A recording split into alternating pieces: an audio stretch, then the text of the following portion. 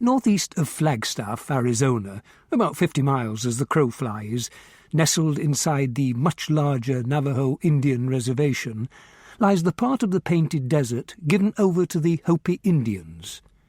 Youngman returned there at the age of 27 after a failing year at college, after being drafted and ending up in the stockade for 6 years, and after a miserable few months in L.A. He's now a deputy on the reservation, babysitting tourists, jailing poachers, disarming drunks. It's a quiet life, not too taxing, but often he finds the words to a Hopi ceremonial song spinning in his head. When was I born? Where did I come from? Where am I going? What am I? And now, Nightwing. Chapter 1. The Red Man tobacco sign, an Indian profile with a corroded eye, stared west.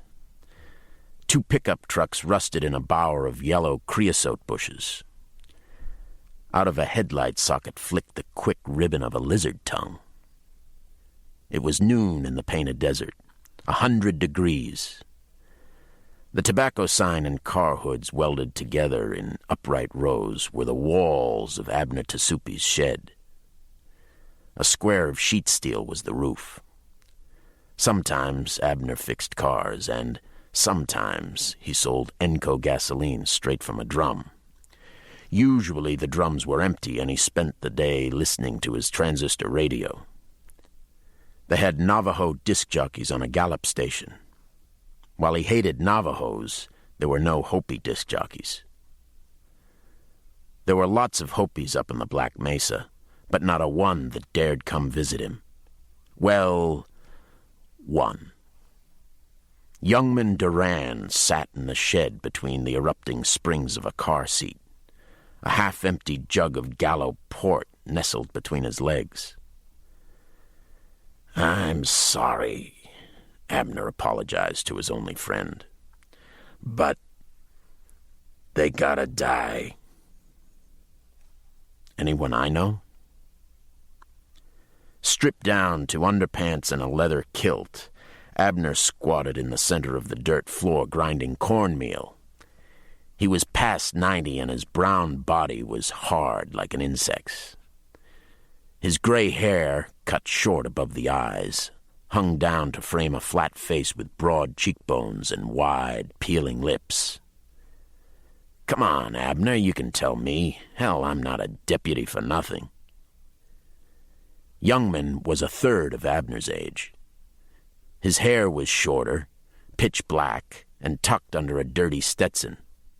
Sweat ringed the crown of his hat, and sweat stains from his armpits and back merged to turn most of his khaki shirt into a dark sponge. He shifted his seat, trying to get comfortable without sticking himself with a seat spring. Youngman hated port wine, but real alcohol was hard to find on the reservation. Besides, he liked Abner. Abner gathered ground cornmeal in his hands and started pouring it inside of the door and moving backwards around the corners of the room. "Everyone you know." Youngman pulled out a pack of damp cigarettes. "Well, that's a start, Abner. That's a start." The shed always struck Youngman as a flood mark where the junk of different civilizations was left high and dry. A box of spark plugs and points, tire irons and jacks, soup and bean cans on a drum converted into a stove, T-shirts stuffed into holes in the wall where ears of blue corn hung from braided husks. On an orange crate shelf stood a line of Kachina dolls, each a foot tall, one crowned with wooden rays of the sun, another wearing eagle fluffs, the crudely carved kind, 50 to 100 years old or more. You know, you get $1,000 for one of those dolls in Phoenix. Might as well do it before someone comes and steals them.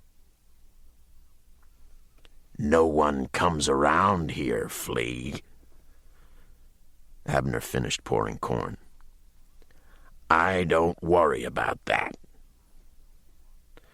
Well, they figure you're gonna hex 'em, Abner. On a steamer trunk were mason jars of peyote and datura, ground Jimson weed. Youngman resisted the temptation to dig in. He'd been strung out before. He'd spent 7 years trying to stay strung out. But that was the army. Now he only smoked a little grass and drank wine. The highs weren't so high, but he didn't come so close to touching bottom. Abner was different. Abner was a priest, and Abner was right. People stayed away from him. Just what the hell do you mean? Everyone's gonna die. You're lucky you're talking to me. Anyone else would take you serious, Abner, you know that. The lid was off the datura jar. The steamer trunk was bandaged with travel stickers reading, Tijuana, Truth or Consequences, Tombstone. There could as well have been one that said Mars. Abner had picked up the trunk in a pawn shop. He'd never been farther than Tuba City. It's a hot day and the Gallo brothers worked real hard, Abner. Have some. Abner shook his head. Old man's been in the datura, Youngman thought. A fat dose of ground seeds was poison. A small dose of dried roots lifted the brain like a car on a jack. There were a lot of ways to die on a reservation. Drink, datura, or loco weed. Sit in the middle of the highway at night. Just let the time go by while the seconds accumulated like sand in an open grave. Abner opened the trunk. Damn it, you promised me you'd never make medicine around me, Abner. You don't believe in it, Abner smiled back. I don't, but I don't like it either. I just want to sit down with you and get a buzz on, like usual. I know what you want to do. The old man kept smiling. Too late for that now. Look, we'll go take a ride. We can shoot some rabbit, maybe. Abner lifted a blanket from the bottom of the orange crate. Under it was a rabbit in a cage, nose pressed against the slats. Youngman didn't know Abner to indulge in luxuries like fresh meat. Mostly the old man lived on pan bread, chilies, corn, and maybe a dried peach. Inside the trunk were what Abner always called his secret goods. Paho sticks, feathers, jars of dried corn, yellow, red, and blue. Abner poured small mounds of the corn on top of the trunk in front of the kachinas. It's just I don't want them coming after you, Youngman said, because they're going to send me to deal with you. Those people are nuts. They believe your routine. From another part of the trunk, Abner rummaged through a baggie of feathers until he came up with the black and white tail feathers of a shrike. He stood a feather in each mound of corn. The effect was of an altar. Abner stepped back to appreciate his handiwork.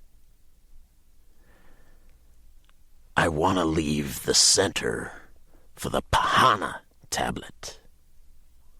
Nice, huh? What's the Pahana tablet? You don't know? No. You don't know much, then. Abner rubbed his hands. I know you're tripping on that dream dust of yours. How much datura did you eat? Tell me. Not much. Abner shrugged his thin shoulders without turning around to answer.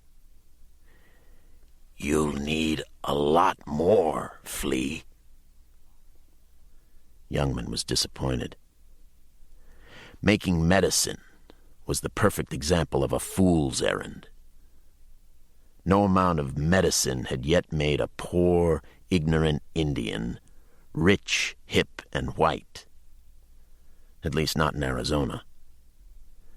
As for Kachina dolls, everyone knew they were kids' toys, nothing else. The row of Kachinas stared woodenly back with expressions of painted mischief. Yeah, I need a handful of uppers, some speed, a snort of coke, smoking acid, and a can of Coors just to start feeling the spirit. Even so, Abner maintained, you're a good boy. Youngman scratched between his eyebrows. There were times when he felt that he and Abner were conversing through an incompetent translator, although they were both using Hopi with the same white corruptions. Mentally, he kicked himself. He shouldn't have stopped by Abner's decrepit shack. He should have gone straight on to the Momoa Ranch like he was supposed to.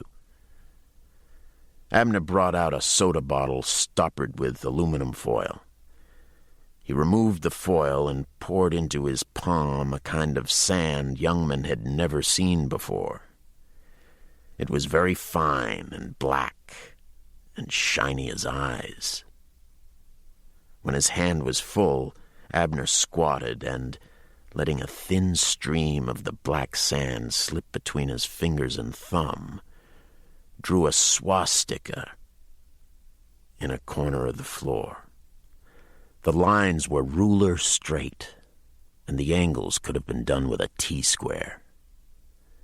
Empty, his hand was smudged with oil. Damn it, Youngman thought. The last thing he wanted to do was arrest the old man. You been around the Peabody mine, Abner? That's not sand. You're really a good boy. Not too dumb, either. Abner refilled his hand and started another swastika. No, it ain't from Peabody. A month before, Abner had been caught dumping cartons of rattlesnakes into the Black Mesa strip mine. The guards would have shot him if Youngman hadn't arrived in time to make the arrest himself, and then let Abner go. Tell me not to worry about you, Uncle. Don't worry. Abner concentrated on his drawing. It'll work. I didn't get this from any white mine. I got it from the dead people. The black sand had a viscous quality, almost liquid. Youngman sipped wine. Abner drew 2 more swastikas, forming a perfect square of them, the corners perfectly aligned to the 4 directions. Youngman had no doubt. What are you up to, Abner? Abner went to his steamer trunk and filled his arms with bottles of black powder, which he carried to the center of the square of swastikas. He squatted and opened one of the bottles, filled his hand, and started drawing again. A funny thing about priests. Old and feeble as they got, once they hunkered over their so-called medicine, they might as well be locked into place by magnets. It took 2 men to budge them. All a matter of balance, of course. The new pattern Abner drew was a curl of black sand that grew into a spiral. Don't you get angry at me, Flea. Abner refilled his hand. But I think about this a lot, and I just decided something had to be done about this world. First of all, there are the goddamn Navajos. Those bastards gotta go. Then I think all the federal courts and the Indian Bureau, them too.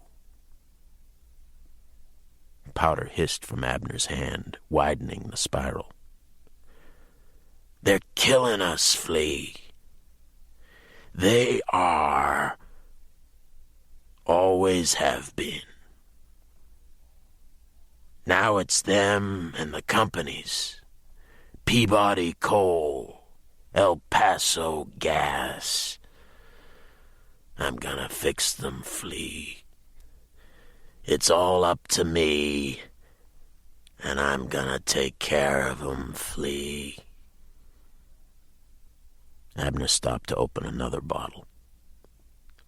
Youngman had to smile at the continued sound of his own Hopi name. He never heard it except from Abner. You're gonna stop El Paso Gas? I'm not sorry about that. Just about the people. Sure. That would shake El Paso's corporate structure, Youngman thought. Knowing that a spaced-out 90-year-old Hopi medicine man out in the middle of the desert was going to take them on. I'll drink to that, he added to himself. I seen the shovels digging up the Black Mesa. Abner spat out the door. I hear about 'em taking the water. Water's going to Los Angeles. Hey, Abner, why don't you lay off your medicine and share some of this juice? Youngman offered the wine. Abner shook his head.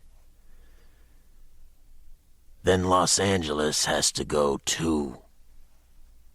Them and Tucson, Phoenix, Albuquerque, all them cities. A lot of people.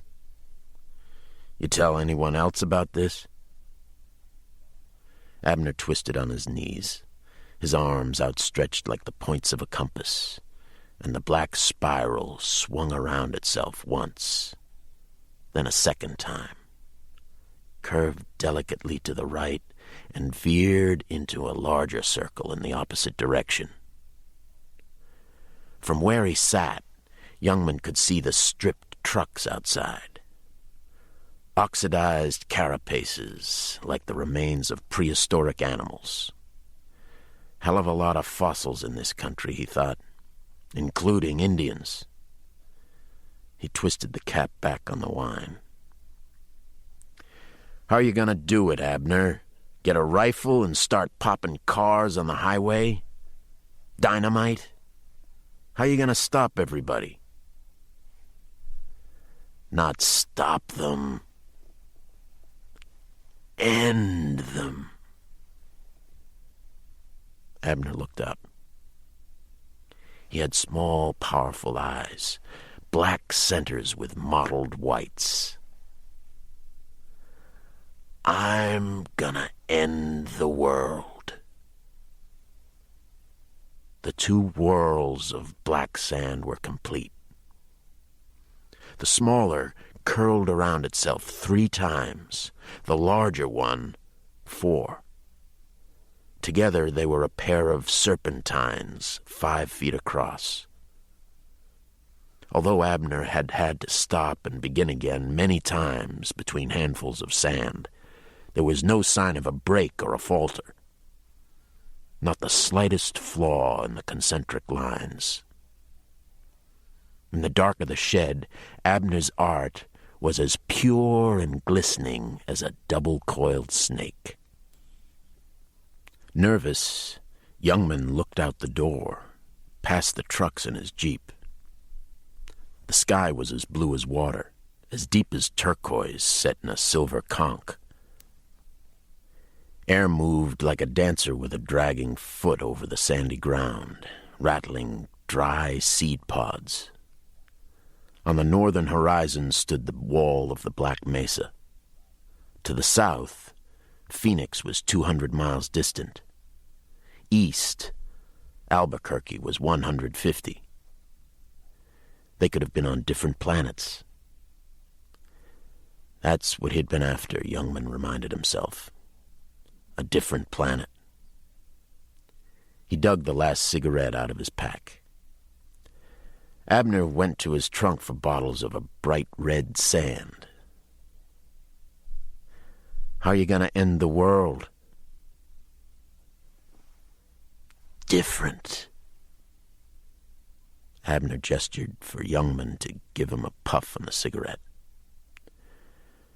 First world was ended by fire. People were led wrong by a woman and a snake. The Creator sent down flames and opened up the volcanoes.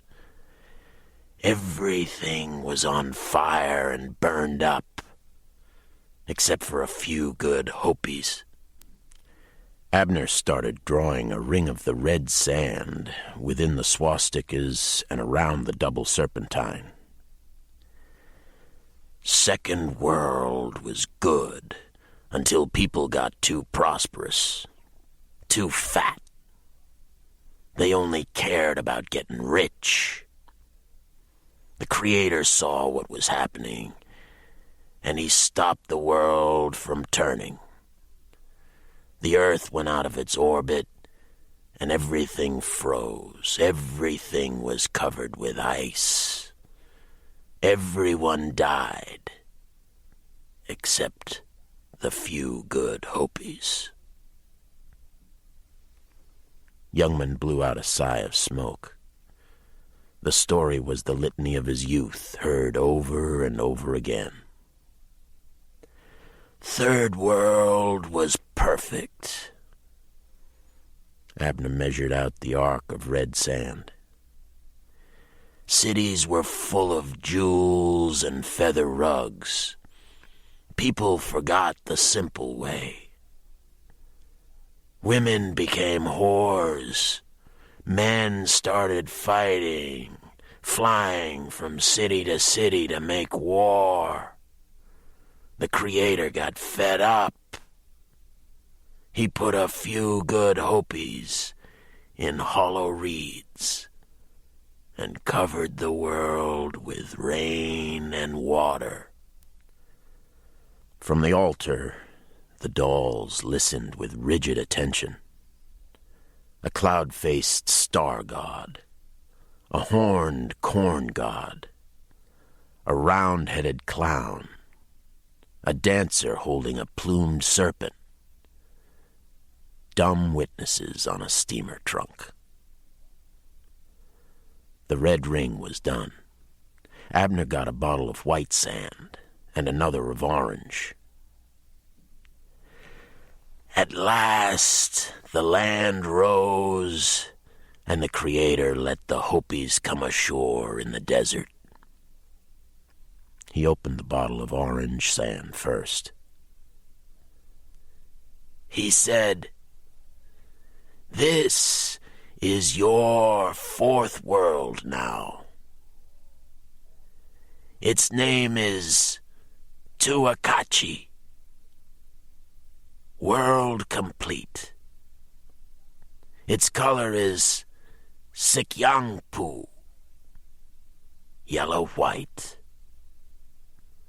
Its direction is north, towards the Black Mesa. Its caretaker is Masaw, the god of death. From now on, you will have to follow the simple way." The figure Abner drew between the serpentine and the ring was the outline of a running dog. "Coyote Clan," he told Youngman. "You." "Swell," Youngman said uncomfortably. Abner unstoppered the bottle of white sand and stepped carefully to the other side of the serpentine. "So, we have worlds before and worlds after. For us, after the fourth world, there will be a fifth. Maybe, Youngman suggested. Maybe you're rushing things a little. The prophecies, you mean? Well, this world is supposed to end with atomic bombs. That's what some of the other priests say. I've been waiting for it, but I don't think it's gonna happen very soon. You can't depend on that. So, I'm gonna end it now. When? Today. On the edge of the red ring, Abner finished the white outline of a bird. Then he excused himself and went out of the shed behind a bush to urinate. Youngman waited, wishing for nothing more than another cigarette. Abner returned, sniffing. It's a good day, huh? How's the machine running?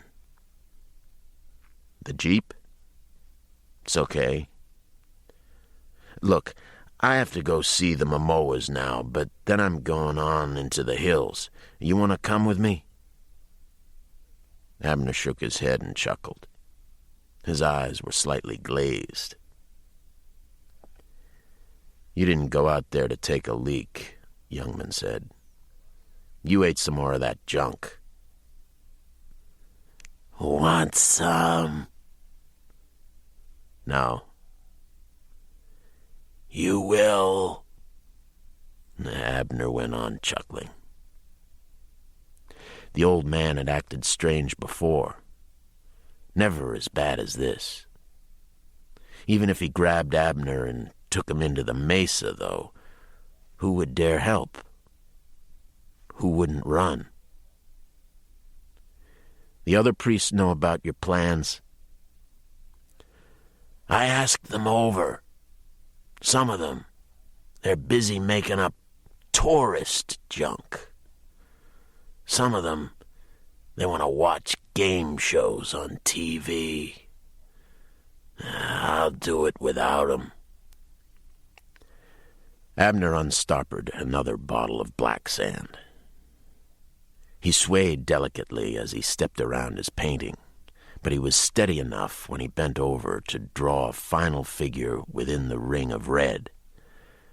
Painstakingly, he let the oily sand shape itself into a man without a head. A ragged cape hung from his shoulders. From the cape extended fingers. Abner opened a leather pouch and took out some small bones, which he placed as a necklace. Where eyes and a mouth would have been, he put round corncob sections. Under the eyes, trails of broken mirror glass, so that the headless figure seemed to be staring and crying at the same time. Almost done.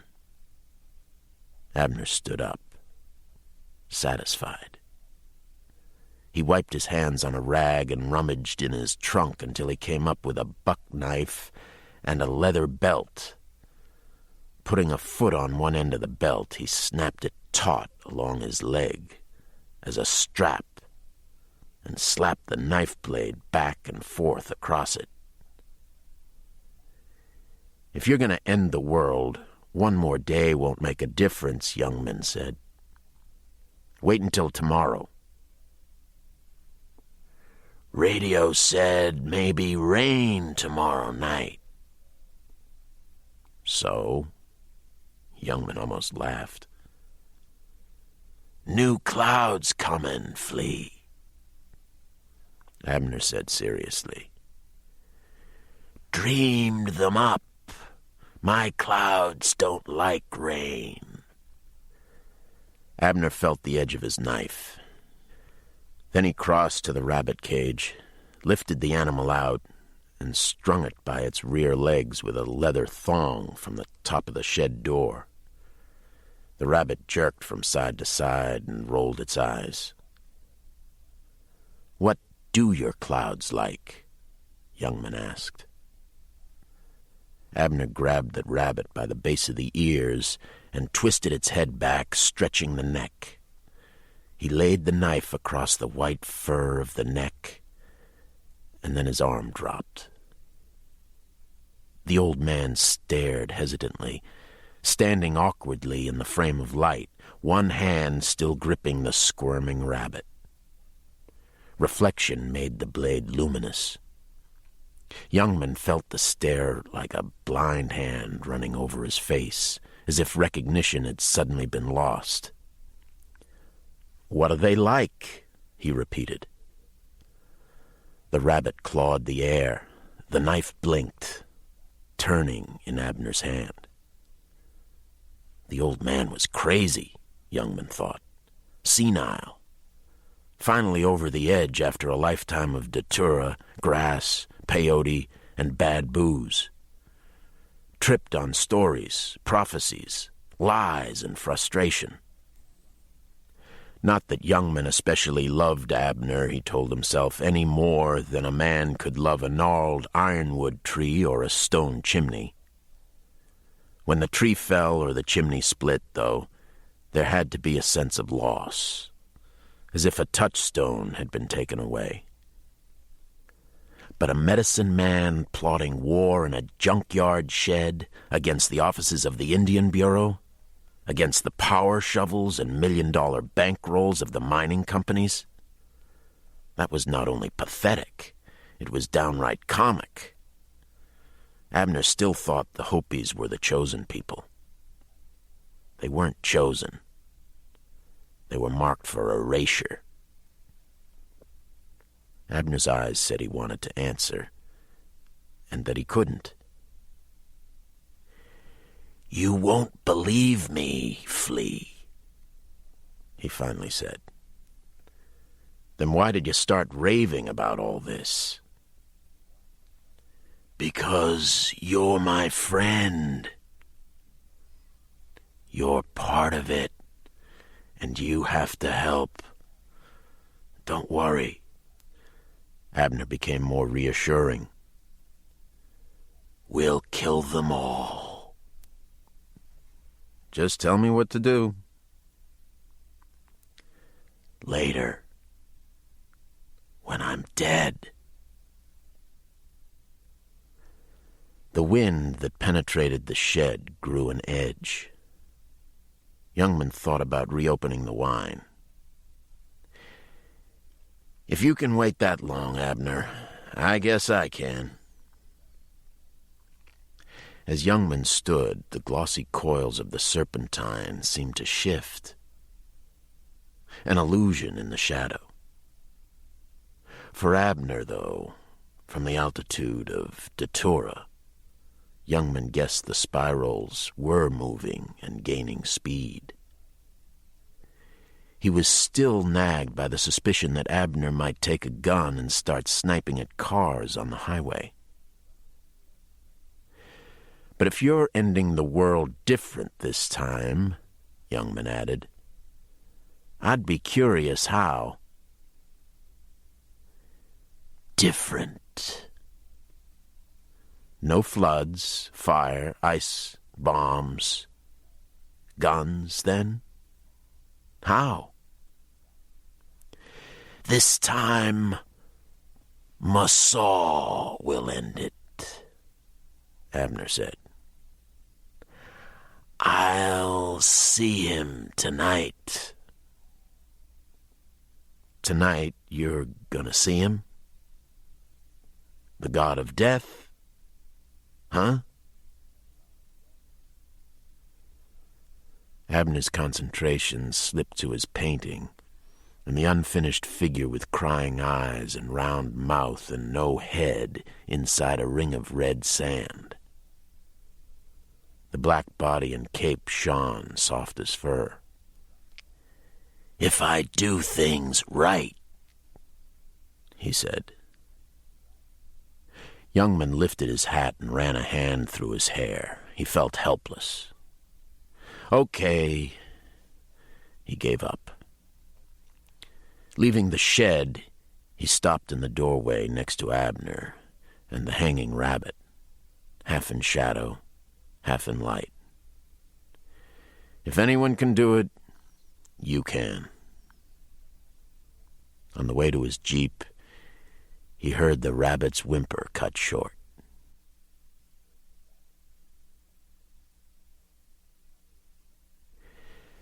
He had been born into the Coyote clan, the only son of an unemployed construction worker and a perpetually angry woman.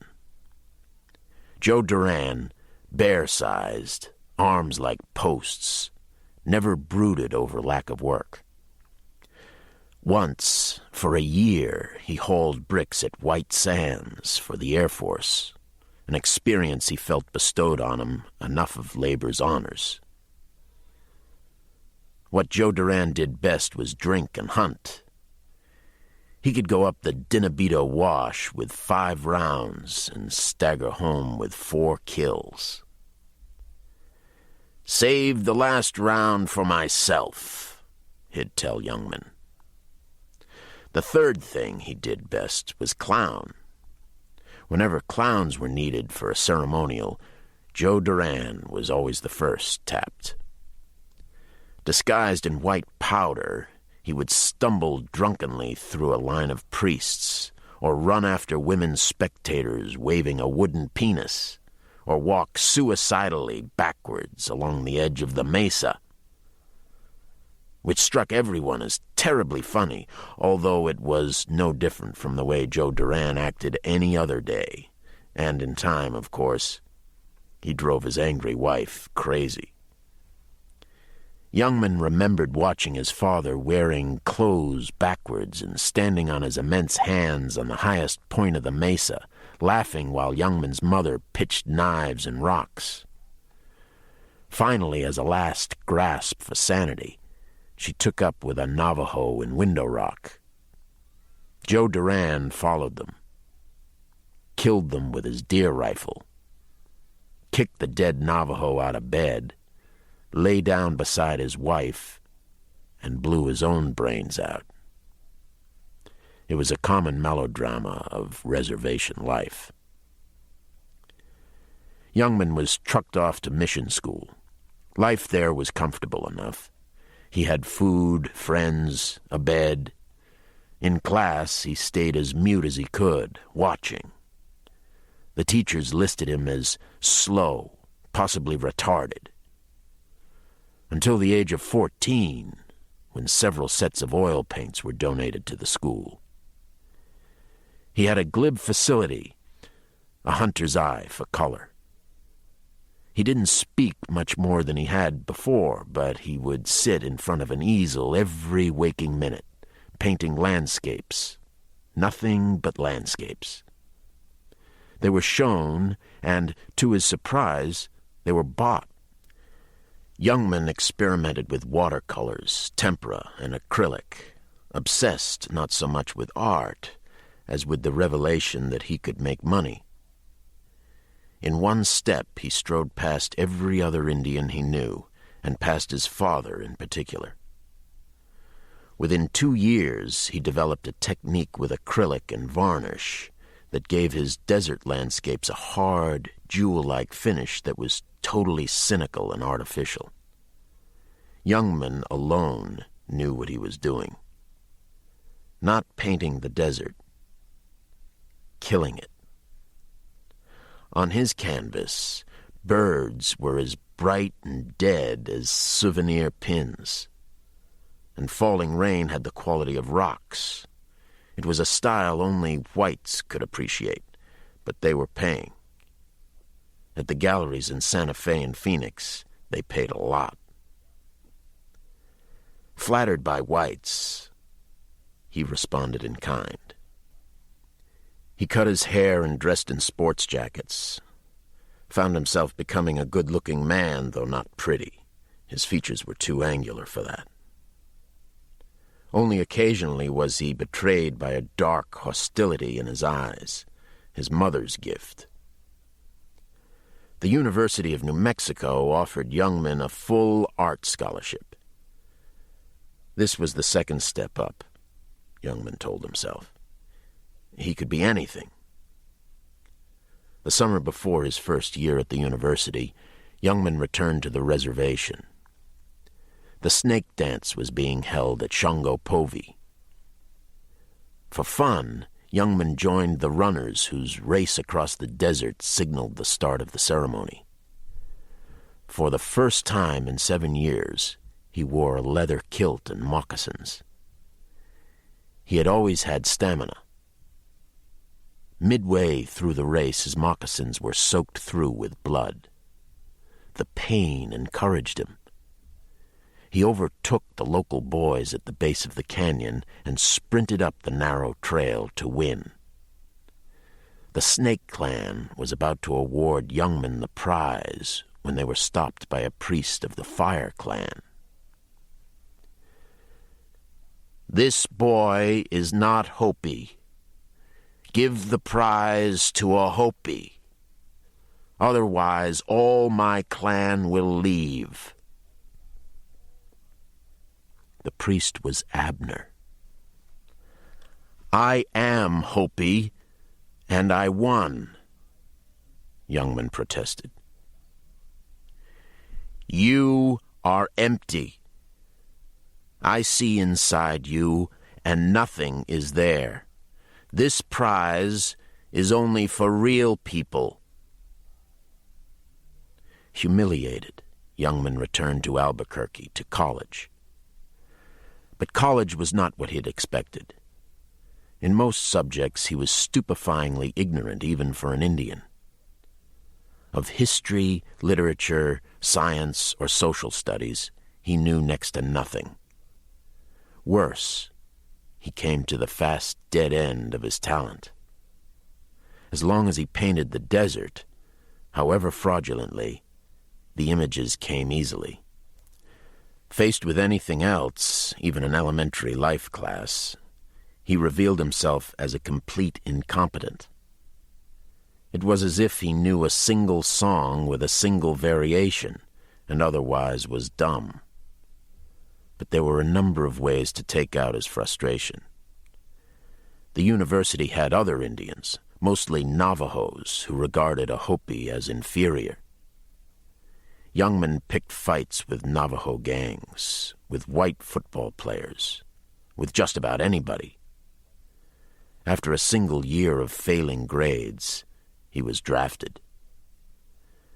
After 1 year in the Army, he was court-martialed and put in the stockade at Leavenworth, where he served the next 6 years of his life. At the age of 27, Youngman was released and went to Los Angeles. He joined the Mexicans working as Indian extras in films, mixed colors for paint stores, and delivered cars for Hertz. One morning, delivering a rented Continental to Burbank, he was driving through the canyons that segment L.A. into an archipelago of concrete islands. Pulling off the freeway, he left the car to walk into the canyon, which had the color and texture of crumpled brown paper. Sitting still, he watched the shadows slide like cats over the hills. Day cats that leisurely stretched and curled on the warm earth. And still he sat. Toward sunset, thousands of fire control sprinklers fanned the parched walls of the canyon with water bought and diverted from the rivers of Arizona. Round as marbles, the water rolled through the air and shattered in the last rays of the sun. One drop after another, million after million, exploding unheard against the moans of the freeway.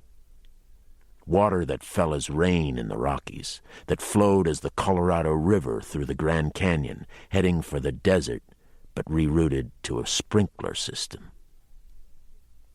He laughed until he nearly cried. Youngman delivered the car 10 hours late, was fired, and, the following morning, returned to the reservation, not much better off than when he'd left. His first year back, he spent relearning how to live. He taught himself again his own first language, which dry holes would yield water to a digging stick, how to mend clothes with a bone needle, and to tell the difference between the tracks of a running deer and an unwary one. At the end of the year, a pickup truck of old men pulled into his camp. "You're still here," they said. "We expected you to be gone long ago." "I'm still here." "Are you going to stay?" "Yes." "Then we'll have to do something about you. You're a troubled person, never at rest. We can't tell you to leave because we know our obligations, so we're going to put you to work.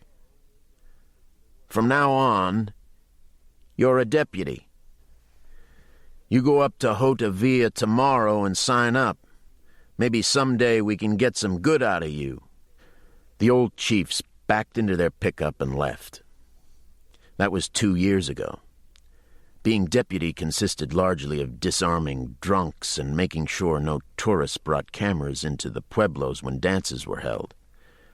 Youngman had all the time he wanted to escape into the wilderness. He stayed out of trouble because he had the obligation to uphold the law. The old chiefs weren't so dumb. Youngman downshifted and climbed the jeep through a copse of junipers onto a dirt road. The Momoa Ranch was in the hills above Dinabito Wash. As the road wound its way up, the temperature dropped. Scrub gave way to more junipers, oaks, and piñón trees. In the hills was water, and water was wealth. "You finally come," Joseph Momoa welcomed the deputy. "Where the hell you been?"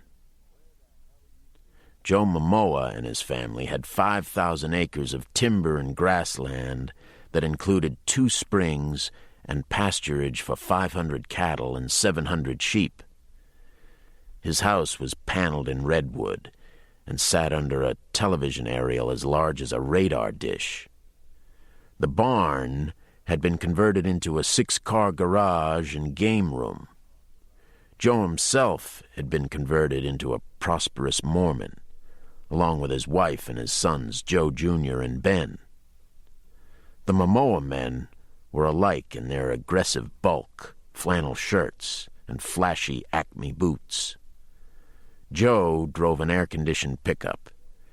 His sons hot-dogged it on candy-colored motorcycles. Among Hopis, they were Rockefellers. "What have you got to show me?" Youngman asked. "You'll see." Joe led the way on a sloping path under piñón branches. "Bastard doesn't even walk like an Indian anymore," Youngman thought with a sense of irony. For more years than he cared to dwell on, he hadn't walked like an Indian himself. "Piñón nuts ought to bring in $10,000 this year," Joe said automatically. "How much in pines?" Joe shot a scowl over his shoulders. Pines grew above the Momoa spread, and every year hundreds of the trees were trucked out secretly and illegally.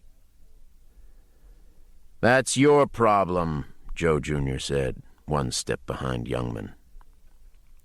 They descended to a meadow of corrals and pens. Youngman could see sheep milling in their area. Cattle were lined up at their trough. The dogs on guard cowered at the sight of the Momoas. "Now you take a look at that." Joe pointed to the middle corral. At first, Youngman thought the corral was empty. But as he came through the gate, he saw 3 quarter horses lying on their sides. Their eyes were open and rolling. One struggled to its knees, and Youngman could see that what first appeared to be a dark blanket over its back was caked blood and flies. "Get a horse blanket," he ordered Ben Momoa. "Pa?" Ben took a step back. "Do what he says." Joe took a blanket from the top rail of the corral and threw it to his son. The kneeling horse lolled its head in the manner of an animal drugged by loco weed. Flies heavy with blood bounced into the air as Ben waved the blanket at them. Youngman brushed the flies away from his face. "What the hell happened?" he asked. "You tell us," Joe said. The withers and haunches of the horse looked as if they had been shredded by a straight razor wielded by a madman. Youngman patted the horse's head, ran his hand down the mane, and stopped short. From neck to tail, the horse's back was pink flesh, dried blood, and hanging strips of skin. The cuts weren't deep. "Keep waving that," Youngman told Ben. "I'm getting sick." Not deep, more like gouges from a V-shaped leather punch. And there were more than Youngman could count. Some blood had dried in streaks down the horse's legs and belly, but the horse had lost a lot more blood than that. The animal was groggy, but not in apparent pain. Youngman checked the tail. It was brown with dried blood. It should have been totally matted. "Well?" Joe demanded. Youngman looked at the horse's hooves. They were smooth, not the way they'd be if the horse had struck out at anything. Youngman walked over to the other horses. They were in worse shape. The flies on them formed moving, buzzing hunchbacks. He examined their hooves, too. They were as smooth as marble, but the horses were dying from loss of blood. 3 horses, half their skin flayed off, that didn't fight back. "I don't know," Youngman said. He took a deep breath, stepping away from the mutilated horses. They didn't even try to swat at the flies. Youngman scanned the ground. "Ever let your dogs in here?" "With horses? Never." Youngman could see nothing but hoof marks in the dirt. No deep ones, nothing suggesting excitement, nothing suggesting that anything but horses had been in the corral. "Found the horses like this morning?" "Right." Youngman looked up at the clear blue sky. Eagles? Ridiculous. As his eyes dropped, he noticed something he should have seen before. Where blood stained the ground were wider, blacker stains. He picked up some of it between his fingers. It was sticky and smelled of ammonia. "Jesus!" He wiped his fingers on clean dirt. "Well, I can't figure it. Any of it." "Coyotes," Joe said firmly. "Coyotes? Your sheep, maybe, or a calf. Not horses, no way. You'd have heard the dogs. Your whole corral would be torn up. There'd be tracks. No coyote bites like that." "Then a cat," Joe insisted. "No." "Then what?" "I told you I don't know." "There's nothing left, damn it. I lost 3 horses. I'm going to have to shoot 'em. This is $600 in quarter horse, ripped up here, and I want some action. I want you to start up a hunt, and I don't mean some half-assed tracking, a real hunt. The Navajos have a helicopter. You get it, and we'll go over these hills and shoot every coyote and cat we see. You're not going to get the animal that attacked your horses that way," Youngman answered. "I say I will, and even if I don't, we'll clean up these hills the way they should have been a long time ago. Look, I know how you feel about losing some horses." "The hell you do, Duran. You don't have a horse to your name. Now you get on the stick and fix up a helicopter for my boys and me. We got the rifles, lots of them." Youngman could see it. A helicopter over Dinabito Wash, with the Momoa boys blasting away like machine gunners at anything that moved. Wouldn't they have a good time? The kneeling horse slumped onto its side. Flies settled on it in thick spirals. "No Navajos, no helicopter," Youngman said. "Tribal Council meets in 2 weeks." Joe's face reddened. "I'll tell 'em about you drinking. I can smell it on you."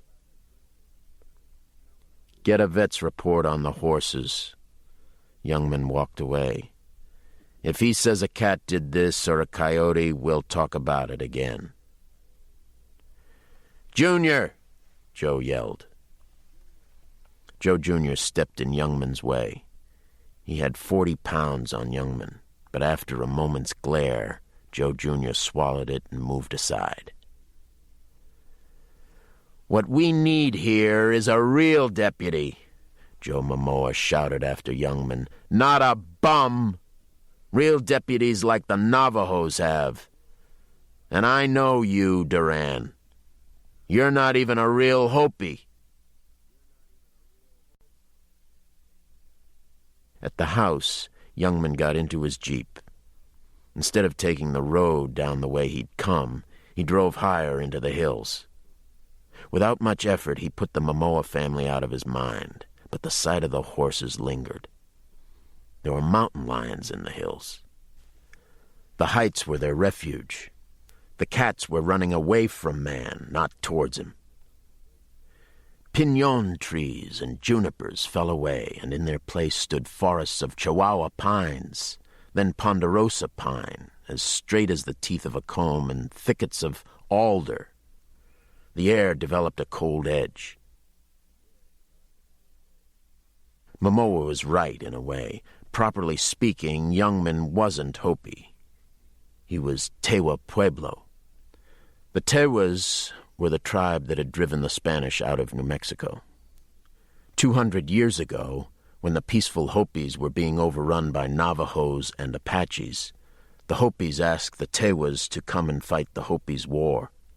The Tewas came and fought and stayed. The name of the Tewa hero was Popeye, Flea, the same as Youngman's.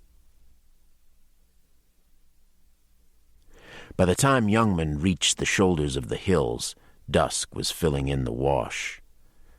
The desert was a faint purple. Sun still hit the tops of the hills, and would for another hour. Youngman replaced his boots with moccasins Abner had made for him.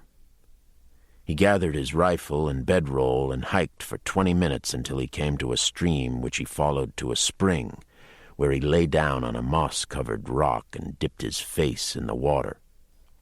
As he lifted his head, he saw a rabbit watching him from under a pine branch. Youngman's hand slipped into his rifle sheath. He could have the rabbit for supper and take the legs to Abner in the morning. The rabbit brushed a forepaw across its whiskers. With his elbow on the rifle stock, Youngman levered a bullet into the breech. He slid the rifle out. The rabbit hopped forward. A perfect target against a green background. Water rolled down Youngman's face, off his chin. Abner already had a rabbit, it occurred to Youngman, and he wasn't so hungry himself. Scat!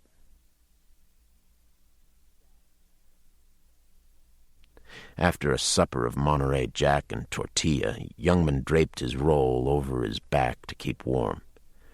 The stars overhead were sharp and hard.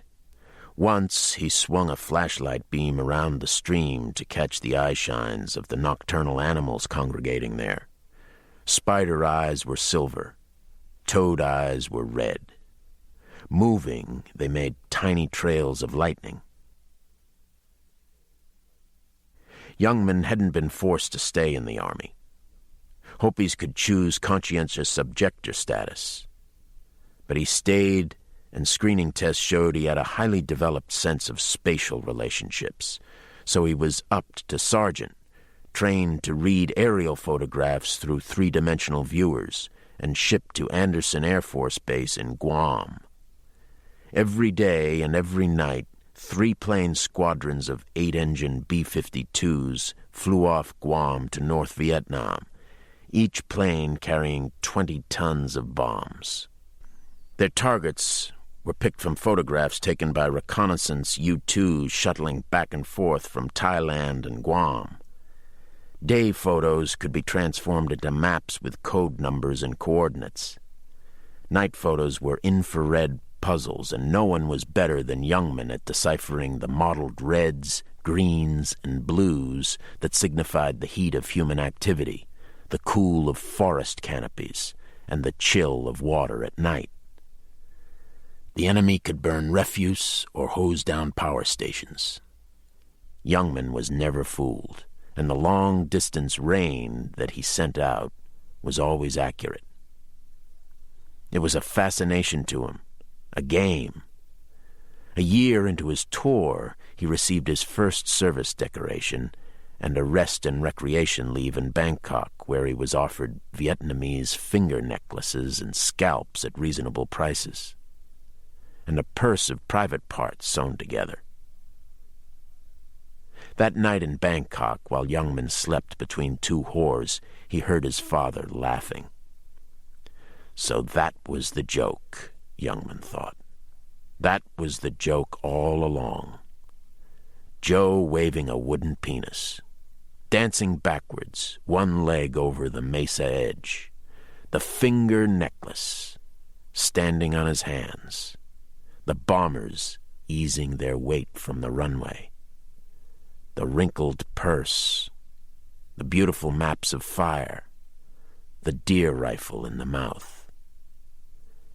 People like to kill each other. That was funny. No! Youngman sat up between the whores. He returned to Guam and, a month later, was court-martialed for deliberately misreading recon photos and sending night raids of B-52s to bomb the China Sea. Youngman's answer was that he'd decided to take the war seriously, and he didn't feel like making war anymore. He could have gotten 20 years, but bombers habitually dropped their loads into the sea either because a raid had been aborted or, just as often, because a pilot was near the end of his 6-month tour. Also, Youngman's unusual assignment from the Army to Guam muddied the jurisdiction of the court. He got 2 years. At the start, it wasn't so bad. There were Indians at Leavenworth Stockade. He educated himself through the library, and he had a soft job in the photographer's studio until, with a month left in Youngman's sentence, a guard emptied a water pistol full of urine on him. It was only a routine joke by a bored prison guard, but Youngman tore the slicer off a photocropper and cut the guard's arm to the bone. When Youngman came out of the prison stockade a month later, he received 2 more years to serve. The first quarter in solitary, a close, unlit cell painted black. Towards the end of his second sentence, when Youngman was on a road grading crew, one of the other Indians bolted, idiotically, since there was nothing to run to except miles of flat, freshly turned Kansas prairie. As the guard in charge of the crew raised his shotgun to fire, Youngman knocked him down and said he would bring the escaping man back. Youngman was gaining on his friend when he was cut down from the back by 2 loads of 30-30 pellets. He spent 2 months in the hospital and received 2 more years. From then on, the guards left him alone, and he made no more friends. First winter back on the reservation, he happened by Abner's garage. The Fire Clan priest had long been run off the mesa as a witch, but he recognized Youngman. "Your car broken down someplace?" Abner stepped out of the garage wrapped in a blanket. "Haven't got a car." Youngman set his backpack down. There was a rain barrel by the oil drums. He cracked the ice on the top to scoop up a drink. "Long walk to the mesa." "Not going to the mesa," Youngman answered. "Well, there's no place to stay out here," Abner said belligerently. "There's every place to stay out here." The old man put his back to the chilled sun to see his visitor better. "You with the Bureau or the companies now? Which?" "With no one." "Then what are you doing?" "Walking." Youngman turned to swing his pack to his shoulder. "Just walking, okay?" "Wait." Abner stopped Youngman from leaving. "Sit a second." Youngman shrugged and squatted, keeping the pack balanced on his shoulder. Abner squatted facing him. After a couple of minutes, Youngman let his eyes slide from Abner's and studied the terrain, which at first seemed as flat as a drumhead, and only with patience yielded the shadow of leafless bushes and the faults of arroyos. When he finally looked back at Abner, the old man was grinning. "I said a while ago you were empty inside," Abner told him. "I see now that you are real, a full person." "So?" "So, I got some wine inside." From then on, Abner said, they were friends. In the hills above Dinabito Wash, Youngman lay down and let night sounds fill his head. He fell asleep watching a star called Hotom Cam travel west.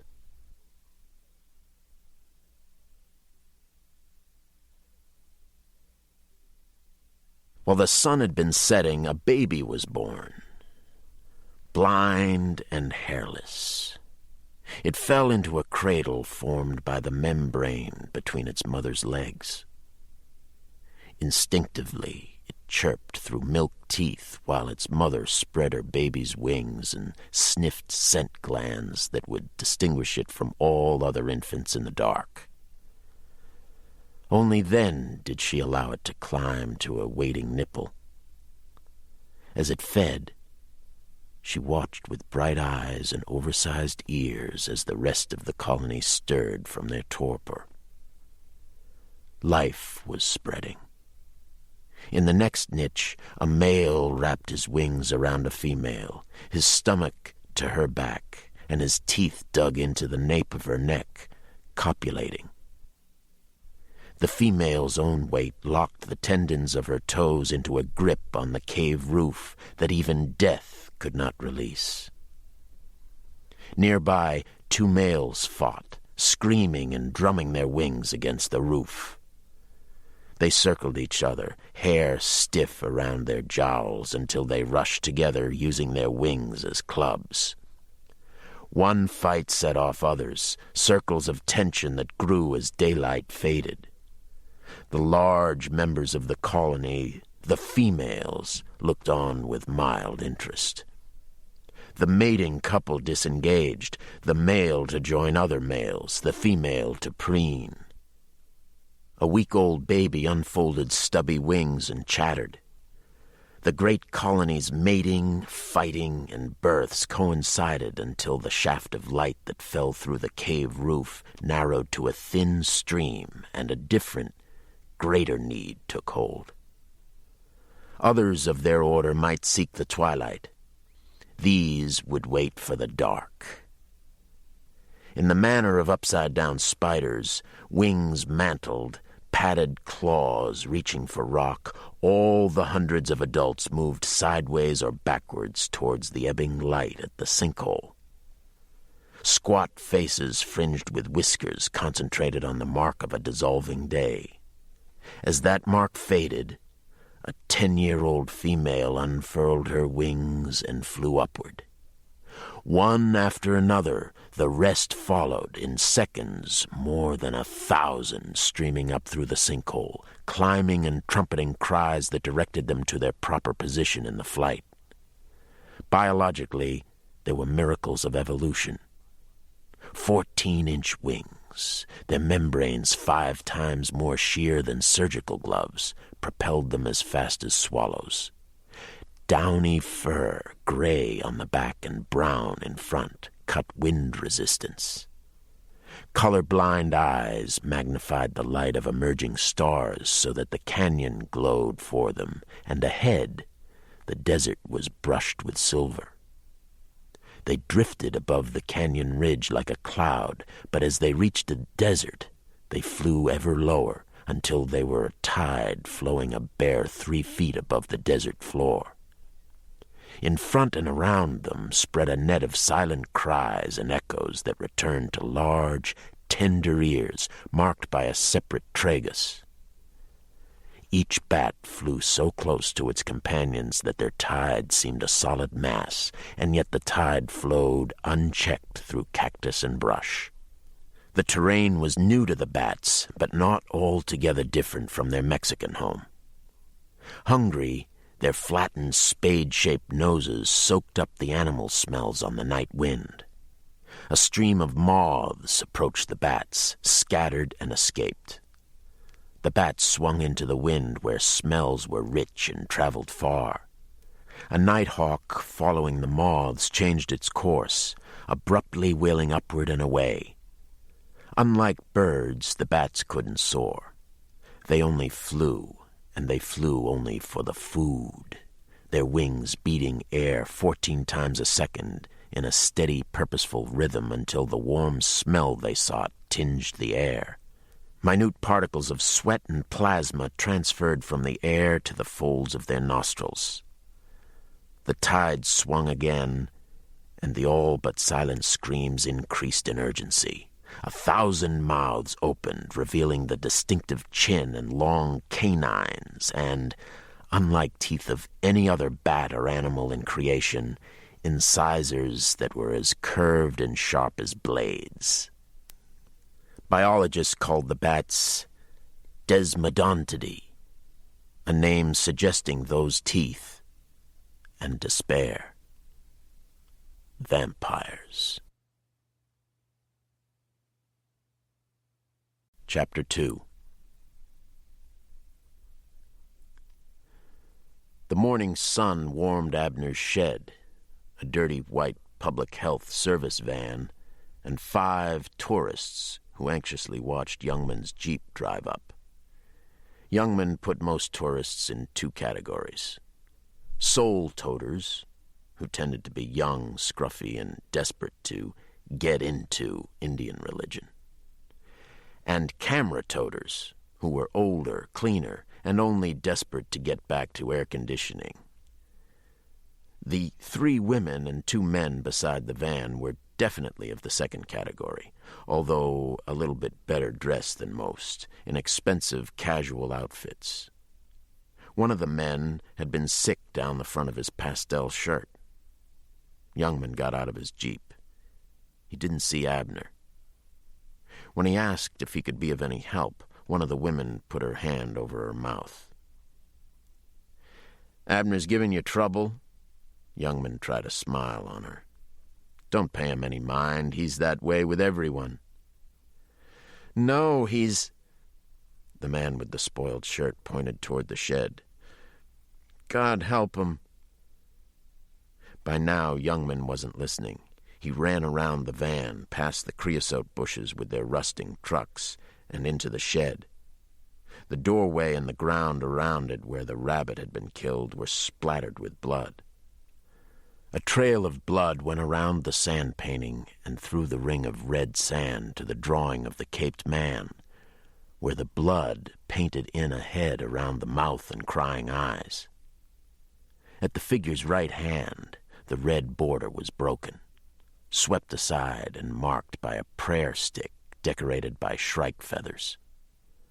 Another prayer stick pinned a cigarette pack Youngman had thrown away the day before into the figure of the coyote.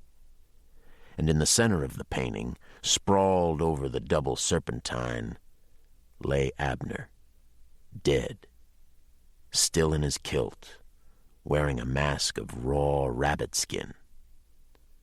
His own skin, from his feet to the crown of his head, was sliced away so completely that bone showed at his fingers and knees. Youngman wasn't the only person staring with disgust and awe. Just inside the door was another tourist in a windbreaker, a short man with a confident bearing and a smooth, marbled face. On the other side of the painting was the health service nurse, a blonde girl in faded jeans. "When did you get here?" Youngman asked her. 10 minutes ago." The tourist knelt by Abner. He cleared his throat and took a Bible from inside his windbreaker, but before he could speak, Youngman hauled him up by his collar. "No missionary work here." "Red or white?" The man held up his Bible. "A person deserves a final blessing." "He was a priest of the Fire Clan," Youngman said. "Maybe he was Christian as well." "Not even dead." Youngman turned to the girl. "Did they touch anything?" "No," she answered angrily, "and they're not missionaries." "We're with a foundation," the tourist adjusted his jacket. "We only try to help." "Same thing," Youngman cut him off. "Why are you here?" "Miss Dillon volunteered to show us around the reservation and take us to your famous snake dance. We arrived a few days early, so we thought we'd get some camping in as well. I'm John Franklin." Franklin had an amplified baritone, the kind that carried well in a boardroom. In Abner's shed, it was too loud. "Did you examine the body?" Youngman asked the girl.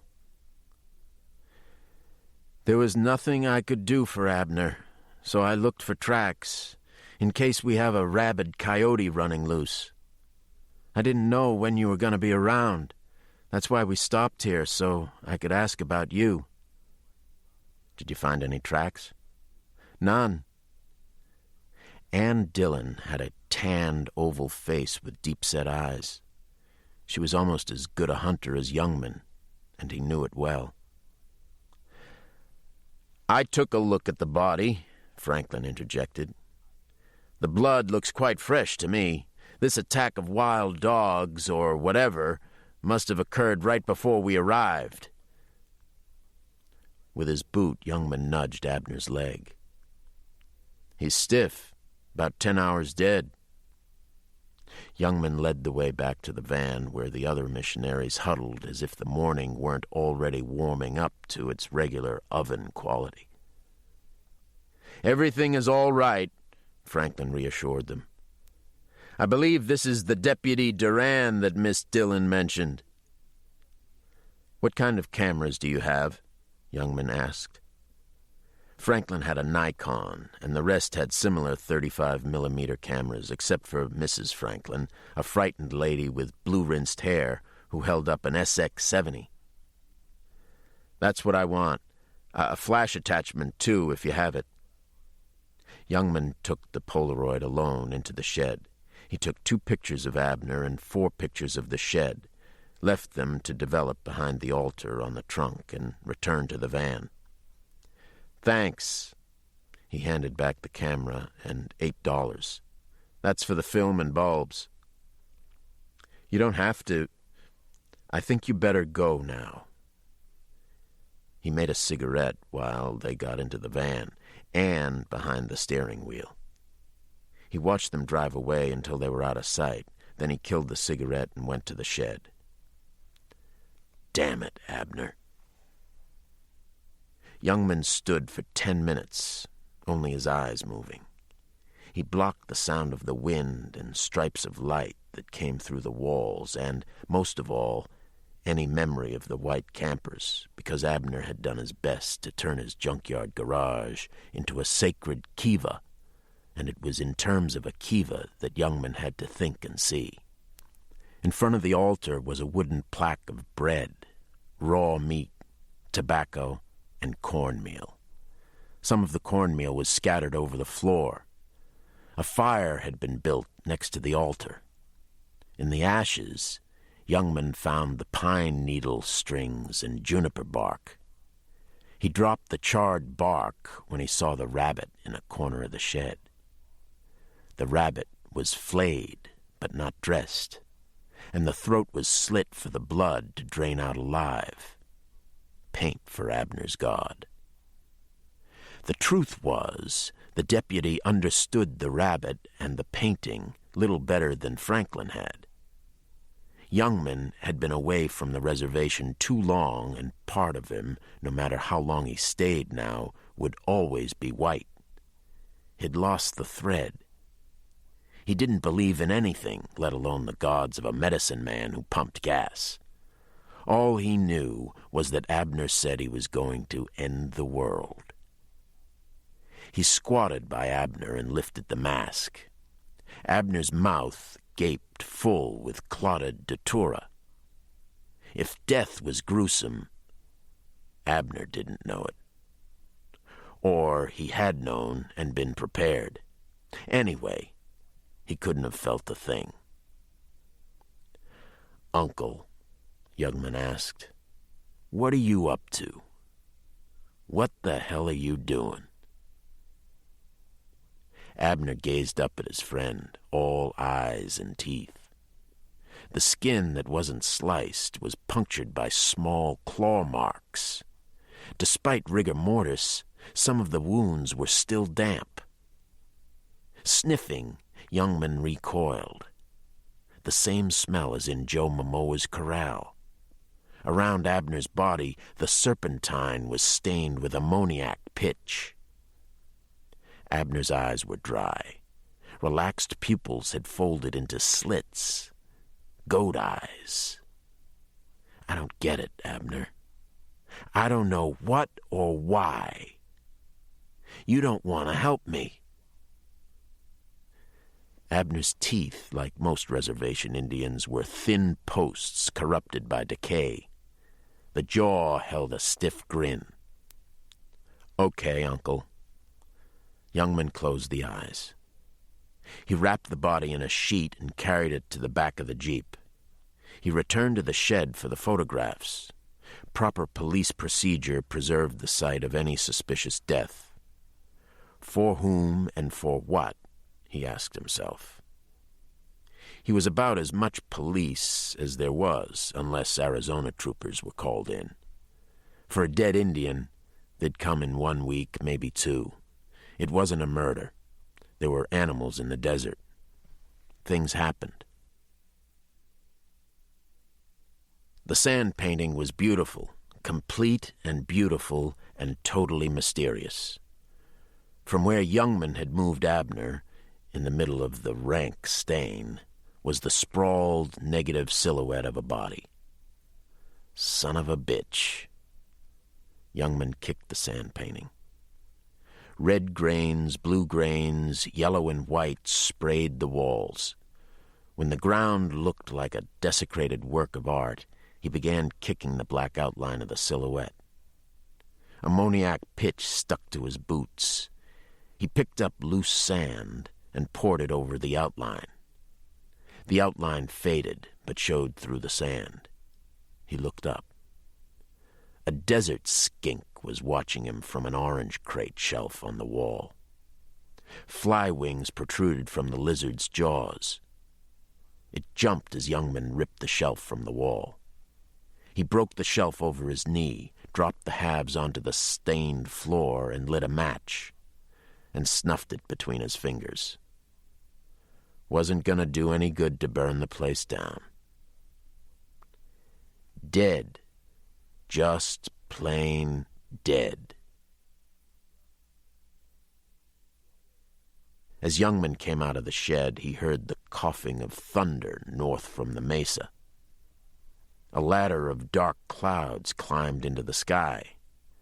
Within the clouds, lightning exploded like bombs. A wind scurried ahead of the storm.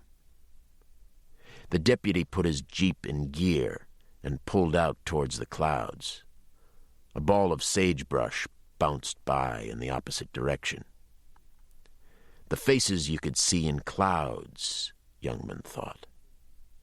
Sad faces with gray and blue cheeks, puffed up, eyes closed and ready to cry.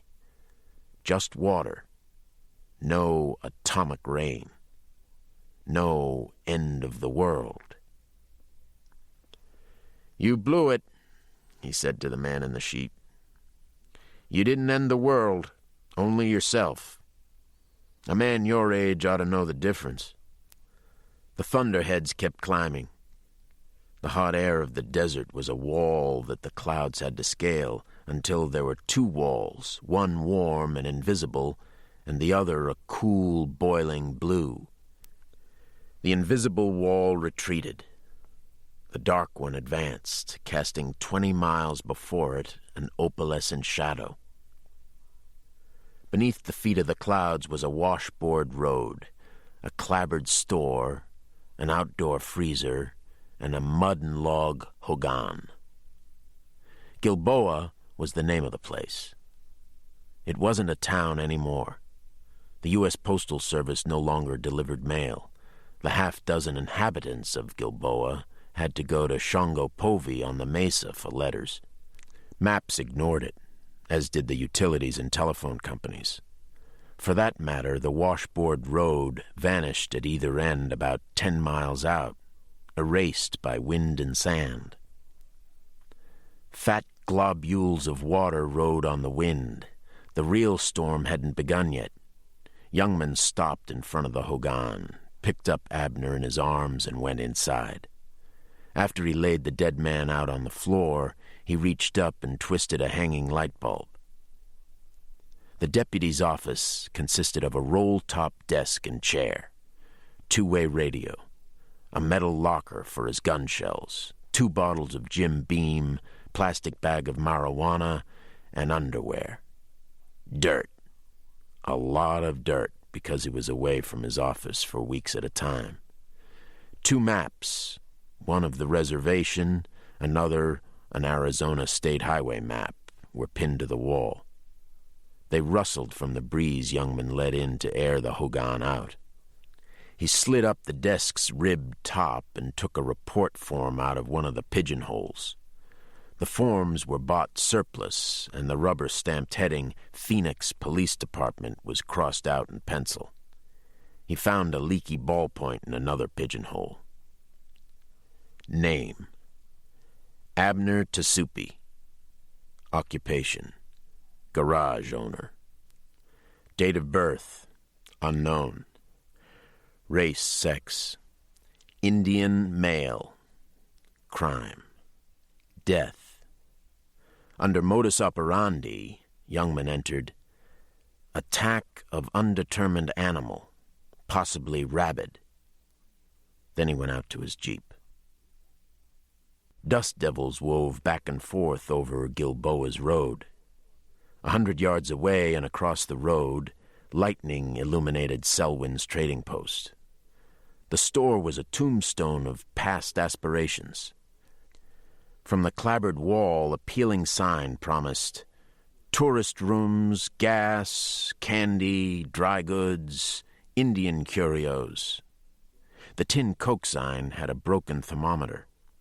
The twin screen doors were patched with electrical tape. The front of the store carried flour, pinto beans, cheese, blankets and cloth, axe and hoe heads, buck knives and ammo. An eyeless elk was mounted over the counter. Under the counter were pawn jewelry and whiskey and pints. Selwyn was in the rear room with John Franklin and the other whites.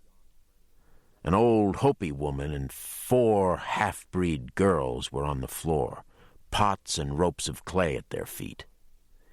Anne was away in her van, searching for firewood before the rain hit.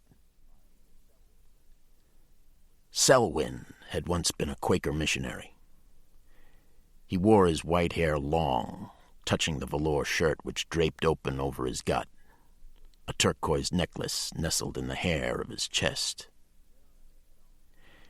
You don't have to tell me these people need help. Next, you're gonna tell me the desert is dry, I know. Excuse me. Selwyn burped against the back of his hand. Look, I've dedicated my life to these Indians. Speaking absolutely frankly, I personally have poured love and blood over them. That's very admirable. Mrs. Franklin launched a smile into Selwyn's alcoholic haze. What do I get in return? A spit in the eye.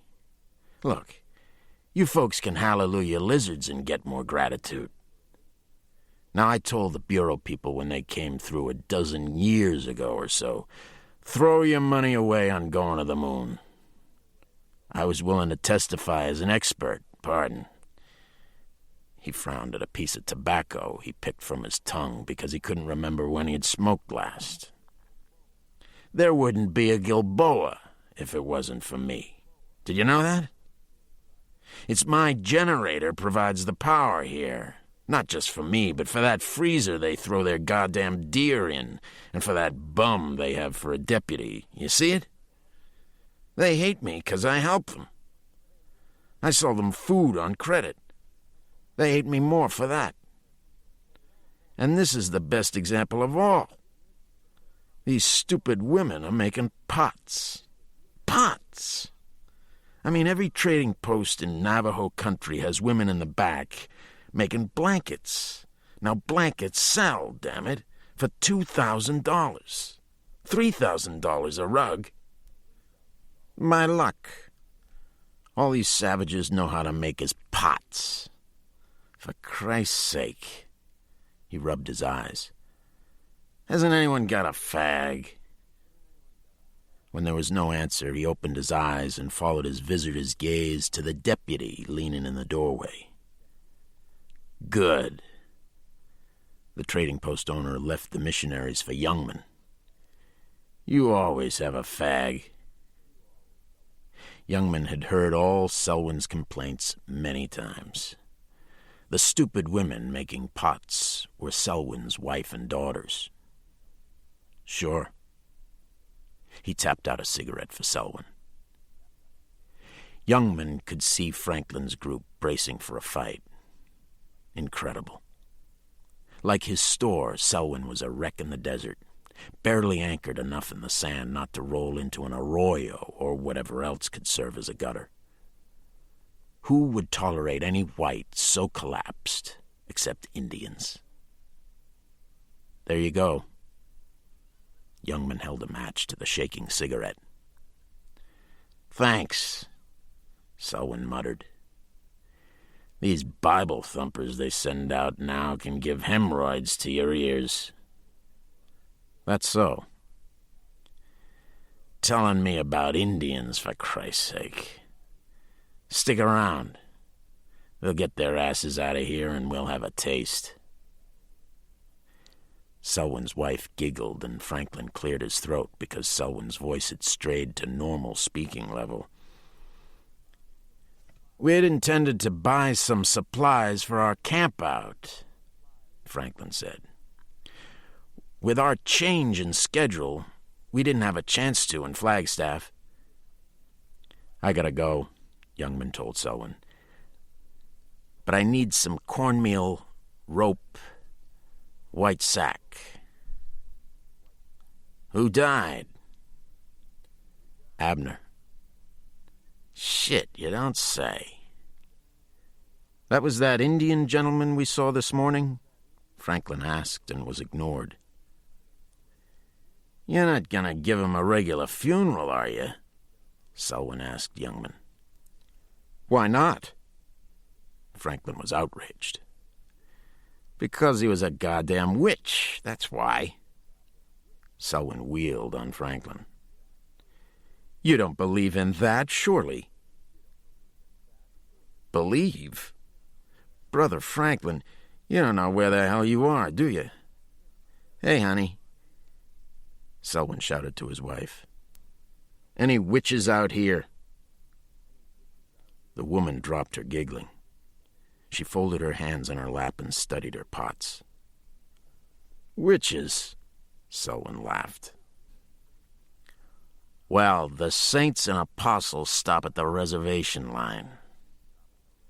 What do you think this place is fit for? Indians, drunks, bums. Jesus, I was full of these and thous and the spirit when I came out here 40 years ago. Bet I was just as big an asshole as you, brother.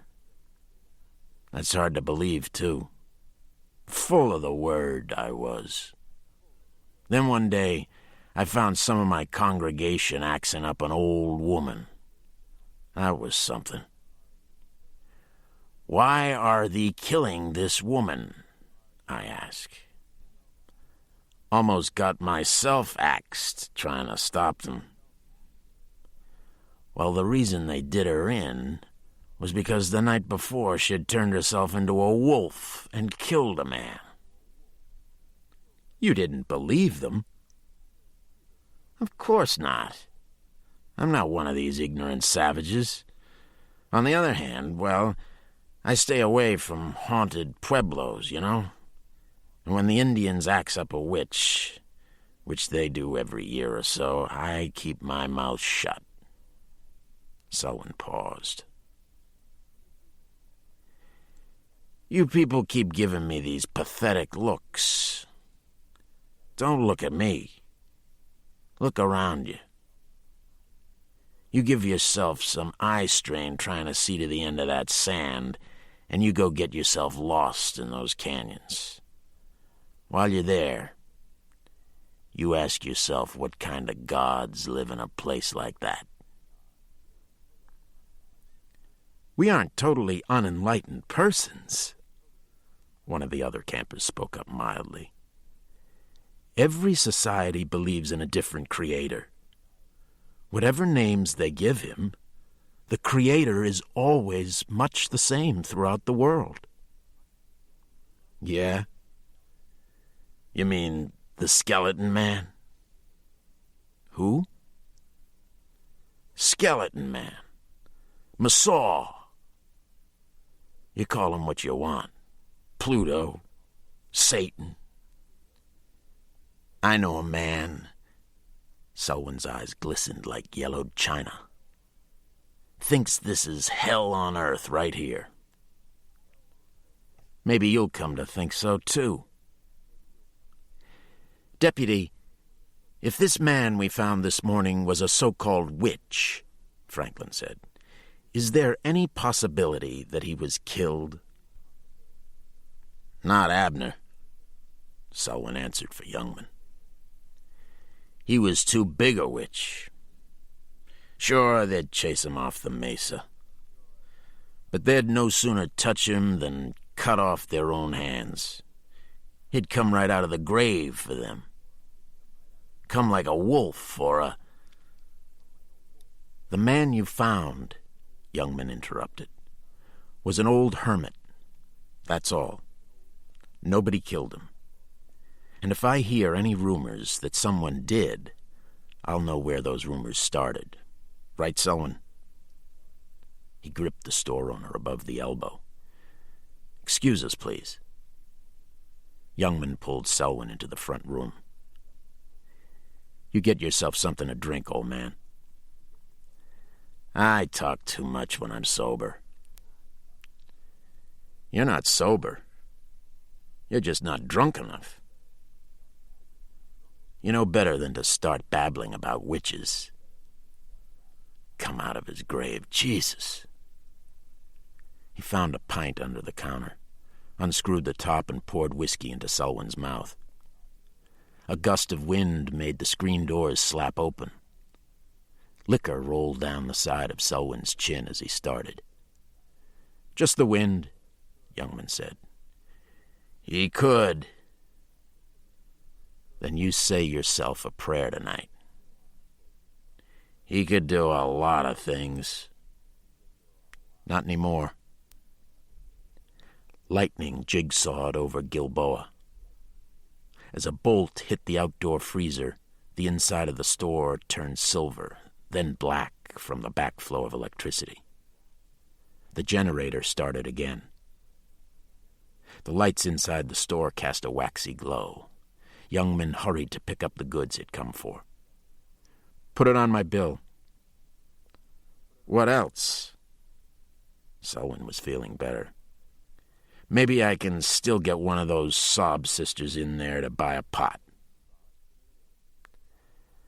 Like sails, the clouds split. In half an hour, they'd dropped 3 inches of water, a quarter of the year's total rainfall, enough to turn arroyos into rapids and break open the armored seeds of smoke trees, ironwood, and blue palo verde. Gilboa's road turned into rutted mud, and waves spewed from the Jeep's tires as Youngman drove the 100 yards to his hogan. A Land Rover was parked in front of the office. He had to run through the mud before putting his shoulder to the door. Abner was still lying in the corner, but the sheet was pulled back, and kneeling over the exposed body was another white man. "You missionaries don't give up easy." Youngman shut the door. The white looked up. He was Youngman's age, deeply tanned with close-cut red hair, wide blue eyes, wide smile, dressed in rough khakis and big, so big that the body at his feet looked like a doll. His hands were covered by rubber gloves, and, instead of a Bible, they held a scalpel and a glassine envelope. "Won't be a minute." The voice was modestly official. "You won't be a second. Stand up." Reluctantly, the visitor did as he was told, stooping to prevent his head from touching the ceiling.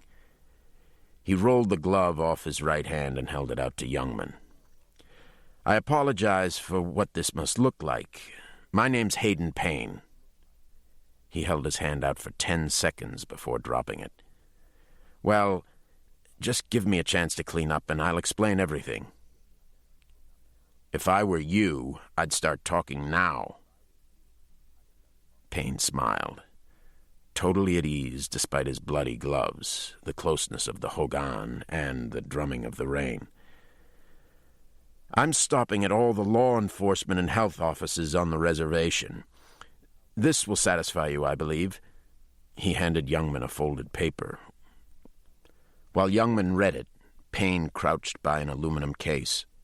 He removed his second glove and dropped both into a plastic bag, washed his hands with alcohol and cotton, and taped the glassine packet. "To whom it may concern," Youngman read the letter. "Mr. Hayden Payne is conducting a medical survey that may be of great benefit to our nation. He has full authority to travel the reservation and to call on the assistance of all officers of the reservation in conjunction with his survey." The letterhead had an embossed seal of sun, mountains, and crossed sheaves of corn. It was signed by Walker Chee, chairman of the Navajo Tribal Council. "I have more identification if you want it." Payne locked his case.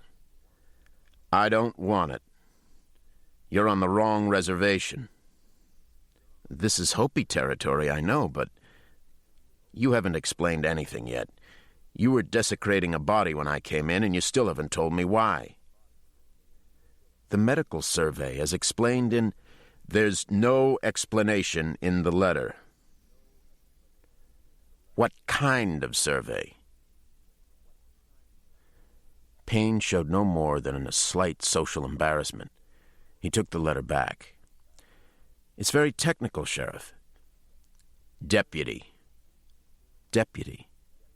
I'm doing a serologic study of antibodies. By identifying antibodies in the blood samples of the local population, I'll be able to identify diseases endemic to this area. Some diseases can't be found any other way. It's a complicated process, and if I tried to explain it further, I doubt you'd understand. No layman would," Payne added quickly. "All I can say is that this kind of study is necessary to raise the level of health here. I've been having the most trouble getting samples from the older people on the reservation, and when I saw the body here, I took the opportunity. I meant no discourtesy to the dead man or to you, believe me. If anything, I need your help." Payne's voice had risen to a shout as the drumming of the rain increased in volume, punctuated by kicks of thunder. Payne waited impatiently for the din to fade. Youngman liked the rain. Anyone who lived in a desert would. More than that, the downpour forced Payne to be quiet. It forced him to drink his own rain of words. To Indians, words were a white weapon. Indians always found it interesting to watch a white try to be silent. Youngman folded his arms and waited. Silence could be informative. Payne maintained a broad smile. He was about 30. His tan was a veneer marred only by a smudge of lost sleep around the eyes. A minute passed under the hard rain. Payne sighed. He had a big chest and heavy arms, light copper hairs down to the wrists, which were marked by curved scars. A bolt hit outside, probably on the Land Rover, Youngman thought. Payne only glanced aside at the crash, confident and self-controlled. The storm continued to work to its climax. It wasn't so much rain that opened desert seeds as violence. Payne's smile had relaxed to amusement. The blue eyes were clear as pools, untroubled and unruffled, totally neutral. There was no pigment in blue eyes, Youngman remembered. It was all refraction. Dead eyes, Abner called them. Used to call them. Payne held the mutual gaze patiently, still amused. Water ran under the floorboards of the hogan. 5 more minutes passed while lightning concentrated on the meager elevation of Selwyn's store. Selwyn's generator faltered.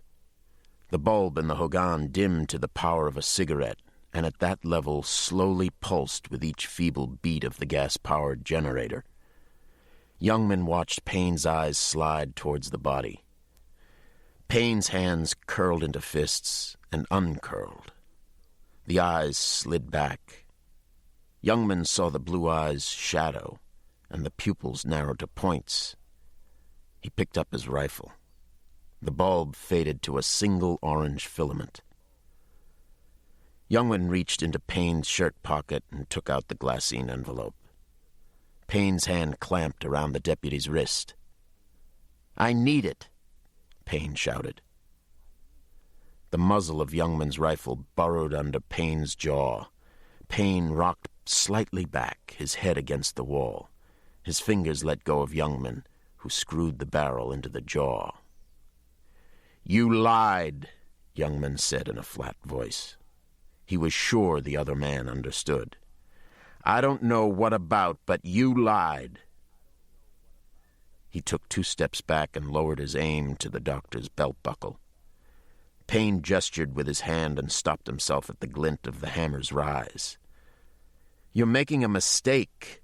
Deputy, I need that sample. You don't know what you're doing. Please." Youngman's foot shoved the aluminum case over the floor. "Go play with the Navajos. They'll believe anything." Payne's expression said he couldn't hear Youngman over the thunder, so Youngman opened the hogan door. The storm spilled in. The road outside was a shallow river. "You could be next," Payne warned. At least Youngman thought that was what he said, because with the door open, not even a shout was intelligible. Payne gathered his case and went into the rain, having to stop to unlock the Land Rover. Youngman watched from the hogan doorway and noticed the health service van pull in behind his jeep. Why, Youngman asked himself, would anyone lock his car in a place like Gilboa? He waited until the Land Rover moved away, lights on and wipers thrashing the windshield. At a distance of 50 feet, only its rear lights could be seen through the rain. Ann Dillon threw open the door of the van. Youngman climbed in, as wet as if he had stood under a shower, and dropped his hat and rifle onto the firewood on the back seat. The van was better insulated than Youngman's office. A person could talk. "I see you're still busy promoting tourism." She turned to Youngman. "I'm sorry about Abner." "So am I.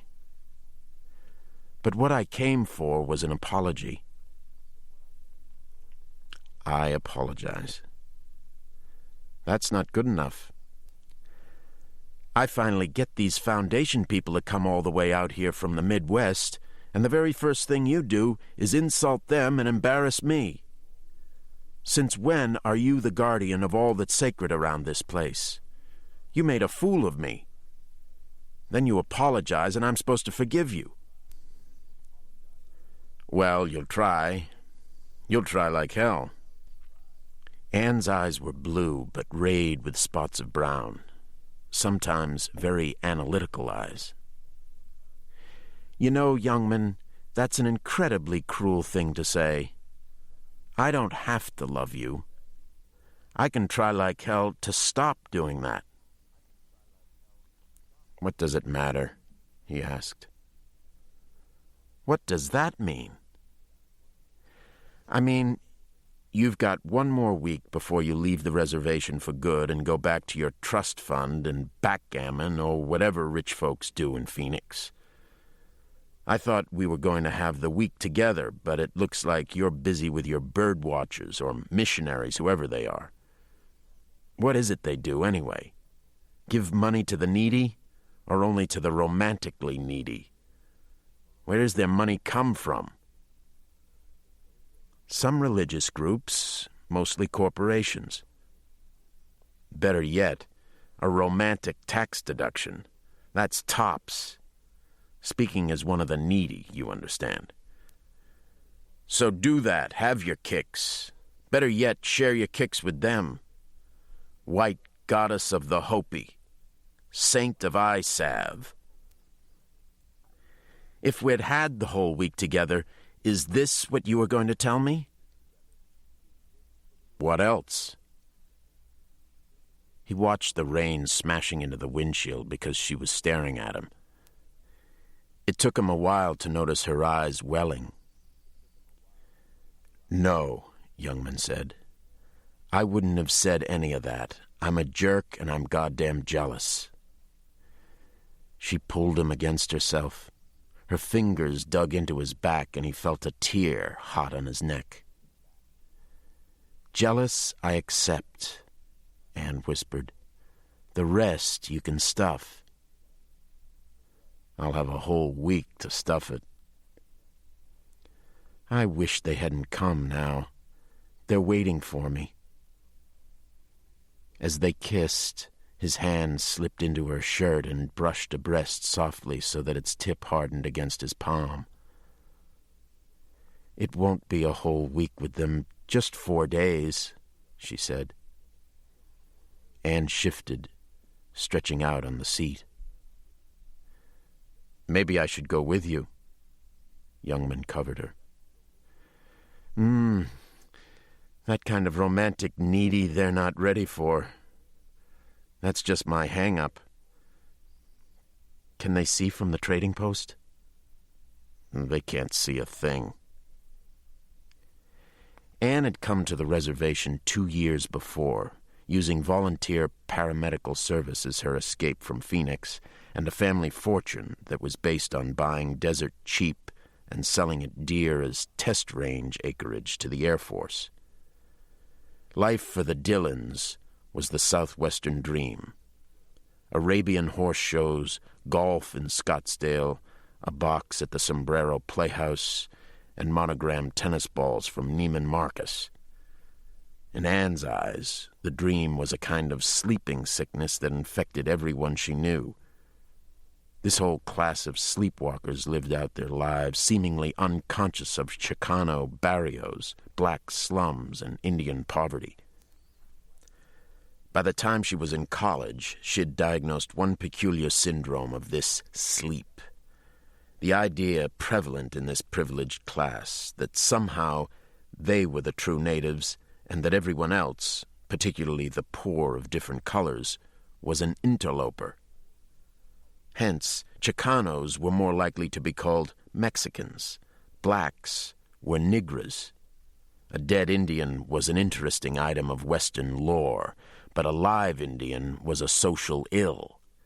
And it was easy to live out this dream because accepting the rights of these less fortunate groups, especially the land and water rights of the Indians, led inevitably to uncomfortable sensations of guilt. Phoenix did not believe in guilt. It was not part of the lifestyle. Guilt. Anne worked out of Jodevilla Pueblo on the mesa. Driving 100 miles at a time throughout the mesa and into the desert to provide antibiotics and basic surgery to outlying pueblos, she had a great deal of time to consider social guilt as a motivation. Early on, she decided it stank. Indians stank, the pueblos stank, and the chronic running sores she dealt with day after day had a tendency to stink.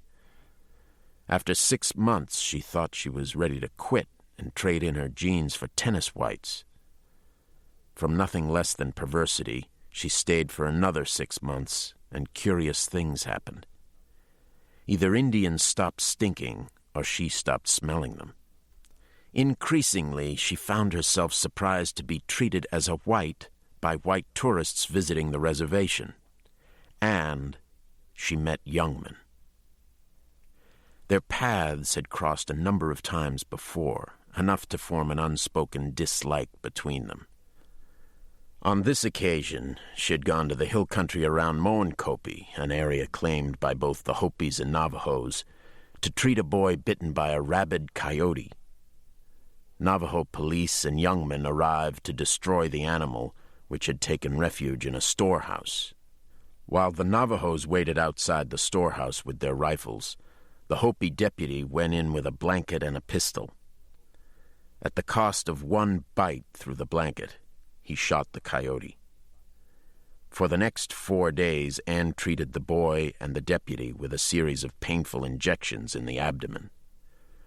On the very first day, she told Youngman he deserved the pain for going into the storehouse instead of waiting.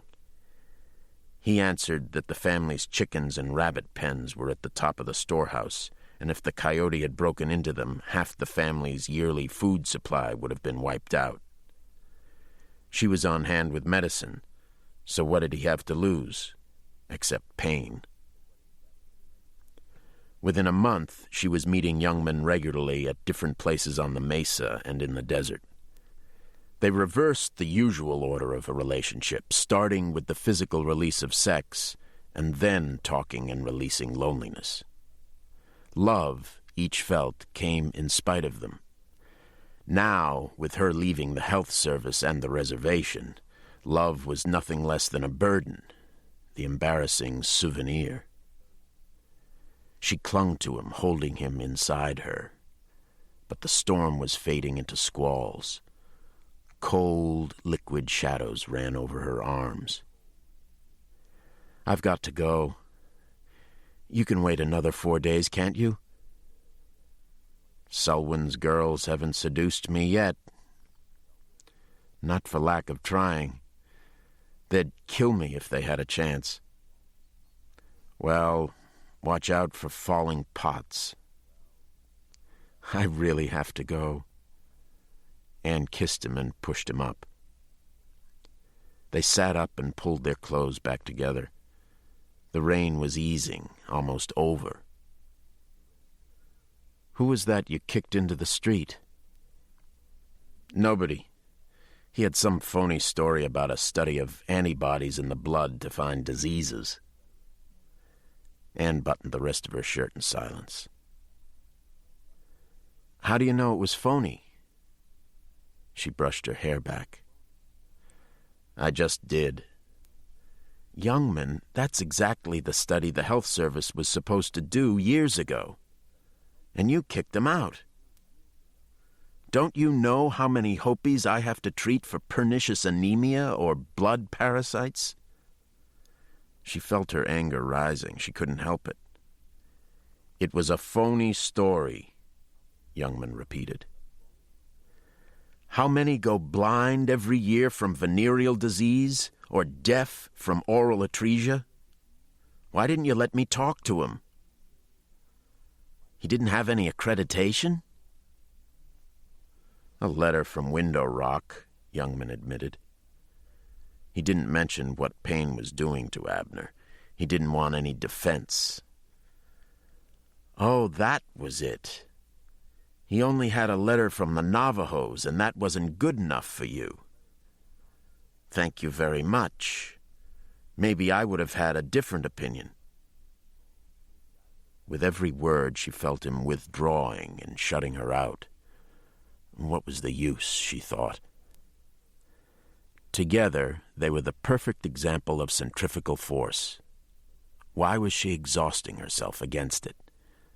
Youngman fumbled in the glove compartment for cigarettes. Smoke your own, Anne said. Yours are stale. So? Might as well smoke them now. Besides his stubbornness, his habits of poverty also irritated her. In fact, smoking up stale cigarettes was one of his prison traits. You don't trust Navajos, you don't trust whites. Are you paranoid? You hate outside help so much. Why do you tolerate me? She asked. I love you. It's that simple? What could be simpler? Well, I'm leaving this place for good in 7 days, Youngman. Are you coming with me? To Phoenix? It doesn't have to be Phoenix. It can be anywhere. Mexico, if you want. And what would I do there? You happen to be one of the very few Hopis who could make it off the reservation. You know photography, painting. I have enough money for the two of us until you get started. You could stay here, you know. I have stayed. I've been the audience for all your battles against the imaginary slights of anyone who tries to help you, like the way you treated Franklin. He's gonna help me? Youngman laughed. His foundation represents, among other sources, a number of drug companies. What the Hopi people need is a donation of medical supplies and money for a clinic of your own. I was hoping that the last thing I did before I left was guarantee that donation, but so far I've spent most of the morning apologizing for you. Don't. Youngman's face darkened. Don't ever apologize for me to those people. Anne looked out the side window towards a rainbow that was already fast evaporating. She was more depressed than angry. Those people were the Pahans, Anglos, whites. By some fluke, Youngman didn't include her with her own type. The day would come, of course, when he would. And she was begging him to follow her off the reservation? How crazy was she? Maybe it is just sex, she whispered to herself. Maybe. Youngman's hearing was too good. She was damned if she was going to cry in front of him again, so she found the key and started the engine. We'll desert camp for a couple of days and go on to Joe Momoa's to fish. We'll come down to the snake dance with the Momoas. I'll see you there. Don't go. Why not? Anne rested her hands on the steering wheel. Youngman didn't know. He'd said it quickly, not as a conclusion of any thought, but from a sudden rush of images through his mind. Joe Momoa's horses, a sand painting, Abner's eyes, a stain of black pitch, the smell of that pitch. Look, Anne touched Youngman's hand. When I get back, we'll go off for a couple of days alone. It's not that. Then what? mostly the smell. Once inhaled, it seemed to work into the blood. Something Abner said yesterday. Oh. She could see them. 2 Indians drunk under the sun.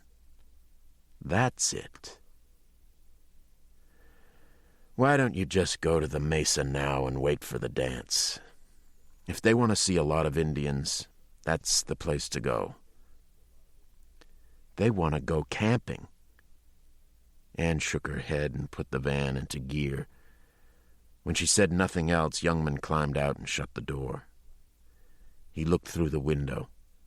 His black hair hung damp across his forehead. From the driver's seat of the van, he seemed hardly bigger than a boy. Anne could think of nothing else to say except that he was wrong. He was too bitter, too silent, too lean, too dark, too Indian.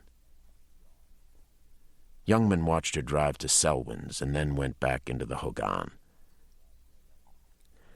The dead were supposed to be buried before sundown.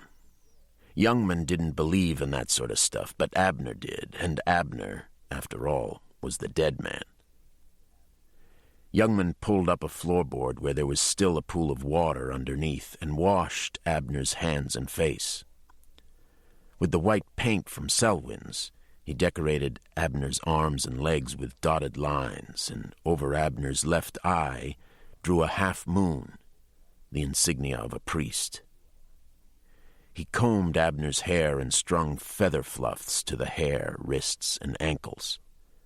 He filled the dead man's palms with cornmeal. Luckily, rigor mortis was past because he had to bind the fingers tight around the cornmeal. He rubbed the rest of the cornmeal over Abner's face, which was difficult where the flesh was shredded. With his knife, he cut holes into the white cotton sack so that it made a cloud mask for Abner's head. Nothing went to waste in the desert, not even the dead. They were obligated to return as rain. After he wrapped Abner in the sheet, he bent and tied the legs into a kneeling position. Abner made a small corpse.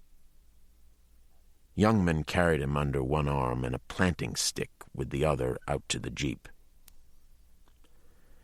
Youngman drove about 15 miles out of Gilboa until he reached a rise crowned yellow by Palo Verde trees. There he dug down through 2 inches of wet soil and 3.5 feet of dry sand, laid Abner in the grave in an upright position facing east, and sat down for a smoke. "Well, Uncle, you should have some family here to say a few words. I guess you're stuck with me. Frankly, I'd rather ask you some questions than give a speech. I sure as hell don't know if you were a good man or not. To tell you the truth, I don't even know how important that is. You fool them. Don't come back as a cloud. You come back as a cactus, huh?" Within the eye holes of the cloud mask, Abner's lids were shut. A pink spot appeared on the mask around the cheek. As that spot blossomed, other spots grew. Abner was still bleeding. "Hey, old man, you're dead," Youngman said. Not only the mask was turning red, the sheet was as well. Points of rosy red that spread. Youngman didn't have the nerve to lift the mask, so he lowered himself into the grave and pulled open the sheet. All the wounds that covered Abner's chest and arms were wet and running. Maybe the ride in the jeep opened the cuts, Youngman told himself. But dead cuts don't bleed. He reached inside the sheet to Abner's wrist, which was wet and cold and had no pulse. Then he saw Abner's hand.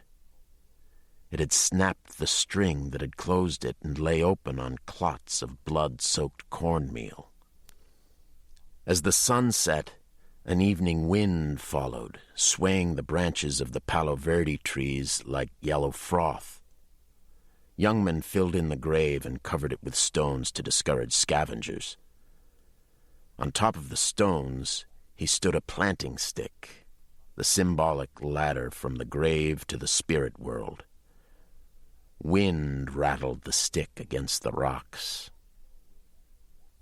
"Relax, Abner. Let go of that stick."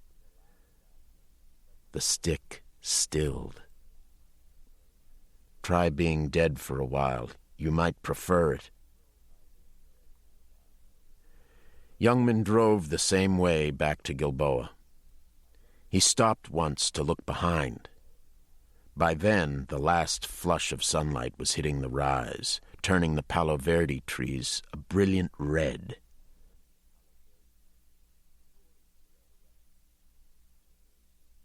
According to the Quran, Jesus created the first bat. During the fast of Ramadan, when no believer may eat from sunrise to sunset, Christ was in the hills outside Jerusalem and couldn't see the western horizon.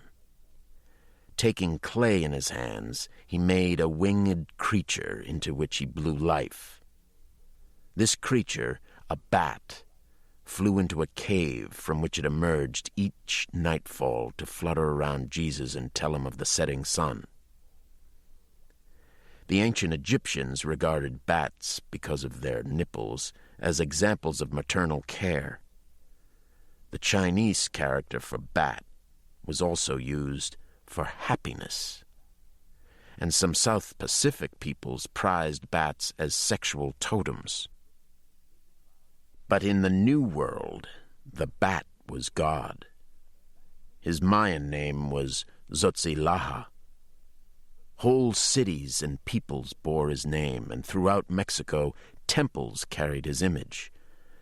A striding man with the wings, face, teeth, and tongue of a bat, holding a severed human head in one hand and a heart in the other. Zotzilaha, the bat god who controlled fire, was transformed into the Aztec supreme sun god, Huitzilopochtli, who demanded sacrificial mounds of human hearts cut out by priests attired in batskin capes.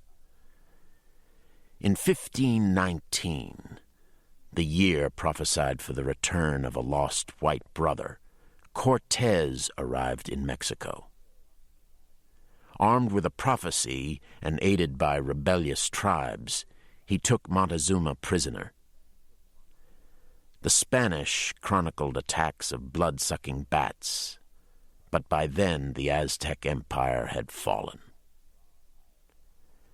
Gods die, peoples change, and nature persists.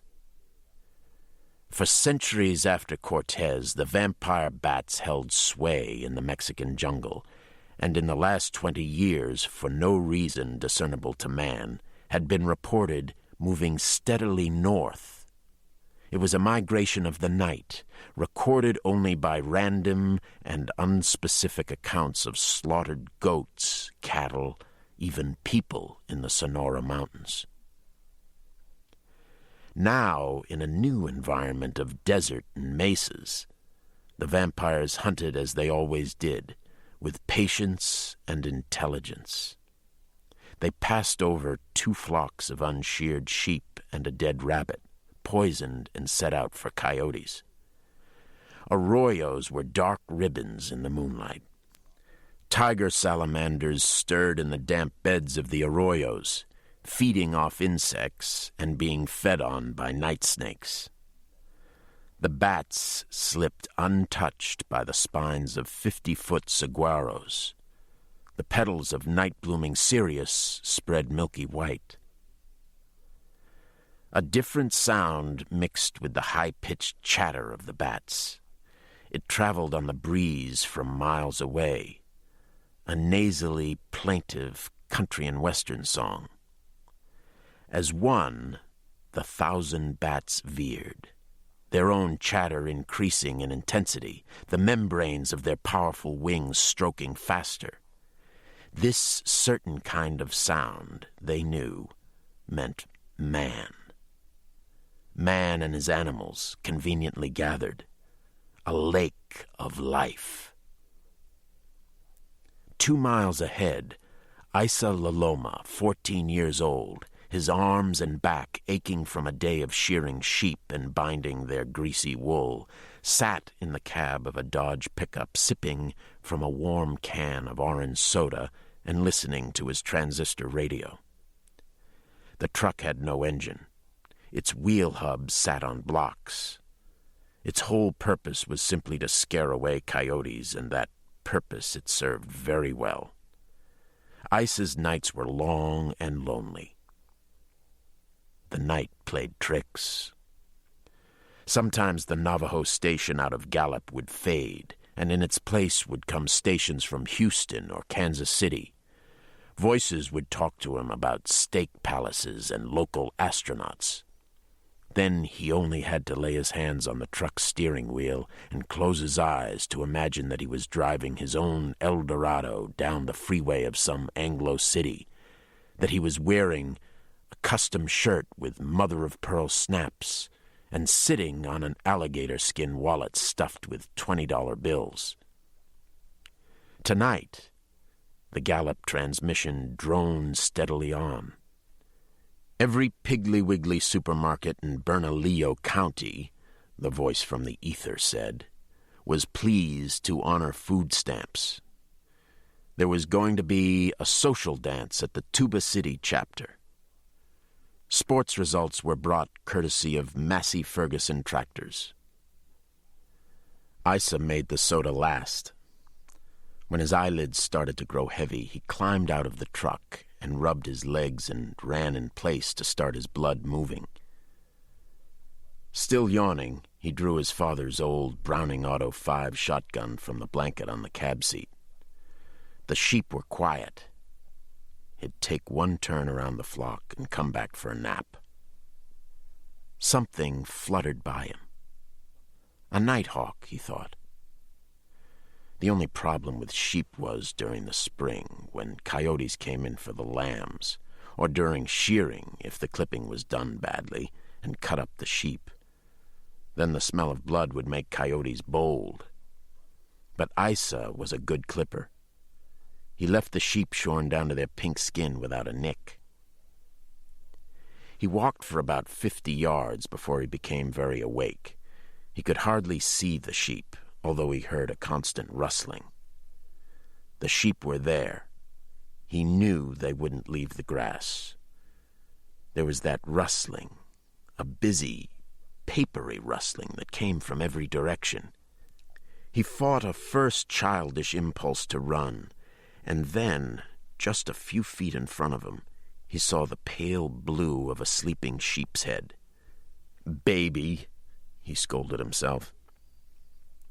Strangely, he could make out the legs, but not the body of the sheep. He could see the head of another sheep, but not its body either. A wing grazed the boy's long hair, fanning his cheek. Something touched his foot. There was a rusted flashlight with weak batteries in his pocket. He aimed the flashlight at the nearer sheep. A pale yellow beam picked out the steadily breathing nostrils of the sheep. The light slid back over the curly head. At first, the sheep's flanks seemed to be covered by a gray blanket. Then 2 of the bats raised their eyes to the beam, and he saw the blanket was a dozen bats lying on a sheet of blood. The next sheep had its own blanket of bats, and as Isa swung the flashlight around, he saw that all the sheep were covered in the same manner, sleeping under the feeding.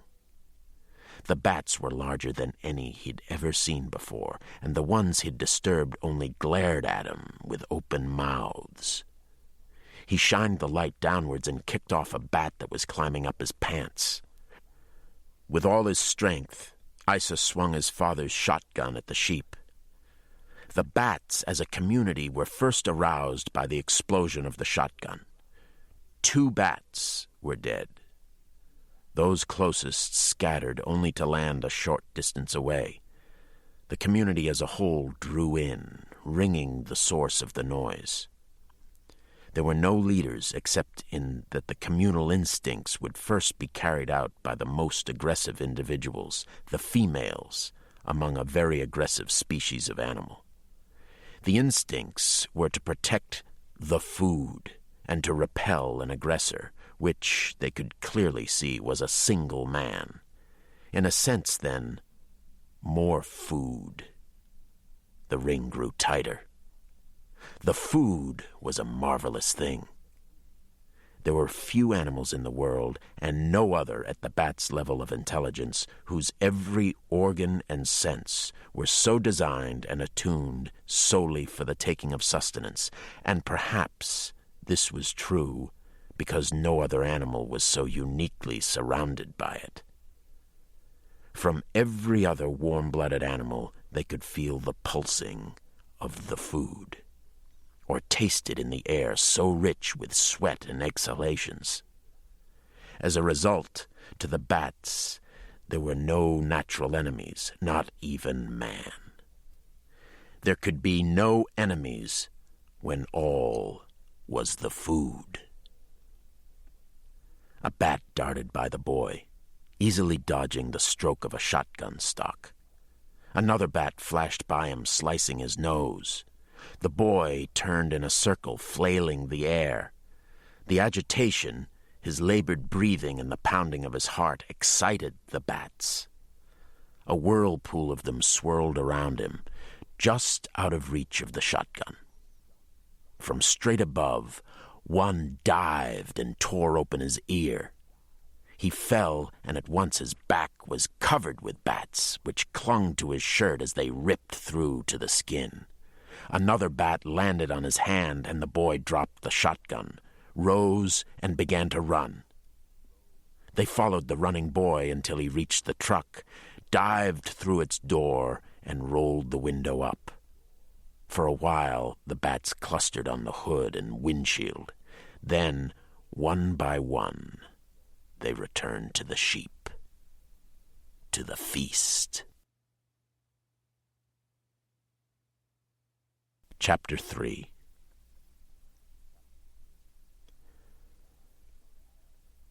When I die and go to hell, Selwyn squinted at the sun, that place is gonna look awful familiar.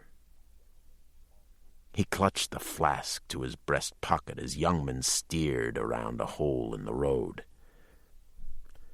Selwyn's wife, Esther, and one of his half-breed daughters rode in the back of the deputy's jeep.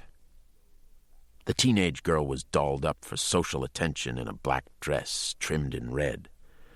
Looming ahead was that center of the Hopi universe called the Black Mesa. From the giant mesa, 4 fingers stretched southwards into the desert. They were called, from west to east, Third Mesa, with the pueblos of Hotavilla and Oraibi; Second Mesa, with the Shongopovi and Shipalovi pueblos; First Mesa, Hano and Walpi; and Antelope Mesa, with the ruins of Awatovi. Seen from the road below, the mesas appeared a single flat-topped wall of stone reaching to the horizon in either direction. Only 2 fragile clouds intruded on the sky. "Did Anne tell you where she was going to camp?" Youngman asked. "Didn't ask. She wouldn't give me the time of day or the year anyway, Romeo. She's after your balls, you know that. Rich white girl, that's the worst. I mean, she's not for you. Now take my girl May here. You could do worse." He weighed Youngman's lack of interest. "Typical. They want blankets. I have pots. They want white girls." Hey, Selwyn, you never told me. Why did you give up the missionary business? Never did. It gave up on me. I got another germ, see? No. Selwyn took advantage of a relatively smooth stretch of the unpaved road to suck his flask. It's my theory that religion is like a disease. A great religion's like an epidemic. Take Christianity, Mohammedanism, Buddhism. Just like epidemics, start in one place, always spread along the trade routes, flourish for a few hundred years and die out, or get overrun by a new epidemic. I was sent here like a germ to infect you people. Instead, he shrugged, you infected me. With what? A very dry mouth. Selwyn tipped his flask again. As they neared it, Third Mesa jutted out towards the road, an escarpment of rock sheared cleanly at its top, except for decaying box-like structures of adobe. Old Oribe was still inhabited, barely, as if by the survivors of some disaster. Esther nudged Youngman's back. I have to do May's legs. Pull over at Spanish Place. Youngman pulled off the road beside a mesquite tree and a weathered tin sign that read, Warning, no outside visitors allowed in Oribe. Because of your failure to obey the laws of our tribe as well as the laws of your own, this village is hereby closed. Selwyn went behind the sign to urinate. May's white cotton leg wrappings had come undone, revealing a pair of 59-cent athletic socks. While Esther wound the traditional wrapping again, Youngman stretched his legs up on the windshield and smoked. There was nothing much to distinguish this strip of the highway from any other, although some Hopis said it was here that they greeted a conquistador named Pedro de Tovar and his troops in 1540. He was supposed to be the Pahana, the white brother whom the Hopis had left 1,000 years before, when they first began their long diaspora out of Mexico. Oribe was established in 1100. The other pueblos followed as other clans arrived at the Black Mesa.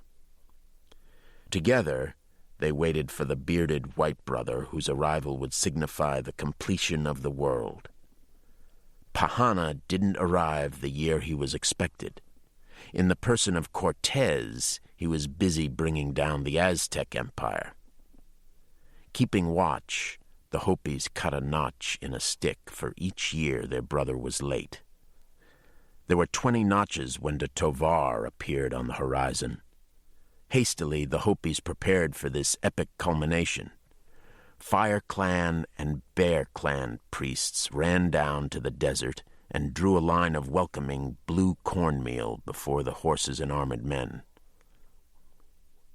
De Tovar looked on in confusion, and so it fell to the Catholic priest to make a decision. "Why are we here?" he yelled. "Santiago," the troops answered, lanced the Hopis in their way, and rushed up the mesa, quickly subduing the pueblos. For the greater glory of God, the Hopis were made Christians and slaves. They were sent down mines in search of gold, silver, mercury, and oil-saturated shale that burned like coal. Indians found conducting pagan rites were whipped and torched with burning turpentine. For 140 years, the Hopis endured their error about de Tovar until the Tewa, called Pope, sent to them a knotted cord indicating the night of rebellion throughout the pueblos of the Southwest. At the Black Mesa, The moment of revolt was signaled by the call of a screech owl. The Castillo soldiers were slaughtered at the church doors. The priests were knifed at the altar. Their steel spikes were buried, and the church razed to its last stone. In all, over 500 Spanish died during their retreat to Mexico, and although the Hopis were subsequently overrun by Spanish and Mexicans and Americans, the tribe became infamous for its reluctance to convert again. They settled down to wait for the true Pahana. Selwyn emerged from behind the sign, zipping his fly. The Bible says that Jesus went into the wilderness, and there he fasted for 40 days. He shook his pants. Sort of interesting exactly how long the Son of God could take living like a Hopi, huh? You're a cynical bastard, Selwyn. Not compared to you. I just talk that way. Booze keeps me innocent. Except for your kidney. 2 cars came flashing up the road to the mesa. The first was a new Buick LeSabre, shiny in spite of its patina of dust. As the car went by, Youngman caught sight of its driver, a square-faced Indian in a business suit talking on a car phone as he steered. A sticker on the bumper read, Dine Bezail, Navajo Power. Walker Chi. May looked in awe after the car of the chairman of the Navajo Tribal Council. Head pounder. Youngman used the Hopi epithet for Navajos, earned by the Navajos' old habit of crushing the skulls of their prisoners. The second car was a Cadillac. Behind the wheel was a man unknown to Youngman, a white in shirt sleeves and a tie. He glanced at the Indians on the side of the road, sunglasses making one decisive swipe.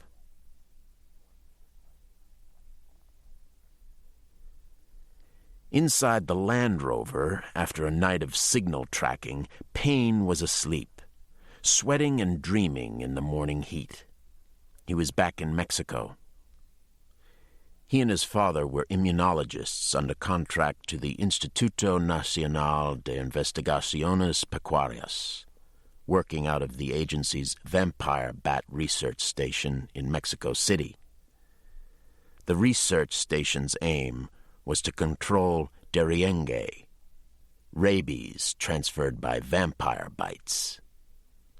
The Payne's particular mission was to find why the vampires were largely immune to the lethal virus they carried. Payne's closed eyelids glistened. He was back in the Sierra Madre del Sur, near the Guatemalan border, in the cave. He and his father and Oche were following the beams of their helmet lamps, feeling their way along a ridge 200 feet above the cavern floor. The cavern wormed its way 1/2 mile into the mountain. Its general shape was ovoid. The walls below the ridge smoothly curved to the floor. The walls above arched another 100 feet up to giant stalactites and the bat roosts. Payne was a team leader and point man. He was attached to a nylon rope strung through saw-toothed pitons he hammered into the limestone wall. Joe Payne and Oche were close behind, unattached, moving hand over hand along the rope. Both men bearing a red canister of poison on their backs. No vinyl overalls this trip because of the climbing.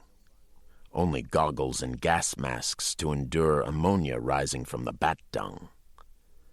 Without a mask, a man could survive a maximum ammonia concentration of 100 parts per million for an hour. Near the mouth of the cave, they'd registered the concentration at 4,000. "Deeper, we're not there yet," Hayden Payne said. Dr. Joseph Payne was getting too old for this kind of work. Gray hair sprouted like owl feathers from under his sailor's cap, and the oppressive weight of the canister bowed his knees. As a point of pride, though, he refused to restrict himself to lab work in the capital. Besides, he could control his son. Oche probably wouldn't have come without the old man along. All the Mexicans from the station knew the son was a crazy glory seeker who chose the largest roosts in the most inaccessible mountains. Of the 10 original members of the team, only Oche and Hayden Payne had escaped bites or falls or ammonia exposure. The whole expedition would have been scrapped if the old man hadn't arrived. In the lead, Payne dug in the crampons of his boots. The ridge of slick limestone was 20 inches across. A glistening stalactite, half born from the wall, completely blocked the way. Behind Payne, his father pulled his mask away to talk. "That's it for today. We can tie the canisters here and come back tomorrow." Payne ignored the advice.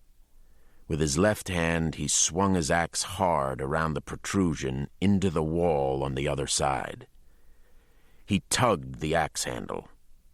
It seemed solid enough. Clutching it, he swayed around the stalactite and stretched himself to where the ridge continued. As he hammered a fresh piton, the echoes of his blows resounded along the recess of the cavern. A few bats squealed in complaint. 2 million bats occupied the cave. White ghost bats, carnivorous spear-nosed bats, nectar-sucking bats, minute insectivorous bats of a dozen varieties, meat-eating vampirum spectrums with 3-foot wing spreads, fishing bats, and the colony all the others roosted far away from, the true vampires, Desmodus. "Pass the tanks," Payne ordered. Joe Payne and Oche hooked the canisters to the rope. From the far side, Payne watched the tanks jiggle around the stalactite, and with anxious tenderness, he pulled the poison onto the ridge. "Come on." "I can't make it," Oche answered. "The vampires are farther on." "I can't." A shriek cut them off. There was a scuffle on the cave roof where the vampirum spectrums hung. Oche's hand lantern followed the fall of a pink spectrum infant to the floor. The floor was a world of its own, a steaming brown soup of digested nectar, meat, insects, and blood. 20% protein, it supported pools of bacteria. Over 1 million mites, scavenger beetles, toads, and mountain crabs to a square yard. Giant cockroaches and venomous snakes. For them all, guano was a steady rain of food, or food for their food. The fall of an unlucky bat was a bonanza for them, and seconds of agony for the bat. "Let's go." Payne yanked the rope. Joe Payne slid around the stalactite first, and then Oche. The latter was shaking. "You're taking too many chances." Joe Payne clung to the wall. "Oche." "If I can do it, so can he." "But we're running out of air. I suggest—" "But you're not the leader of this team. I am." Payne pushed on. As they went deeper into the cave, The ridge narrowed to 12 inches, to 10, to 6. Payne had to drive in a piton every second step, while his father and Oche struggled behind with the canisters. "He's scared," his father whispered to Payne. "You should understand that. He's scared of you. I think I'm scared of you now, too." "I can do it without you." "Could you?" In overhead grottos, shapes twisted, ears attuned to human voices. Even through his mask, Payne could smell the change in the ammonia getting fouler, more penetrating. "This is the last cave you go into. I'm going to see to that," Joe Payne said. "We're almost there." It was the end of the rope, not the diminishing air, that finally halted Payne. "Madre de Dios!" Oche was sobbing. Payne had brought a selection of wet and dry poisons in the expedition's trucks. For a cavern as large as this, he'd selected cyanogas.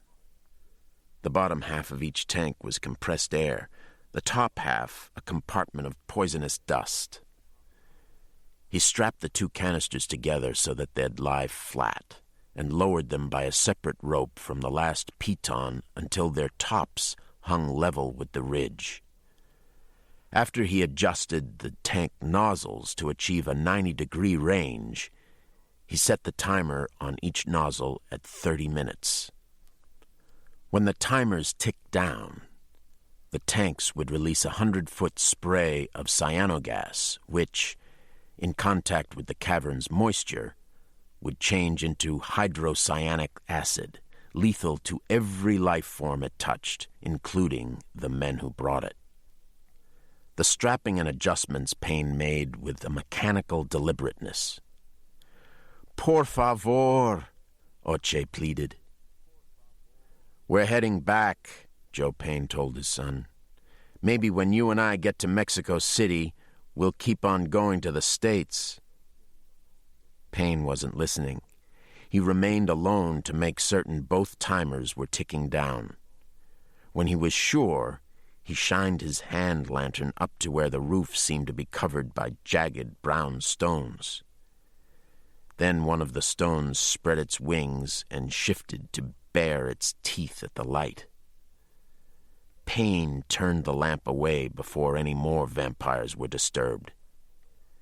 He released himself from the rope and knotted it to the last piton. His father and Oche were about 30 feet away. They were making better time going than coming, already nearing the pearly stalactite they'd claimed they couldn't clear. He checked the gauge of his air tank. 20 minutes, just enough time. From the sudden lack of tension on the strung rope, before he had seen it happen, Payne knew someone was gone. With his lantern, he picked out legs flailing in midair, blackness, and the solid impact of a body hitting at the end of a long drive. Then the beam found Oche, who'd cried all during his climb and never uttered a word when he slipped. He was sinking into the ooze. "Spider!" Joe Payne shouted. "Spider on the rope!" The rope jerked again in Payne's hands and went slack. "Hayden, hurry up!" Joe Payne hung 3 feet below the ridge on a thin shelf. Payne moved arm over arm along the rope. "I'm slipping!" Payne could see his father's fingers spread flat over the slick rime of the limestone, giving ground. A tarantula 10 inches across at the legs darted along the ridge towards Payne. He stomped it under his boot. "Give me your hand!" He reached down. "Can't reach!" Payne wrapped the piton rope twice around his left wrist and leaned as far as he could. His father heaved himself up, stretched a hand that was too short and too wet for Payne to get a grip on. The two men looked at each other for a moment, and then Joe Payne started sliding. He slid down the incline of the cave, dropping 10 or 15 feet at a time, and then sliding again until, very small in the beam of Payne's lantern, he hit the bottom. "Hayden, throw me something!" Payne wrenched the rope, almost losing his own balance as pitons sprang out of the soft limestone. He tied the slack rope around his axe and threw the axe down. It swayed at its limit of 15 feet over his father's head. "They're all over me! Jesus, they're eating me alive!" Oche's axe was still on the ridge. Payne slammed it deep into the limestone and hung himself by it. His own axe now dangled 5 feet over his father. He pulled his mask off. "Get to the wall! Climb!" "I can't see! Hayden, there! Oh, God, no!" "Climb! Oh, God!" Silence until the last call. "Hayden!" He woke, shaking as if in convulsions, a cramped hand locked around the leg of a truck seat. On his hands and knees, still trembling, he crawled to the rover's food locker and poured a quart of water over his head. He dug his fists into his eyes, erasing his father and Oche and the others. It took him a minute to open and spill out the Valiums. Had to sleep. But please, God, no more dreams. If he could just last until night.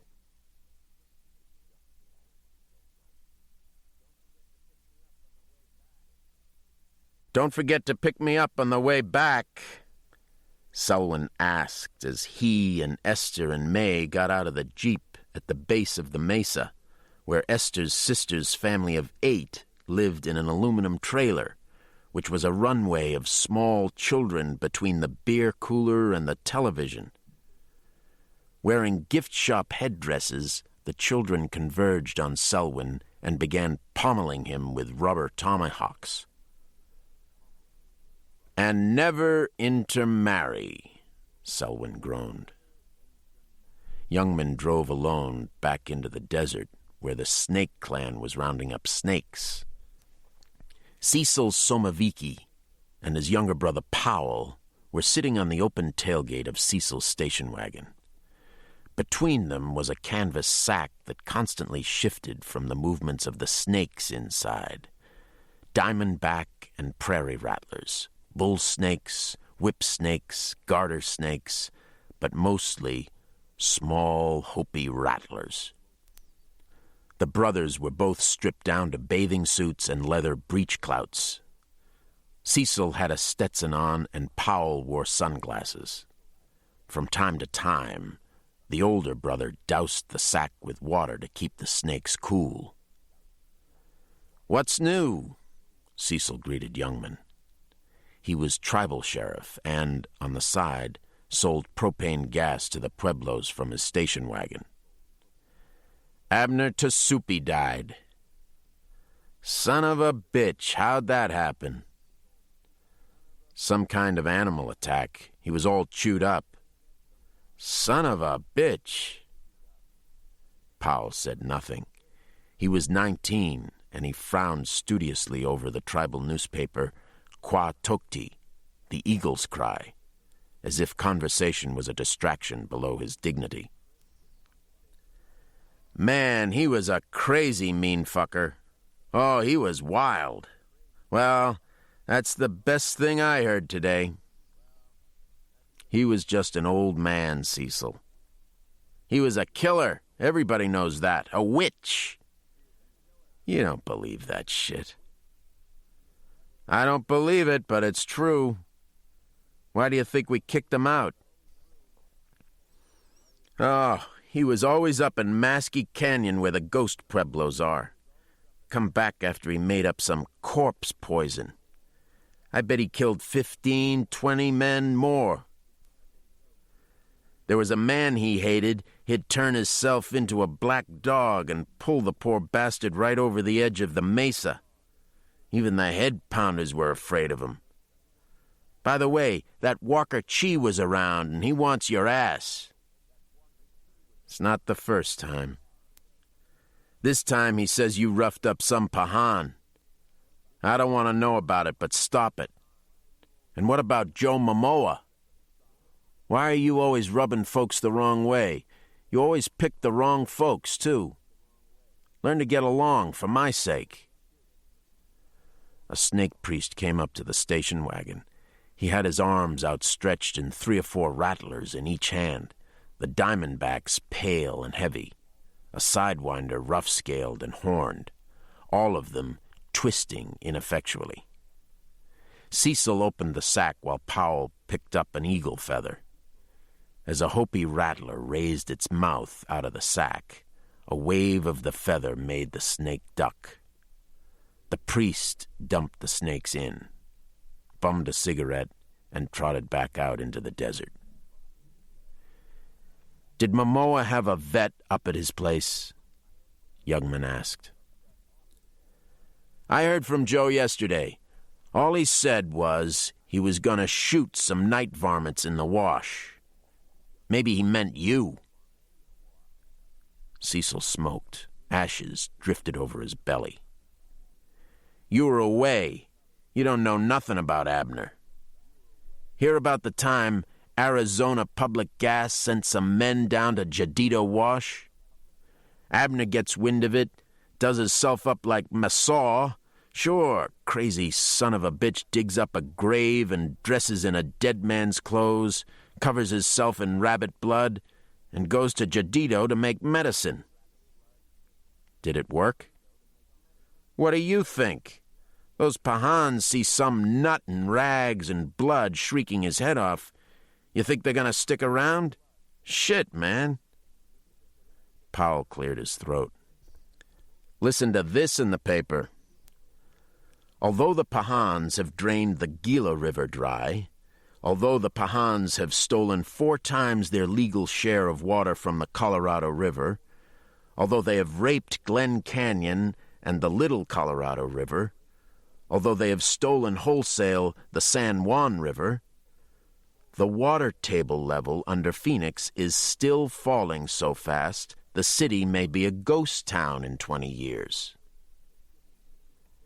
Asshole! Cecil yawned. Before there's a dry swimming pool in Phoenix, they'll be up here to drain you for spit. That's just the kind of remark I could expect from you. Powell was the star pupil of his mission school. He talked like a typewriter. We don't have any leadership, just old men and the non-political types like you two. That's why we have to join Chi. At least he's a leader who knows how to read a contract. That's why the Navajos have power plants and coal leases. Chi could get this reservation on the move again. Yeah, he'll move us right into a toilet and slap the lid on if he gets the chance. Cecil rooted behind the snake sack for a couple of beers. He handed a can to Youngman. You get anyone dumb enough to bury Abner? Me. Oh, well, you get that shed of his then. But what about his medicine? He was into all kinds of powers no one else could handle. I don't believe in that stuff. No one does. But you better take care of it or give it back to the Fire Clan. They're all up in Shongopovi today. Youngman took the road up to the mesa, passing the turnaround area for Cal Gas trucks that couldn't navigate the road any farther, going by orchards that produced small, wizened peaches, past corn stalks that would grow no higher than a man's chest, on up to the new plywood and cement houses in Shipolovi, Pueblo, where Cecil lived, and around the edge of the mesa for 2 more miles. Entering Shongopovi Pueblo always brought about an immense depression in young men. More than almost any other pueblo, Shongopovi was the home of the old, traditional people. Retreating from Navajos, retreating from whites, making a last stand on the very rim of the mesa. A garbage dump. 100 forlorn houses of stone and dirt set on rubble, flanked by slopes of concrete outhouses. Not a blade of grass and not a real street, only flies dozing in alleys, a wrinkled face at a broken window, and shadows chipping at adobe. Inhabited ruins around a dusty plaza suspended over the desert. No one ever took the long fall, of course. At Shongopovi, everyone shuffled into oblivion. The sun was blinding. Young men parked on the plaza in front of the house belonging to Harold Macedo, a priest of the Bear Strap clan, and went through a screen door into the cool, dark interior. Harold was on a sofa bed mending prayer sticks. The walls were decorated with color snapshots of his grandchildren and a needlepoint portrait of John Kennedy. At one time, Harold had been one of the strongest men on the reservation. The muscles were gone now, leaving his big frame bent and his face shrunken around a heavy nose and jaw. He was one of the men who'd made Youngman a deputy. "Abner is dead." Youngman sat down respectfully on a folding chair. "Huh." Harold nodded. Carefully, he bound a fluff around the base of the stick. 2 nights ago. You were a friend of his, so I thought you ought to know." "That's so." Harold went on to a different prayer stick, arthritic fingers straining to be steady. "That's so. I had to bury him alone. He asked you and the other priests to go out to his place before he died." "I'm not Fire Clan." "But you used to be his friend. The least you could have done was made a visit. 2 years you didn't visit him once, and now he's dead." "You're angry." "Hell yes. What am I, some bum buried Abner? That doesn't make any sense to me, Uncle. Abner was somebody. He deserved a lot better than that.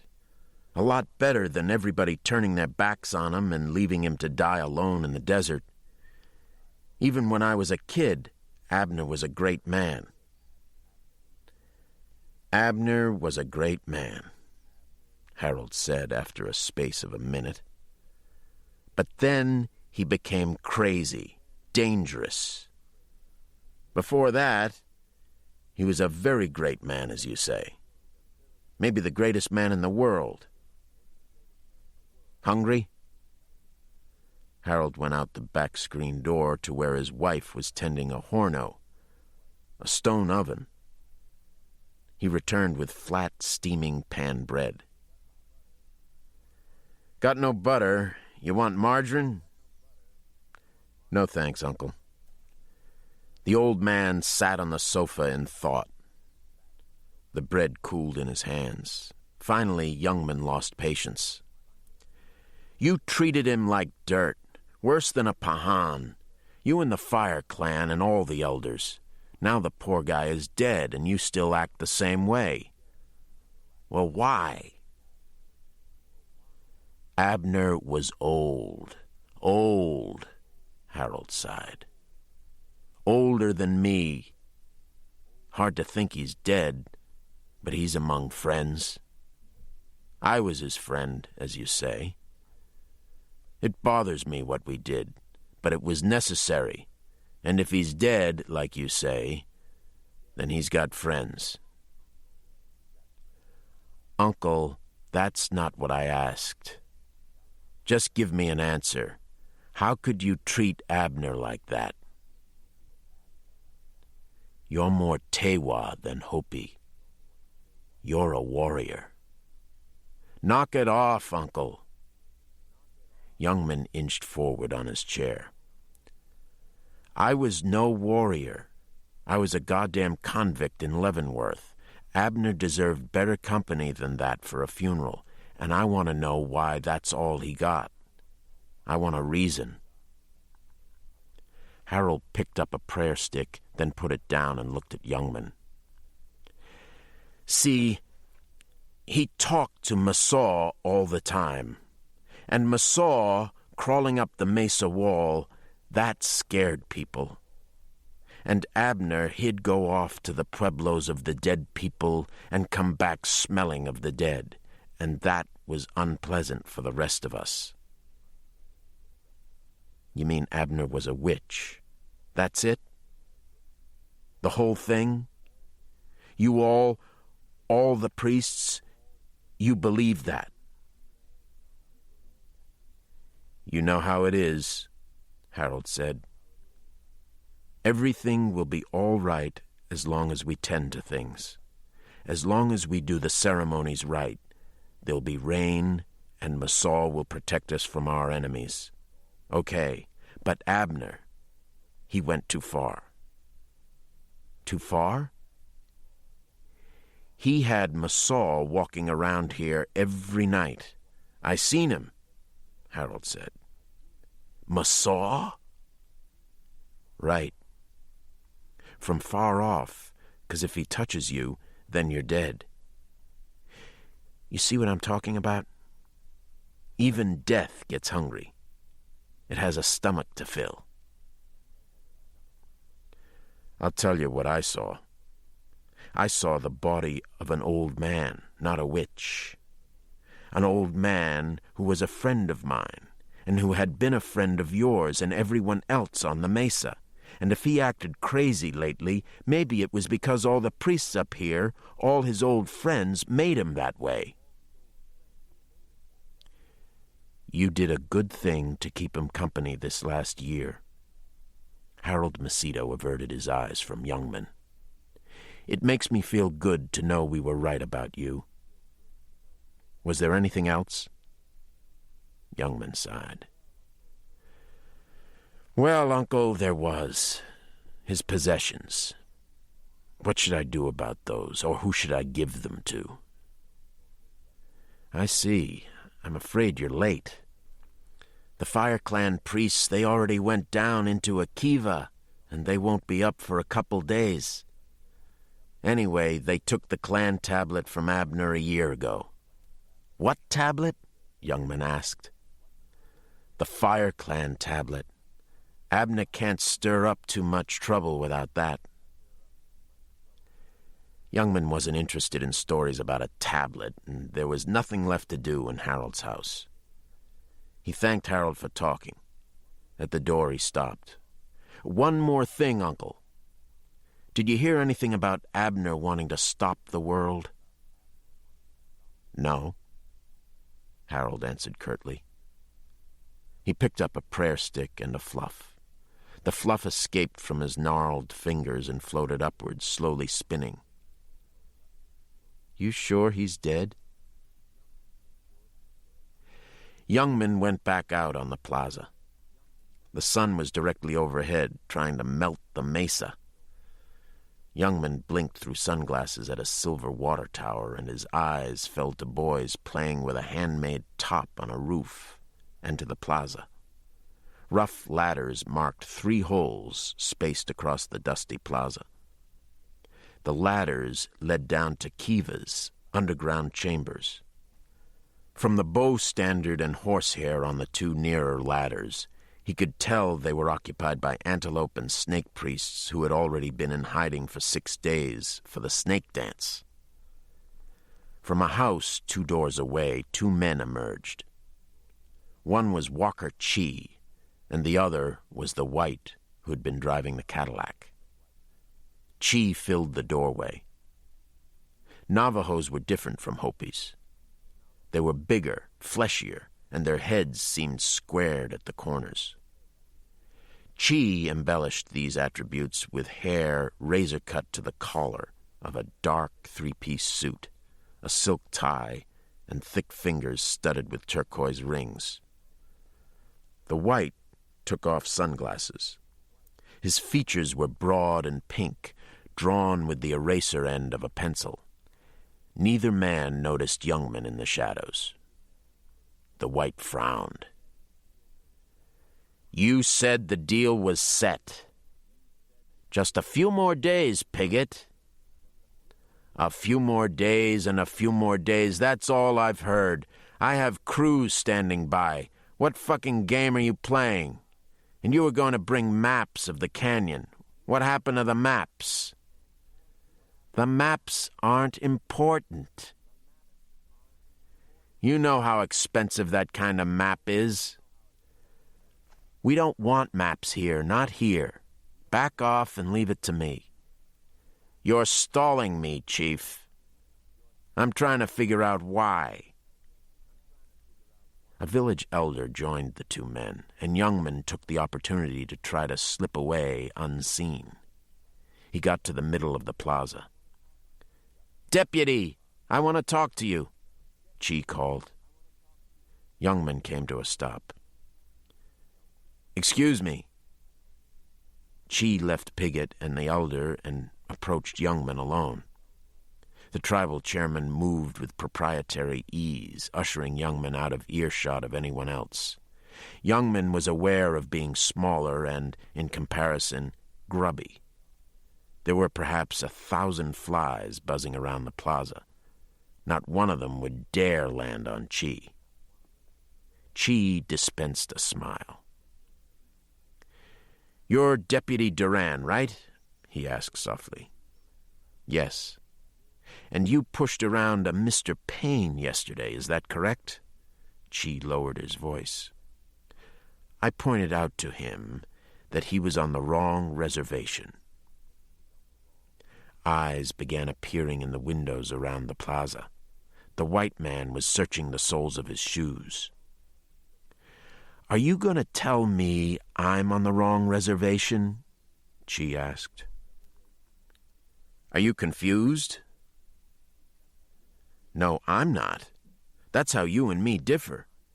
See, I got loads of my own Indians just like you. Dumb and poor. You get satisfaction out of that, fine.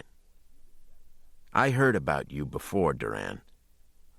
You are the best living example of ignorance in Arizona. Did you know that? You can't help yourself, and you can't help anyone else. I bust my balls to bring some money to the Mesa. I go to Washington, New York, Houston, and show 'em an Indian doesn't necessarily have to be drunk or dumb, and as soon as I get someone out here to help us, some jerk like you shows up and screws me. Now you think I do it so I can get my face on a magazine cover. Great, that's your opinion. But there are 3 power plants and 12 proposed power plants on my reservation that say an Indian can do more than pose for nickels. And I've started the medical programs that'll mean we don't have to be the most disease-ridden people in this country. And the irrigation programs I've fought through the courts are just as much for Hopis as Navajos. So do me a courtesy, Deputy. Until you get as smart as the average toad, you hide yourself away the next time you see anyone who has anything to do with me. That a deal? And don't you eavesdrop on me ever again." While Youngman stood and burned for an answer, Chi gestured to the white, and the 2 men walked away from the plaza. The deputy heard the word troublemaker dropped, discarded the way a man would throw away an inferior item. Seconds later, the Buick and Caddy nosed into view and conspicuously squeezed through alleys to the Mesa Road. Youngman could hear the soft roll of fat tires in the dirt. Why did he hate Chi? Because Chi was right? "You're laughing," Stoneman said. "Is there anything funny?" Stoneman was the village elder Chi had been talking to. He wore a rag round his head. His flesh was ropey. Youngman had the sense and the fear that he was looking at his future self. "Not a thing, Uncle. I guess all the Fire Clan priests are already at the Kiva." "Yes, I think Abner Tasupi was the last to go down." "Abner? That's not possible." Youngman walked across the plaza to a kiva almost on the edge of the mesa. The clan feathers on the ladder were stirred by a wind that blew straight out of the San Francisco mountains, visible on the other side of the desert at a distance of 75 miles. A kiva was a link to that underworld from which the first Hopis crawled. In other words, it was a dark, tobacco-rank chamber in which destitute people secluded themselves to prepare the ceremonies that would keep their miserable world together. Juniper bushes tied to the ladder below the entrance hole blocked Youngman's view. Stone Man followed him. "Abner's dead." "Oh," Stone Man concentrated. "Well, I only seen him from the back. I seen 8 fellows go down, and I just thought the last one was Abner." He watched Youngman nervously toe the stones around the opening. "You say he's dead. I must be wrong."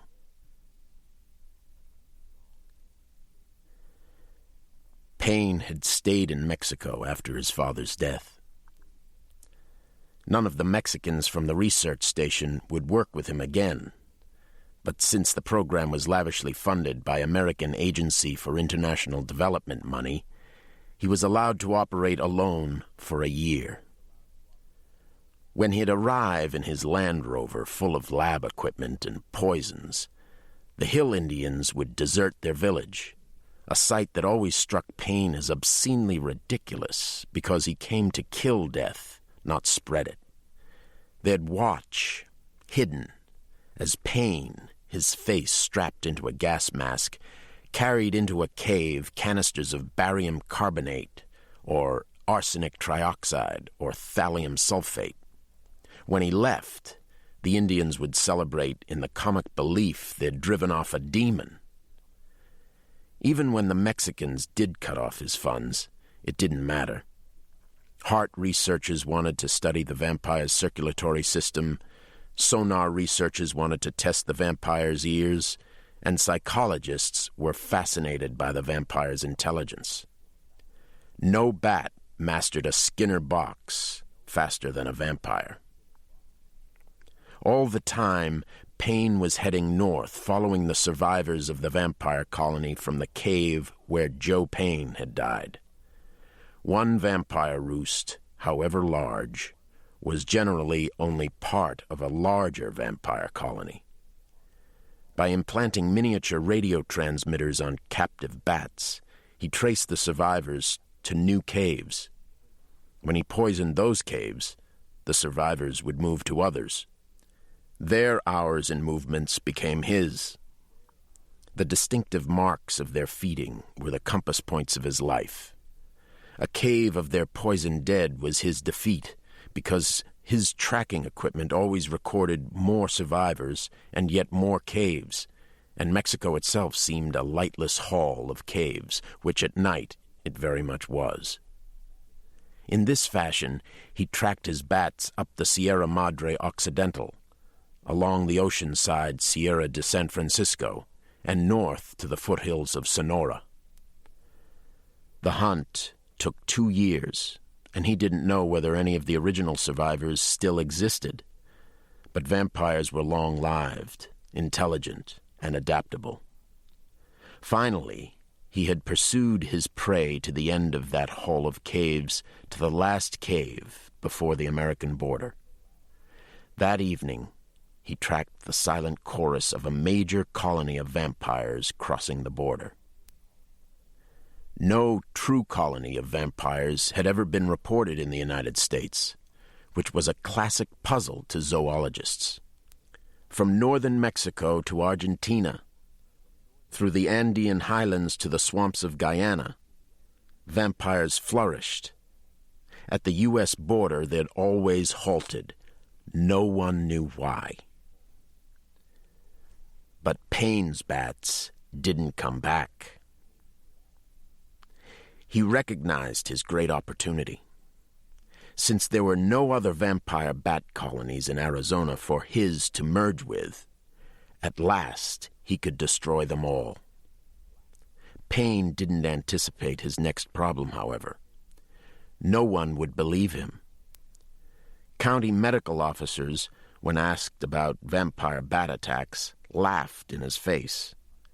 He stopped asking about bats and used more general queries about nighttime attacks and unfamiliar wounds, still without success. The vampires had disappeared. Payne started again with the Indian reservations, working north through the Gila River, Maricopa, Apache, Colorado, and Hualapai, finishing with the largest of all, the Navajo. He had found Walker Chee on the Black Mesa. The Navajo tribal chairman was leading a group of white men around the lip of what had been part of the mesa and was now the Peabody Coal Company strip mine.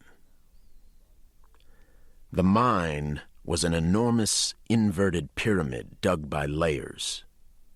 A pyramid all the more dizzying because it was such a sudden and overwhelming vacuum in which 8-story electrically powered shovels were dwarfed to the size of toys. Payne hung back by 2 limousines parked away from the lip as Chee strutted back and forth, pointing out elements of the operation to the visitors. "Over there, you can just see it." Chee pointed to a chimney on the far side of the mine. "Is the pulverizing plant. The Peabody people use fossil water to make a slurry of the coal, and the slurry is gravity-fed by pipeline 275 miles around the Grand Canyon to the generating plants in Nevada." One of the whites kicked a stone into the mine. He turned to Chee. He had the sort of pink head on which sunglasses became the most dominant feature. "About the Peabody folks. You're giving 'em some trouble, aren't you?" "No trouble, Mr. Piggott. Renegotiating. We get 15 to 25 cents royalty per ton. The state of Montana gets a minimum of 40 cents. We just want to bring our royalties into line. You take oil." "That's why we're here," the man called Piggott said. "We've been getting a 15% royalty. Arabs demand a minimum of 50%. Payne watched the power shovels browsing a quarter-mile deep in the pit. Steel cables dragged jaws over blasted ore. Overflowing, the jaws swung up, wheezed, rotated to dump trucks, and regurgitated tons of low-grade coal. They looked like brontosaurs lethargically feeding in a dry lagoon. "You wanted to see me?" Chee stepped aside from his group to Payne. "Yes, I understand that all medical queries have to go through you." "Right." The Navajo scratched his vest. It was hot by the strip mine. His eyes stayed hooked on Piggott. "I've been doing a kind of biological survey." "Some other time," Chee suggested impatiently. "I have an office, you know. Make an appointment." "Well, I have a photo to show you." Payne blocked Chee's view with a manila envelope. "Excuse me." "Just take a look." "Some other—" Payne slid the photograph from the envelope. The picture was a color blow-up of a vampire bite, a clean crater 2 millimeters deep into richly vascularized human dermal tissue. "Where the hell did you get that?" Chi reacted with anger. Chi grabbed Payne by the arm and forcibly led him another 50 feet from the lip of the mine. He started whispering furiously. "What are you up to? Who gave that picture to you? I'm trying to do business here, and all I need is some white son of a bitch like you busting up $1 million deal with some story about plague. You know what those men over there are gonna do if they hear the word plague? You ever see a limousine vanish?" "I didn't say anything about plague," Payne said. The long moment that followed turned exquisite for Payne. In fact, his picture was of a Mexican Indian who'd been bitten months before, but he calculated swiftly and accurately. "You have a photo like this too," he told Chi. "You have somebody with wounds like this, and he has plague. Do you know what made those wounds?" Chi didn't answer. "Then you're very fortunate," Payne said, "because I know, and you're going to hire me." That encounter with Chi at the strip mine was only the first. After were more meetings at Window Rock and on the Mesa, transfers of an unpublicized autopsy report from Chi, and lists of equipment demanded by Payne. Now, in the dozing heat of midday, Payne was searching for fleas. The desert's arroyos were still slightly dark, as if bruised by yesterday's rain. Yucca stems vibrated through waves of warm air. The painted desert appealed to Payne. He appreciated the false sterility that masked such desperate adaptations of life as limbless lizards and giant saguaros.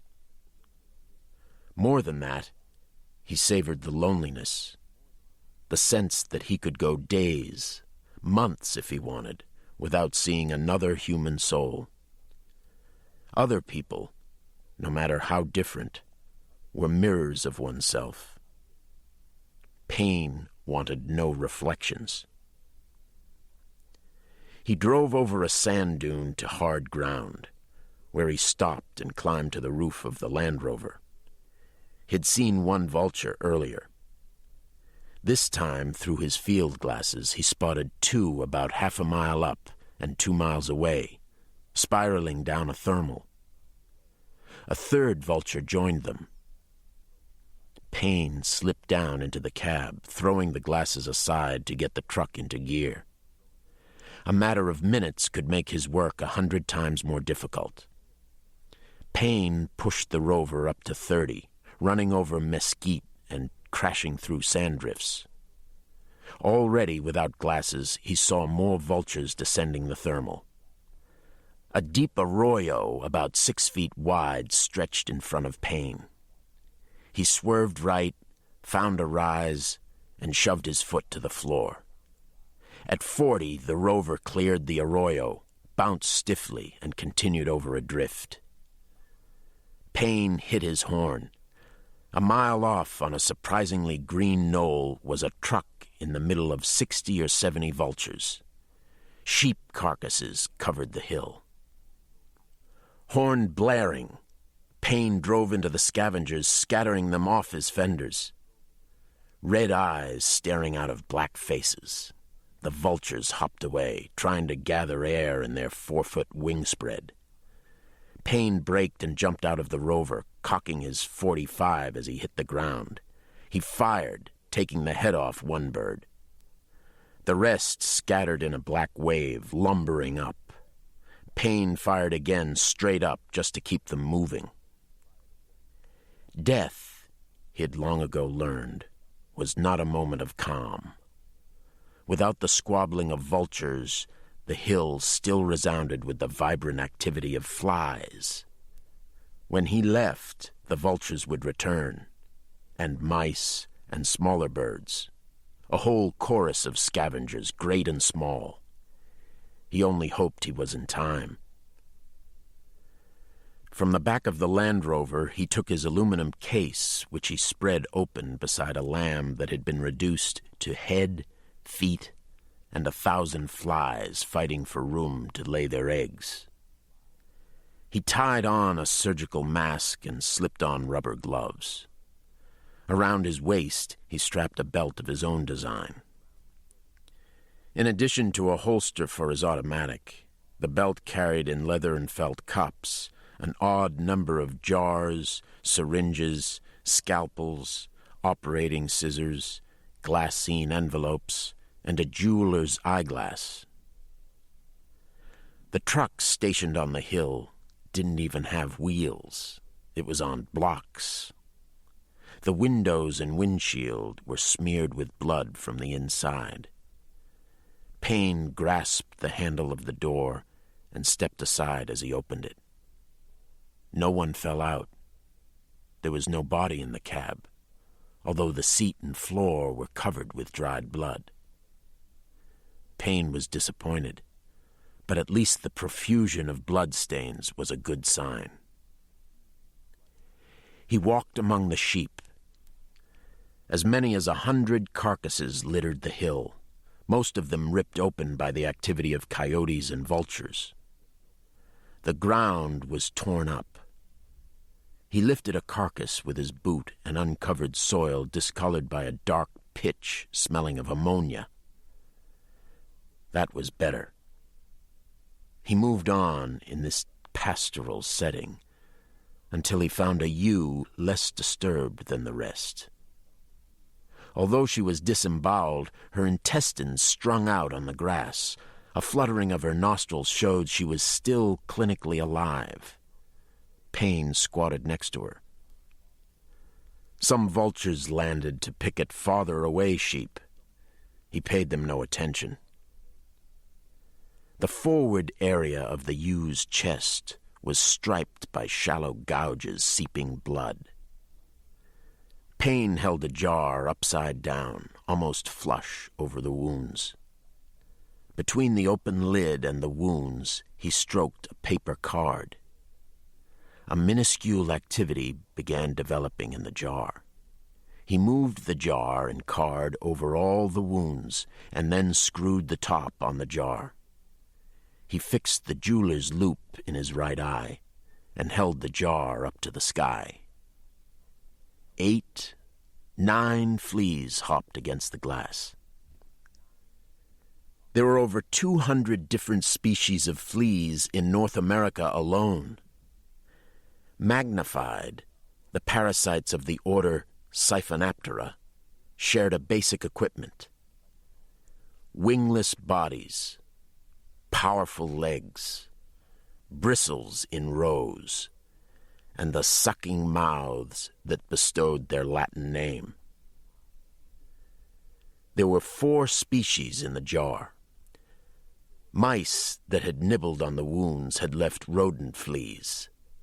Xenopsila chiopus, eyeless fleas with double rows of bristles.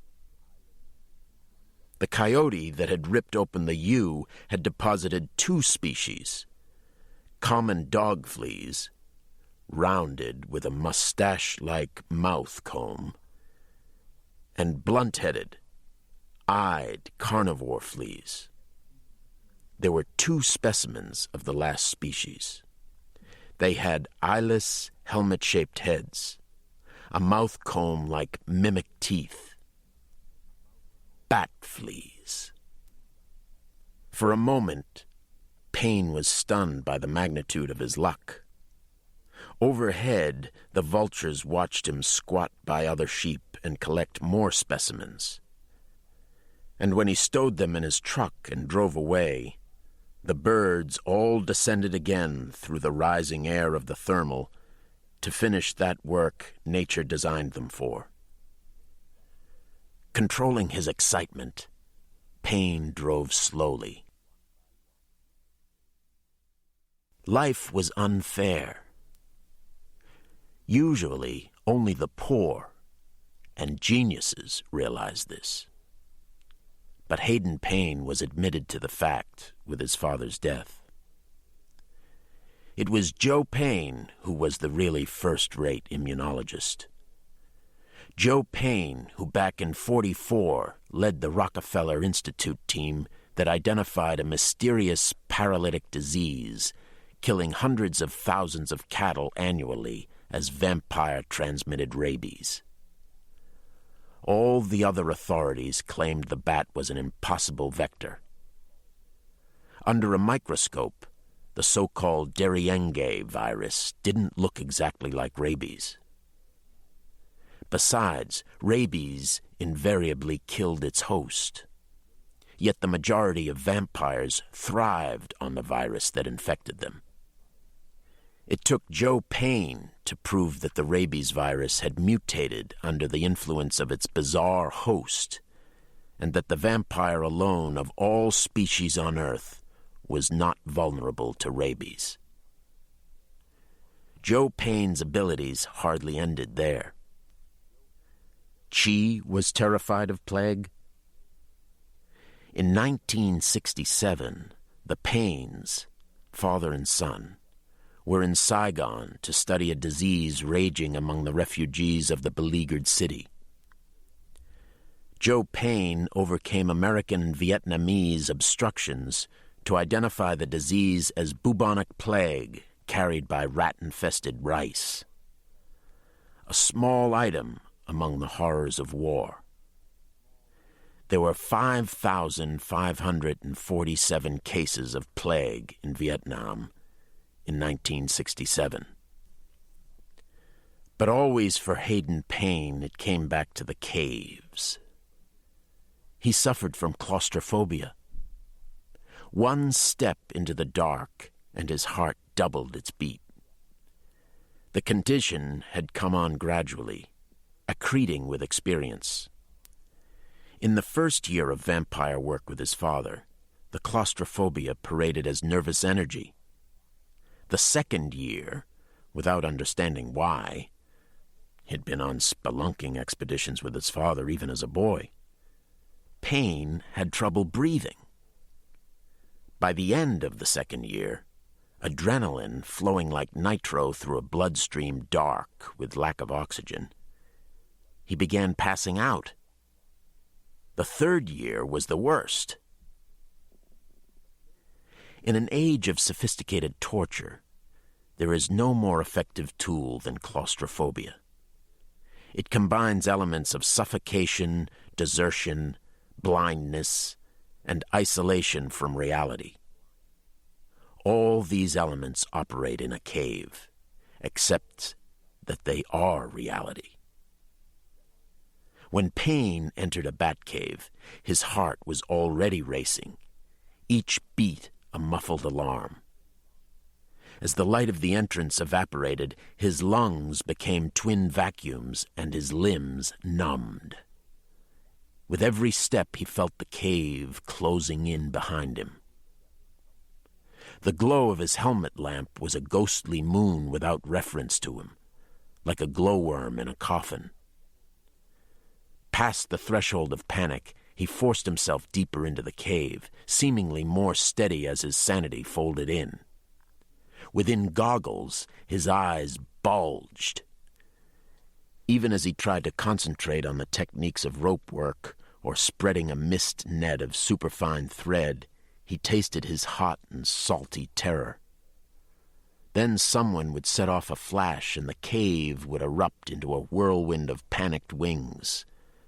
When the sound of the wings and the lower-pitched cries of the bats made a dizzying roar, only then, occasionally, would Payne let go his scream of terror.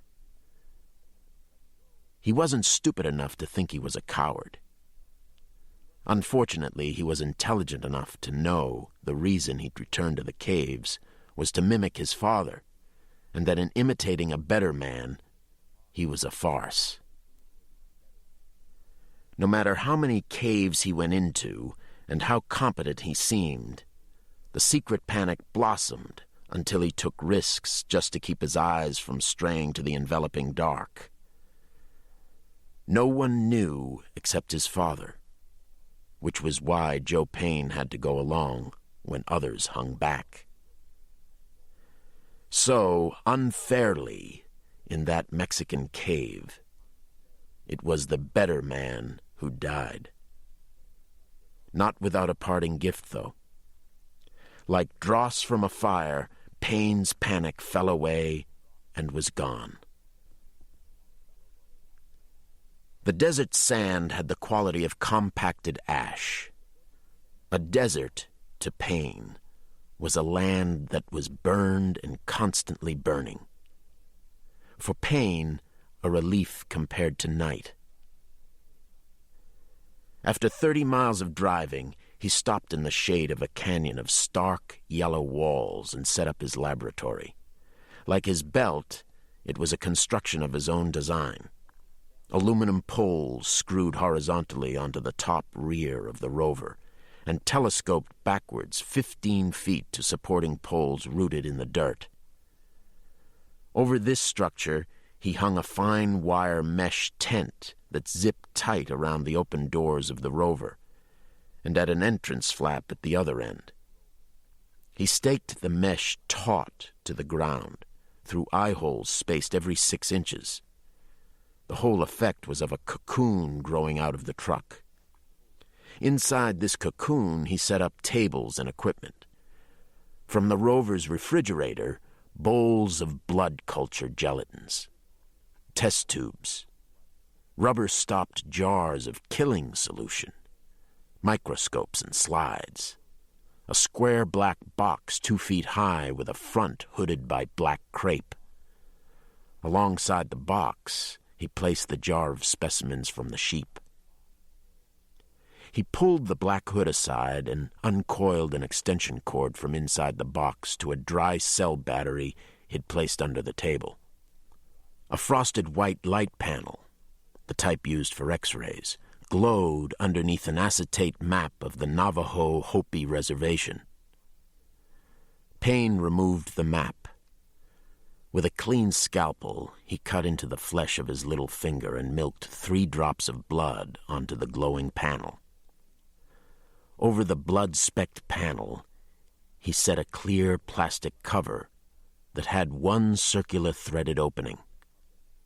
He picked up the specimen jar, shook it gently, counted the fleas at the bottom of the glass, and carefully unscrewed the lid, sliding a paper card between lid and jar. He turned jar and card over and slid the card away as he screwed the jar into the plastic cover. Then he set a microscope over the panel and pulled the crepe hood over the back of his head. Magnified by 20 times, the fleas lurched uncomfortably within the confines of the panel and cover. The heat of the glowing panel, though, spread the rich vapor of an abattoir. Antennae twitched and the hair of their palps stiffened. The sighted dog and carnivore fleas were first to move towards the balloon-like drops of blood. But the blind X. Chiapus and bat flea joined the rush. There was enough for all. Sheaths pulled back from sucking stylets, which plunged into the walls of the blood. At 50 times, the bodies of the fleas were transparent. Payne watched a stream of red flow through stylet, esophagus, and pour into the stomach. The walls of the pharynx and gullet expanded and contracted, pumping the blood in. He studied dog flea, carnivore flea, and X. Chiapus before focusing on one of the 2 feeding bat fleas. A red stream flowed through the stylet, swirled, and flowed back out again into the blood drop. The bat flea was sick, vomiting up its food, dying slowly from starvation. At 75 times, Payne could see why. A gelatinous mass was blocking the esophagus, distending it so that the valve action was malfunctioning, sucking as much blood out of the flea's stomach as it brought in. The second bat flea suffered from the same blockage. Payne unscrewed the jar from the cover and slipped in a gloved hand. He tweezered one bat flea and crushed it in a bowl of blood culture gelatin. The second bat flea he picked up carefully in the tweezers and held over a slide as he squeezed the stomach. A red strip shot over the slide. Payne dropped the flea in a killing solution. He screwed the jar back on the cover. Payne moved to another table that was almost dwarfed by a fluorescence microscope. The microscope had ordinary compound optics built into a sway-backed system of mercury discharge lamp, radiation shields, and ultraviolet filters that flooded the slide stage with blue-violet light. It was an ungainly, hot, and power-draining apparatus, but Chi had insisted on no more communication between Payne and the Navajo labs at Shiprock except by radio, and the fluorescence microscope was a bacteriologic laboratory in itself.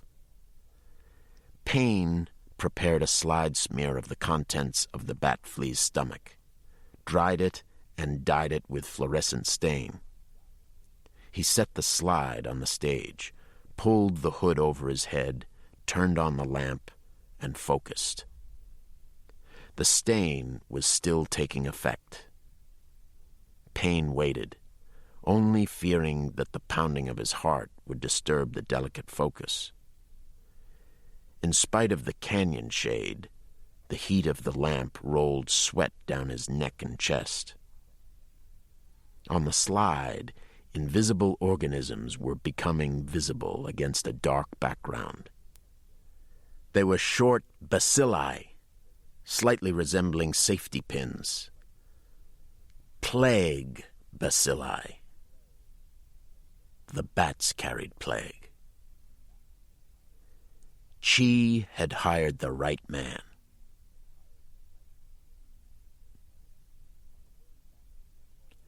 On the way back to Gilboa, having left his wife at her brother's trailer, Selwyn was roaring drunk.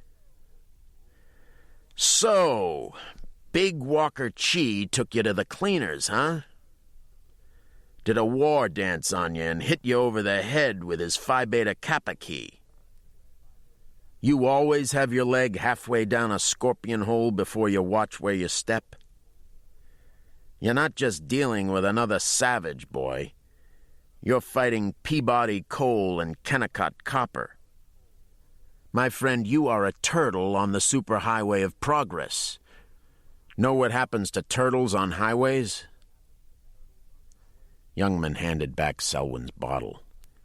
He was feeling a little run over already. "You're right, aren't you, Selwyn?" "Right. I'm right. Watch the road. Bad enough you're drinking my booze. Don't get me killed. You know, Tonto, I can't believe Abner's dead. I think I'll drink to Abner." "I thought you hated Abner." "Me? Never. A wonderful guy. Weird, but still a great individual. Not Quaker, either. Let's drink to the Quakers. Now, goddammit, you stay on the road." Youngman steered the Jeep off the road and between a close-set pair of barrel cactuses. He kept on an angle away from the road while Selwyn clutched the windshield. "Where are we going?" Selwyn shouted. "You want to drink to Abner? We'll go drink to Abner." The Jeep shook as Youngman raced over the stones of the dry wash. Ahead, the land developed those stubby rises of pinon and mesquite trees that Southwesterners like to call hills. The Jeep's speed created a false breeze. "My bladder," Selwyn warned. Youngman wasn't listening. He needed a blast of air in the face and the physical tension of handling a fast-moving vehicle on sliding, exploding rocks without losing control. "Hang on!" "Holy!" Selwyn exhaled as the Jeep flew up a side of the wash and landed on 2 wheels, then 4. Youngman, more relaxed, slowed down as he wended his way through the mesquite trees. Where water was next to non-existent, mesquite was the familiar scruffy bush. But where there was any decent water table, mesquite became a true tree with olive green leaves. Half a mile on, his eye caught the brilliant yellow of palo verde branches through a screen of mesquite, like the plumage of yellow birds. "We going where I think we're going?" Selwyn muttered. The Jeep's trail of dust curled through the hills. Inch-long cholla spikes clicked under tires. To Selwyn, drunk or sober, the desert was a labyrinth. He had never understood why the Hopi weren't a tribe of people continually lost and meandering about in the wilderness. Somehow, to him, Youngman picked out one rise of palo verde trees from all the rest. "Bring your bottle." Youngman stopped the Jeep. "I always hated that son of a bitch. You know that." "Come on." They leaned against each other and stumbled up through the trees. Youngman remembered that he should have brought something, a bowl of cornmeal or a candy bar for Abner's spirit to eat. Selwyn tripped. "You can make it," Youngman said. "Look, if I could walk, I'd be going in the other direction." Youngman put Selwyn's arm over his shoulders and half carried him up the slope. They ducked the low branches and waded through poppies, while Selwyn's curses grew in intensity. A real wind came up. The trees bowed.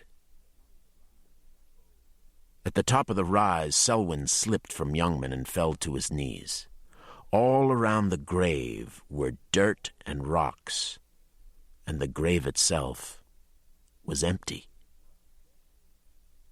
"He's not dead," Selwyn said. "I knew it. The bastard rose." Youngman walked around the hole. Not even the winding sheet was left. "He's dead. Somebody dug him out." "I don't see any shovel marks or any footprints. He came out. I told you he was a witch," Selwyn moaned. "A grave robber doesn't have to leave his name. It was those bastards up in the mesa, Abner's old friends. Or that Pahan who tried to get at Abner before, Payne."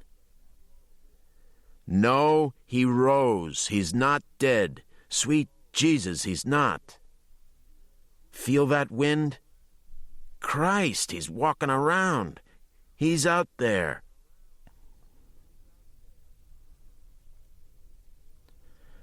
"Michael, row the boat ashore.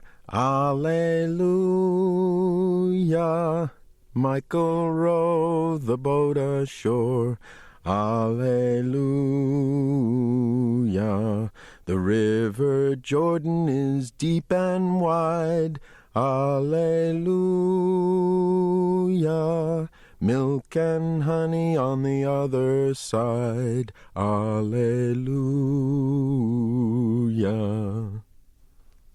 The song mixed with the sounds of tin plates and utensils being distributed, and the sizzle of hamburger patties in the campfire. John Franklin directed his choir with a cigarette. The campers sat on bedrolls. Their silhouettes cast by the fire wavered over the side of the van. "Excellent," Franklin applauded. "Wasn't that excellent, Miss Dillon?" Anne mustered a faint smile. "My voice isn't what it used to be." One of the ladies tried a high note. "I'm hungry. That desert air sure does it to you. George, you'd be hungry underwater." Anne passed out potato chips and rolls. Since they'd started out from Gilboa, her pious charges had yet to help with the cooking or cleaning up. As long as they doled out some money to the reservation, she reminded herself. "You can do your own toasting. I sure like my burgers rare. Is that coffee ready yet? Gee, it gets nippy here at night, doesn't it?" "Rough it, Henry," Franklin said, a moment before Anne answered with a phrase that sounded vaguely the same. "Hey, will you listen to that?" Everyone fell silent. Anne had set up camp in late afternoon in an area that had seemed comfortably closed in by bouquets of ocotillos. The night dissolved the ocotillos, while the fire brought closer a grim ring of saguaro cactus. A call trailed over the desert. "An owl," Anne said. "They roost in holes in the cactus." Mrs. Franklin continued to stare into the dark. She hadn't recovered from the sight of that old Indian they found dead the day before. She had seen dead folks before. Lord knew she'd made enough calls to hospitals, but that was dying like a person. That Indian had died like some animal, well, like a pigeon in a gutter, she thought. Such things shouldn't happen. And the desert bothered her. The starkness disoriented her. She was accustomed to the soft clouds and stately green trees of her Minnesota lake country. In contrast, the desert was a graveyard, and the saguaros were like tombstones. "It is beautiful," she lied. "Do we have any more wood for fire?" "Leave it alone, Claire," one of the other wives answered. "It's romantic." "Don't be a dude, Claire." "I'm still cold," she said. Anne walked away from the camp in search of wood. She didn't expect to find any, not even a greasewood tree. But after a day of driving in a crowded van, she was happy to be alone for a couple of minutes in the dark.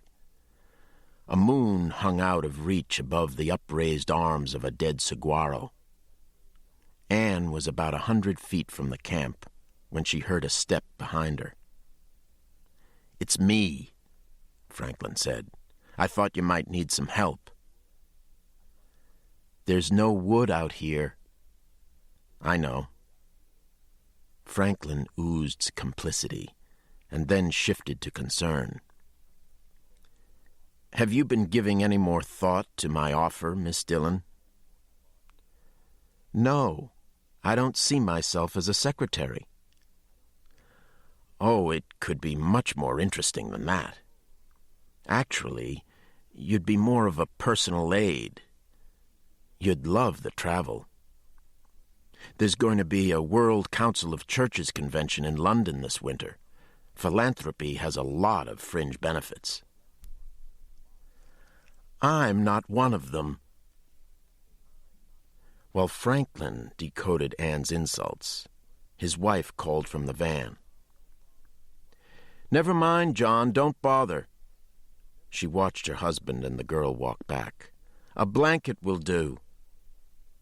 At the fire, Anne served up hamburgers and dished out beans from a pot resting in the center of the coals.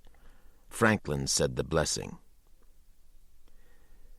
"Miss Dillon," said the hungry man called Henry, "I can't help thinking about that deputy we ran into. Are all the Hopis as unfriendly as that? It seems to me, after all the work you've done for his people, that he was less than grateful.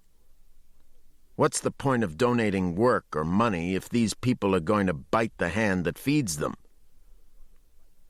Between bites, there was a general echo of agreement around the campfire. "I don't think foundations can depend on gratitude," Anne said. "We all certainly know that," John Franklin remarked.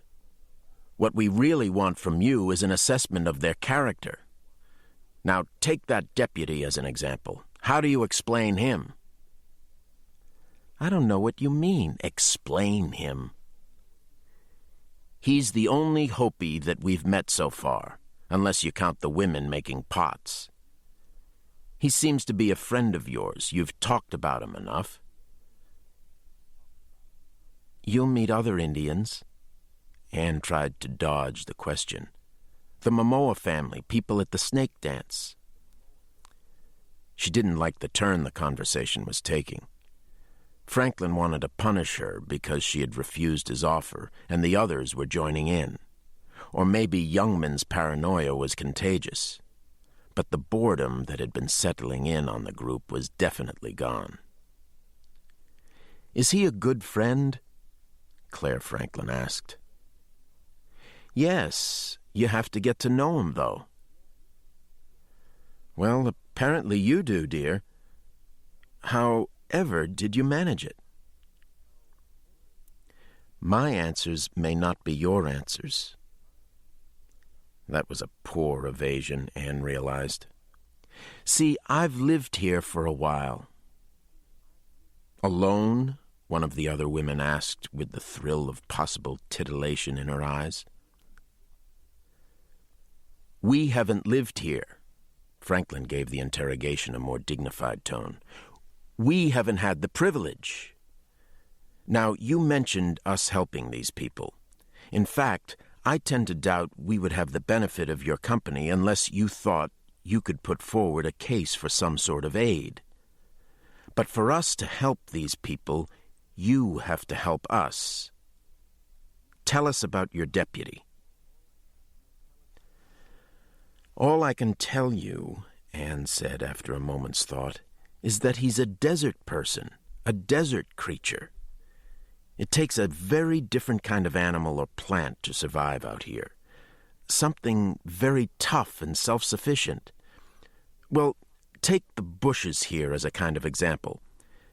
They grow wide apart from each other, and one of the reasons is that each bush spreads a poison around itself that will kill off another seedling. It has to be that way, because if the bushes grew closer to each other, there wouldn't be enough water for either." "He sounds more like a scorpion the way you describe him," Franklin said. Anne looked at their silly food-stuffed faces. Any appetite she had had for their company was gone. She dropped her empty plate to the ground. "I'm going to catch the weather report." As soon as she was in the van, she closed the windows to shut out the sound of their voices. Her fingers reached for the radio and then left it silent. "You think there's something going on between our Miss Dillon and that deputy?" Henry's wife wondered aloud. Anne stared through the windshield. Was Youngman like that? As impossible to approach as she had said? Was killing love a form of self-preservation? "I hope it doesn't rain tomorrow," Claire Franklin sighed. "A day in a van is not my idea of a vacation." "It might rain tonight. Hear the breeze?" "Pass the ketchup, please." "I can hear it, but I don't feel it." Can you imagine Miss Dillon and that deputy? Why didn't you and Miss Dillon bring back any wood, dear? It sounds like wings, actually. There's nothing like a hamburger cooked out of doors. You know, she was pestering me about that donation. We have enough people who need help closer to home. I still don't see the ketchup. Look at the moon. I don't see it. That's what I mean. It was there a second ago. Never mind, I found the ketchup. Just keep your hands off her, John. That's all I'm going to say, Claire Franklin whispered. Listen to that! Oh! Mrs. Franklin jumped to her feet and swung at the air. A bat! I didn't see anything. For heaven's sake, dear, Franklin was disgusted. It isn't gonna nest in your hair. That's an old wives' tale. Henry pitched the ketchup bottle aside. I don't know. Maybe that means they only bother old wives. There's another. Claire ducked. All right. Franklin stood up holding a blanket. Show me. A muffled sound streaked over the campfire. Claire Franklin swayed, her hands up to her head. She took her hands away. A gouge ran from her left eyebrow to her right temple, and from the wound over her eyes ran a sheet of blood. "John!" she screamed. "Help!" Franklin swung the blanket and stumbled as something like a fist hit him between the shoulder blades. He felt teeth slice into his back. "John!" Henry, like the others, didn't understand what was happening. "John, boy, what's the matter?" Then the sound, first like a scattering of dry leaves, then like a tide rushing over steps, poured over the camp. It spread and blanketed the camp. 10, 20 bats on a body, hundreds swirling overhead. "Maud!" Henry pitched on the ground, 2 bats on his neck, and watched one rip open his hand. Beyond was his wife on one knee, screaming in a coat of bats. A bat fixed on her cheek. Another bat landed on the ground. It drew up its wings and scuttled towards Henry like a spider. The ground was covered with running bats. Claire Franklin rose from the ground, a statue in red. Another figure, seemingly 2-headed, ran through the fire. Franklin and another man spun like maddened dancers. "Here!" Anne shouted from the van door. Henry staggered against the door, closing it. He leaned against the van even harder as others tried to push him down or pull him away, climbing over him and each other. "Get back! Let me open it!" Anne shouted from inside. They didn't hear her. She heard them, shrieking. Anne had never seen such huge bats before, and, since the campers had stopped fighting the bats to fight each other, the bats swarmed over them at gross leisure. The efforts of the campers became grotesque, as if they were swimming in slow motion. Swimmers no longer identifiable one from the other, just screams and gaping eyes and a hand that smeared blood over the window. Anne kicked the door open. 2 figures rushed in, and the second slammed the door shut and locked it. "The others!" "Shut up!" Franklin pushed her away. The others beat on the windows, but futilely. A combination of horror, confusion, and loss of blood started to take its effect. One, a woman in a coat of bats, clutched her left arm and toppled backwards. In a second, her face was covered, smothered. "We have to let them in," Anne struggled against Franklin. "And let the bats in? Are you crazy?" "You can't let them die." "You got us into this. Help me hold her, Henry." A wet forearm reached across Anne's throat. At first, she thought they were strangling her, but they were only pulling her into the back seat, away from the door handle. Claire crawled under the van to scrape the bats off her back. A steady stream of bats slid under the vehicle after her. Another figure knelt, hands in prayer, arms and body under clusters of bats. Finally, the screaming subsided, overlapped by the scuttling of claws on the roof of the van, and by the cries of the bats, too high-pitched for human detection, but a subtle, incessant pressure on the consciousness. Franklin started the motor and turned on the headlights.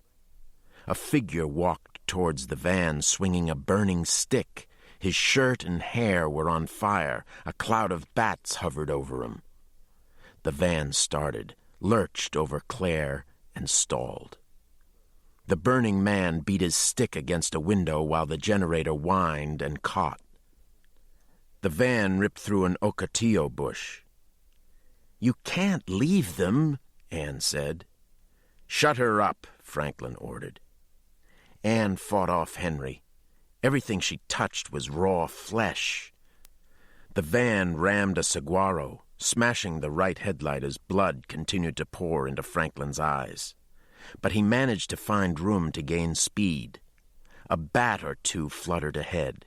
He pushed the accelerator to the floor mat, dodging the tall saguaros and running over smaller cactus and bushes. By chance, he found the dirt road Anne had taken to the campsite. The road was uneven but straight, and the van rocked at 60, outdistancing the last of the bats. "Thank God," he thought over and over again. "Thank God." For half an hour, Franklin raced after the beam of his single headlight. Henry had lapsed into shock, while Anne numbly let her head loll with the weaving of the van. In the middle of the nightmare, she wanted no feeling. Franklin glanced at her through the rearview mirror. "I'll do the call on the radio," he said. "There's no radio. It's back at the camp. Everything's back there." "The least you can do is give me a cloth. I'm still bleeding." "Then let me drive. I know the road."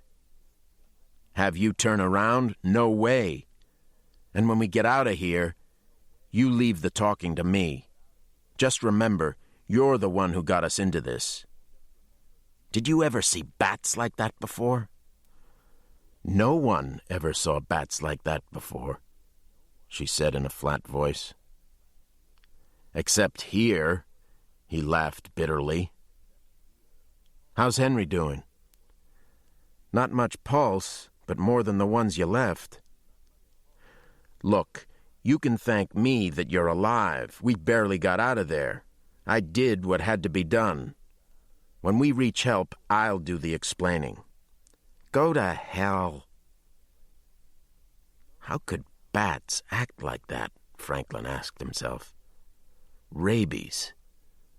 The girl didn't have any medical supplies with her, and, besides, she wasn't bitten.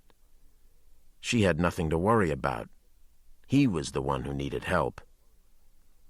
A white rag of cloud hung in the moonlight. Franklin kept wiping blood from his eyes. The road was disappearing now under stretches of wind-blown sand. A mesquite tree slapped at the windows. "You don't know the way," Anne said. "You have to let me drive." "I'm the one who may die," he blurted out, and hearing the words in his mouth became aware of the chill creeping through his body. He didn't think of the night air or of lower blood pressure, only of the rank clamminess and a smell something like ammonia. The tires skidded on sand. "Watch where you're going," Anne warned. She leaned forward. Franklin was breathing noisily through his mouth, and his eyes were glassy under red lids. "You're going into shock. You have to pull over. Do it slowly." Clinging to the wheel as if to life, he concentrated on overtaking the single beam of light which was narrowing and turning red. "Slow down," Anne spoke deliberately in his ear. "You have to let me take the wheel." As Franklin had lost the power of speech, he concentrated all the more on the ruby shaft of light. It glittered with night insects, with wings and eyes, with warm promises. Incredibly, he was overtaking the light. The red road expanded and welcomed him. "I'm going to take the wheel now." Anne reached over his shoulders. As her forearm touched his collarbone, his shirt stirred, and a bat raised its head from the damp burrow it had made in Franklin's chest to give Anne a scarlet grin. The road curved. The van went straight, shearing off 2 giant saguaros at the base and plowing through tamarisk trees before it hit a dune and rolled on its back. Chapter 4. Isa Loloma felt cold. He was in the months of the hawk moon, and snow was covering him. The snow fell on his eyes and on his brain, and between his ribs onto his heart.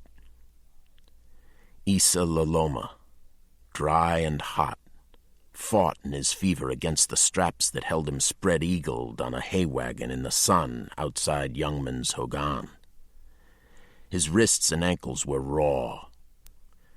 On his shoulders, the back of one hand, and, worst, on his neck, were bulging reddish buboes. Lymph nodes become swollen moons of disease around which the rest of Isa's life would gravitate. His parents were in the hogan. "I went up in the morning like always to get him." Richard Loloma twisted the brim of his hat. "Sheep was all dead. I figured a cat got at him. The boy was okay except for some scratches and acting crazy. We put him to bed, but he went and got a fever and those bumps. So we come in to see Abner.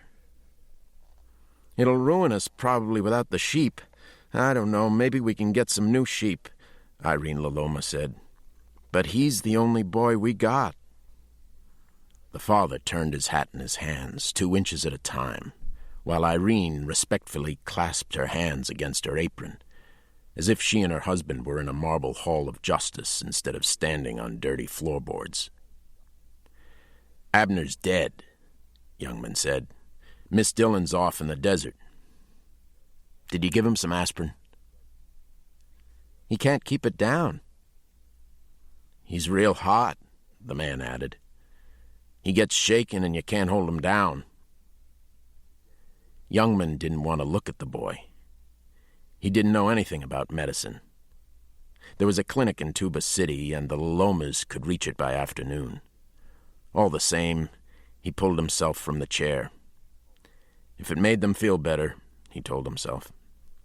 "You'll check him out?" the woman asked. Yeah. He was hungover from Selwyn's bad whiskey, and the white sun hammered on his forehead. Youngman stood by the hay cart squinting when he saw the boy's sweat and the glossy pink swelling on the boy's neck, and then the lines of Youngman's face went flat. The boy started shaking and straining, twisting like a bow until only his shoulders and heels touched the cart. His mother reached to comfort him. "No," Youngman said. "Get back." "Why? Don't touch him. Don't get within 5 feet of him. Go to the trading post and get some blankets. On the way back, go to the freezer.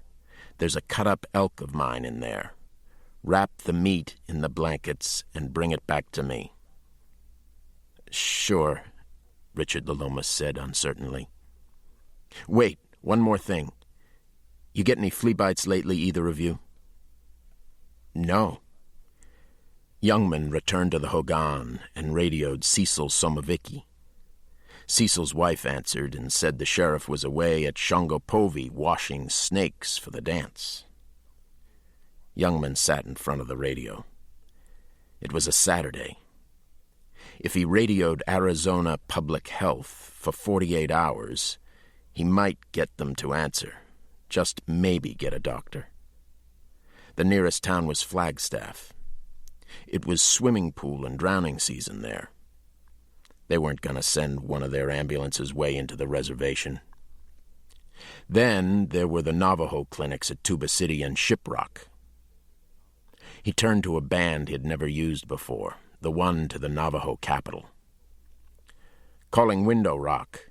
This is Hopi Deputy Duran calling Navajo Police. Come in, please." "This is Window Rock. Did you say Hopi? Over." "I'm at Gilboa. We know where you operate from, Duran. I have a possible case of bubonic plague here." An hour later, a white Navajo Air Beechcraft, 8-seater, trimmed in blue with a yellow Navajo sun on the tail, taxied directly in front of the hogan.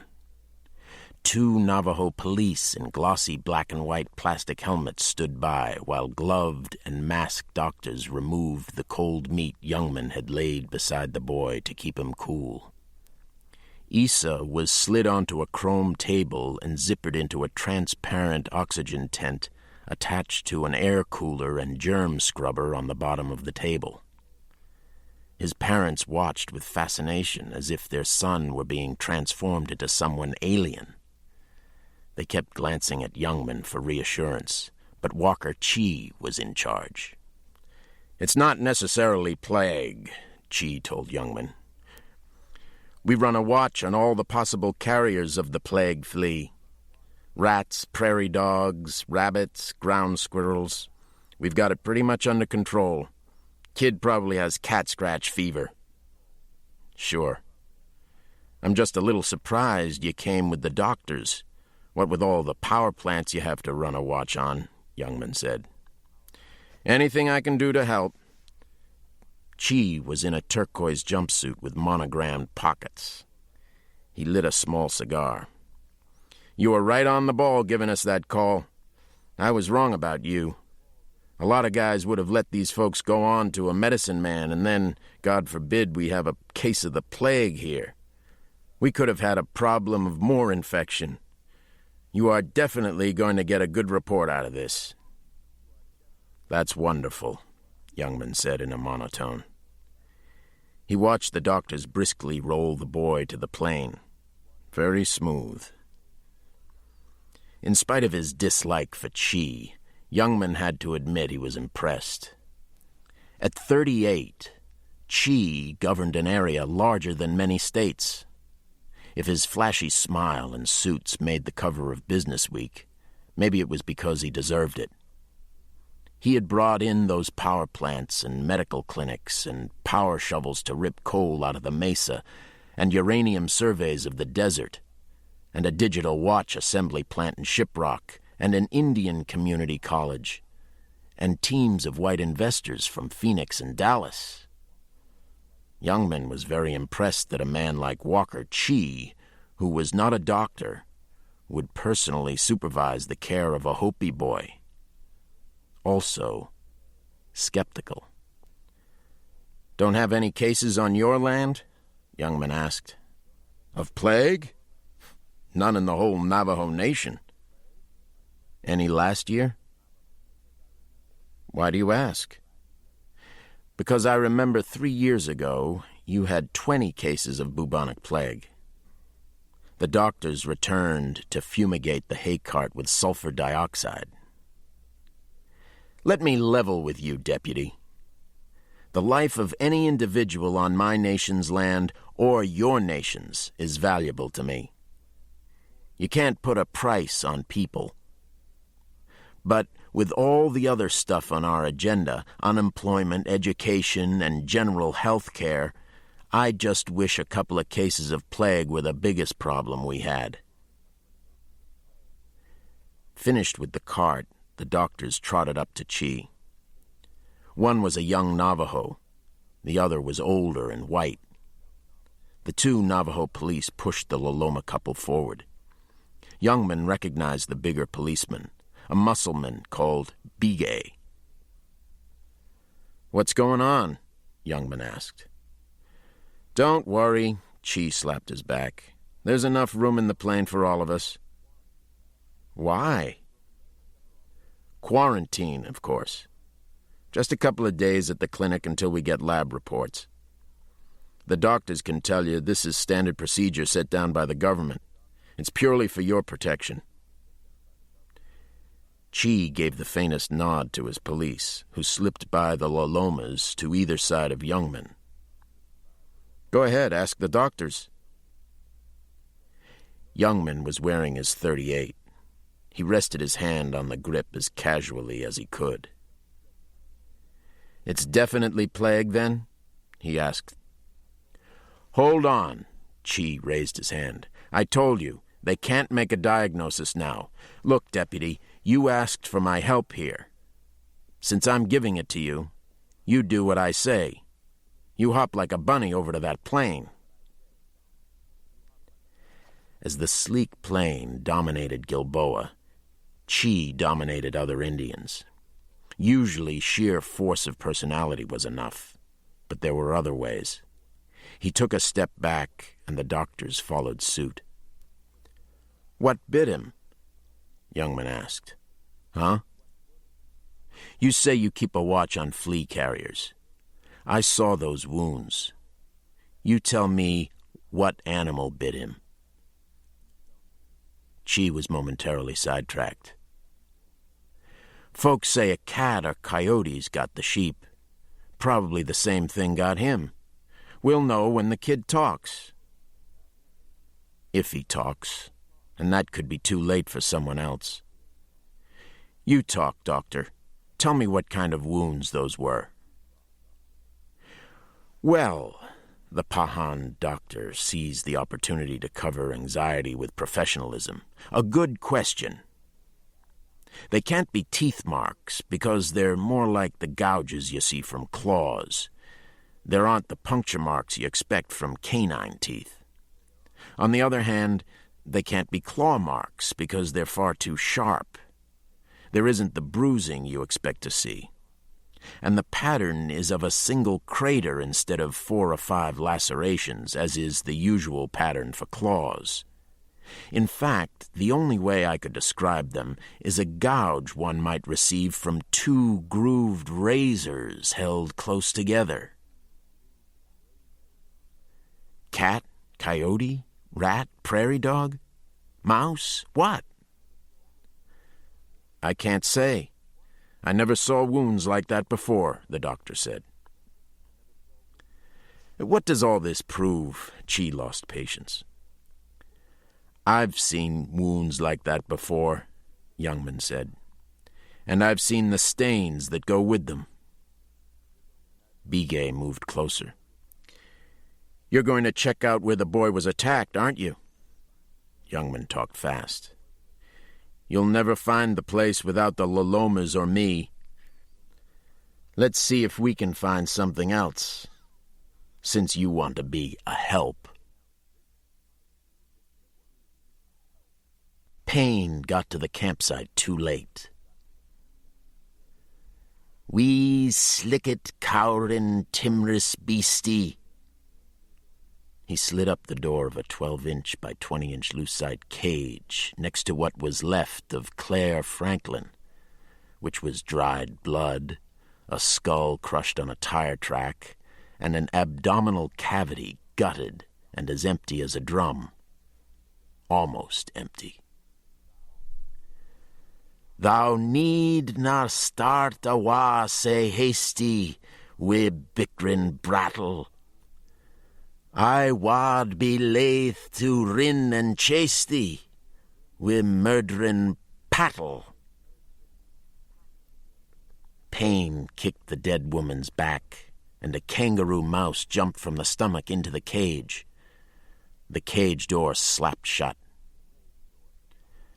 The rest of the 3 corpses were as badly mutilated by scavengers. The effect scavengers created, it always seemed to Payne, was an after-the-party air. Bits of skin and clothes were strewn here and there in the dirt like torn streamers. Bodies, a coffee pot, hamburger buns, and marshmallows scattered in weary repose. Only flies and ants still at work, and a horned toad waiting for the ants. A scene for Dürer, he thought. He opened a Coke from the camper's food chest and sat down. "The reason I've asked you here, the topic for today is, what do you think of death? You're all worn out, I know, but it's more than likely you have some constructive insights. Group therapy may be new to you. It's not to me. So I will lead this session. A topic we might begin with is whether from your vantage point you see death as a mere continuum of life, whether you see yourselves as now existing in part, at least, as a vulture or a prairie dog, a communion of flesh in the Catholic view. I realize people hate to talk about it.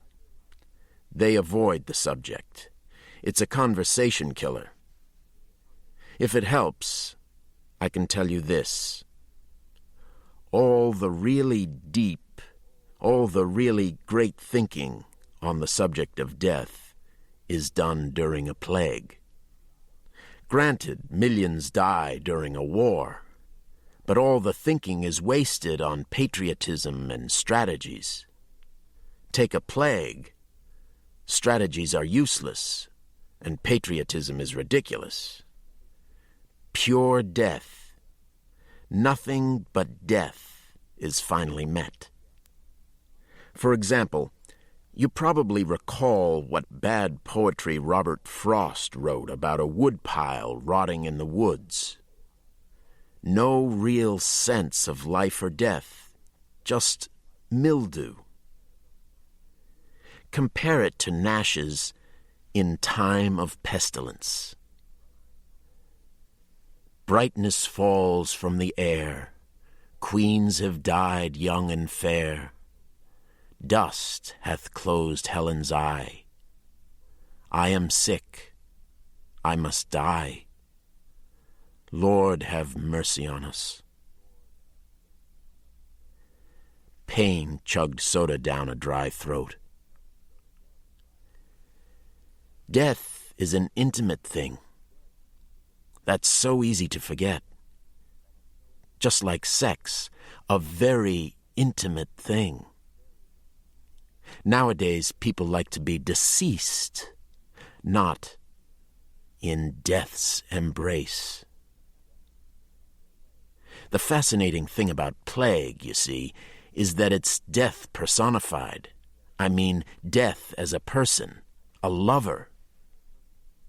There was a case reported in a journal of the plague year of a dying man who ran through the streets of London kissing pretty girls, deliberately infecting them, killing them. People said he was mad. It's my opinion, however, that at the time he was running through the streets, he had given up his soul, and he was death with 2 legs and 2 lips. I think you're beginning to understand. Plague is a kiss. Without that kiss, that flea bite, plague dies. Now that's the amazing part. Death can die too. Yes, love makes us all vulnerable.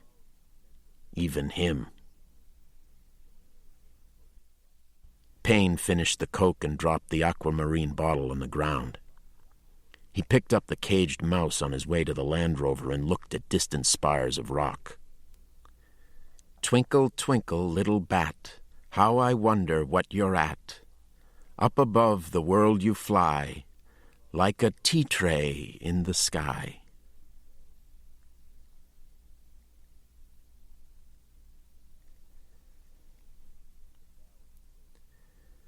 The Bell UH-1 Iroquois copter rattled 50 feet above its shadow as metal pipes rained down on the dead sheep. The center of each pipe was baited with meat. The open ends were lined with insecticide. "Don't see those ammonia stains you're talking about?" Walker Chee surveyed the carcasses through binoculars. "We're not close enough. Go down," Youngman yelled over the engine noise. "Not on your life." The copter peeled off into a wide circle. Inside, the patrolman rolled canisters to the bays, and as the copter passed over the sheep and Issa Laloma's truck again, Bigay dumped more poison, bags that exploded on contact with the ground in a dust of cornmeal spiced by a lethal anticoagulant called warfarin. "I have a meeting with Piggott at my office in 1 hour. Let's step on it," Chee told the pilot. "I can show you the same bites and stains on the horses in Joe Momoa's corral," Youngman said to the doctors. "No," Chi answered. "Whatever attacked the boy and the sheep attacked the horses." "Says you." "Then what attacked them?" Youngman pointed back at the receding hill. "A cat goes after a flock. It picks out one sheep. Coyotes'll scatter sheep over Kingdom Come. That's 80 sheep back there, slaughtered." "Duran," Chi shook his head, "you see one sick kid and you scream plague. You see some dead sheep and horses and you say it's a mystery. We've been dealing with plague control for years. We've done it with the Indian Bureau and experts from the Center for Disease Control in Atlanta. Plague is spread by rodent fleas. Any rodent within miles of that hill is as good as dead now. We know how to handle this problem if you'll just let us get on with it. Those sheep weren't killed by prairie dogs." "But plague is spread by rodent fleas. Get it through your head, Deputy. I haven't got time to check out every vulture lunch you find." "Because you got to get back to your whites." "Right. Because it was the White Oil Company that gave us this helicopter so we could dust those sheep for you. Because it's the white utilities give us satellite pictures to help our irrigation program. Yeah, you figured it out. Because in spite of you people, I'm going to bring some money into red hands. If you don't like it, you can always step outside." Chi lit a cigar for his grin. "You're scared, Duran. You're scared of anyone successful, especially another Indian. I could show you some computer technology we're setting up at the clinic that would knock your eyes out. But I've changed my mind. I'm not going to have you pestering the doctors. Besides, this desert is quarantine enough for you. Just wash yourself down with some green soap and burn your clothes before you go near anyone. I can't help you." Chi settled back, listening to the jet's whine and the rotor's strokes, a rider secure in his element. Youngman watched the ground.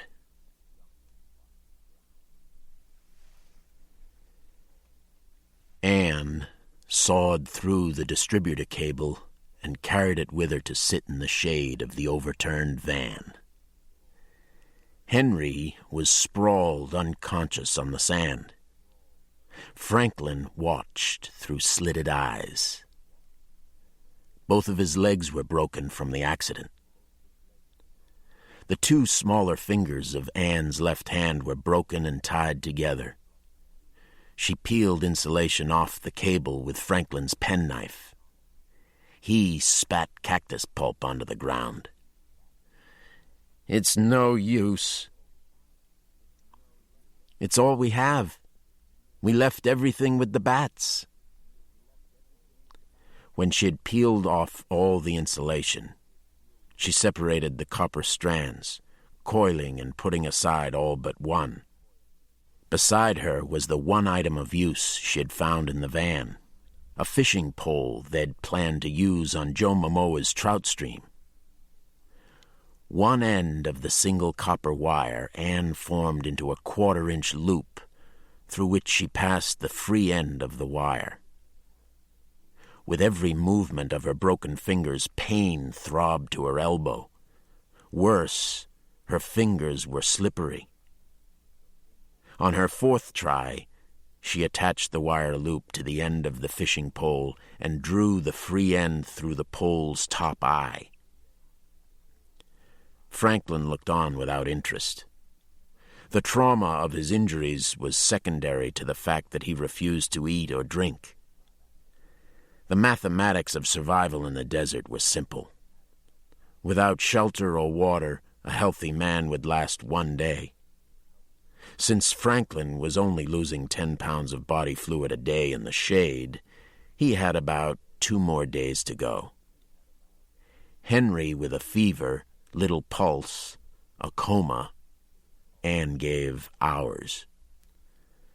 "Pray for me," Franklin asked.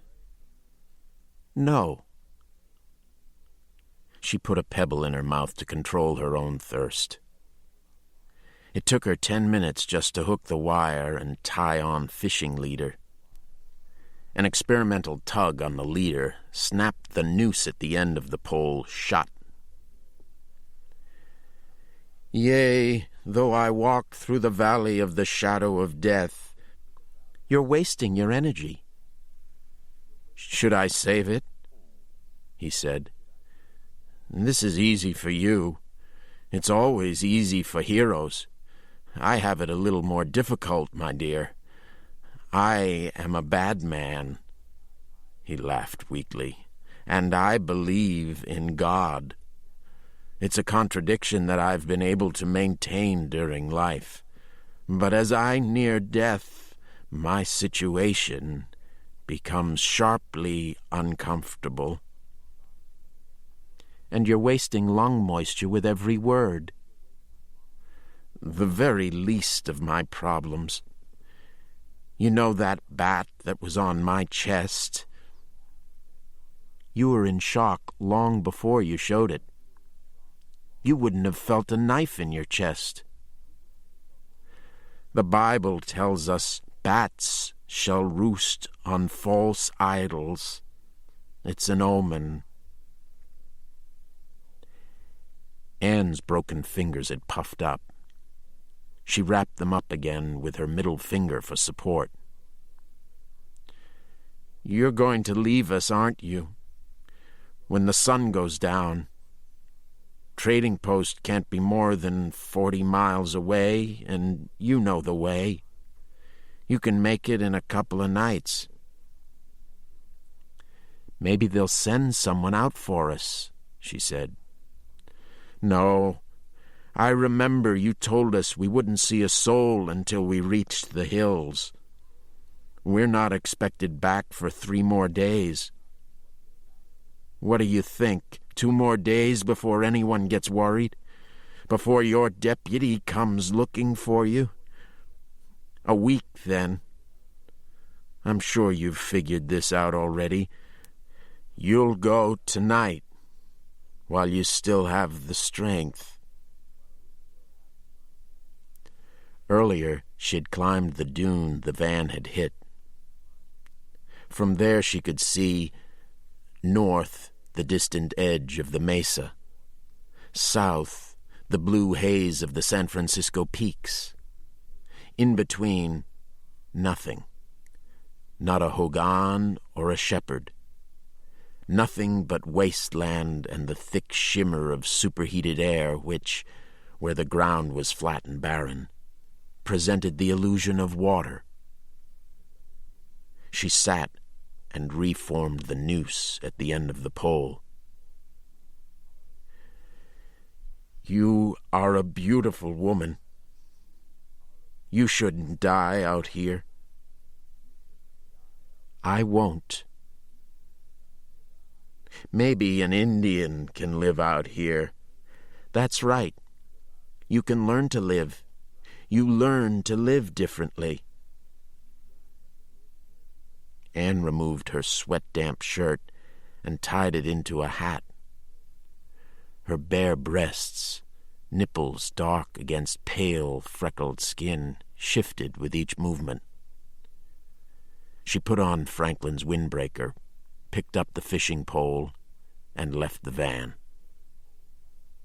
50 yards away by the shallow gully of a dry arroyo pitted with burrows, she stopped and waited 10 minutes until her presence became part of the arroyo along with a beetle climbing over minuscule boulders and a nose that repeatedly sniffed the air before emerging as a mouse on the run. Upside down, a spider traveled seemingly on air from one side of the gully to the other. A Chihuahua whiptail lizard as long as Anne's finger dug for scorpions. She felt the sun's hands on her back, a ball of sweat running down between her shoulder blades. The colors of the desert, when one spent enough time looking at it, were the colors of a woman.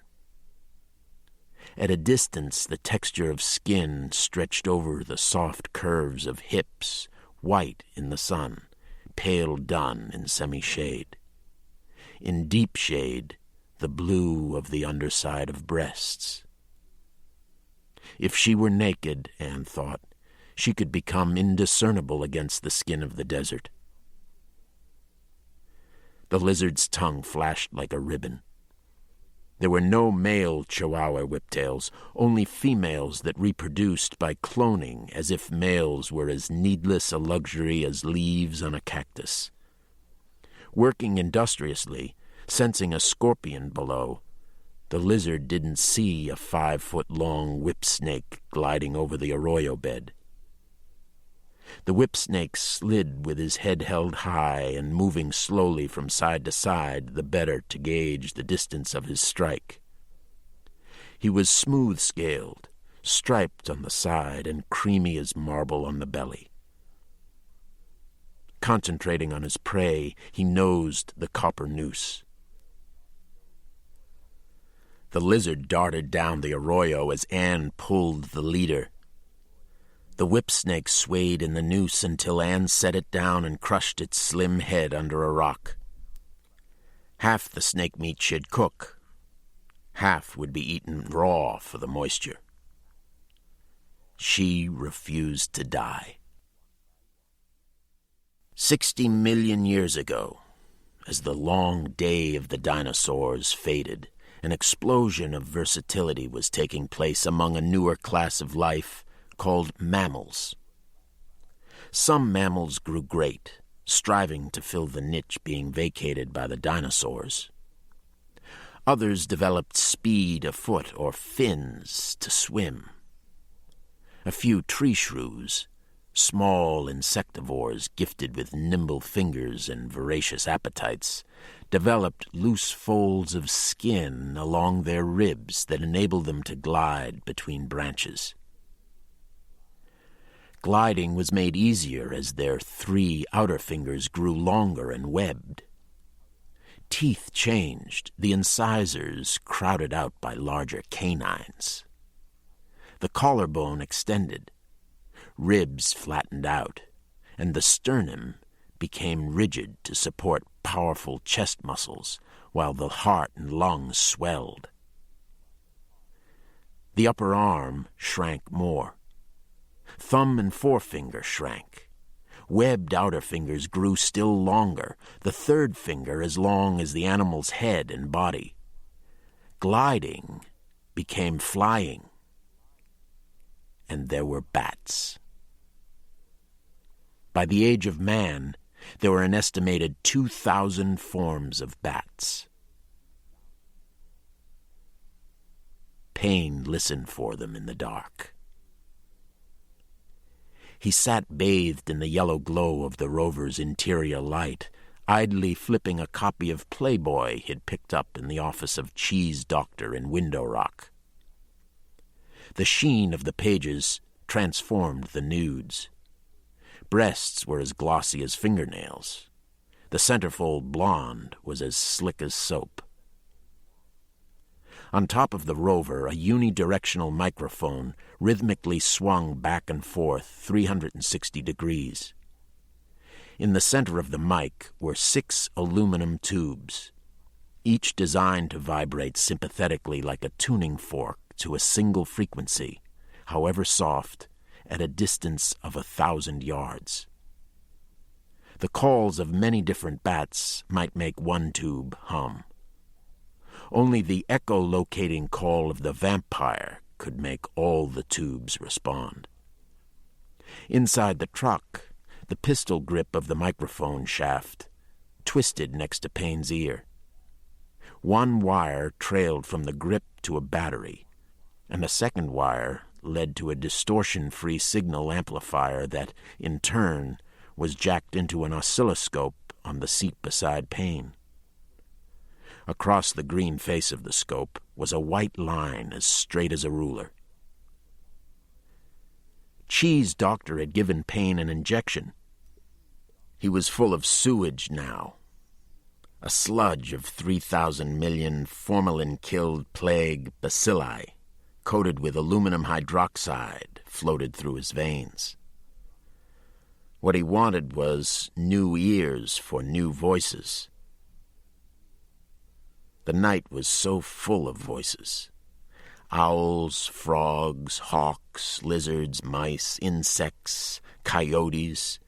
The entire desert was a reservoir of mews, barks, howls, and screams, cries heard and unheard, which was why he had to use the oscilloscope, because human hearing ended at the meager frequency of 20,000 cycles per second.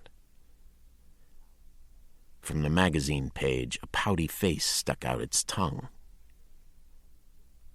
Animals adapted in different ways to survive. In humans, adaptation was outwardly evidenced by the size of the skull and sexual apparatus.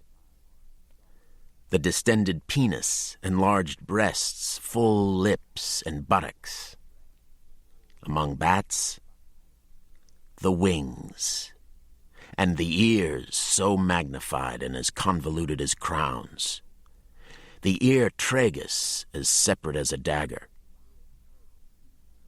A cochlea wound round like a seashell and interlaced by muscles that allowed the ear to hear the echo clearer than the call, a call that could go to 200,000 cycles per second, 10 times the range of man. Touch was what most mammals relied on in the night, when colors changed to shades of gray. Rodents packed themselves into the security of close burrows. Humans groped, hoping for the feel of soft skin, surrounded by fantasies and limitations, blind in the dark. Payne put the magazine aside and smiled. Jezebels, Oche would have said. Every day until his death, the Mexican was either kneeling in prayer or pressing religious tracts on the other members of the team. After his death, Oche had his revenge. High in the Sierras, hill Indians had vandalized Payne's truck, and he lost his personal library of Milton, Shakespeare, and Lewis Carroll. All that was left was Oche's New Testament, a well-thumbed copy with the most horrific judgments and prophecies thoughtfully underlined. It was Payne's only reading matter for the next 6 months. All of Revelations was underlined. St. John the Divine howling in the wilderness, stuffing the luggage of future madmen. They have as king over them the angel of the bottomless pit. The rest of mankind who were not killed by these plagues did not repent of the works of their hands. Better the chains of Marley's ghost than Oche's book, Payne had thought more than once, though there were parts he did find interesting. Then I saw an angel standing in the sun, and with a loud voice he called to all the birds that fly in mid-heaven, "Come, gather for the great supper of God, to eat the flesh of kings, the flesh of captains, the flesh of mighty men, the flesh of horses and their riders, and the flesh of all men, both free and slave, both small and great." The oscilloscope shivered and cast a print of white dots. Only one microphone tube was responding. A wrong print. The Arizona sky was full of small insectivorous bats.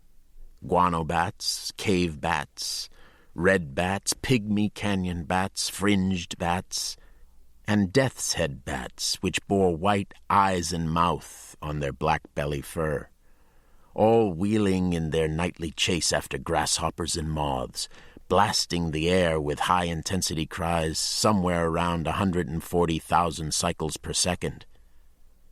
The sensitive tubes of Payne's microphone would tremble sympathetically at 73,000 CPS, because the larger vampire bats were whispering bats, sending out low-intensity cries, not through their mouths, but through their nostrils, like breath. The microphone continued its steady sweep. The oscilloscope line returned to level.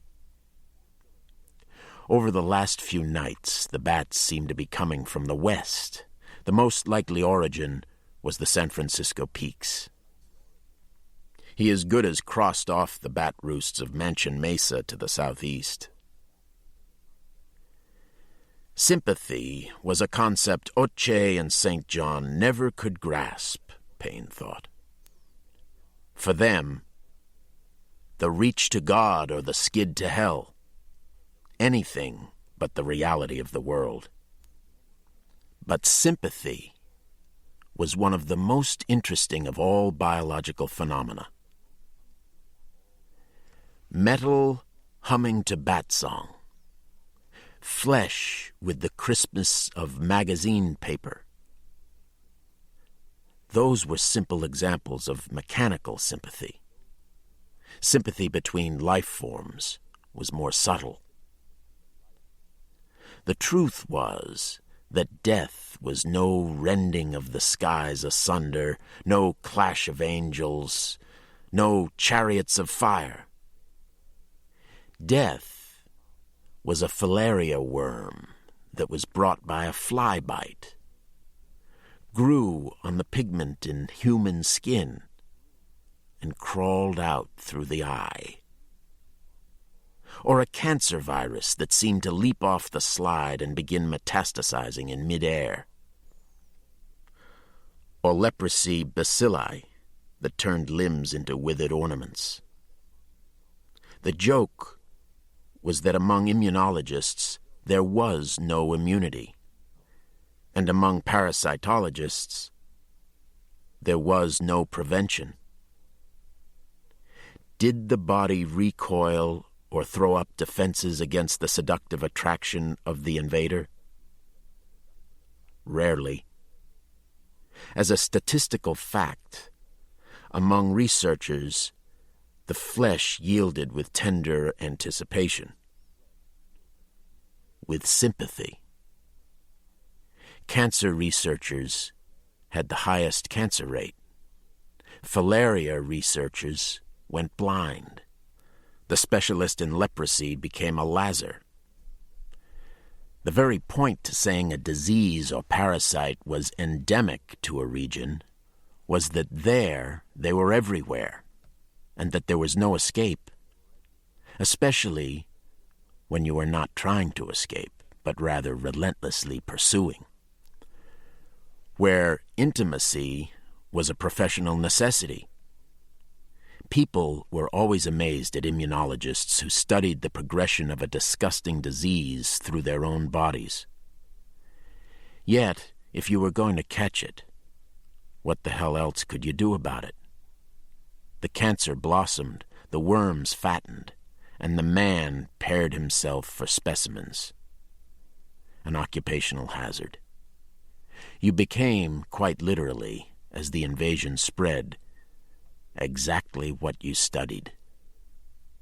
Which is why, Joe Payne used to point out in Mexico City, we're so damn clever. The oscilloscope line trembled, just barely. Payne watched the microphone's rotating shaft and the needle turning in the compass. The oscilloscope line was flat, shuddered, and was flat again. A tremor, not even enough for a print. Payne tapped the compass nervously. We're so clever, Joe Payne used to say, because our subject is rabies. We picked one with a cure. Which was about the only mistake Payne could remember his father making, because the subject was bats. His head jerked. The oscilloscope line was flat, flat, flat. A tremor. Flat, flat, flat. A print. a faint one of low intensity slashing down an octave with 3 harmonic streaks. From the west, according to the compass. Inside the stationary sleeve of the microphone shaft, micro switches rode over cams. 4 idents set the revolutions of the shaft. He twisted the sleeve 1 click to an arc of 180 degrees, running west from north to south. On the oscilloscope, the prints were slightly stronger and twice as frequent. Those would be the lead females, casting soft, regular, searching whispers ahead of the main group. About 800 yards off, he estimated, and traveling about 20 miles per hour. On a clipboard map, he noted the direction and time of contact. Despite the cool night air, he perspired. Most bat prints were graceful shadows shaped like bells or diamonds. The voices of vampires were ragged, almost human. More bats came within range of the microphone. Northwest, he decided, and twisted the sleeve another click, cutting the arc to 90 degrees. The oscilloscope line was shivering almost constantly. They were coming right at him.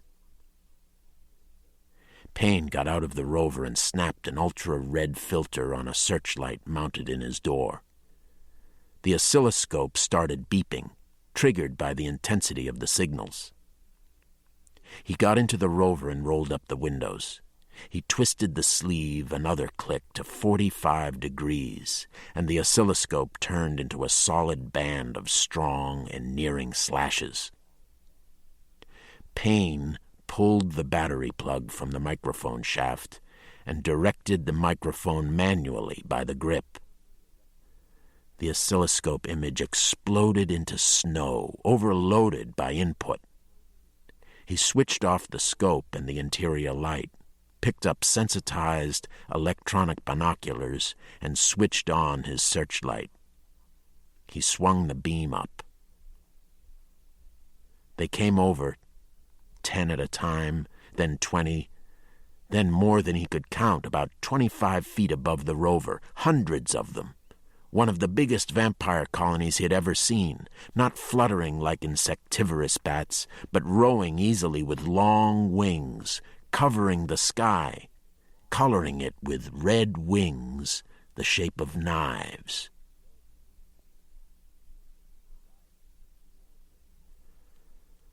The rider steered his heavy motorcycle down the mountain road. The road was bad, half the time on the edge of a drop, and if he hadn't known it as well as he did, he would have been reduced to a crawl in the dark. He maintained speed as much from fear as anything else. The lip of the road, weakened by rain, crumbled under his tires. He straightened out and downshifted. He was happy to have to concentrate on the road, and when he reached a point where it was almost totally washed out, he skillfully gunned the bike up the inside bank until he reached good road again. He was lucky, he told himself, luckier than his brother. Someone had had to stay out by the corral at night to shoot whatever was attacking the livestock. His brother wanted to go and try out his new .30-30, which he took with a pump shotgun, 2 remote control lamps, and a bedroll. His brother never fired a shot. At midnight he staggered in the kitchen door, bleeding from his head to his boots and screaming, "Bats!" which was crazy. And he was luckier than his folks. The old lady took sick first. The old man had to tend both, and then the old man took sick. None of which had to be serious if the storm hadn't come along and knocked out the phone line. Jesus, how many times had he told them all they should have a radio at the ranch just in case? Maybe 1,000,000. If he didn't get a doctor in time, it was going to be their fault. A little planning went a long way. For one thing, the whole damned road had to be repaired. graded some places if they intended to get trucks up for the piñon harvest. He'd probably have to run everything for a while.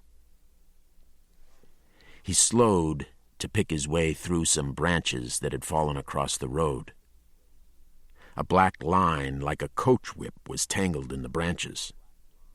He stopped and twisted the bike's handlebars, swinging the beam until he found a telephone pole on the outside edge of the road. The line was the telephone wire. He walked his bike to the pole and opened his engraved leather saddlebags. He really was lucky, but luck didn't mean a damn thing unless you were prepared. Inside the bags were the line repairman's lamp helmet, gloves, belt, and phone he'd taken when he quit Southwest Bell. It wasn't stealing. Everybody took things. Nobody was going to quarrel if he saved a few lives. He strapped on the belt and helmet, tried the light, which was faint but good enough. Eagerly he climbed the pole stakes up to the disconnected wire. On top of the pole, he had his first misgivings.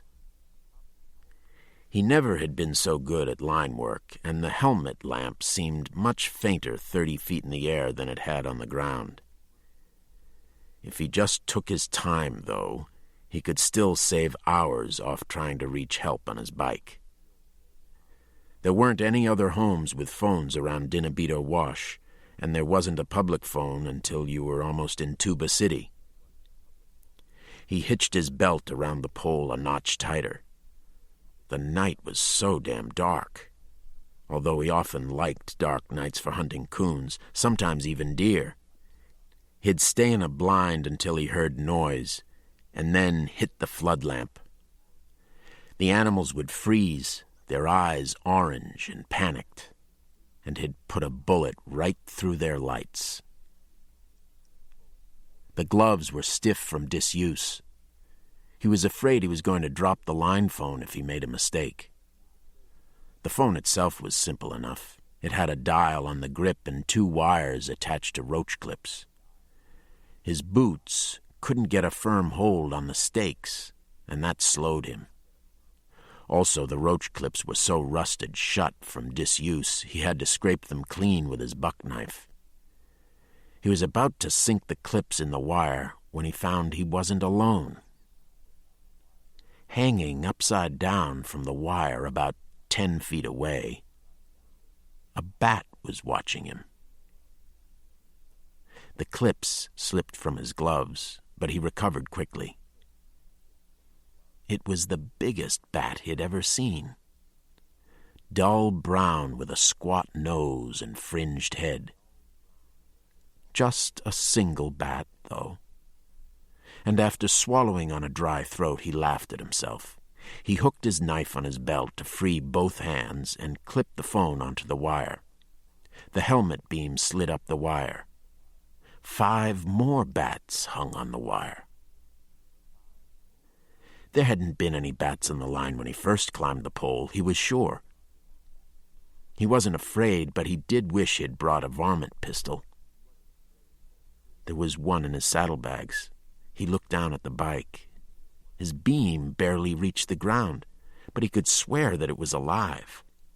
At first he thought with toads milling and hopping over the road, and then he looked straight down and saw that the whole bottom half of the pole was covered by them, and they were climbing up, sideways and backwards, and he knew what they were, and, however irrationally, what they were after. His heart knew, and began beating on his ribs. The line swayed, tugging the phone in his hand. The line, in a matter of seconds, was solid with bats. He saw one with a baby clutched to its chest. The baby twisted its head to look at him. No! Something hit him in the center of the back and slapped him against the pole. He dropped the line phone to swing. Teeth bit through his pants. He punched downwards and his arm came up, sliced from the elbow to the wrist. He stared at it, amazed. In a hanging march, the bats on the wire walked toward him. He tried to unhook his belt, but his gloves were too clumsy. He shook his left glove off, and at once a bat covered the back of his hand. There were more on his back, and others securing themselves to his legs. The bites were sharp, but not terribly painful. More cold than anything else. He shook the bat off his hand, and now his fingers were red and slippery. He had always had luck on his side, and if he could just get to his bike... He kicked, and his other boot slipped from its stake. He hung from his belt and watched the bats crawling head downwards from the top of the pole. His legs kicked and churned like a man running in place for a short time, and for a long time after that, they slowly rose and fell like a marathon runner staggering towards the end of his race under an unfair burden. Chapter 5. A line of men chanted, "Hoo-ha!" against the backdrop of the desert. They were painted all in black, except for white across their foreheads and mouths, and spots on their arms and back. Eagle feathers decorated their long hair, and fox skins hung from their blue kilts. With every sideways step, the turquoise strings around their necks and the tortoise-shell rattles tied to their knees clapped in time. "There's my jerkwater brother," Cecil Somavicki pointed out a dancer to Youngman. "The one in the wig, so scared he's ready to shit silver dollars." About 500 Hopis sat on roofs and ladders, eating peaky bread and drinking cokes. The young men dressed up like dark cowboys, girls in ceremonial trim. A delegation of Navajos, each glittering like a presentation case of silver jewelry, stayed together, but the white tourists, exhausted by their climb from the parking lot 1,000 feet down in the squash fields, and their foreheads burned pink over dusty sunglasses, spread around the edge of the dirt plaza. Youngman looked for Anne. Walker Chi was there, a velvet sash tied around his razor-cut hair. "Head pounders still after your ass," Cecil muttered. "Well, I can't fire you today, anyway. Uh-oh, lady." He reached across Youngman and grabbed an Instamatic a white woman had wrapped in her scarf. "No photos, ma'am. You read the signs." She had swallow-wing sunglasses and zinc cream on her nose. "Signs?" Her smile turned into an oval as Cecil opened the back of the camera and ground the film cartridge under his boot. He dropped the camera into a sack and gave her a numbered piece of paper. "Collected after the dance." "This is a religious ceremony," Youngman told her. "Outdoors?" she squawked. "Come on." "Remember," Cecil said, "no ticky, no camera." He and Youngman moved on along the perimeter of the crowd, keeping their eyes out for more cameras or tape recorders or sketch pads. Damn bear-strapped clan's supposed to be catching these yo-yos down in the parking lot. The ladder from the Snake Clan kiva flew pennants of feathers and horsehair. Youngman was surprised to see feathers still flying from the Fire Clan kiva as well. "Yeah," Cecil answered his question. "Those old boys been down there for days." "Hey, we got ourselves another amateur anthropologist." A white teenager clutched a torn airline bag that, under Youngman's hands, revealed a Panasonic recorder and a glad bag of grass. "Far out." Cecil took the recorder. "What's the matter with you today, Youngman? Usually you're the one who finds all the goodies." In the center of the plaza, was a standing bower of green cottonwood branches and a hole covered over by a board. The dancers stamped on the board, warning the spirits below that messengers were on their way requesting rain, singing, "Hoo-oh-ha, hoo-oh-ah, hoo-oh-ah-ha, hoo-oh-ah." One of the dancers held up the messengers, handfuls of snakes. Youngman and Cecil worked their way to the front of the crowd, while those dancers, called gatherers, fanned out around the edge of the plaza. Their job was simply to gather any loose snakes before they got into the crowd. Antelope priests kept time with pebble rattles. Youngman felt adrenaline hitting him like scotch. Cecil, even, was suddenly excited. Except for his job, he would have been dancing. The crowd took a step back. "Son of a bitch, son of a bitch," Cecil kept repeating to himself. The first dancer bit his snake about 10 inches behind the head and supported the rest of the snake's body with his left hand. By the dancer's right shoulder was another dancer with an eagle feather snake whip. The tail of a 6-foot diamondback dragged over the ground. They had to dance a snake 4 times around the cottonwood bower in the center of the plaza, and then pick up another snake and start again. That's how they got rain. "They pull the fangs, you know," Youngman heard a white father telling his son. Crouched, dancing on the balls of his feet, Powell Somaviki went by. "Shit, he's got the snake on the wrong side," Cecil said. Powell's eyes rolled nearly out of sight. His knees wobbled. From the left side of his mouth and out of reach of the eagle feather, a blood-colored rattler pushed its snout along Powell's cheek. The snake's gaping mouth displayed 2 yellowish fangs. Youngman watched the snake wrap its tail around Powell's arm, trying to coil for a strike. Powell danced away while the snake sought its angle. "Son of a bitch," Cecil said. "Dad, I saw—" "They milked them," the father answered. A black rattler darted away from the dancers and across the plaza, followed casually by a gatherer. Although the gatherer caught up, he didn't stop the snake, a fact that wasn't appreciated by the crowd until the big rattler was escaping between their legs. Shouting, they jumped against the houses or ran towards the road. The gatherer scooped up the snake by the tail and carried it back. Powell was on his knees on the other side of the plaza.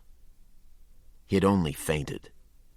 The sidewinder still hadn't coiled sufficiently around Powell's arm to strike, and the dancer with Powell helped by unwrapping the rattler's tail and reversing the head in Powell's mouth. "See what a college education does for you?" Cecil sweated.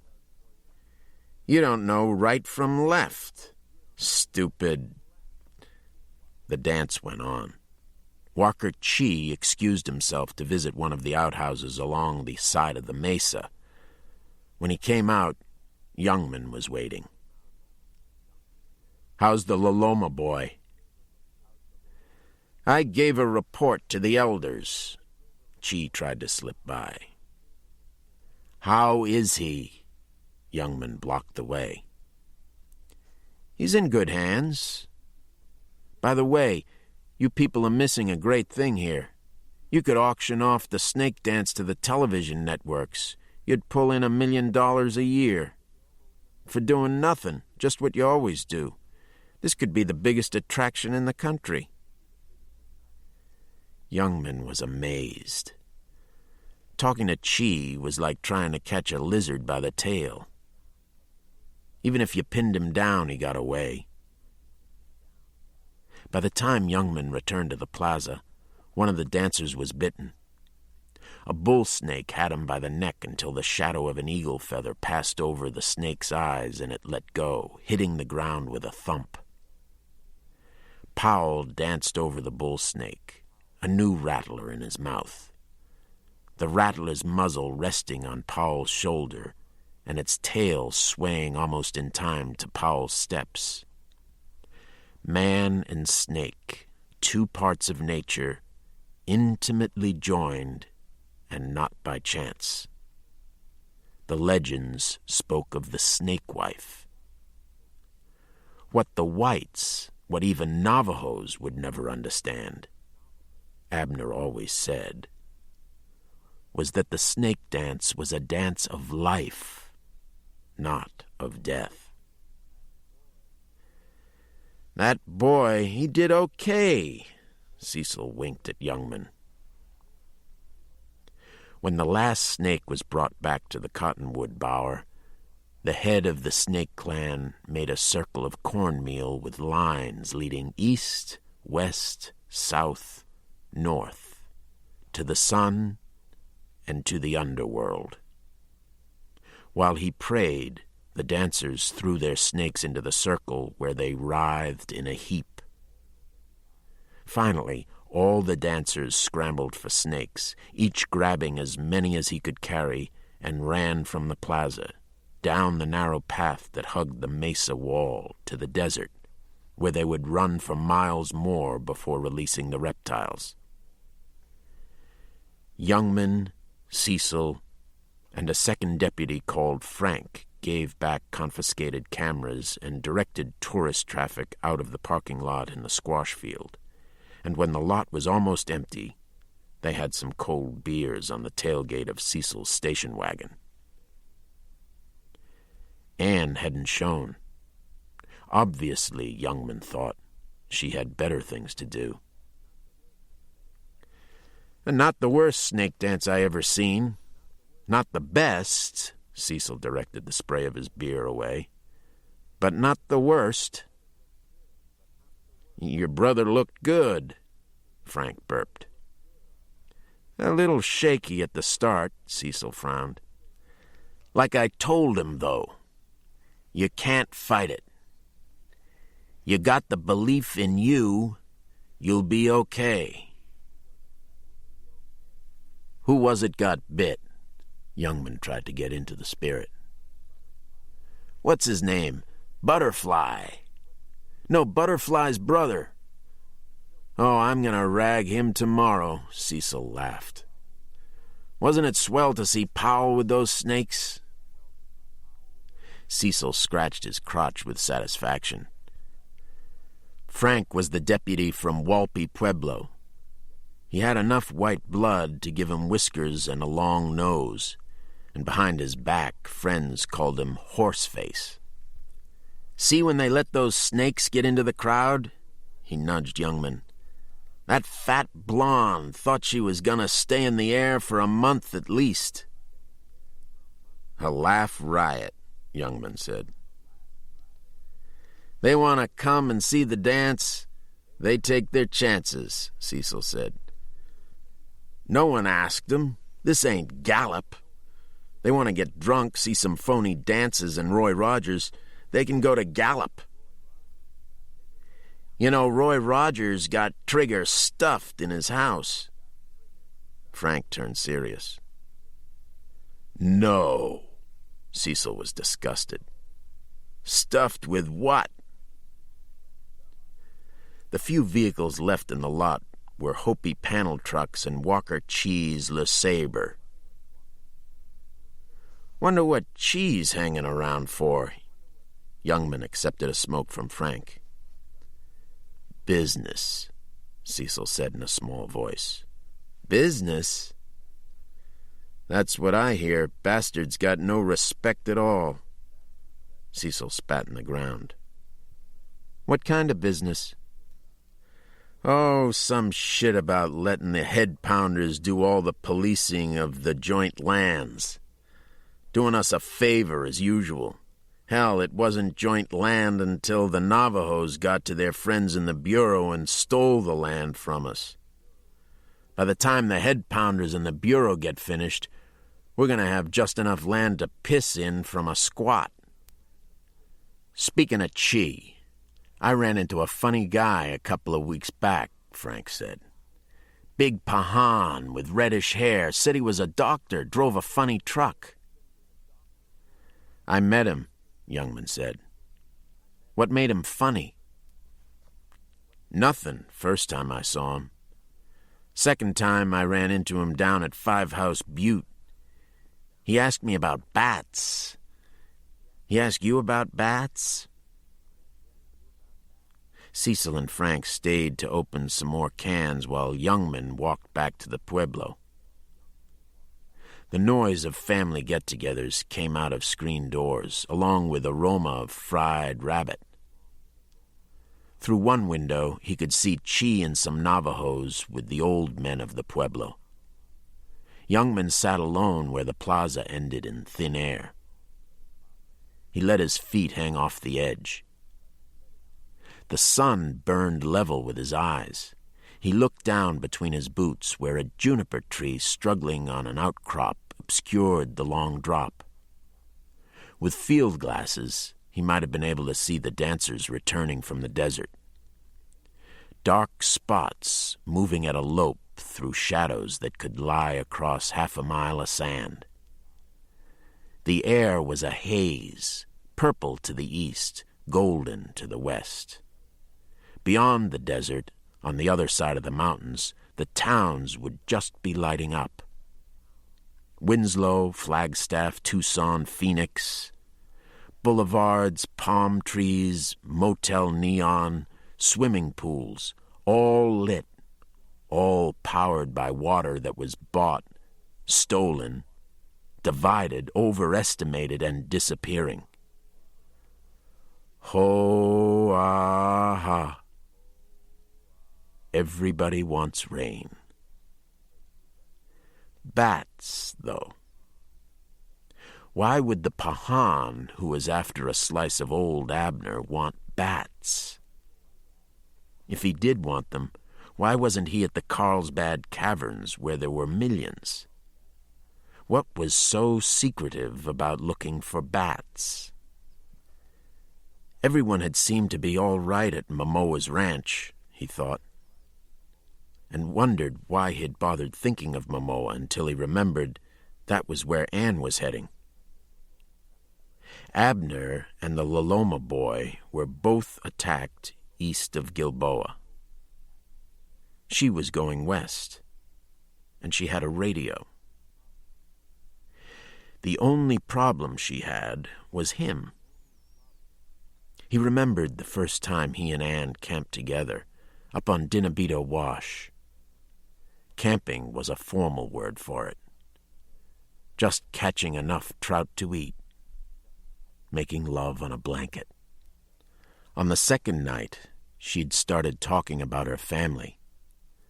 And on the third night, she asked about his. No family and no stories, he said. I saw those sketches you did. That terrible bloody face in all of them. It looked full of symbolism to me. Symbolism, hell, he answered. That's Masaw. To entertain her, he told her stories about Maskey Canyon, the story about how Masaw escaped bloody and burned from a flaming pit that could never be put out, the story about the city of the dead. When she asked him to take her there, he put her off. What you mean is, this place doesn't really exist, does it? She laughed. Something like that. He took the easy way out. Like somewhere over the rainbow? Let me put it this way. If you're there, you're lost. One thing bothered her. How can you do the drawings if you've never seen Masaw? Abner tells me what to draw. He sees Masaw? Abner has connections. Abner's going to poison himself with datura someday. That too. Wrong, as it turned out, Youngman thought. Abner and Anne, the only two people he cared about. One dead and the other leaving. But only leaving the reservation, not him necessarily. Not unless he insisted on staying. And what for? To end up as shriveled as Stone Man or a pariah like Abner? Chi almost had him out of his job already. Cecil refused to investigate what had happened to Abner's body. Why not go with Anne? Or, phrased the way most whites would like to put it, why live like an Indian? Why live dirty on scrub land, sweating all day and freezing at night? With some vocational training, he could work 9 to 5 in an air-conditioned office and own 2 suits and an economy car and have 2 weeks vacation. Or, if he had sufficient cunning, become a professional Indian like Chi. Not that Anne would ever put the question that way. For her, it was merely a matter of love, of commitment, as she put it. But Youngman was already committed. Being born a reservation Indian was the same as committing a crime and being sentenced to life in isolation. Quarantined with the perverse sickness that made life among whites the same as suffocation.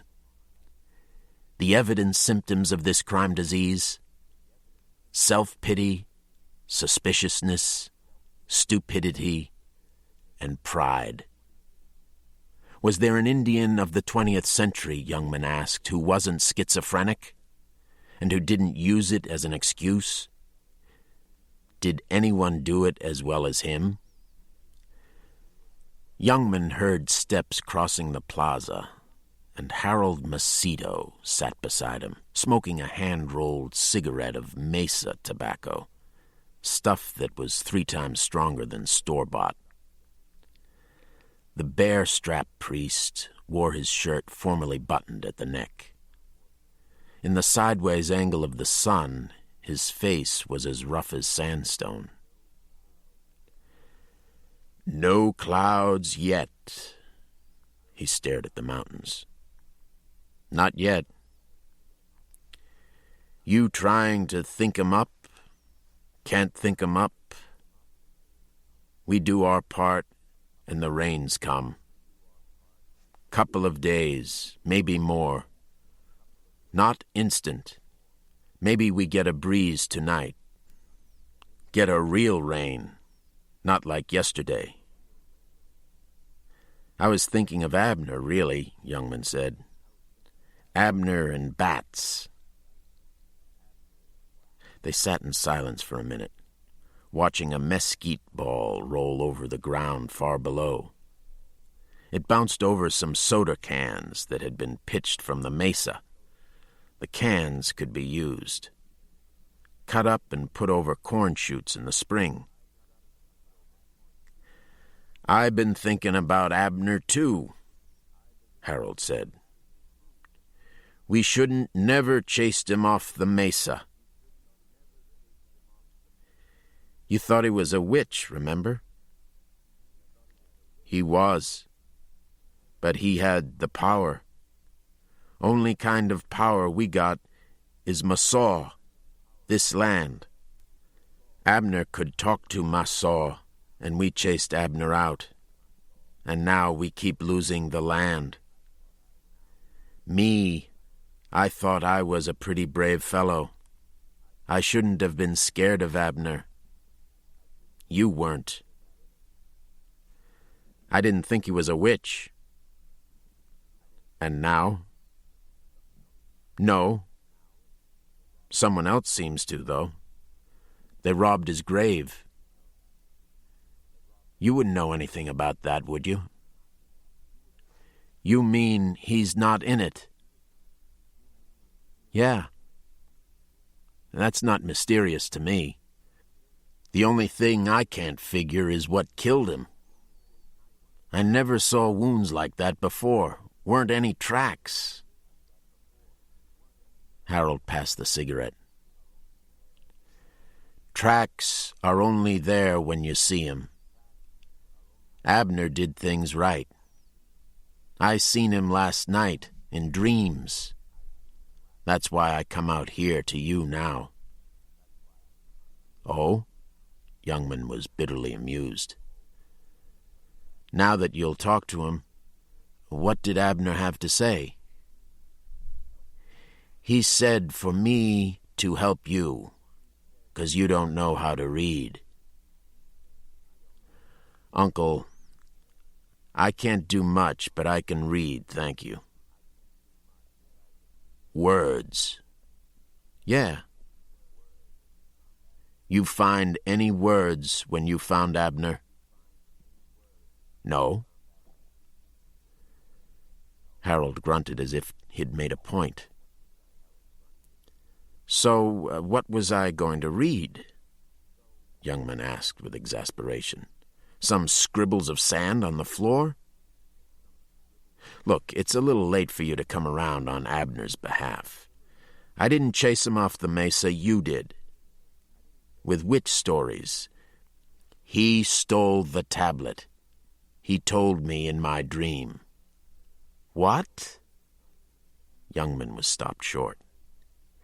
He stole the Fire Clan tablet so that the Pahana couldn't come back. The real White Brother has a corner of the tablet, and when he comes, we're supposed to put the tablet back together, and everything will be okay. We always had that tablet, even before we got to this world, so we'd know the Pahana when he got here. Before this world? From the Mayan world.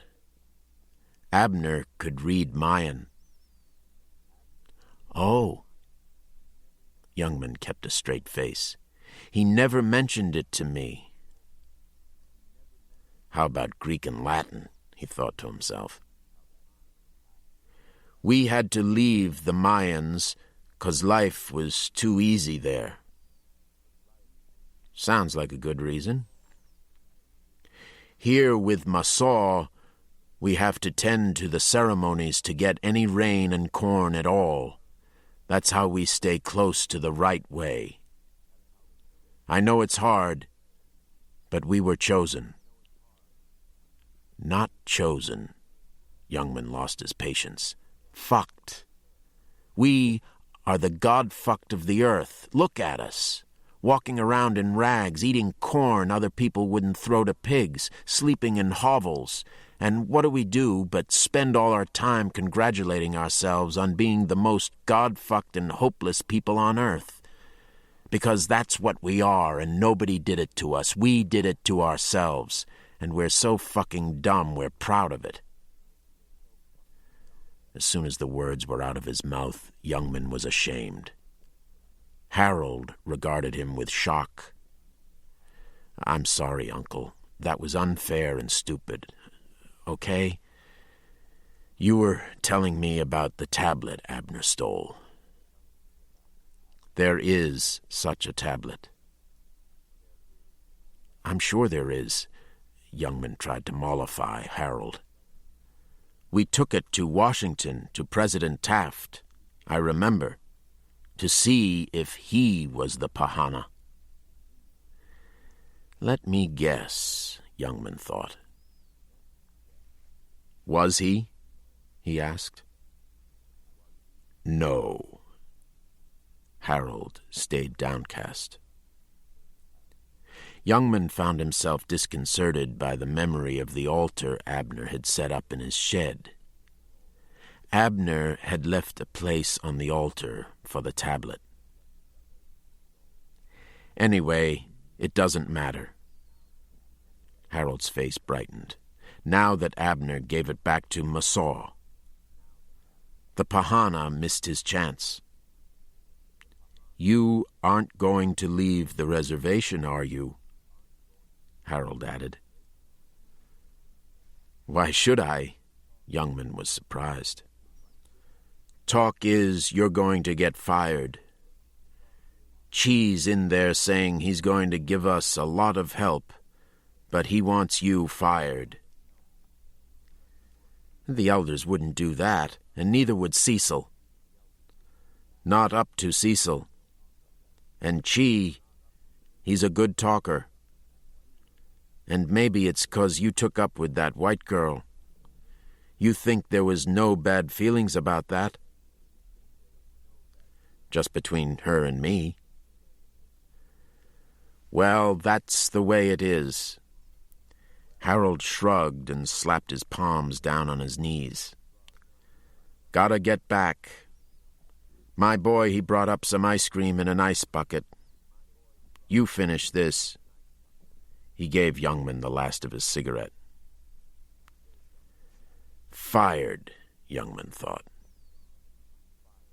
He hadn't thought much of his job until now, except that it wasn't worth a damn, and if he couldn't hold a job like that, what could he do? "Abner told me another thing in that dream," Harold said. "Yeah?" "He said for you to show me those pictures you took of him." Youngman sat up and exhaled a stream of pungent smoke that fluttered against the air. The prospect of being fired remained in his mind, but it did occur to him that he hadn't told anyone about the pictures he took of Abner dead in the shack. No one else knew about them except Anne and the campers. Maybe they'd talk to Selwyn. "Okay," he said slowly. "I'll bring them.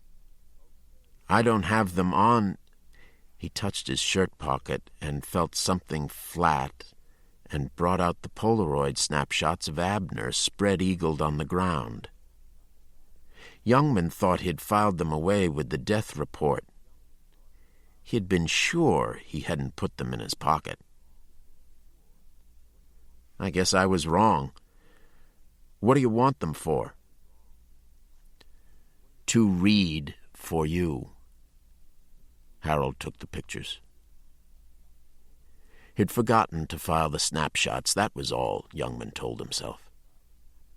The old Bearstrap clan priest studied the photos slowly, one by one. "Coyote is you. Shrike is Masaw's bird, brings him messages. Fire is—" Harold frowned. "Fire is broken. Spirals and swastikas are backwards. They're backwards. He did it." Harold's face fell like a wall crumbling. His eyes were first surprised and then furious. "We shouldn't have chased him. We should have killed him." "Read the rest for me," Youngman asked. Harold ripped the photos in half and threw them into the wind that rose up the mesa wall. Youngman tried to snatch some out of the air, but the shredded pictures skipped away over the drop to the desert. "Not going to read any more." Harold stood. "Not going to help you. So long." Youngman stared at the bits of paper fluttering higher into the sky. Now he'd never know what Abner did. "Maybe the Fire Clan priests can help," he turned to say, but Harold was already slipping into his house. The last light of the day was fading. The square stone and mud houses of the pueblo were turning to smaller squares of light, the off-white of gas lamps. Voices and the sounds of meals echoed through the alleys. Cottonwood leaves drifted over the plaza. Youngman stirred himself, stretched, and headed for the road to the parking lot. Cecil had invited him for dinner. Near the end of the plaza, though, Youngman found himself standing by the third kiva, where the totem of the Fire Clan hung from the top rung of the ladder that led down to the underground chamber. It was very unusual, practically sacrilegious, for the priests to stay in the kiva during a snake dance. It was definitely worse for anyone to disturb them, though. He stood by the ladder, listening for a word, the shake of a rattle, a murmur of movement below. He blocked from his mind the sounds of the houses, the shuffle of wind. The kiva was totally silent.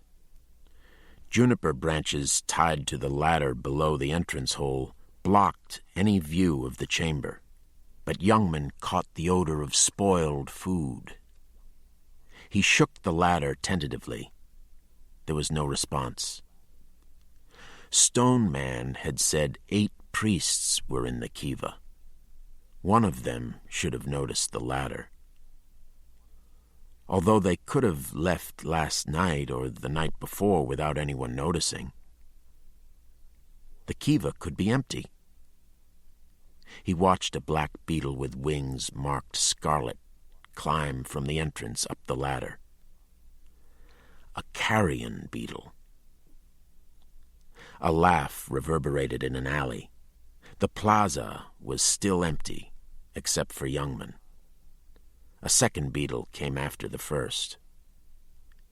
Youngman started down the ladder. As his boots pushed through the juniper branches, he was sure he'd be greeted by angry challenges. There were no challenges, not a sound but the creaking of the ladder rungs. He shook another insect from his hand.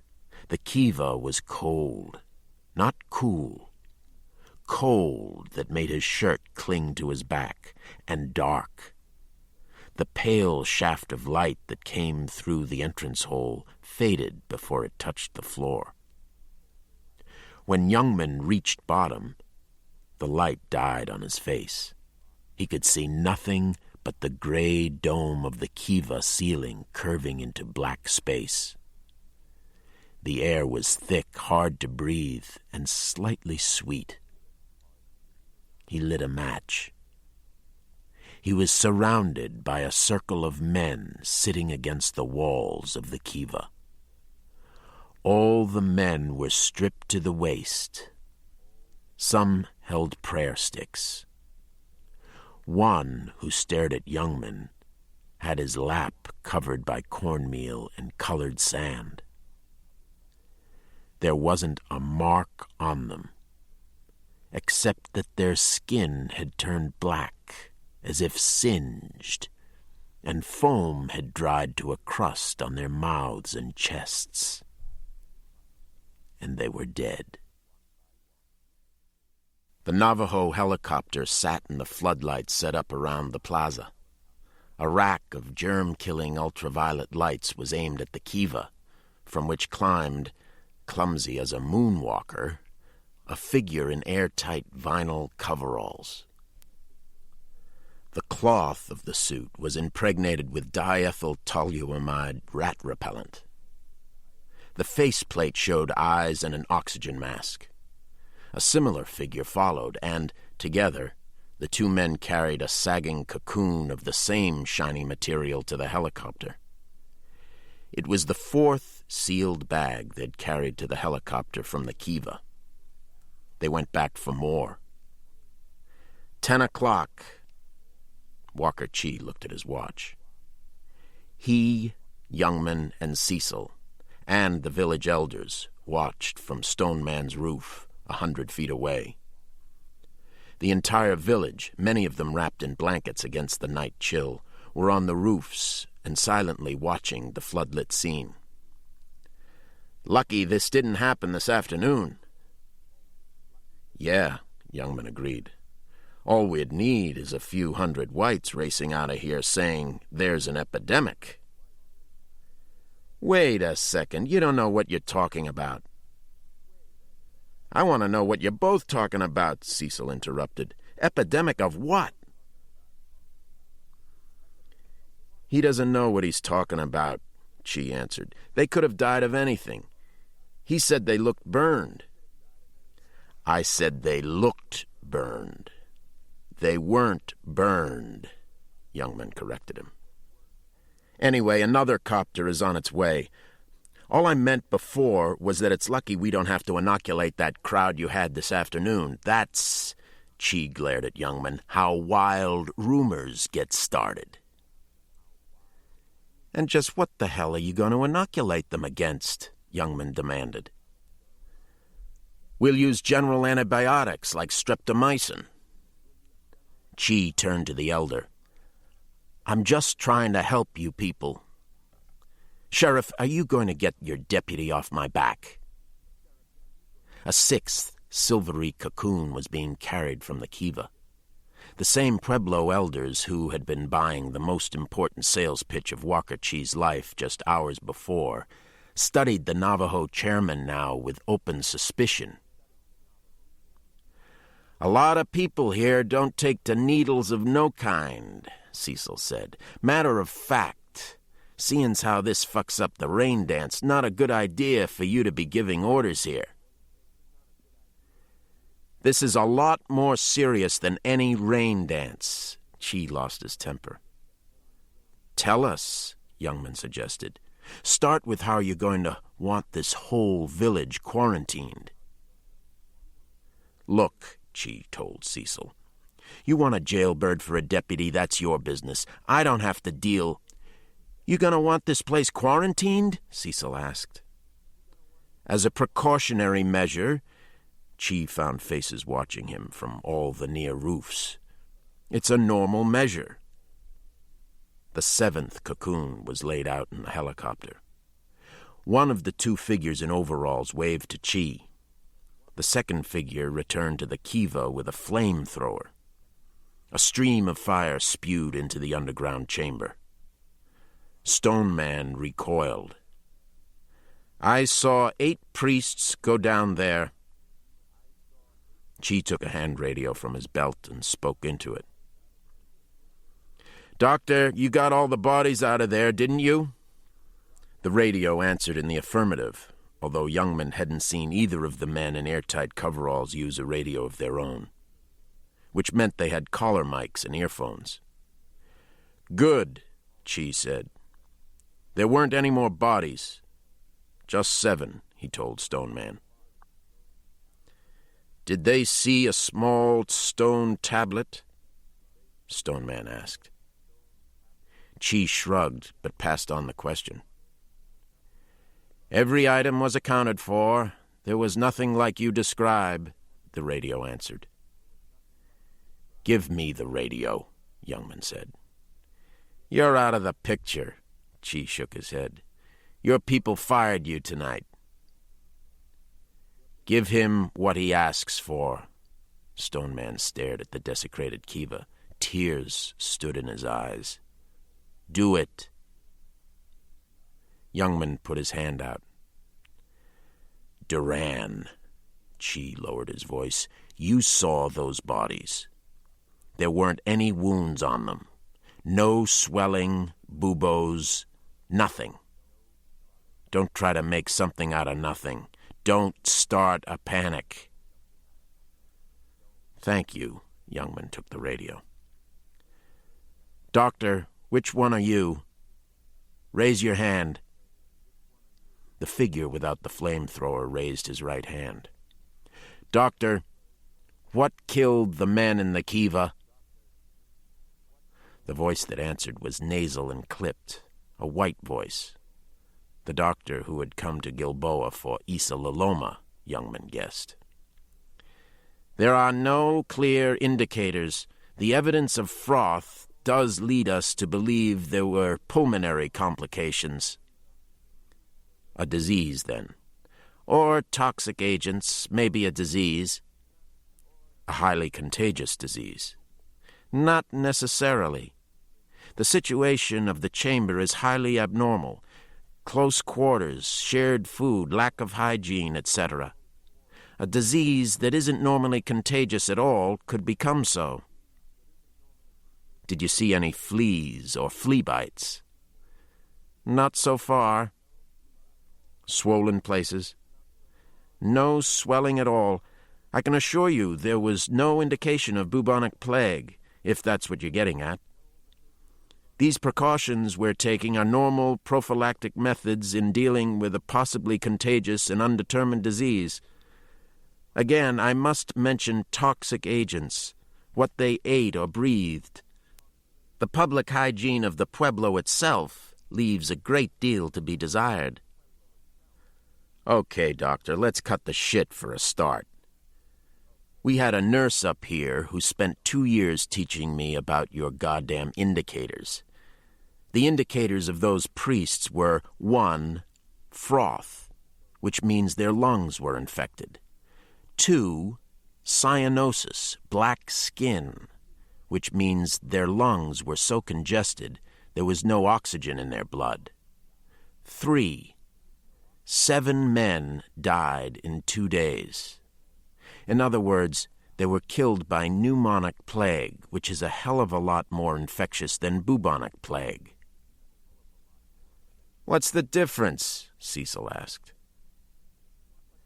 You don't need any fleas. Just one man with plague and a cold in his lungs so he can kill his friends with a cough. It's about 100% fatal. Right, Doctor? Youngman added to the radio. The figure in coveralls took a long time answering. As long as the men were dead, had stopped breathing out any bacilli, and they weren't handled improperly, the chances of further infection are practically nil. Then it was pneumonic plague. That's premature speculation. We'll do autopsies, the same as we did on the boy.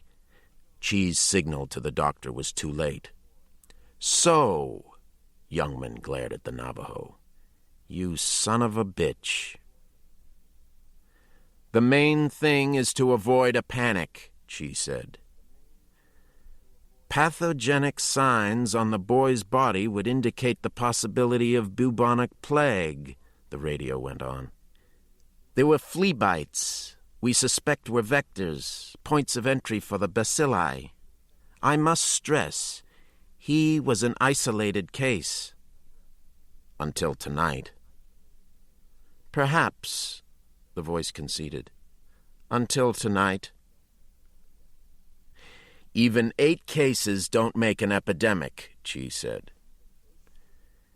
Youngman looked at the 2 figures in bright coveralls, the flamethrower, the bank of floodlights, and rack of ultraviolet lights, the helicopter stuffed with man-sized sacks. An invasion of 20th century apparatus such as Shongopovi had never seen before. But if it is, Youngman said, if it is an epidemic, Chi, you're ready, aren't you? That's what interests me. You're so goddamn ready. So, you're lucky I'm here. Maybe, Youngman gave the radio back. Cecil, Joe Momoa usually makes it to the rain dance, doesn't he? Never misses it. And Joe Jr. and Ben, they come in their bikes. See them today? Nope. Neither did I. If you had any phones here, Chi said. You do, Youngman said, in your car. Youngman, Chi, the white doctor, and the Navajo patrolman called Bigay flew out to Dinabito Wash in the second helicopter. Headlights probed the dark at 150 miles per hour because the last radio report was there was still no answer on the Momoa phone.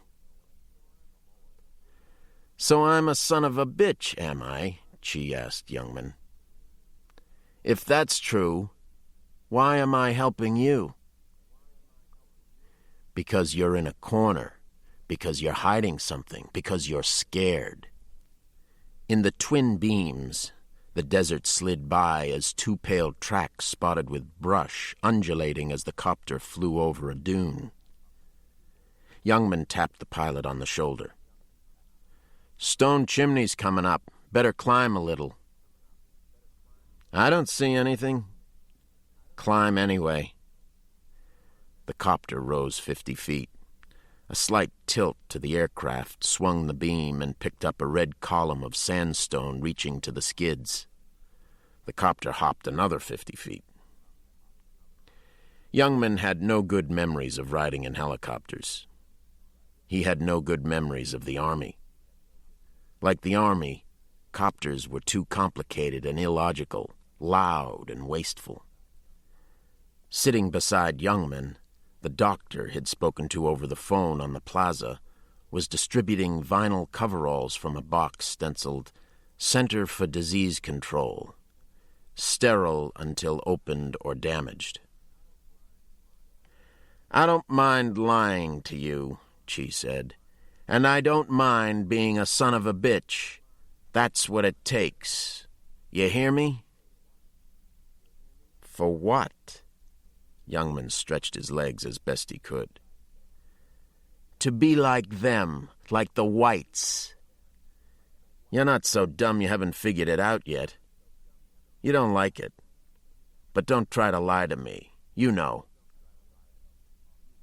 "I don't know what the hell you're talking about." "Yeah?" "I'm saying we're on the same side. It's you and me, Duran. You and me on the same side against the whites." "You're prejudiced?" "You're not? Is anyone not? Whites aren't? I'm in Houston, Phoenix, Dallas every other week, and I got loads of wonderful white bankers who stand up when I come in an office, and I know that each and every one of them would rather deal with a sharp stick up the ass than me. They take me to lunch, not at their private clubs here, and feed me steak and lobster, and when I'm gone, they spit it out.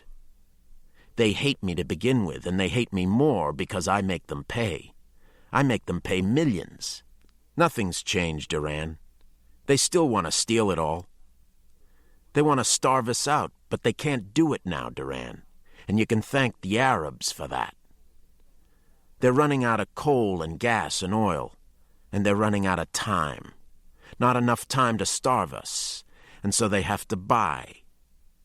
You know what else I found out? They're no smarter than us. But they have money, and they have Washington, and they keep one thing in mind. It's them against us. If we don't stick together, Duran, we're dead." While Chi talked, the doctor pantomimed how to get into the coveralls. Feet first, ankles snapped tight, air tank slung over the back, air hose attached and hung down over the collarbone, collar mic and earphone wired to breast pocket radio. The suit zippered from the thigh to the collar, tape over zipper. Youngman had expected some precautions to be taken on the night flight. Nothing like this, though.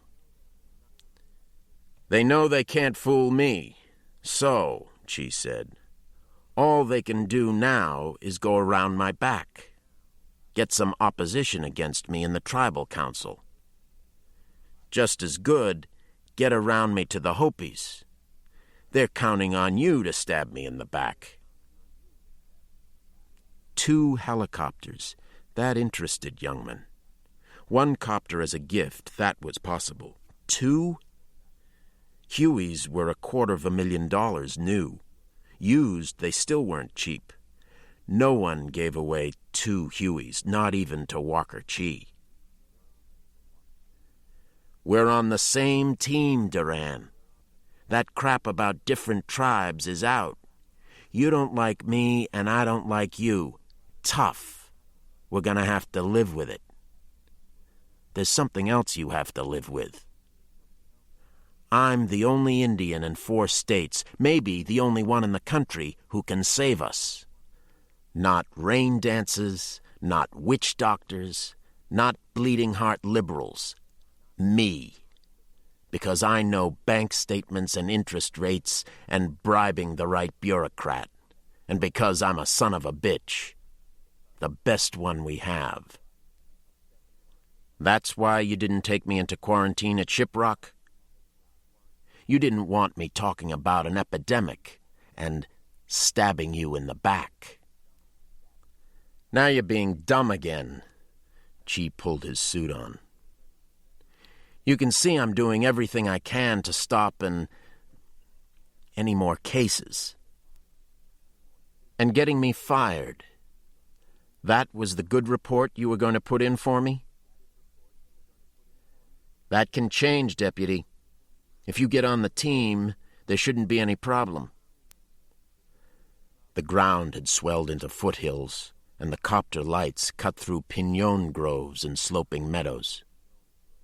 Time for the masks, the doctor said. Wait until Joe Momoa gets a look at us, Chi joked. We'll scare him to death. The rows of a piñon plantation rolled under the bay door. Then a rocky field, a stream with stones pale as eyes, another piñon grove. A road, more piñons, an empty corral, and the Momoa house, all its lights blazing. The copter passed over the house twice before settling in a landscaped yard. A bat hovered over a cactus. In the moonlight, the flowers of the cactus were white and fleshy and almost fluorescent and gave off an odor of musk. The bat thrust its nose through a soft bush of anthers to lick up nectar on its long tongue. They're back. No. Anne fed more brush to the fire. He's a cactus bat. He pollinates them. Like a butterfly. Franklin laughed and coughed. A desert butterfly. On all fours, she blew an ember into a flame. Startled, the bat wheeled away from the cactus and into the dark. How's Henry? Franklin pushed himself up on his elbows. Where is he? Anne had kept the fire going all day, sending a futile smoke signal into the sky. Now she wanted light. The flaring brush lit up a pile of stones about 20 yards from the van. There. I buried him this afternoon while you were asleep. You've been asleep all day. She had noosed a Gila monster earlier. She cut off the fatty tail, stuck a stake through it, and laid it in the fire. Her broken fingers were swollen and purple. Chopped cactus filled the sack she had made from her shirt. Franklin rubbed the bristle on his chin. Any other time, being alone with a young woman would have roused him like a goat. Any other time. God, those stars are bright. He let his head sink back. They're always bright. Here they're clear. Blinding, those stars. Anne picked up the last of the raw snake meat. You have to eat. No. Suck on it at least. He waved her away. You're going to survive this, aren't you, Miss Dillon? You can actually live out here. Someone spent a lot of time showing me how to. And you think someone's going to rescue you? That Indian deputy, right? She was about to tell him to shut up when she decided there was no point in lying. Yes, I think he will. Maybe he'll rescue both of us. No. This is fine with me. Funny. I was fast enough to shut the door on Claire, and now I really don't care. You have to try. Tell me. He twisted his face towards her. Do you forgive me for leaving my own wife to die? Do you? He waited a moment. No, and I don't think anyone else would. If I die here, I'm lucky. Anne turned over the lizard tail.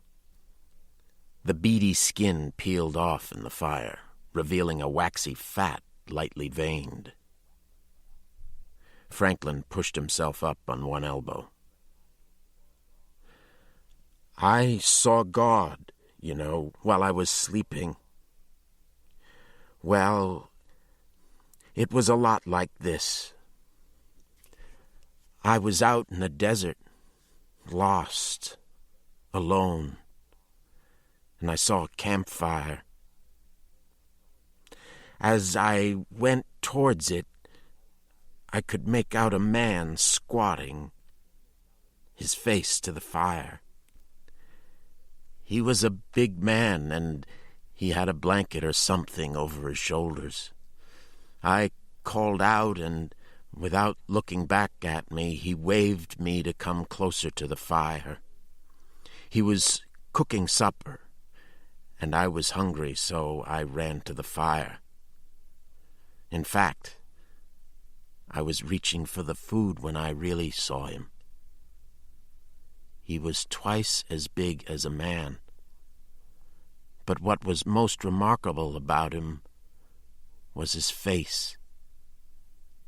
It was huge and covered with blood. His nose was broken, I could see that, but that couldn't account for all that blood. Yet he was friendly. He said I could stay. He seemed to know who I was. I asked who he was, and he said he was God. That's all. That's Masaw, the Hopi god. You just read about him before you came camping. That's why you had the dream. I never did get to those books. Franklin shook his head slowly. Thanks. I feel better now. Franklin was dying from dehydration. Anne couldn't understand why he wouldn't drink. The bat bites were superficial. The broken legs accounted only for pain, and she had seen no signs of internal injuries or hemorrhaging. Still, he couldn't keep even cactus juice down, and he didn't seem to be in agony. He was simply, deliberately drifting away. For that matter, she didn't understand why Henry had died. She did realize her own survival had a time limit. Her pants were hanging loosely around her hips. She no longer had the strength to walk back to Gilboa, even if she spaced the journey over 3 nights. So she'd hold out. Youngman would come. In fact, she was positive Youngman was searching for her already. Someone's going to find us, she said. Franklin didn't answer. He was stretched out on his back, almost relaxed, staring at the sky. Anne knelt beside him and wrung her shirt so that cactus juice dripped. Suck this. Just get your mouth wet. His eyes were open, but light years away. You don't have to swallow. As her elbow touched his chest, she jumped away. She had thought the shirt was only puffed from the position of his body. It wasn't. She put her fingers on the center of his shirt and felt soft, spongy flesh. Anne undid the buttons and pulled the shirt open. Franklin's sternum was swollen into a round pink bubo. She pulled the shirt all the way open. There were even larger buboes under his armpits. "So bright," he muttered.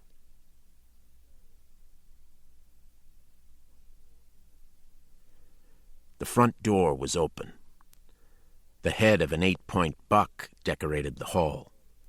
In the living room, a chandelier with crystal pendants lit more heads, a rifle rack, oils of sporting scenes, religious samplers, Navajo rugs, and a glass case of silver jewelry.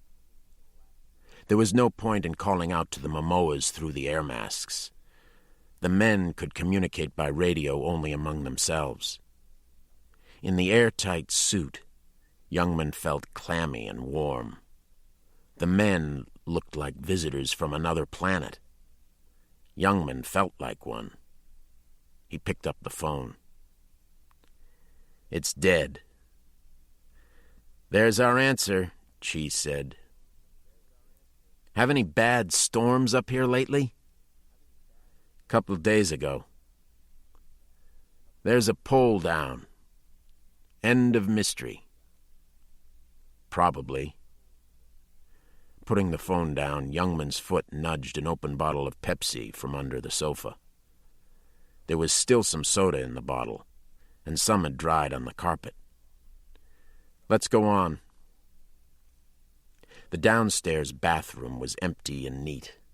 In Joe Momoa's den, on his desk, was a pile of first-of-the-month bill payments ready to be mailed. Youngman looked in an aquarium tank. The big fish looked healthy. 2 small fish, half-eaten, floated on the surface. The aerator bubbled. He tapped fish food into the water. No one was in the kitchen. The doctor opened the copper-tinted refrigerator. "Food's fresh. Not even the milk is separated." The copper-tinted cabinets were polished. Butcher block tables wiped free of the smallest crumb. "Bear meat." Bigay looked in the freezer. "That's the way to live." "Look at this." Youngman pulled a blood-stained rag out of a trash can. "So," Chi said, "that could be from anything. Maybe the bear." By then, Youngman was already through the louvered doors of the laundry alcove.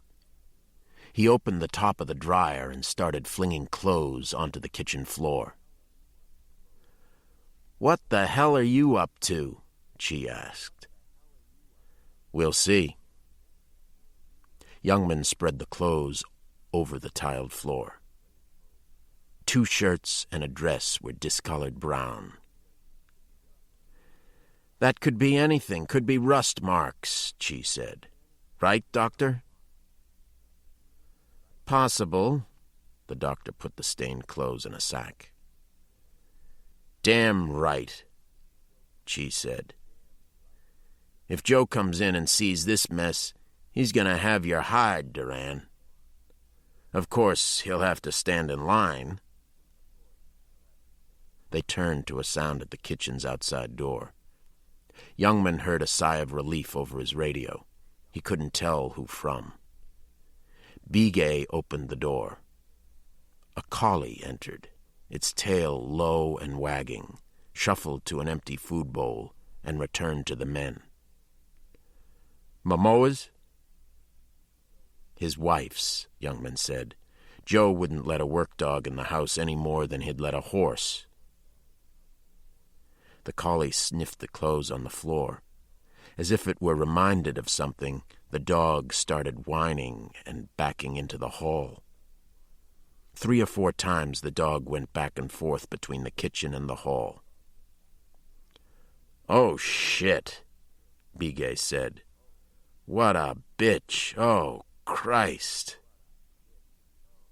For the first time, Youngman felt a bond with the Navajo patrolman, a feeling, a certainty that the house wasn't empty.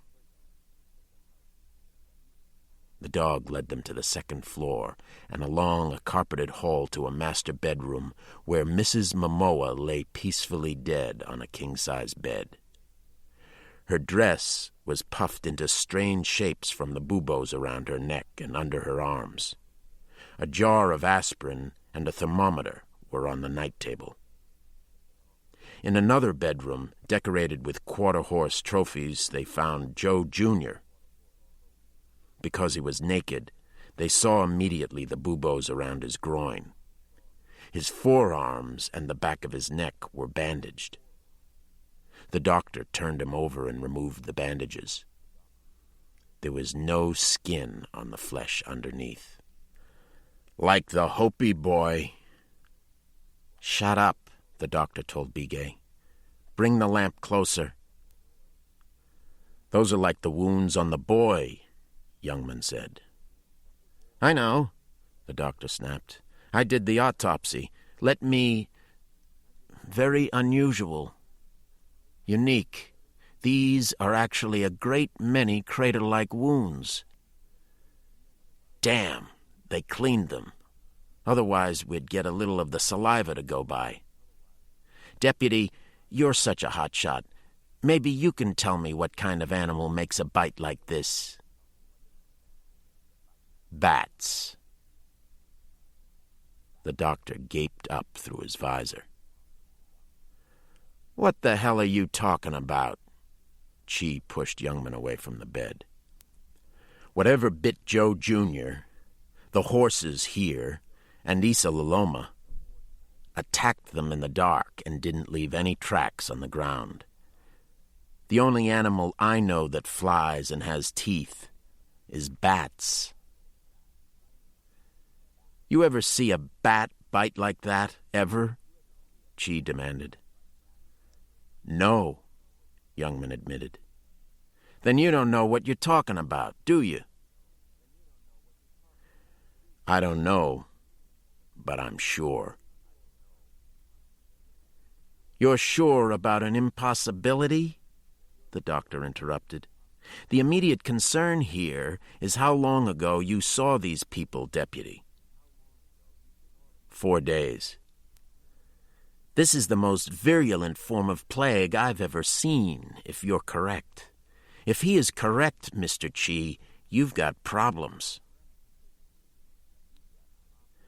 After searching through the rest of the house, they carried the 2 bodies in sacks to the helicopter and went on to the renovated barn. The upper section had been redone as a paneled rec room with ping-pong and billiard tables. In a place of honor was a framed photo of Joe with Senator Goldwater. Joe himself was in the bathroom beside a toilet full of vomit. His limbs were limp, but his torso was still stiff from rigor mortis. Chi commented optimistically on the lack of buboes, and the doctor pointed out black spots on Momoa's face.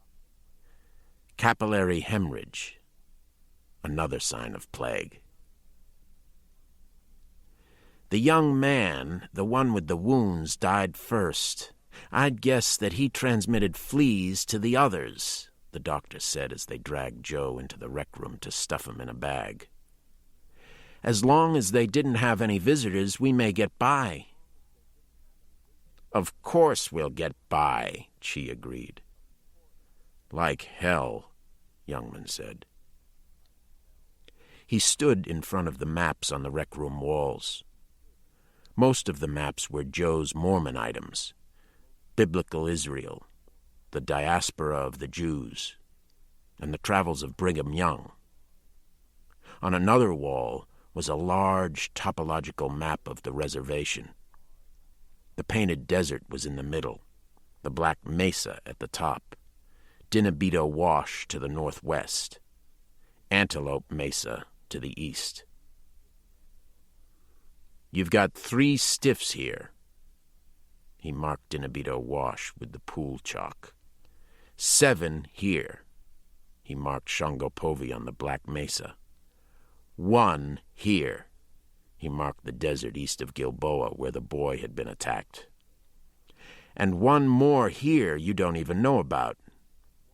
He added a mark for Abner, southeast of Gilboa, because he died from loss of blood before he got a chance to develop any disease. Youngman connected the marks, drawing a rough equilateral triangle about 35 miles to a side. In other words, in an area around 500 square miles, something you can't even identify has killed or fatally infected 12 people, and you two are still doing charades. Have you contacted Phoenix yet? Washington? Anyone? No, the doctor admitted unhappily. There's no cause for alarm, Chi said. Then take your spacesuit off. Go ahead. Don't be childish. What I meant was, there's no reason to start a scare. We have a few deaths here, not anything else. You have an epidemic. Just the start of one, but that's what you've got. Not a problem, Doctor. Not just a few deaths, because there'll be more rolling in. Damn it, look at that map. You tell me there hasn't been any plague activity among animals, and the truth is, you don't know what animals are spreading plague. Spreading it already over half my reservation. Yours'll be next. Quarantine the whole Hopi Nation. Is that your answer? Quarantine the Navajo Nation, Arizona, and New Mexico, too? You're a panic starter, that's what you are. Yes, that's exactly what I'm going to do unless we make a deal. Ah, you want us to fly out to Albuquerque, put a little money your way? No. You assume only the family here was infected, and I think you're right. But someone was supposed to be here. Whites, in fact. A group of campers who were going to bunk here and fish Joe's stream. They didn't make it, or one of those campers, a nurse, would have tended the family. She couldn't have helped them, the doctor said. Well, she would have given them more than aspirin. Anyway, she isn't here, and she hasn't checked in anyplace else, and that puts her, he pointed to the middle of the triangle, there. There are 7 people in that van. I want both your copters in the desert tomorrow looking for them. From then on, I shut up. That's the deal. You're crazy. We had 2 cases of plague of our own up towards Moenkopi yesterday. Oh, you did? You didn't tell me. So that makes it 14 cases, and what, about 600 square miles? And you were keeping that a secret? Those copters have to be on hand for emergencies, not running errands for you. But that's the deal. Otherwise, I'll call every health department official in the state tomorrow. By the way, why do you want to keep this such a secret? Bigay. Chi stepped back and the patrolman stepped towards Youngman. Bigay, Youngman said, come any closer and I'll rip that cute cloth helmet right off your head. Want to take a chance on plague just for Chairman Chi? While Bigay hesitated, Youngman drew a revolver from the deep pocket of his coveralls. Joe always kept a loaded Colt .44 behind the dryer in his laundry room. He believed in safety. Okay, Chi shrugged. It looks like we have a Mexican standoff. No, it looks like you give me 2 copters. A compromise. 1 copter up until an emergency. Both until we find them. Look, Chi, I know when I've hit a nerve, and right now your nerves are singing. What are you trying to hide? You can tell me we're on the same team, right? Okay, Chi put a glove up. Just to shut you up. And I mean about everything. About tonight or anything else, you know nothing, and you say nothing. 2 copters at dawn at Gilboa. Only pilots and doctors. Excuse me, the doctor interrupted. We have 10 minutes of air left in our tanks, and you did say there were 4 members of this family. We've only found 3. We'll check the garage downstairs, Youngman said. After you. The garage was empty but lit. The end wall was padded for handgun practice. A fresh paper target hung from a clothesline. Tire chains, fan belts, and wrenches arranged by size filled up the side walls. Joe's lovingly polished pickup sat in the middle of the floor, along with a BMW cycle. Ben's Harley is gone, Youngman noticed. Then he left before the others got sick. No, someone had to go for help with the phone wires down. You were the only one to say there might be sick folks up here. He didn't make it. Youngman was still thinking. He stayed slightly apart from the others with his hand on the gun. Ben used to work for the telephone company. He stopped to fix the wires. He didn't bother adding that the phone was dead. Their air tanks were running out.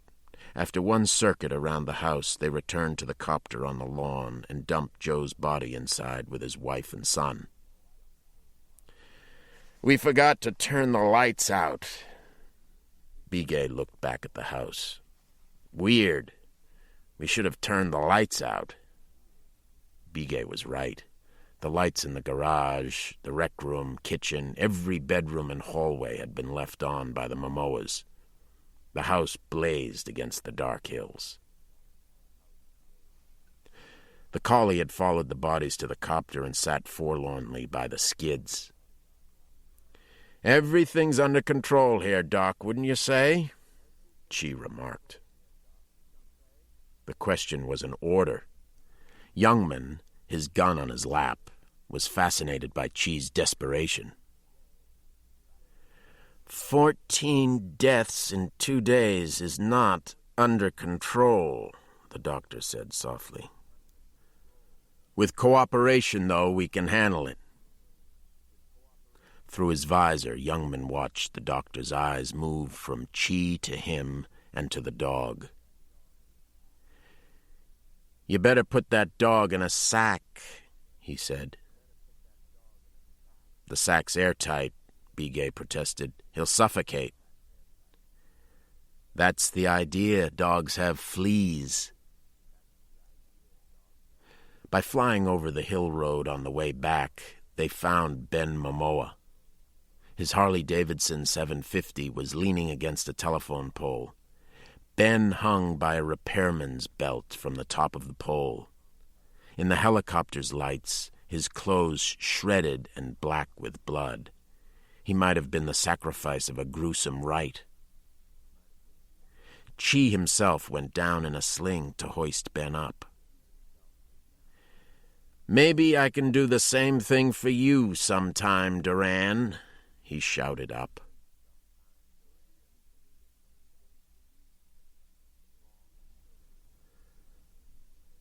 The moths heard them coming, heard the net of whispers cast before their coming.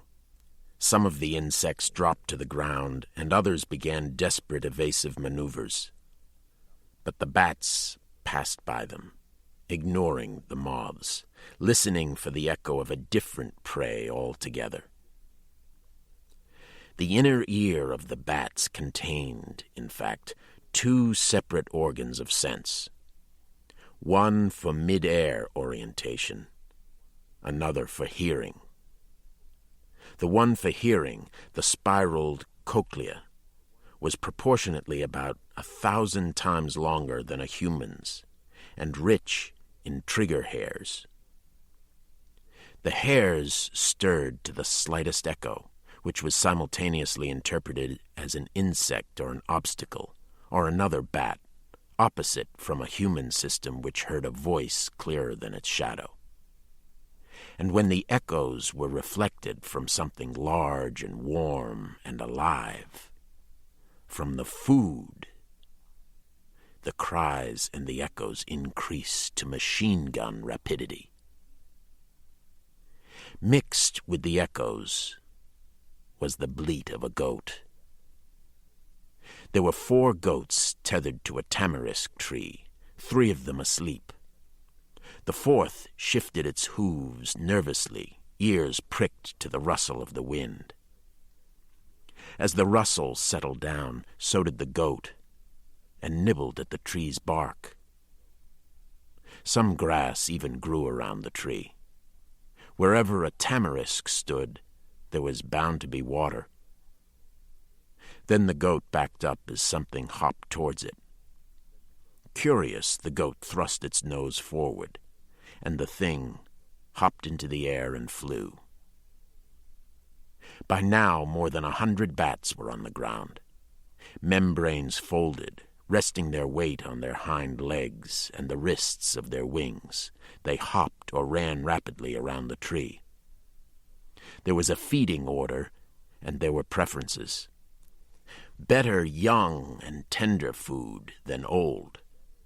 Better pregnant and blood-gorged food than male. Best, the estrus food with an overflowing scent that turned hunger into a frenzy. The big bats, the females, surged forward. The food thrust its nose out again, slit eyes bulging, and the nearest bat stared back in return, first at the eyes, and then at a dark patch on the food's shoulder before leaping, stroking the air twice and landing on the patch. 2 incisors scooped away hair and skin, and the bat's long red tongue darted to meet the blood filling the crater and tinging the air with warm sweetness. The outer edges of the tongue curled down around 2 grooves on the underside of the tongue, forming the sucking channels. A second bat landed, lighter than a touch, on the other shoulder. The food ran back and forth on the end of its rope. The other food remained sleeping as blankets gathered over them. More incisors bit. Ground and air seemed to close in on the goats and envelop them. The first bat was already releasing a black, pitchy urine, and the rest of the bats swarmed to tap the food. Filling themselves, they paid no notice to the tamarisk tree and the hanging bulbs that bathed them in ultraviolet light, or to the Land Rover sitting 30 yards away, where Payne opened a window vent just enough to insert the barrel of an air gun. Running the length of the barrel was an ultraviolet-sensitive sniper scope. The crosshairs rested first on one bat and then on another, leisurely choosing the right specimens for dissection. From their activity, the bats didn't seem to be affected by plague, but only the scalpel and microscope would tell. It would take hours for all the bats to feed. He could pick his shots. Chapter 6. Youngman kept seeing the bright lights of the Momoa house through his sleep. He woke in the dark, remembering the red-haired man who wanted part of Abner, who asked Frank about bats. Pain was from Chi. Chi knew all along. By sunrise, Youngman had covered his jeep with brush on a hill about a mile out of Gilboa. He lay on his stomach under a mesquite tree and watched through field glasses. The helicopters came straight out of the sun, making Youngman's eyes water. They landed in tandem on the street in front of the Hogan, and 2 figures emerged from each copter, wearing white and carrying medical bags. They came out of the shed 10 seconds later, holding handguns. 4 uniformed Navajo patrolmen joined them from the copters. Young men recognized Bigay. They ran to the trading post where they stayed 5 minutes. Then they returned to the copters, climbed on, and took off.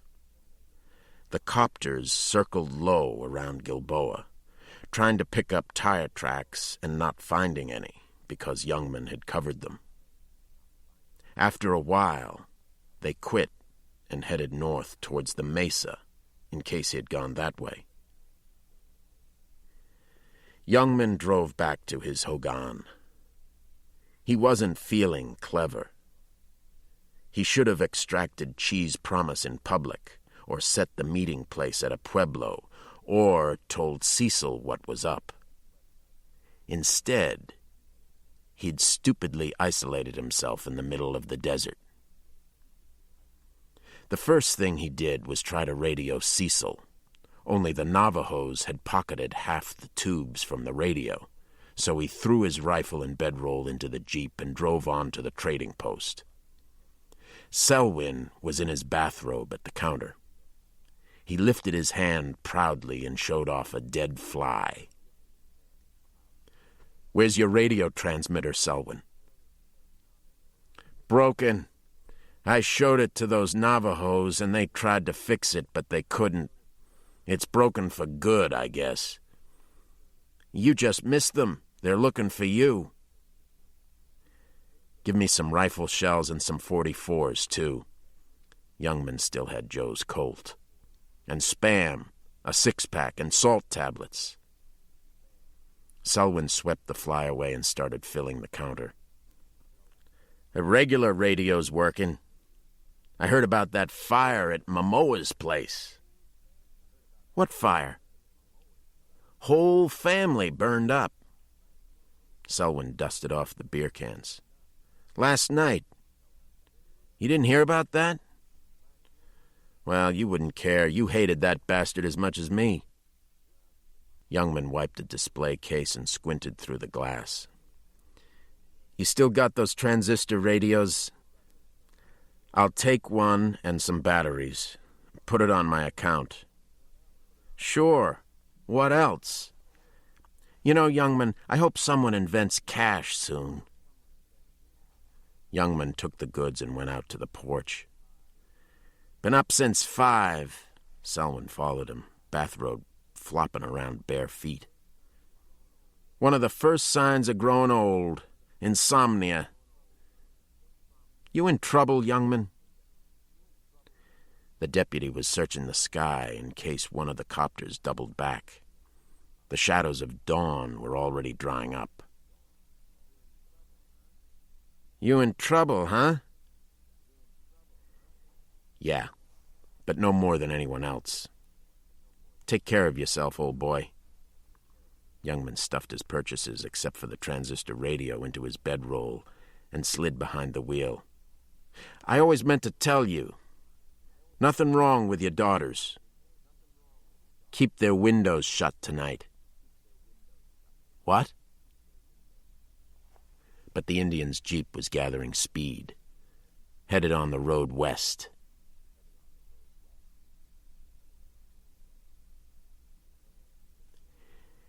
Anne listened to the van radio through the shattered windshield. She had buried Franklin in the hour before dawn and spent a day's worth of strength. She had spent the next day's strength simply washing herself with gasoline siphoned from the fuel tank. By now, they had to be searching for her, though.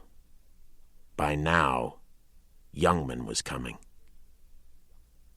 The radio accompanied her reverie.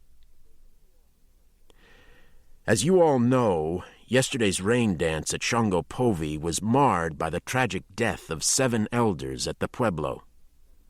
At first, it was feared that the deceased were victims of swine flu, which is particularly dangerous to persons of advanced age. Autopsies showed, however, that the 7 died of food poisoning from spoiled foods left in their ceremonial chamber. Other tragic news comes from Dinabito Wash, where the popular family of Joe Momoa died in a fire at their ranch home. The fire started in the basement, according to official spokesman of the Tuba City Fire Department, and then spread rapidly through the ventilating system. 4 persons died. And now, here's a message from Hubble's Trading Post, where you'll always find... Heat waves began percolating from the sand. Anne's knees were cut up from scrambling after lizards. Tentatively, she felt her armpits and groin for swelling. Nothing yet. It was funny, she thought. She'd always been aware of the endemic plague in the desert, and not once had she seen a real case. Then a week before she leaves the desert, a man dies of plague before her eyes, and she doesn't even recognize the signs. The lassitude, fever, buboes. The word bubo was funny. Like bauble, an adornment. Motionless, she again experienced the sense that she was vanishing into the desert. Part of her found this disorienting but comforting. This oneness was the Hopi way, and she was amused that she had only felt it on the point of death. And she considered that this might be the secret of the Hopis' super-religiosity, because they were always on the point of extinction. Another part of her continued to calculate survival. Usually, there was rain within 2 or 3 days after a snake dance. It was the time of year, of course. With enough water to drink and cloud cover, she might be able to walk the desert. On the other hand, it might be wiser to collect as much rainwater as she could and stay by the van, since that was what Youngman would be looking for. He'd be coming from Dinabito Wash if he had gone there to meet her at Momoa's. Only the radio said Momoa was dead. The sand rippled. A small mirage lapped at the 2 new graves. By noon, she knew the whole desert would look like an ocean, like the ocean it once was 1,000,000 years ago. Momoa was dead, she repeated to herself. Burned. So if she and Franklin and the others had reached the ranch and bunked over, they would have died in the fire anyway. The radio went on, draining the last of the van's battery. That was Johnny Cash's latest. Johnny's going to be at the All-Indian Powwow in Flagstaff, by the way, and you're not going to want to miss that. A time to get together with old friends and make new ones. Hey, who says you can't get a good recap tire for half the price you'd pay for a new one? A skink twisted its head to study Anne. She didn't have the energy to reach for her fishing pole. If Momoa was dead, how would Youngman know she didn't get out of the desert? She tried to concentrate, but half her mind was wandering on its own. Answers slipped away from her grasp. A health advisory note I want to pass along. Officials say they haven't determined the source of the food poisoning incident on the mesa. There may be more cases. This is serious. Signs to look out for, they say, are stomach pains, dizziness, fever, or any suspicious marks or swellings, or throwing up or diarrhea. If you have, or you know anyone who has these symptoms, contact the medical clinics in Shiprock or Window Rock or here in Tuba City at once. Say, wouldn't you like to get in on the CB radio fun? No mention of a missing camping party. No mention of rain. It occurred to her it was important for her to be rescued, not only for her own sake, but to warn about the plague, about the bats. Bats didn't carry rodent fleas, so the bats and the plague were unrelated. But the effort of thought was tiring her out. It was so much easier to watch the growing mirage, to lose herself in it, to let her mind float. Hallucination was a sign of dehydration. A lack of water changed the whole chemical balance of the body, but it was so seductive. She enjoyed thinking she might see Youngman coming, wading towards her through a dusty surf. Her mind went on in a crueler direction. There was a story Youngman once told her about a young man who went to the Maskey Canyon, arriving at night at a fine big pueblo built underneath the ground. Smoke rose from the chimneys. Children ran up and down ladders, and beacon fires burned on the roofs. The young man was not only welcomed in this strange pueblo beneath the earth, he was washed and fed and taken to a great dance hall where festivities were just beginning. He had never seen such laughing and dancing, and beautiful girls who ran around singing and joking, pointing to each other and shouting, "Hoppa, hoppa, is, dead, dead, this. The fun went on for most of the night, and when he was tired, he was led to bed by the two most beautiful girls. They removed his clothes and theirs. He kissed their lips and breasts and spread their legs, making love to each girl in turn until they all fell asleep, the girls lying on top of him. He woke, shielding his eyes, because the daylight was much brighter than he expected, and he saw that the reason was there was no ceiling. The room, which was so fine at night, was now filled with sand. Parts of the wall were collapsed and the windows were broken, and bits of the rafters that were left were falling down in the wind onto the floor. He sat up, and bones fell from his chest. The entire room was full of skeletons, two of them embracing him in their arms. In fear and disgust, he broke their clutch and ran.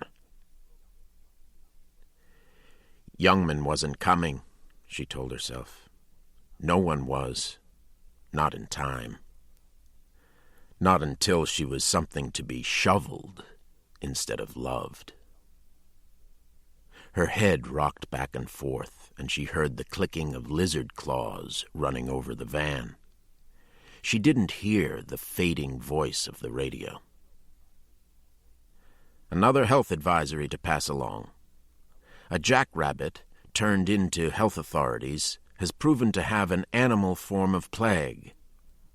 Hopi Deputy Youngman Duran turned in the rabbit, and he is now being sought by authorities so they can administer necessary injections of vaccine. This is an infectious disease, and people are advised not to approach the deputy, only to inform authorities of his whereabouts.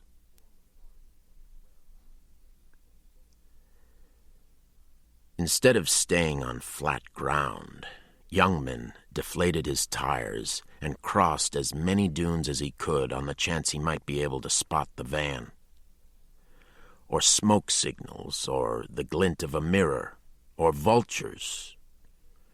From time to time he turned on the transistor radio to monitor what Chi was doing, and also because he knew if the campers came out of the desert, Chi would broadcast their arrival.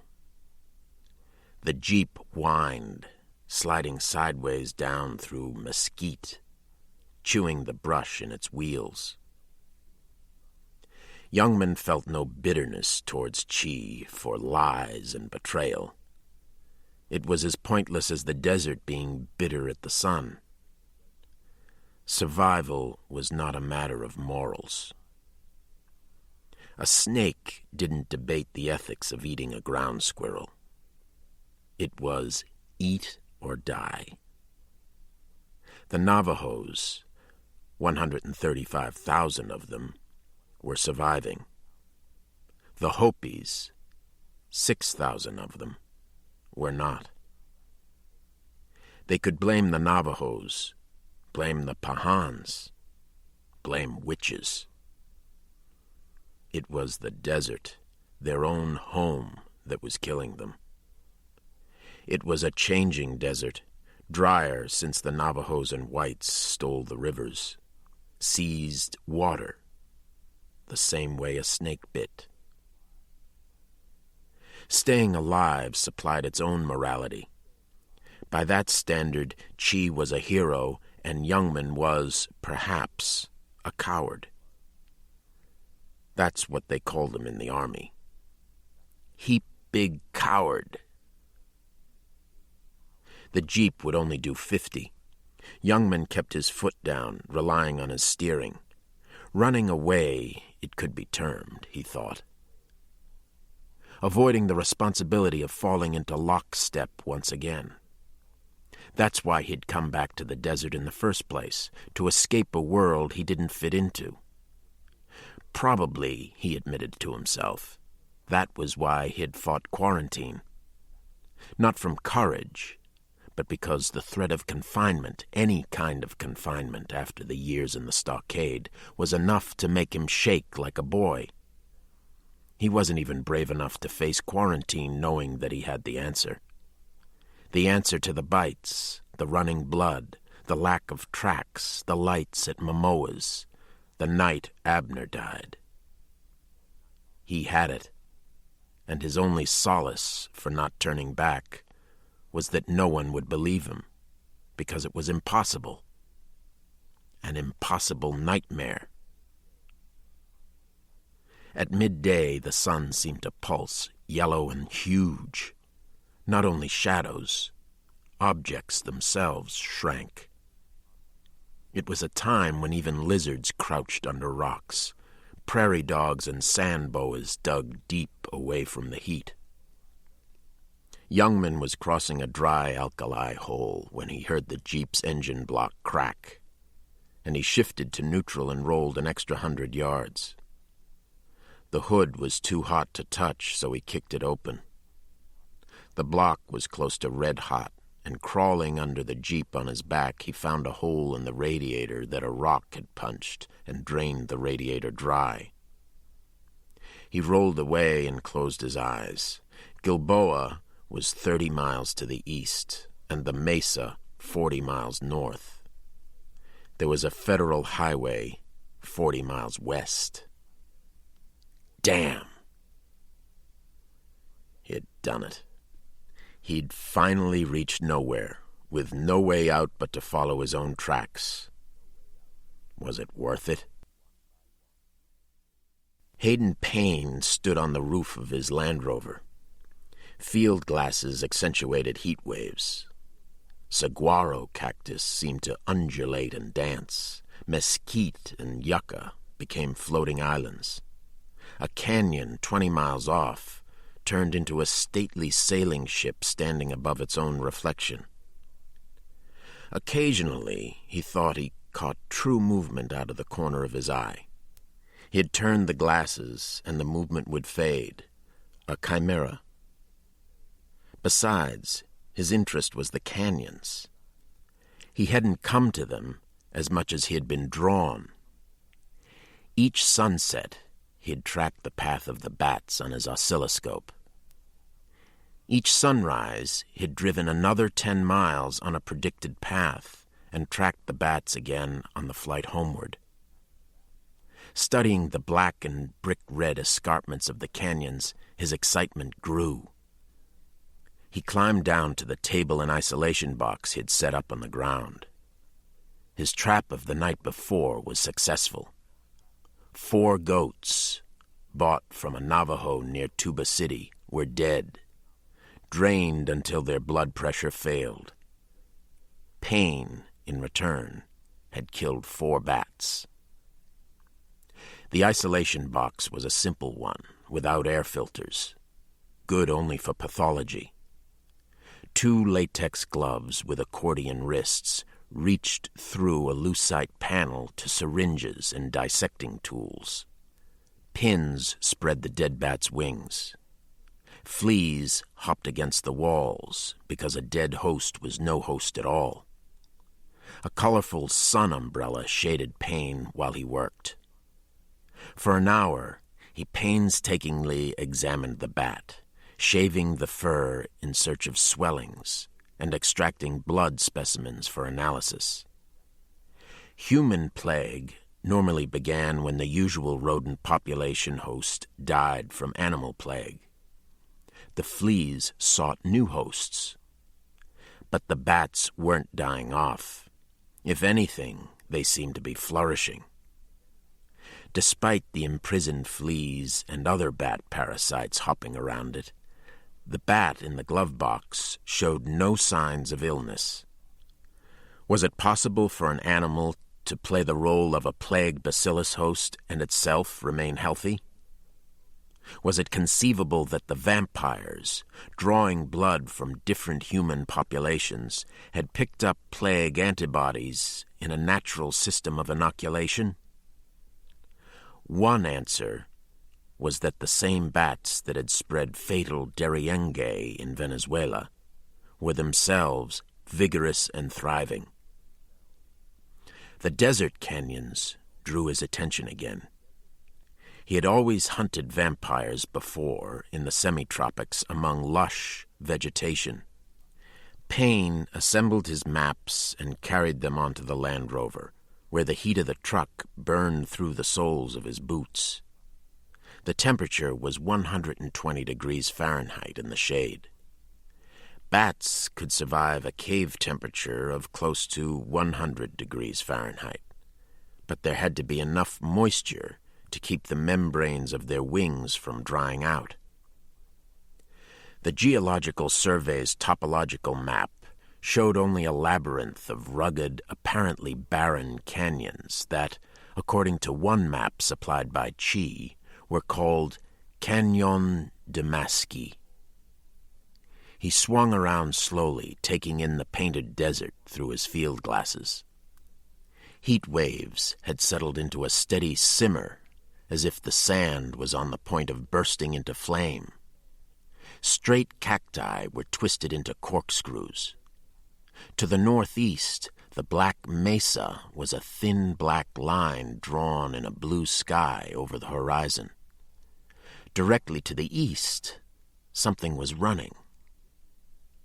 It was the same moving object Payne had seen before he examined the bat. He played with the focus. Sometimes the object would dissolve altogether into thin air, then it would coalesce for a second and be almost distinct. It was definitely coming closer, and it was doing so on two legs. Payne understood the mechanics of the desert. A man could run in desert heat without water for 1 hour before prostration dropped him.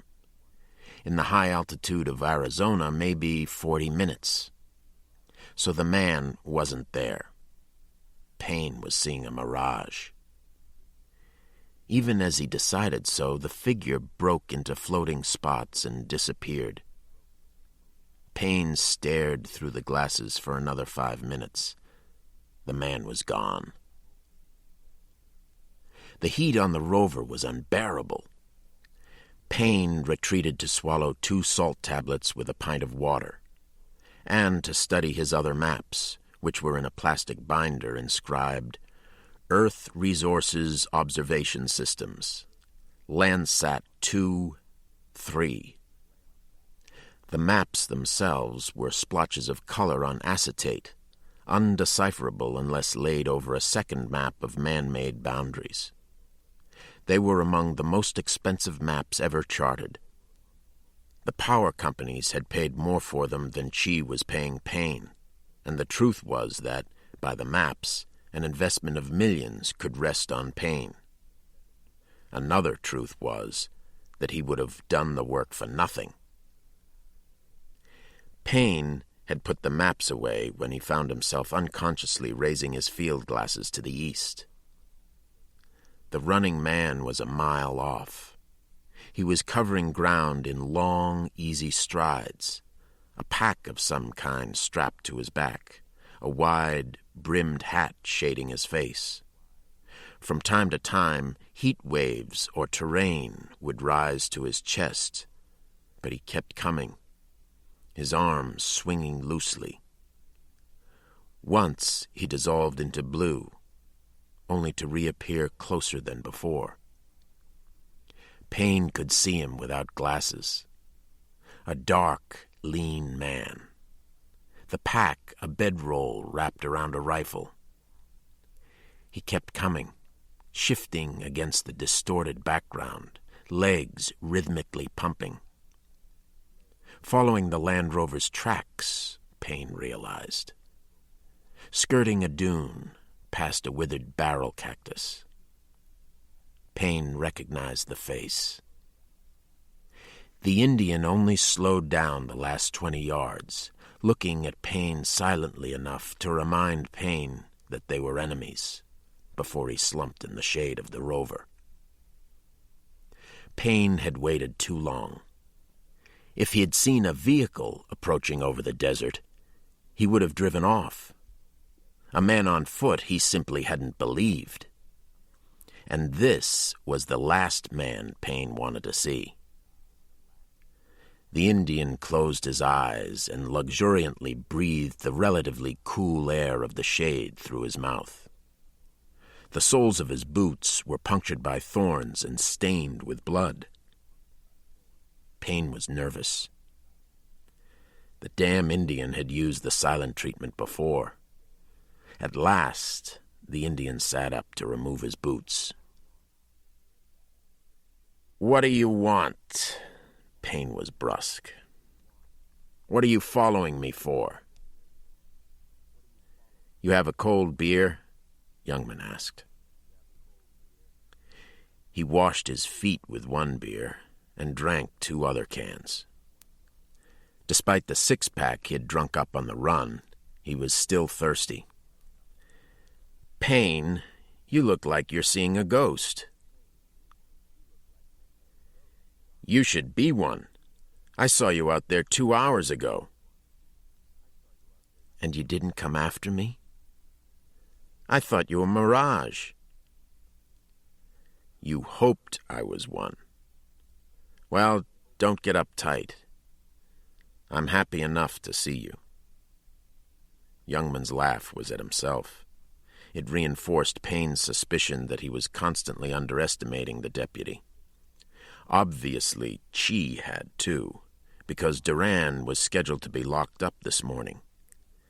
The idea of a man escaping on foot across the painted desert intrigued Payne. "How long could you have run?" "Maybe 5 more steps. How far is it to that table?" "I was just doing a wildlife study." Youngman got to his feet and walked to the shaded table. Payne followed him anxiously. Chi said Duran knew nothing, but Chi also said Duran was an ignorant drunkard, a typical reservation Indian.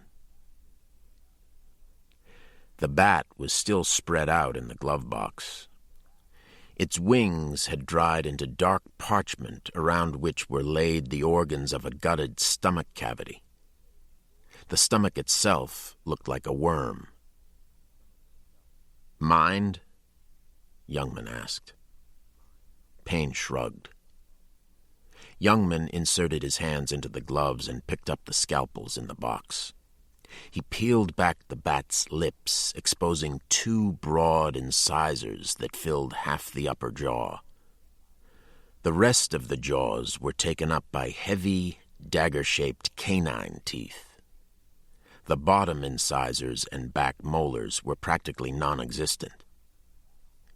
Youngman skewered the stomach on a scalpel and ran it across the dead bat's teeth, which sliced the stomach in 2. "It was the teeth," Youngman smiled. "It was the teeth I couldn't figure out." The Indian knew. How, Payne couldn't start to guess. He didn't understand his own reactions, because he thought he would have killed anyone who interfered, and instead he felt as much relief as anger. He balanced between the two emotions. "Why did you follow me, Duran?" "I'll tell you while I drive."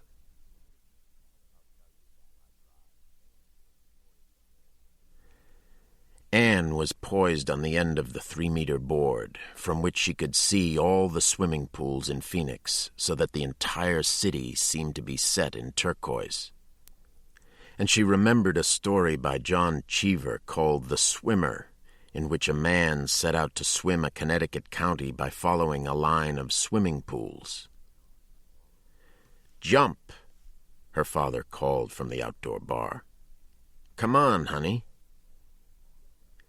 Tables were set out beside the pool for guests, and a mariachi band played in the garden. Anne noticed that her mother had switched from dark roses to a rock garden of cactus and succulents. Water lilies floated on the pool, the same as they'd done for her graduation party. This was her graduation party, she remembered. "You have to jump, dear," her mother called. Of course, her parents wanted her to take that job at the Herd Museum downtown. There were wonderful Kachina dolls at the Herd. Anne considered using her medical training on one of the reservations, though. Indians were fascinating. She dived, flying on widespread arms until she plunged into a brilliant blue pool, tasting the pure water, watching the lily pads float overhead like spots before the eyes. Leisurely, she came to the surface and pulled herself out of the pool. The top of her bathing suit had come off, but no one seemed to notice, which struck her as odd. She pushed her wet hair away from her eyes and saw a young man at a table with a big, red-haired guy. They had a tall drink waiting for her, so she joined them. "I love you," Youngman said. "I'm taking you out of here, any place you want to go." This was flattering, but the party had only begun. The other man put a wet towel around her. "Haven't you got a dry one?" she asked. "You need a wet one." Ridiculous. She was soaked. Still, she didn't want to make a scene, and Youngman seemed so pleased. He smiled so seldom, and now he was gushing like a boy. "Drink a little bit more. Just sip it. You're going to be all right, and as soon as you can go, we're heading out. Just you and me, okay? Right now, we have to get your temperature down." "How did you get here?" Anne asked. It wasn't like her father to invite Indians to social occasions. "The smoke from the fire. You led us here. You did a great job." Chatter mixed with the tinkling of glasses while the mariachis strolled between the tables. Anne was afraid someone would request Guadalajara. The song always made her dizzy. "Turn off the radio," Youngman said, and the other man went into the rock garden where one of the guests had inappropriately parked a van. Her mother would be furious. "His name is Payne." "I don't see any signs of infection. Besides the broken fingers and heat prostration, she's okay. If we can just get her fever down. Lucky she didn't get more sunburn or she couldn't have made it," Payne said. "She's lost about 12 pounds in body fluid, too. I've seen her looking better." Youngman tried to joke. "Thank you." She covered her breasts. "No." Youngman took the towel away and replaced it with a fresh, wet one. "The others," Anne looked, embarrassed, at the guests. "Dead. You buried them. We found the camp. You're the only one left. Thank God we found you when we did." "I didn't think you were coming." Anne knew how sensitive young men could be about mixing with whites. "I should have come sooner." Anne was concerned because Youngman seemed so worried. His face was dusty and haggard, and the whites of his eyes were red. "Are you all right?" she asked. "So far, I haven't caught it. That's another reason why we have to get out of here." Payne tried to ask her a question, but there was a commotion as all the other guests left, taking their chairs and tables away. She was confused, trying to find her father. No one was even saying goodbye. She didn't want to be left alone. "Can you hear me, Anne?" Youngman asked her. "Can you answer us?" She nodded. Anything to keep him from going.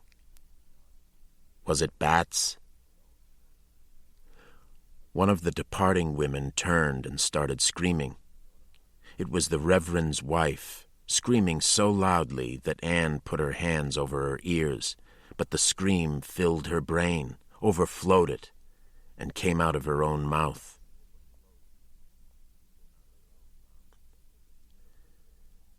The late afternoon was strangely cool and quiet. A breeze filtered through the mesh walls of Payne's field tent. He called it a cocoon, growing out of the back of the Land Rover the way it did. Anne thought the resemblance was more to a queen bee. She lay on a bedroll, sipping weak tea, her head propped on a specimen case. Payne was scrambling powdered eggs on a Coleman stove. Youngman stayed beside her. "Tomorrow you'll be in good enough shape to get out of here." He took her hand. "And that's just what we're going to do. Far away. Payne's driving us to the highway tomorrow." "You changed your mind?" "Yeah. And all it took was you almost getting killed. If you still want me to go with you." Against her drawn face, Anne's eyes were larger than ever. Almost lost in one of Payne's shirts, she looked more like a child than ever. Youngman thought a hug would break her. "You're sure?" she asked. "My reservation days are over, and I'm going to join the living. I finally figured it out. You're my ticket from here because I love you enough to be where you are, wherever that is.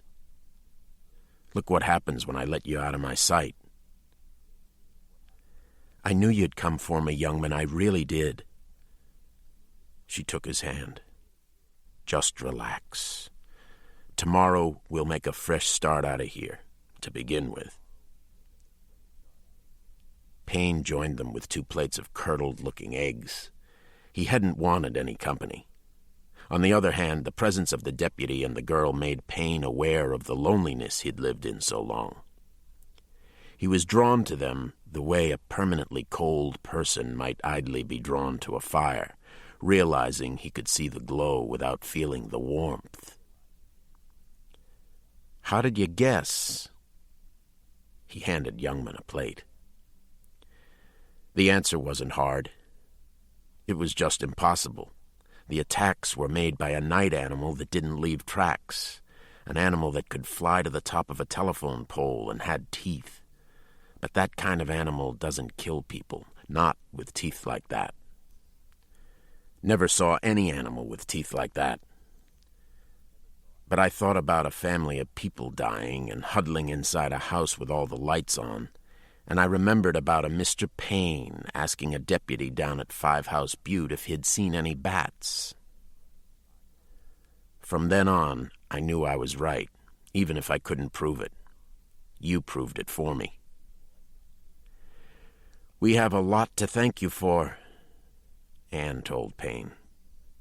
"Like hell," Youngman interrupted.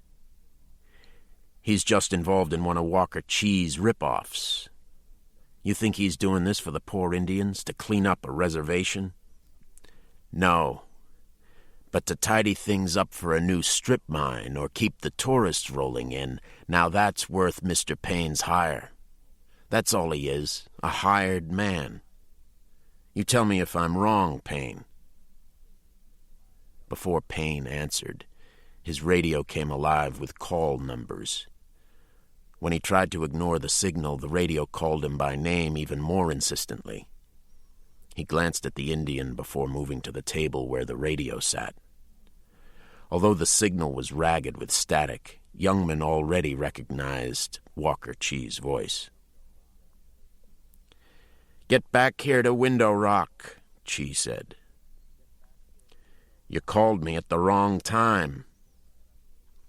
"That's an order.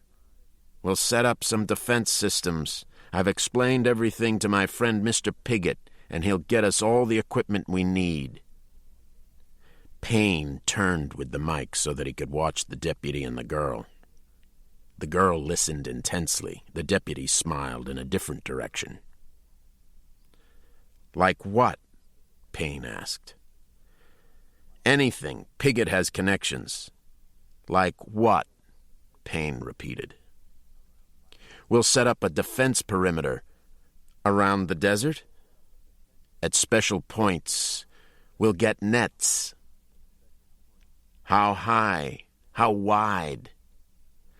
"And arc lamps, floodlights." "Lights are where people are. They don't mind lights." "Let me finish," Chee said. "The big thing is we'll have small planes with DDT. As soon as radar picks up the bats..." "It won't. Vampires fly under radar." "God damn it! We wouldn't be in this fix if you'd finished the fucking bats the way you said you would." "I will." "You say that every day, and every night it's worse." "I've been tracking them. I'm getting close." There was a pause before Chee came on again. "Where are you right now?" "I can't say exactly." "But you're close to the bats, you said. Where do you think they are?" "I can't be positive about that either, but I'd guess..." Payne watched Youngman's eyes slide towards him. "Mansion Mesa." "Mansion Mesa. Okay, Payne, I'm ordering you to start for Window Rock now." "No." "You haven't been paid yet, Payne." "I haven't killed the bats yet. Signing off." "Payne!" Payne flicked the receiver off and wrapped the mic cord around his hand. "We're nowhere near Mansion Mesa," Youngman said. "That's 40 miles southeast of here." "That's right." Payne ripped the mic cord from the radio. "But now you can't tell them where the bats really are," Anne said. "Now no one can tell them." Payne threw the mic as far as he could. "That's all right." Youngman poured himself some coffee. "He can't tell them where to find me." "Youngman was right about you," Anne told Payne. "You're here for the companies. Well, I'd like to know just what company I should be grateful to for saving my life." "What does it matter?" Youngman shrugged. "I don't care. I'm finished here. As soon as we get to the highway, that'll be the end for us." He lifted his mug. "Cheers." Anne removed her hand from Youngman's. Momentarily, she felt as distant from him as she did from Payne. She wasn't distant, she thought. They were. Payne, large, a tan that was ghostly pale in contrast to Youngman's skin, hulking but somehow absent. Youngman, dark and lean, and encased in so much cynicism that he seemed almost untouchable. Together, they'd rescued her, and now she felt almost superfluous to either of them. Youngman pulled his rifle close to his knee while Payne slipped a CO2 cartridge into an air gun. "You kill bats. That's what you do for a living?" Anne asked. "Uh-huh." "There's a good living in that? Bat killing?" Youngman asked. "From Mexico, south, pretty good." "And you kill them with that?" Youngman looked at the airgun. "No. With that." Payne pointed the gun at a red canister marked "Danger" in English, French, and Spanish that leaned against the rear door of the Rover. "Cyanogas. That's if you have to go into the cave. You never go into the cave if you can help it. If you can help it, you get them through an old food source. Like? Cattle, usually. Bats will return to a herd they've already fed off. They sort of own different herds in a territorial way. You smear vampirol on an old wound." "I like it." Youngman lit a cigarette. "Vampirol. Sounds like something for unwanted body hair." "It's honey and strychnine. It works, but it's a slow way of killing them." "Do you hate bats?" Anne asked. Payne laid the gun down and went into the Rover. He returned with a bottle of Napoleon brandy and 3 paper cups. "We're out of their usual flight path." He filled the cups and gave one to Anne. "Let's—" "This is a party?" Youngman was amazed. "What the hell makes you think I want to drink with you?" "Sorry. Chi told me you were a wino." "What else?" "A shiftless, ignorant reservation bum." Payne held the cup out. "You know what a piñón is?" "A white nut." "So?" Payne kept the cup steady. Anne expected Youngman to push Payne's hand away, but instead he took the cup. "Honey and strychnine, huh? That's the easy way to do it." Payne threw back his brandy in a swallow. "Crazy fucking pahan," Youngman muttered and downed half of his cup. "What's that?" Payne refilled his cup. "I was just saying we get all kinds of white nuts around here. Usually they want to bag a mountain lion or a wolf. First time I ever met one who was after bats." "You don't think much of them?" "Never thought about them at all, Payne." "Think about them. Think about an animal that aerodynamically is more maneuverable than a fly, that possesses a system of echolocation more sophisticated than the navigational technology of a military bomber, that sees in the dark as well as a cat, that, unique in nature, has made the leap of efficiently converting the blood of other vertebrates into its own blood."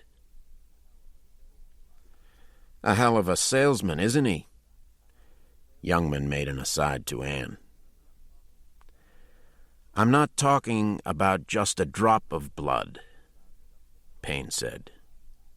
"When a wild vampire bat feeds, it can drink 1.5 times its own weight in blood. Because of the anticoagulant in the vampire's saliva, its victim loses as much blood again in excess of what the bat drinks. Over a year, a single vampire can drain 28 quarts of blood, the entire blood volume of a good cow, or about 6 humans." "Is that so? How can any animal drink 150% of its own weight and get off the ground?" They piss. They piss while they're drinking. The blood meal is absorbed by the cardiac region of the stomach, and the blood fluid goes right on through. There were these tarry stains around Abner and the horses that were attacked. Piss. Yeah, that's efficient, Youngman laughed. I'll give the little fangers some credit. A little smelly. Payne smiled agreeably. You ought to go into a cave of vampires sometime. One year in Mexico, I gassed 100 caves. I killed over 50,000 vampires. Interesting killings. Anne studied the dark red of her brandy. It was Youngman who finally filled the silence. So what is it? You have a high boredom level, or you're totally insane? A white man of your talents could make $1 million selling insurance. Why vampires?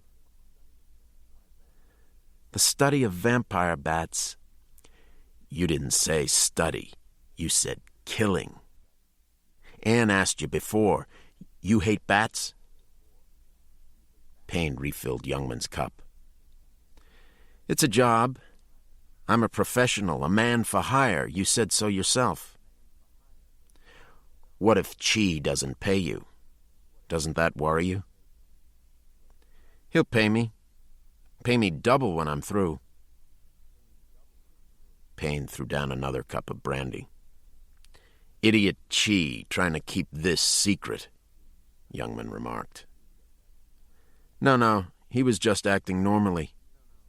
That's normal. 70 years ago, there was an outbreak of plague in San Francisco. State officials refused to believe it.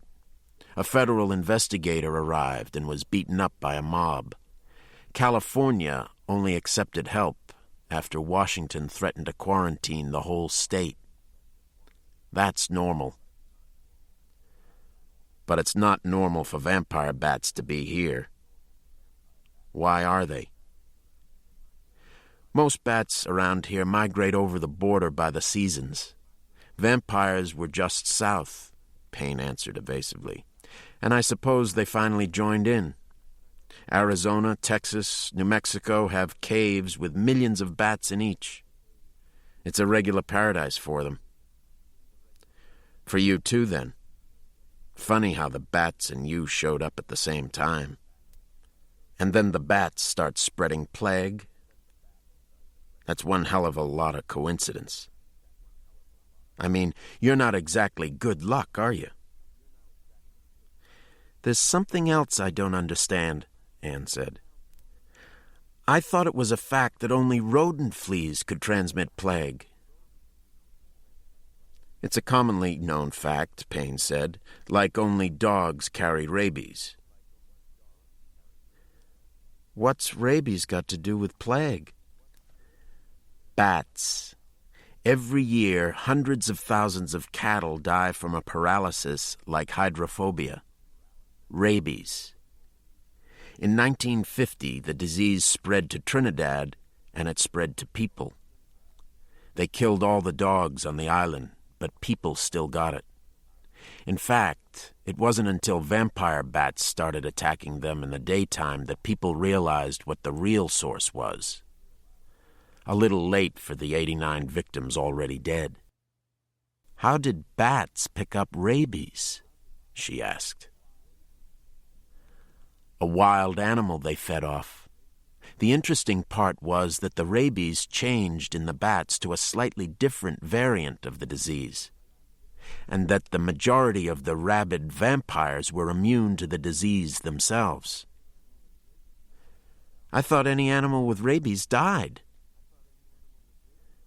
Then you see my point. Any other animal would. At any rate, you said that only rodent fleas carry plague. The truth is that dozens of different fleas are capable of carrying plague, and those fleas can be found on man, monkeys, cats, dogs, camels, sheep, even birds, and bats. How could the vampires avoid becoming plague hosts here? Every warm-blooded animal is their food, and plague is endemic to the animals of this area. When you consider the method of feeding, the oral contact, the profusion of blood, and the attraction of blood for fleas... "Save it," Youngman said.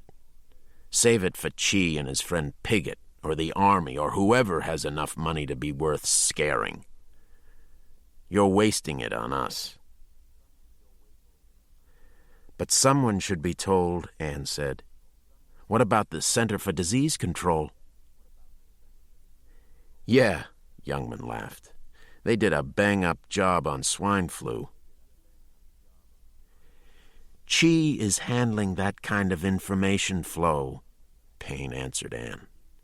"Anyway, even if they did get a team here from the CDC in Atlanta, they don't know how to handle vampires, and they'd end up trying to reach me in Mexico. I'm already here, and I know where the bats are."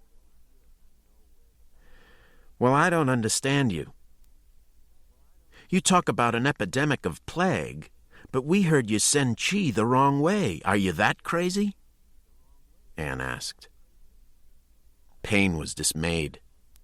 The convivial, nearly party air he thought they'd all been enjoying was fading all too suddenly under the force of the girl's outburst. He lifted his paper cup. There was nothing in it. When he set it down, he did so clumsily, because he was trying to avoid her angry stare, and the cup fell over and rolled towards her. "That's all right." Youngman picked up the cup and poured some more brandy in it for Payne. "I understand you. You're the bat killer. You want to do it yourself."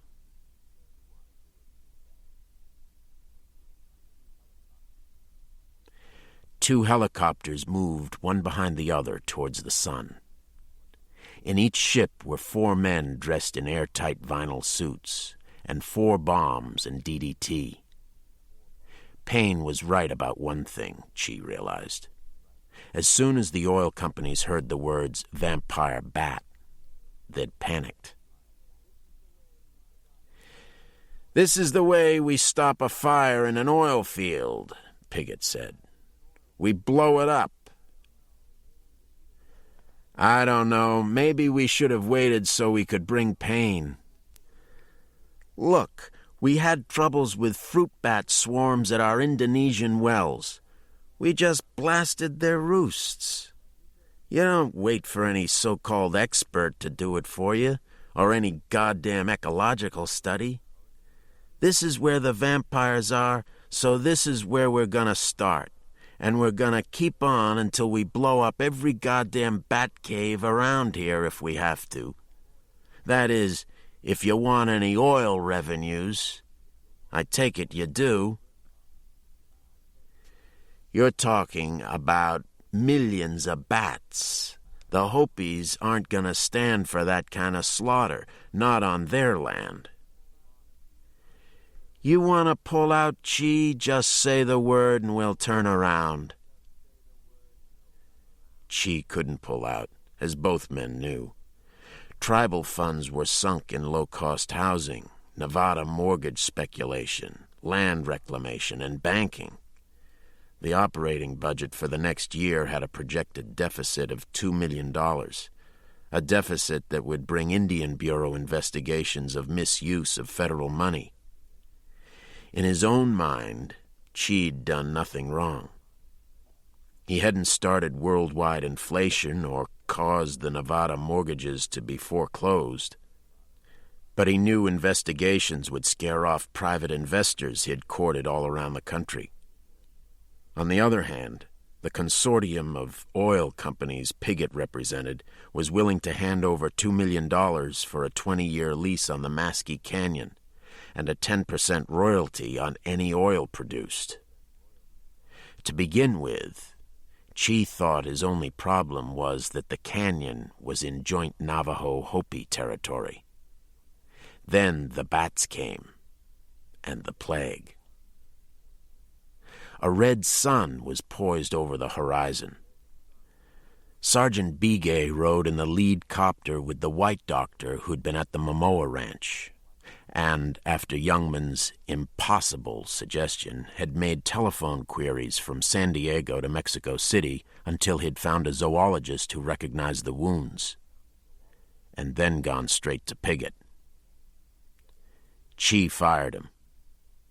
It didn't matter. As the doctor expected, Piggott paid well enough for the information. "All I'm saying," Chi rephrased his protest, "is maybe we should wait and coordinate with Payne, in case some bats get away." "Chi, you know how many geologists know more about oil than me? Maybe 1,000, and they're all piss poor, and a lot of them work for me, and the reason is that I have nerve. That's all the oil business is, nerve and faith. That's why I'm taking a chance on you. You thought some bats were going to scare me off a strike? See how you wasted time on your expert? You should have come to me at the start. But he knows these bats. And I know dynamite. It's almost sunset. The bats are going to be coming out. Good. We'll blow up the ones coming out and seal the rest in for the DDT to finish off. There are a lot of bats. That's why we're going to this one first. Look, Chi, you want to be an important man, a hero, and you want to be rich. You go along with us, and that's what you'll be, and you know it. Chi shut his mouth.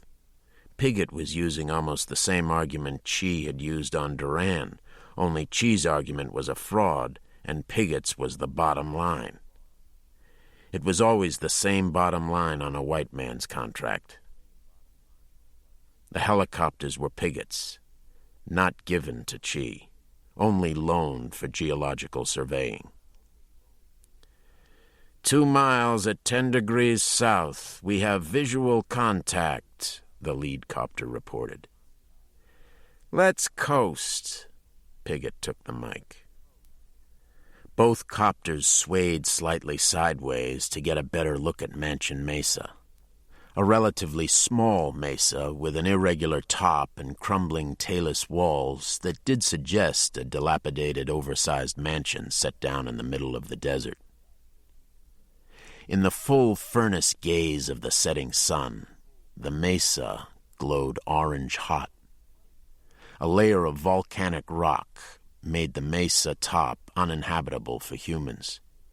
But the center of the mesa was hollow, a vast cavern occupied by blind salamanders, beetles, cockroaches, coral snakes, pseudo-scorpions, and hundreds of colonies of different bats. "You're sure anything lives in that?" Piggott asked Chi. "Yes." "We better swing by first," Piggott ordered over the radio. The 2 copters made a circuit around the walls of the mile-wide mesa, watching their silhouettes swim over the walls. The sound of turboprop engines boomed off the rocks. "Bats!" the first copter called. On the south wall, about 20 feet from the mesa lip, perhaps a dozen bats straggled into the daylight and dived into the shadow line rising from the desert floor. "We're going around again," Piggott ordered. "That's the main entrance." Chi disagreed. "You don't know how fast the sun drops. We have to do it now." The copters made a second circuit, closer this time, their rotors almost grazing the mesa walls. As they came around to the south without spotting another entrance, Chi saw that the sun had dropped to its waist. A shadow line of misty blue was directly under the cave entrance, and a thin but solid string of bats fluttered out. "Okay, this is gonna be harder than we hoped," Piggott spoke into the mic. "We can't just drop the bombs. We're gonna have to fly by and sling them in. The dynamite has a 10-second delayed contact fuse, so you don't have to worry as long as you don't go into a stop hover. We'll stand off and, in case you miss, we'll go in with our load. Let's do it right the first time, though. And don't forget your helmets. There's a chance some of these bats are infected, and we don't want to take any chances." Piggott was already taking chances, Chi thought. "Tell them to go." "Hold on, Chief. I said we were gonna do it right. Look, the bats aren't even coming out now." The shadow line was halfway up the cavern mouth and rising even as Chi watched. The lead copter backed off 100 yards while the one carrying Chi and Piggott drifted 50 yards alongside. There was a pause as the men in each aircraft fastened the helmets of their coveralls. They wouldn't be in them long enough to require air tanks. Chi started sweating immediately as more bats emerged. The shadow line touched the top of the cavern entrance. Most of the desert was now a blue pool. "Ready," the radio announced. $100 bonus for every man who bowls a strike," Piggott told them. Chi watched Bigay get strapped to each side of the Huey's open bay. A satchel charge was handed to Bigay. The two copters seesawed in the air. More bats were coming out of the cavern, speckling the air. "What are we waiting for?" "Relax," Piggott told Chi. Bigay gave a thumbs up. The lead copter dipped its nose and advanced towards the mesa. "Keep it at 5 knots until he throws it, and then scram." "Good hunting," Piggott called. The copter aimed towards the cavern at a 20-degree angle. Bigay and the charge were obscured from the second copter's view. A small cloud of about 100 bats slipped from the cave. Steadily, resolutely, the copter swung towards the mesa wall. The next seconds were confused in Chi's mind, and always would be.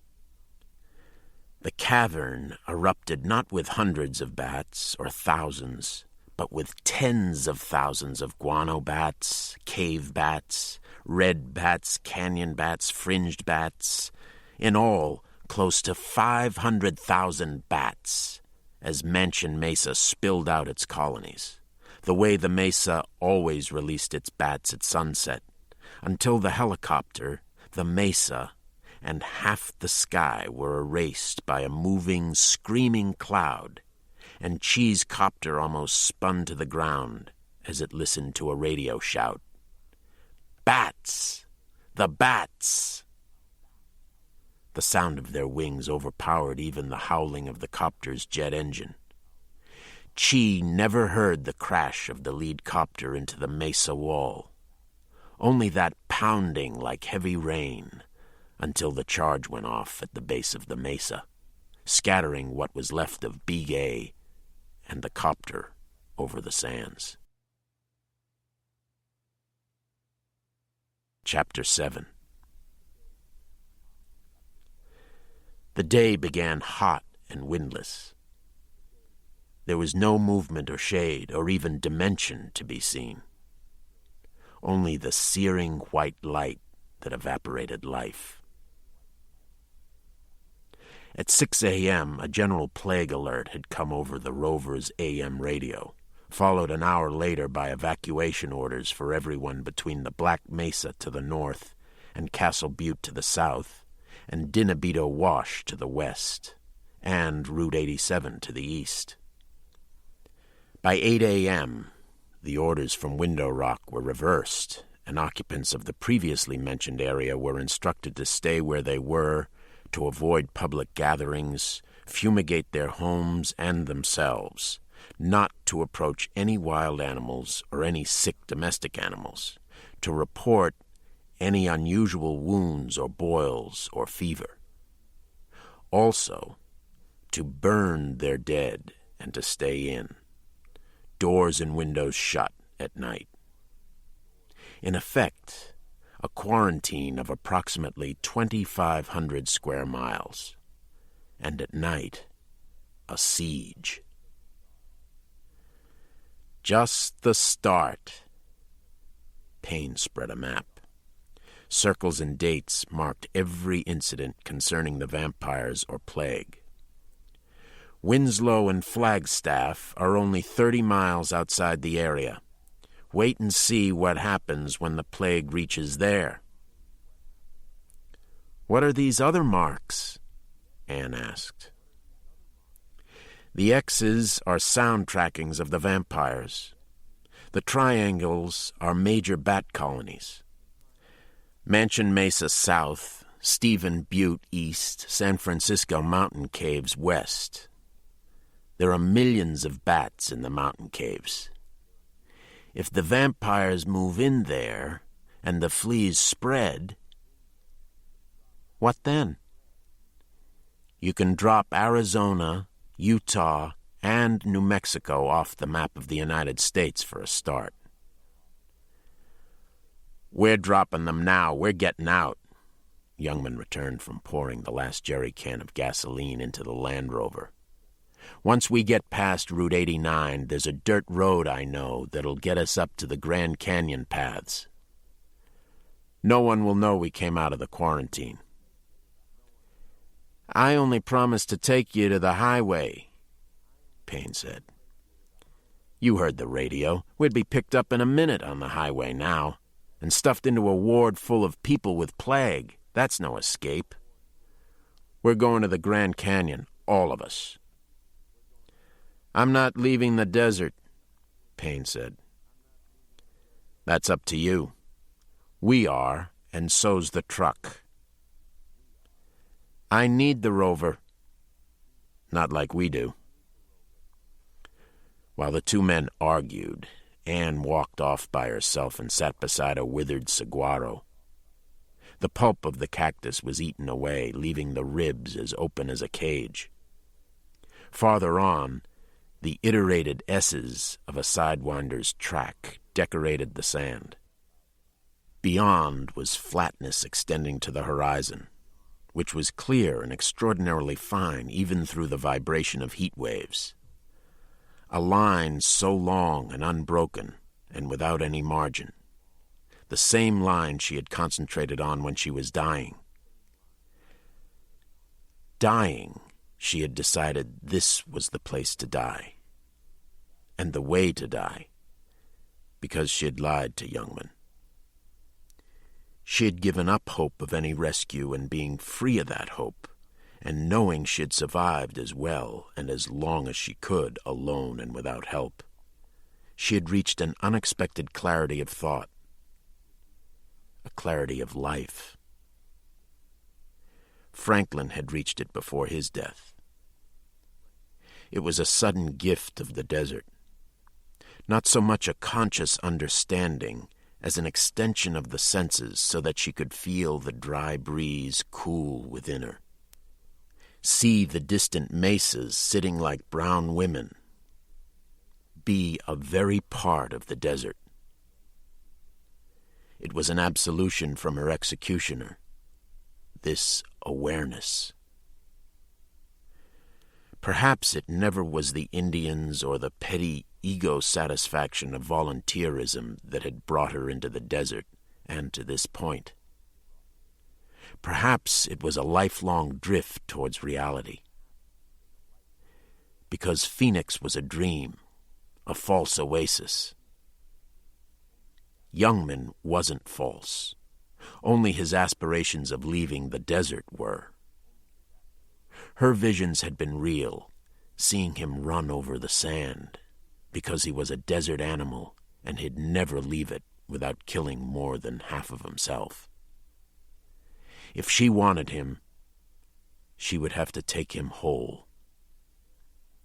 Why had he and she been spared the bats and the plague? Why had the desert done that for them? She scooped up sand and let it run like water over her broken fingers. Youngman lifted his rifle, levered a bullet into the breech and aimed it at Payne's head. "Give me the keys." "You'll have to kill me." "To save us, I'll do it. Throw the keys." "There are more lives at stake. Your people, the Navajos, everyone in the desert, and that's just the start." "It's not the end of the world," Youngman said. He would have fired at that point, but he was suddenly looking at a memory of Abner. Then Anne interrupted. "Beside you," she asked Payne, "who else can stop the bats?" "No one. There are experts in vampire control in Mexico City, but it would take them a week to organize a team. By then the bats will move to a new cave, and the plague will be out of control. It may be out of control now." "How?" "A bullet," Payne looked at Youngman's gun, "only kills the person it hits. Every victim, man or animal, bitten by the bats becomes a vector, a spreader of the plague. Ask your friend how fast the plague has spread in a couple days. From a few square miles to a few hundred square miles. Geometrically, the more area it covers, the more the rate of spread accelerates. You can probably imagine what will happen if one human vector reaches a major city or an airport, or even a motel near the Grand Canyon. Is it possible Youngman or I do have the plague?" Payne took longer to answer. "It's possible." "And you know where the bats are?" "Almost exactly. I've been tracking their flight paths for 5 nights. I know the area of their cave.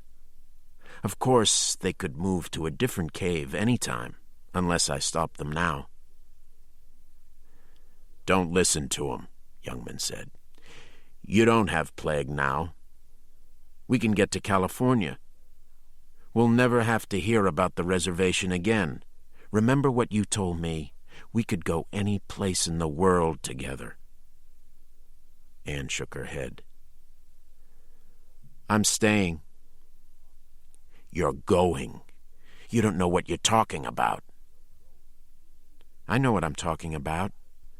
For 2 years, I've gone around this reservation doing nothing but handing out Band-Aids and eye salves. That's next to doing nothing, Youngman. And that was 2 years of my life. Maybe I did something good for the people. I hope I did. Now you want me to be responsible for letting those people die? To throw away those years? To run away the first time I can really matter? If you want to run, go ahead, but I'm not going with you." "I can make you go." Youngman swung the rifle towards her. "No, that you can't do." "Payne is crazy." "He can stop the bats. Get in the truck." Anne said nothing, but held his eyes on hers, not fighting his stare, because she didn't have the strength for that. Instead, yielding, letting his eyes go as deep as they dared, until the rifle dropped. Youngman made a final attempt. "I'll trade you. I'll stay here and wait while he drives you out past the quarantine. Then I'll help him when he comes back. He may have maps. He doesn't know the desert." "Then that settles it," Anne said. "We're all needed. We'll do it together as a team, if, she asked Payne, that's all right with you. A team? Payne took the rifle from Youngman. A team is perfect.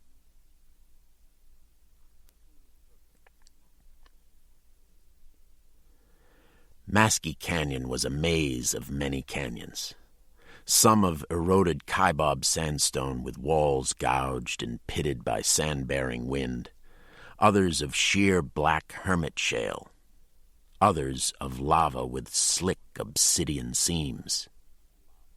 At one time, the canyon had grass as well, and a people, ancestors of the Hopi who raised corn and grazed goats in this impenetrable natural fasthold.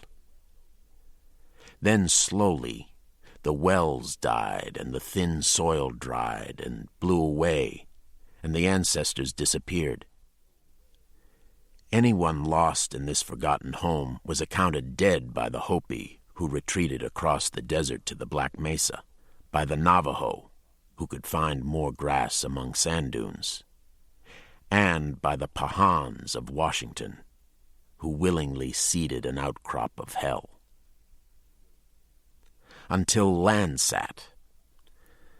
The Landsat satellite was launched by the National Aeronautics and Space Administration on January 2nd, 1975. Since then, 14 times a day, the satellite circled the Earth, measuring the radiation intensity of the ground in 1.1-acre units. Within its multispectral scanner, an oscillating mirror reflected light to detectors which converted the light into electrical voltages. The voltages were in turn converted into number values ranging from 0 to 63. Landsat beamed its data to a Goldstone, California station, where the data was recorded on tape and shipped to the Goddard Space Flight Center, where the number values were reconverted back into black and white film, which was then printed through filters into color photographs. The photographs were stored at the Department of the Interior's Earth Resources Observation Systems Data Center in Sioux Falls, South Dakota. Although the photographs were costly, they were much in demand by developing countries eager to find signs of mineral deposits, by meteorologists mapping weather patterns, by civil engineers responsible for highway planning, and especially by petroleum companies. A group of such companies based in Houston noticed that one photograph of generally oil-dry Arizona displayed an almost insignificant and inexplicable leap in radiation intensity. Night photographs of the area, a stretch of the Painted Desert held jointly by the Navajo and Hopi tribes, showed an even sharper dot of radiation. Contact was made with the more progressive Navajos, and helicopters were loaned for purposes of closer aerial study with infrared film. The cause of the radiation leap, they found, was not radiation at all, but fire. A fire in a stark series of canyons that looked from the air like interlocked teeth, canyons with no trees or anything else to burn, except oil. From deep underneath the surface, from an unsuspected oil pool, there was a seep. At some time, lightning had struck the seep and set it on fire. A fire that could have been burning for hundreds of years without anyone knowing. The burning seep was unusable, but where there was one, there were likely to be others, and there was sure to be oil. From a distance of a mile, in the desert's midday, Maskey Canyon looked like the remains of an enormous creature that had fallen, burning, to earth. Instead of the flat top of a mesa, angular crags jutted at the sky. Through a shroud of dark lava broke seams of rust-red supai sandstone and streaks of dull mica. There was no vegetation and, except for a flock of carrion crows, no life. "Stop," Youngman said. The Land Rover rolled to a halt. No reflection and no shadow, Payne thought as he stepped out of the truck, as if the canyon absorbed all light or canceled it out. Youngman climbed down, staring at the cliffs ahead. In a way, he was very amused, but Payne was heading in this direction when Youngman ran him down the day before. Youngman should have guessed. "You know these canyons?" Payne asked him. "He does," Anne joined them. "All the Hopis do." "Give me your glasses," Youngman told Payne. Payne gave Youngman the binoculars, and the deputy focused on the face of the mesa, sweeping slowly from left to right. "It has religious significance," Anne said. "I didn't know the place actually existed at all." "Superstitions," Youngman cut her off. "Ignorant witch stories. Nothing to concern you. You say the bats are up there?" Payne pointed to a ragged gap in the cliffs. "They fly through there. If we can get the truck up that far, we can go the rest of the way on foot." Youngman studied the walls of the gap and let the field glasses fall slowly to the base of the mesa, to a stripe of brick-red sandstone where he found what he had been searching for. A black double spiral about 10 feet across and 20 feet above the ground. "There must be 1,000 caves up there, Payne.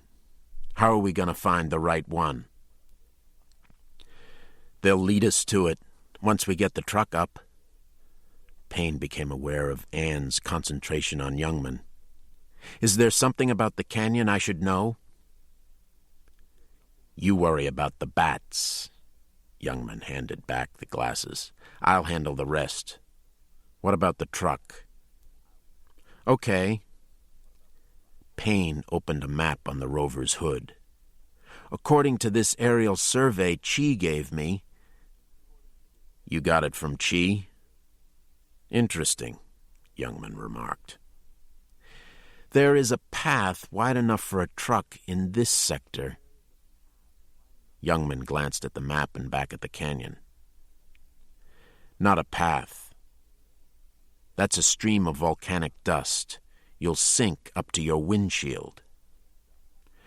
"Well, the only other map I have is a satellite photo." "Then bring it out. Let's see it," Youngman said when Payne hesitated.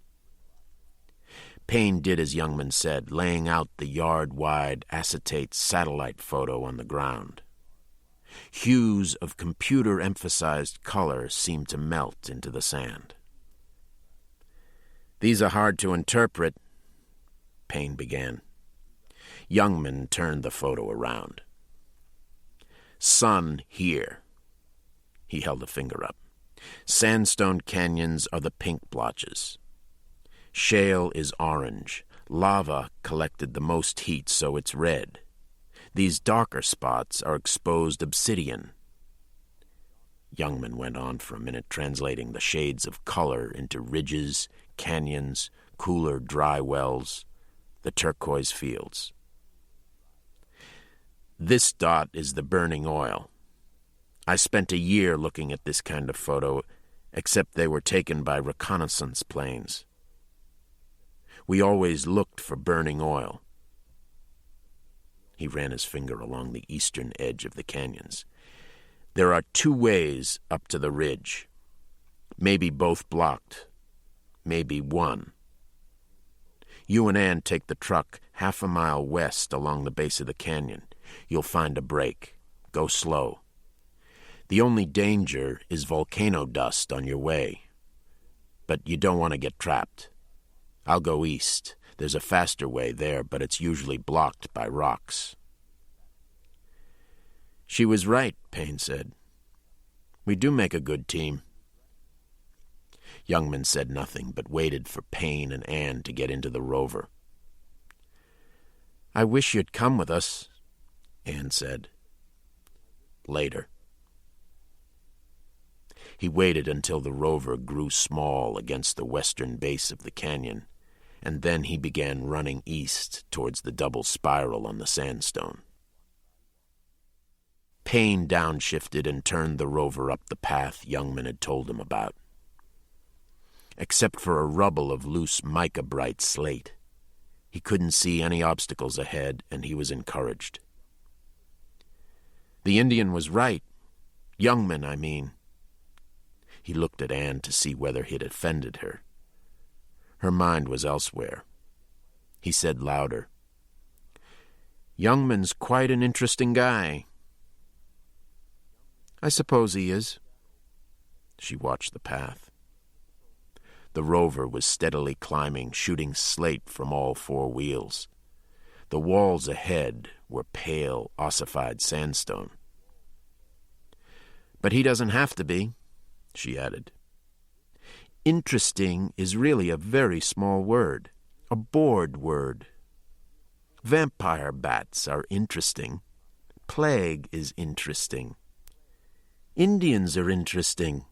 All of them are from a distance as a thrill.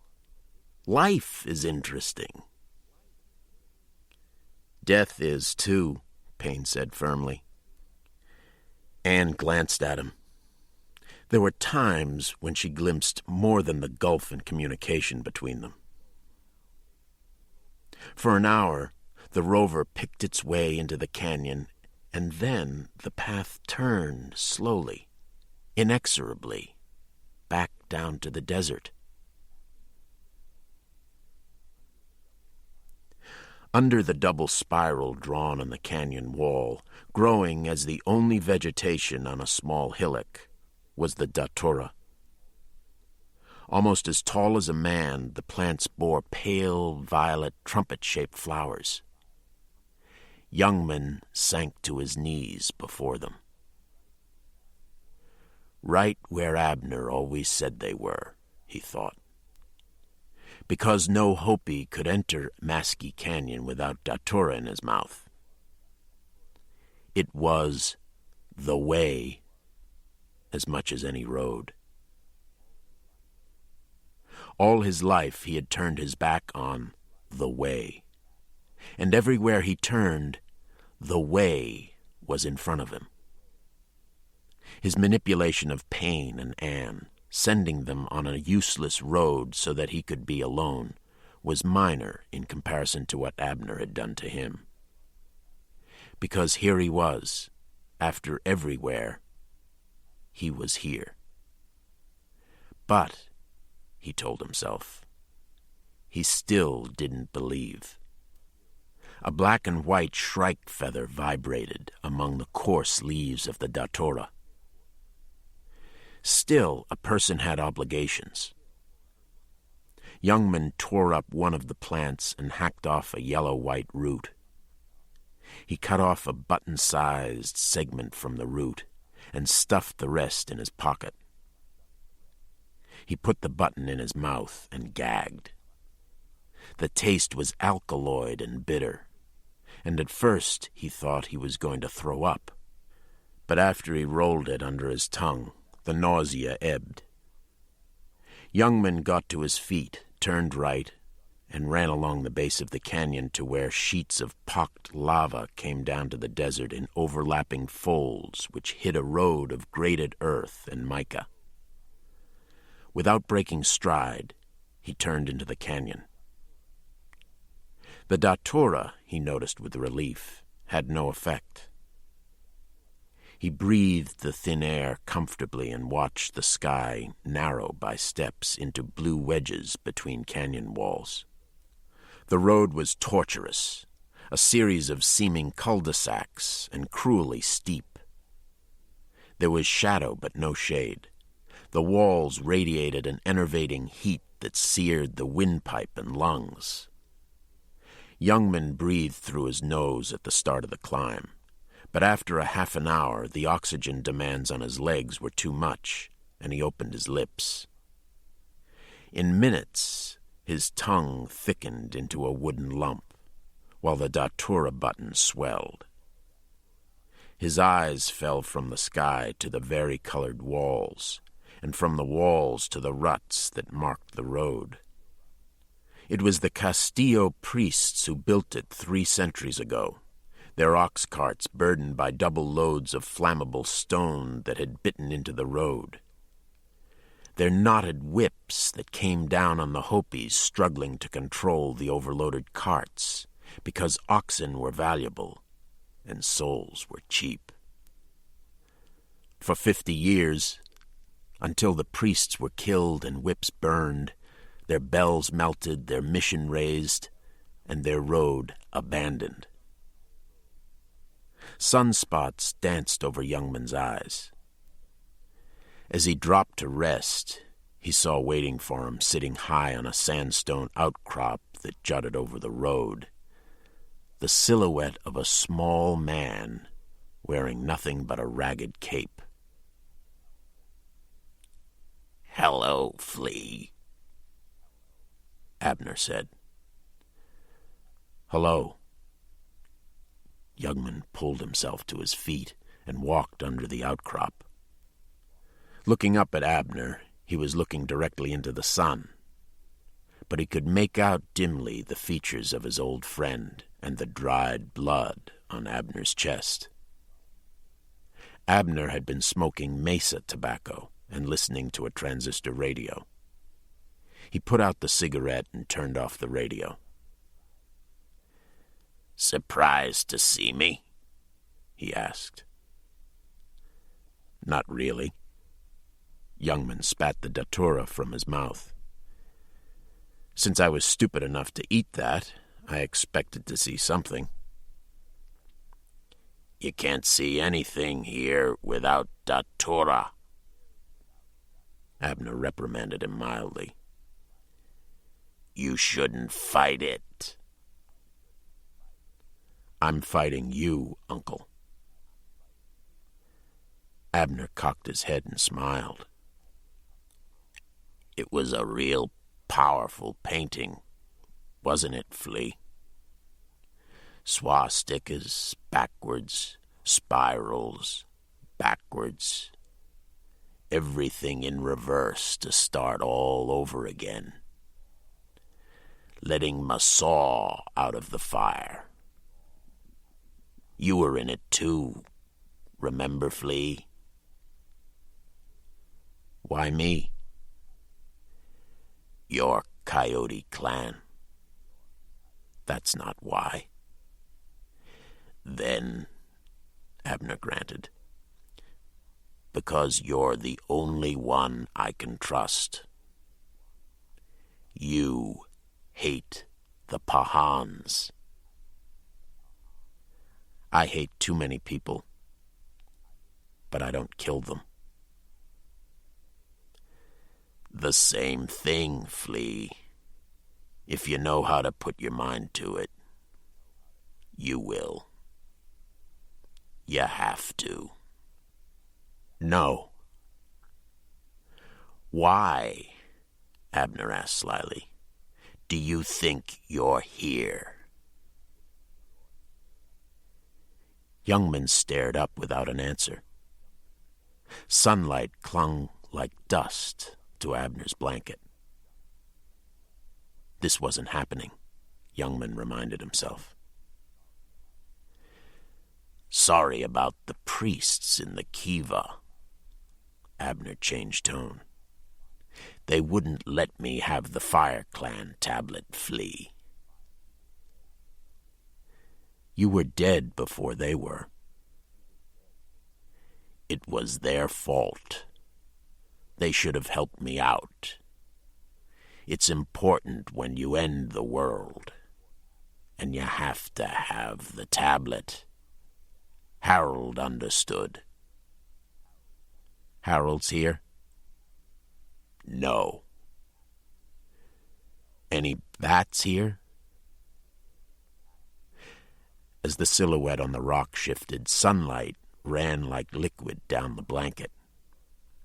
A change in the wind brought the stench of ammonia. Abner ignored Youngman's last question. "It makes my heart glad to see you again, Flea. You know why I'm ending the world? You told me before. The strip mining on the mesa, the Indian Bureau, Navajos. Masaw says they're coming here." Masaw said that to you? You know, if the head pounders want to sell their part of the Black Mesa, to rip up and carry off, that's okay. You can't expect much religion from a Navajo anyway. But you know, we're the only real people in the world, and Masaw is the only real God. This canyon is his home. The first thing you ever learned is how he came out of the fires here to watch over us. Isn't that the first fact you learned in your life, Flea? It's what I heard. That was true.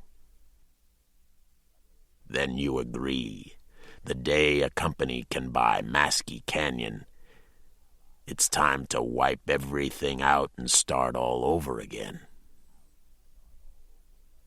You mean wipe everybody out? Not everybody. We'll go underground again, the way we always do between worlds. And when everybody else is dead, we'll have plenty of room when we come back up. Masaw promised. Youngman thought about it. Let me tell you. An hour back, when I saw where I was, I would have killed Walker Chi. If he had been there with me, I would have done it, because one thing I never thought I'd be doing is helping him take Maskey Canyon. He's gonna get it. You're right about all that, Uncle. They'll take it if it kills us, and it probably will. They'll kill Masaw for sure. They'll blow him up with blasting powder and bury him under oil rigs. I felt that. But now, I just feel sad. You know, my life has just been one circle. Starting here, going out, so far out I never saw the curve, and then ending here. A circle. What's funny is that I even thought I could get away again, and I can't. So I'm here with you, Uncle.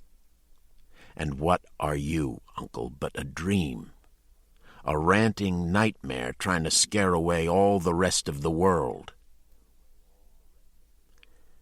Masaw said you'd be like this at the start, Flea. Stop it. Masaw isn't killing people. Bats are. The plague is. Hopi people are dying. What kind of a god kills his own people? It's not unusual.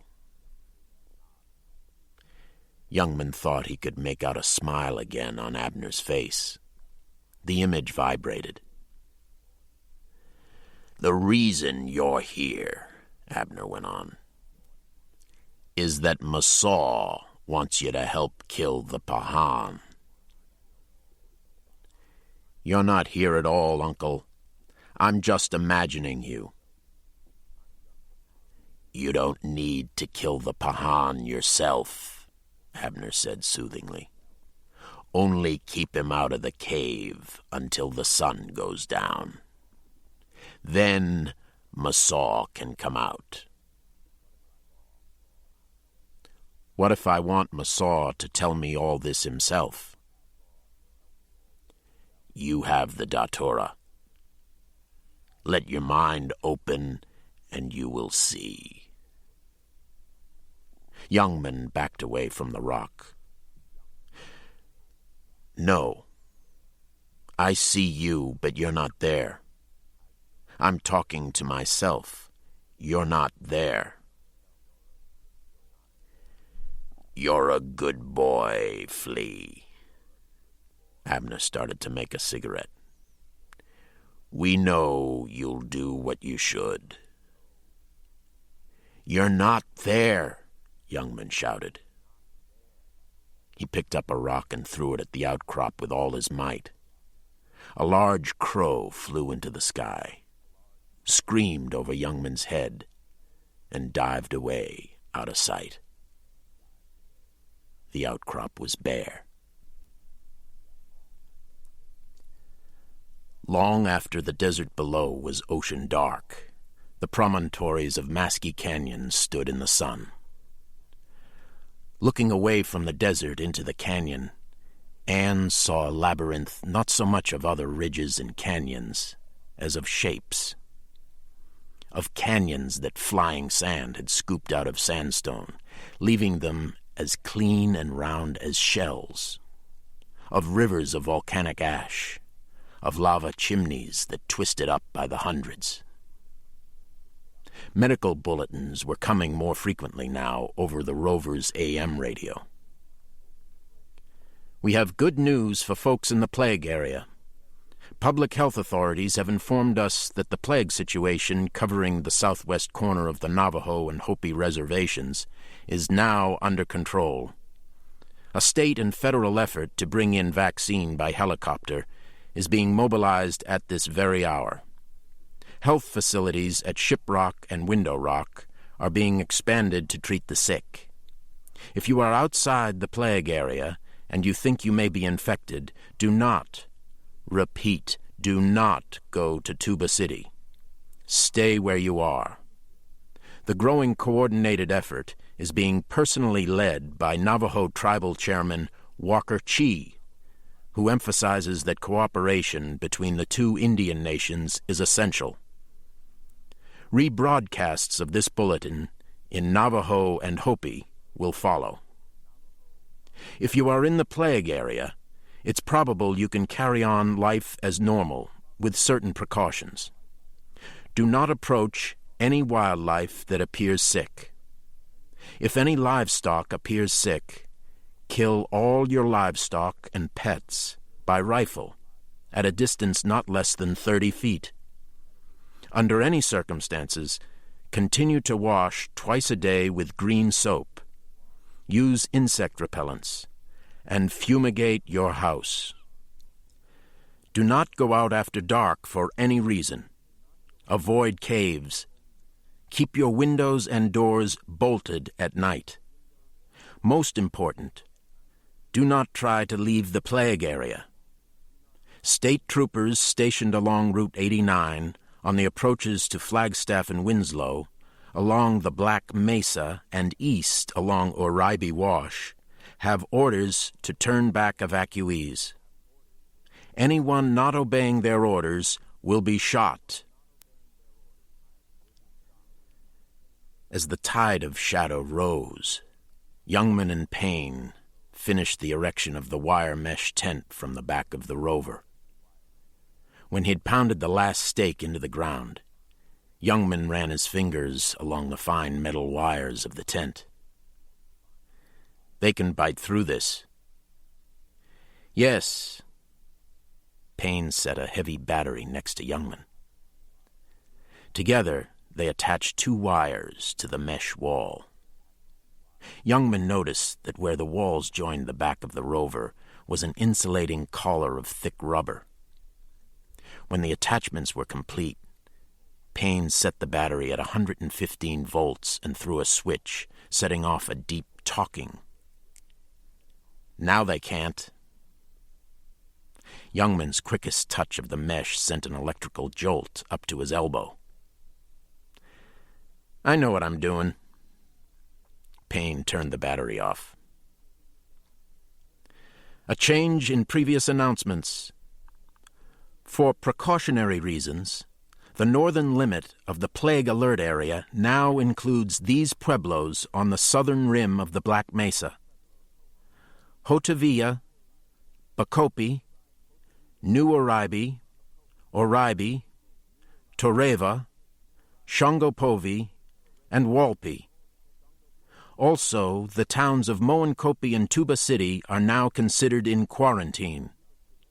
Again, these are precautionary measures and not reasons for alarm. Youngman turned the radio off. As darkness swung over the ridge, Payne slid into the driver's seat. The unidirectional microphone was already set up on the roof, and the oscilloscope glowed green next to Payne. Youngman and Anne crowded into the rear of the truck. Payne checked his watch. The first stars began to appear, growing in intensity every second. Hotamkam in Orion's belt, Chuchokam, the Pleiades. I've got their flight pattern down pretty pat. Payne turned the microphone grip back and forth in an arc of 15 degrees. He wiped the palm of his other hand and fine-tuned the amplifier, and tuned it a second time. Anne had grown used to the sounds of the desert at night. There were none on the ridge or from the canyon. Not an insect or a bird. The oscilloscope's white line was straight, a string of ice. If they moved to a new cave, Anne began to say. The line shivered. A faint pattern emerged. 3 harmonic lines slashing from one octave to another. Under 3 minutes after sunset, Payne looked at his watch. We're very close to the cave. 2, he checked the compass reading on the microphone shaft. West-northwest, and bearing straight at us. They're packed tight, very tight. Youngman heard nothing, but the oscilloscope line shook violently. He looked at Payne, whose face was triumphant. Listen. Payne snapped off the scope. There was a wind, Anne thought with surprise. No rain, she corrected herself. But no rain was falling. A milling of wings, she realized, but sharper. Wings without feathers. Youngman thought they sounded like steps in the sky. Look, Anne said. From west to east, the stars were vanishing, eclipsed by a whispering tide that swept over the ridge at a height of 30 feet. It moved over the rover, blotting out starlight. They were faster than Youngman had expected, more than he had thought possible, and he cringed reflexively, bowed by their shadow and the close and heavy strokes of wings. A minute passed, and the bats were still coming overhead. Payne closed his eyes. For a moment the old panic was back, burning like a red bulb, but he mastered himself, and the panic faded. Anne concentrated on the blind eye of the scope. Youngman watched the last of the bats funneling down into the desert, a sinuous line dipping and curling into the night wind. When will they return? He asked long after the bats had disappeared, and Anne was making a supper of powdered egg tortilla on a hot plate. I don't know. Payne laid his air gun, 3 darts, and a pocket-sized radio receiver on a table. It all depends how quickly they find food out there. A couple of hours at the least, but they're bound to find some abandoned livestock. I've set the beeper on the microphone, so we'll know when they get close. They may find something besides livestock. Everyone in the quarantine area is abandoned. True, but that isn't what you asked. Anyway, we'll be ready for them when they return. We will? This, Payne held up one of the darts, contains a miniature radio transmitter. It weighs about 1 gram and only throws a signal for 200 yards, but I think that'll be sufficient to find a cave as close as theirs. The trick will be to plant them on the backs of the bats, so they can't bite them off. Payne slid the receiver's button to on, checked 3 frequencies of tones from the darts, and slid the button back to off, speaking softly to himself. Where the bee sucks, there suck I. There I couch when owls do cry. On the bat's back I do fly. Supper. Payne ate his spongy tortilla voraciously and with great good humor. Anne busied herself in a charade of domesticity. The bright light of the Coleman lamp dissolved the fine mesh of the tent, so that the 3 seemed to be having a picnic in the open air. Now that we're all in this together, Youngman pushed his food aside, I think it's time you told us just what we're up against, Payne. You know, infected bats. I know from what I've seen so far that I don't think we're going to come out of this. Youngman... Wait a second, Anne.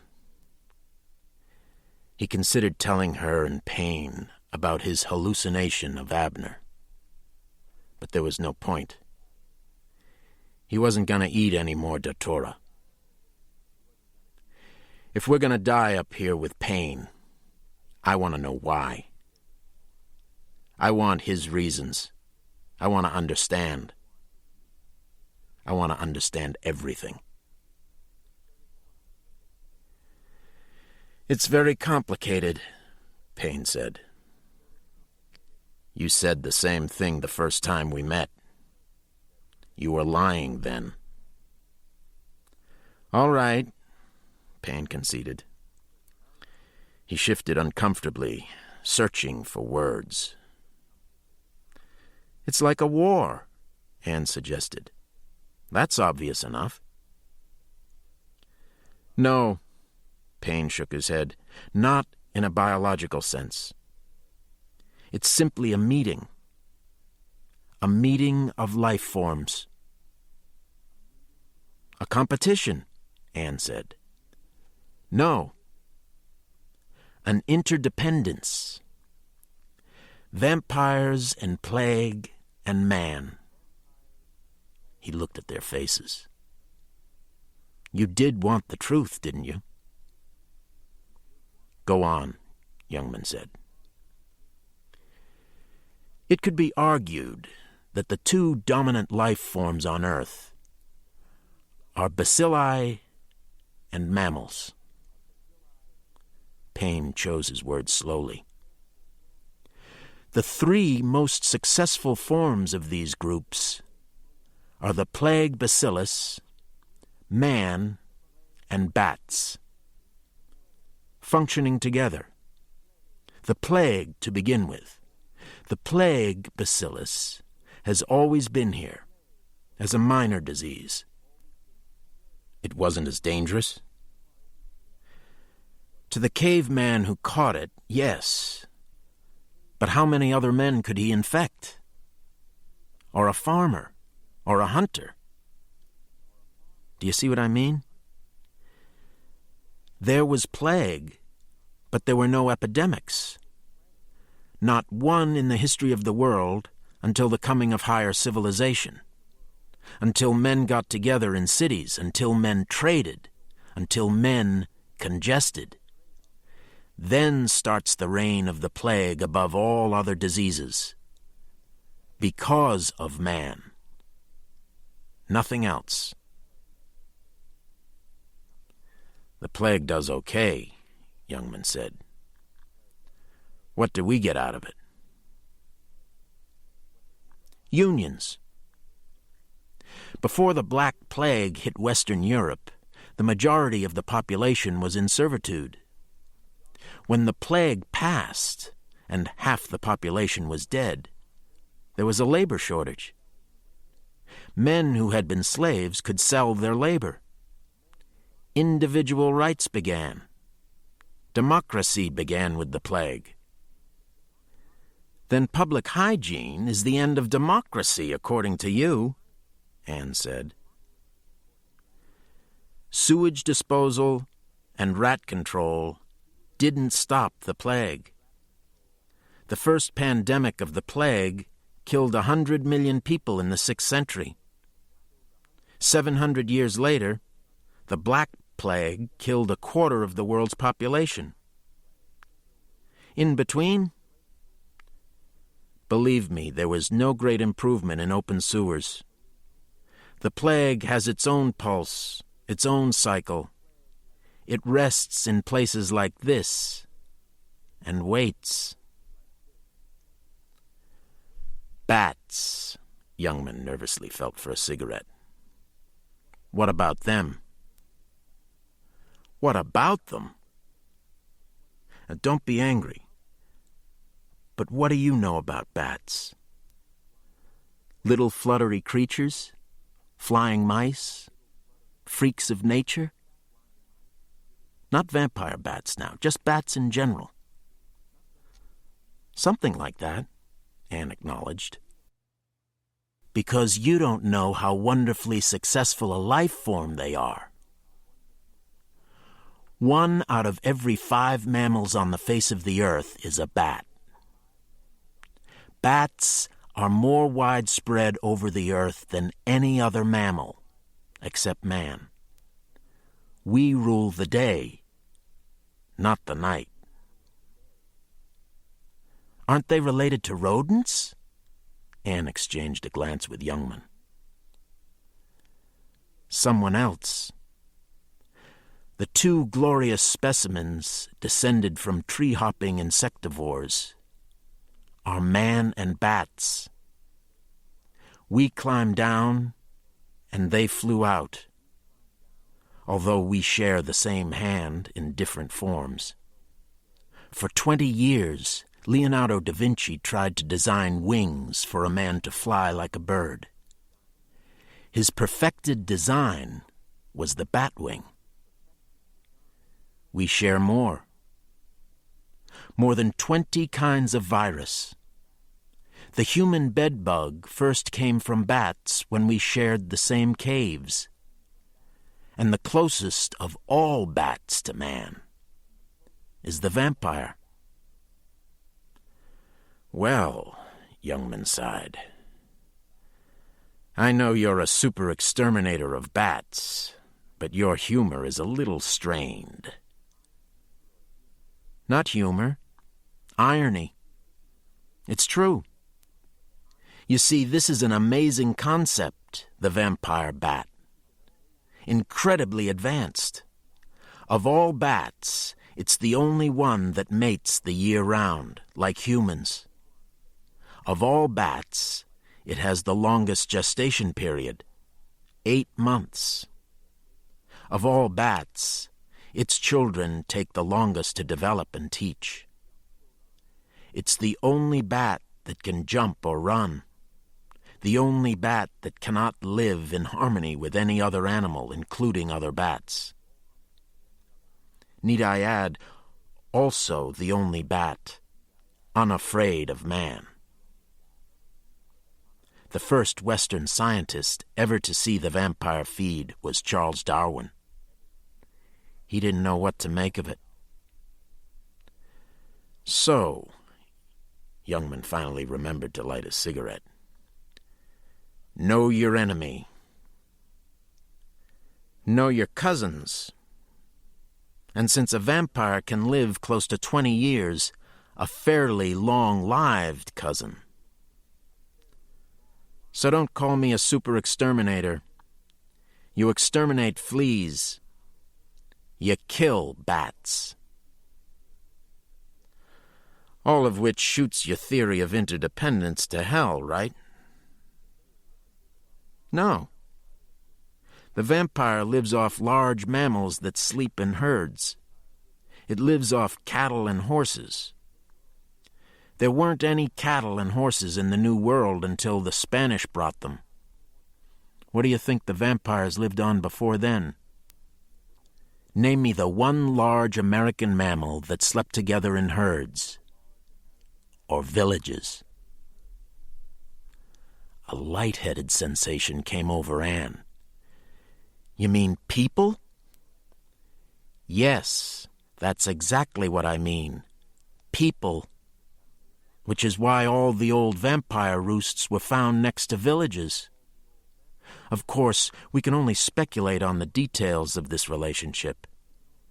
Whether one vampire colony would establish territoriality over a particular village and defend its feeding ground against other colonies. What did the people get out of it? Youngman asked. Gods. He knows about Masaw, Youngman thought. What kind of gods? Anne picked up. The Mayan gods, for example, Payne said, to Youngman's relief. You can still see the statues in the Yucatan. Statues with the heads of vampires. The curved incisors and the long tongue are very well represented. No one knows quite why the Mayans deserted their cities. Maybe it was the collapse of their slash-and-burn agriculture. Maybe it was simply enervation, a loss of blood. Wherever there were more vampires, there were more bat gods. More public sacrifices, more ritual bloodletting, until Aztecs paced their hair with blood and cut their ears into a vampire's fringe and wear a cape of bat skins. Maybe cattle herds are a secondary form of sacrifice for us. Then what you're telling us, Anne said, is that we can't change anything. There should be plague and there should be vampires? Should isn't the issue. The only thing that will ever eliminate plague or vampires is the elimination of man. We'll go together. Then what we're doing here is pointless, she said. In the long run, in your biological scheme, we mean nothing. Then why are you here? Because... Payne couldn't think of a better explanation. It's what I do. There was a long silence before Anne commented. Good Lord. For a long time, no one said anything. Slowly, the star Hotomcom wheeled upside down over the canyon. Chuchocom slid over the horizon. Youngman smoked, wishing he had some mesa tobacco. Exhausted, Anne slept in the middle of the narrow tent. Payne methodically unloaded and reloaded his dart gun. Maybe we should be listening to the news, Youngman suggested. Why? Payne asked. They're broadcasting nothing that you couldn't predict. I predict they'll start bombing caves. Youngman lowered his voice. They will, Payne agreed, for a cave or two, until they find out they're only scattering bats. We want the vampires together just 2 more nights. Speaking of that, Anne's not going into the cave with us tomorrow. Just you and me. She can't carry anything in her condition and should only be in the way. Okay. No, I want more than that. Your promise, Anne stays with the truck, or you go alone. Very well.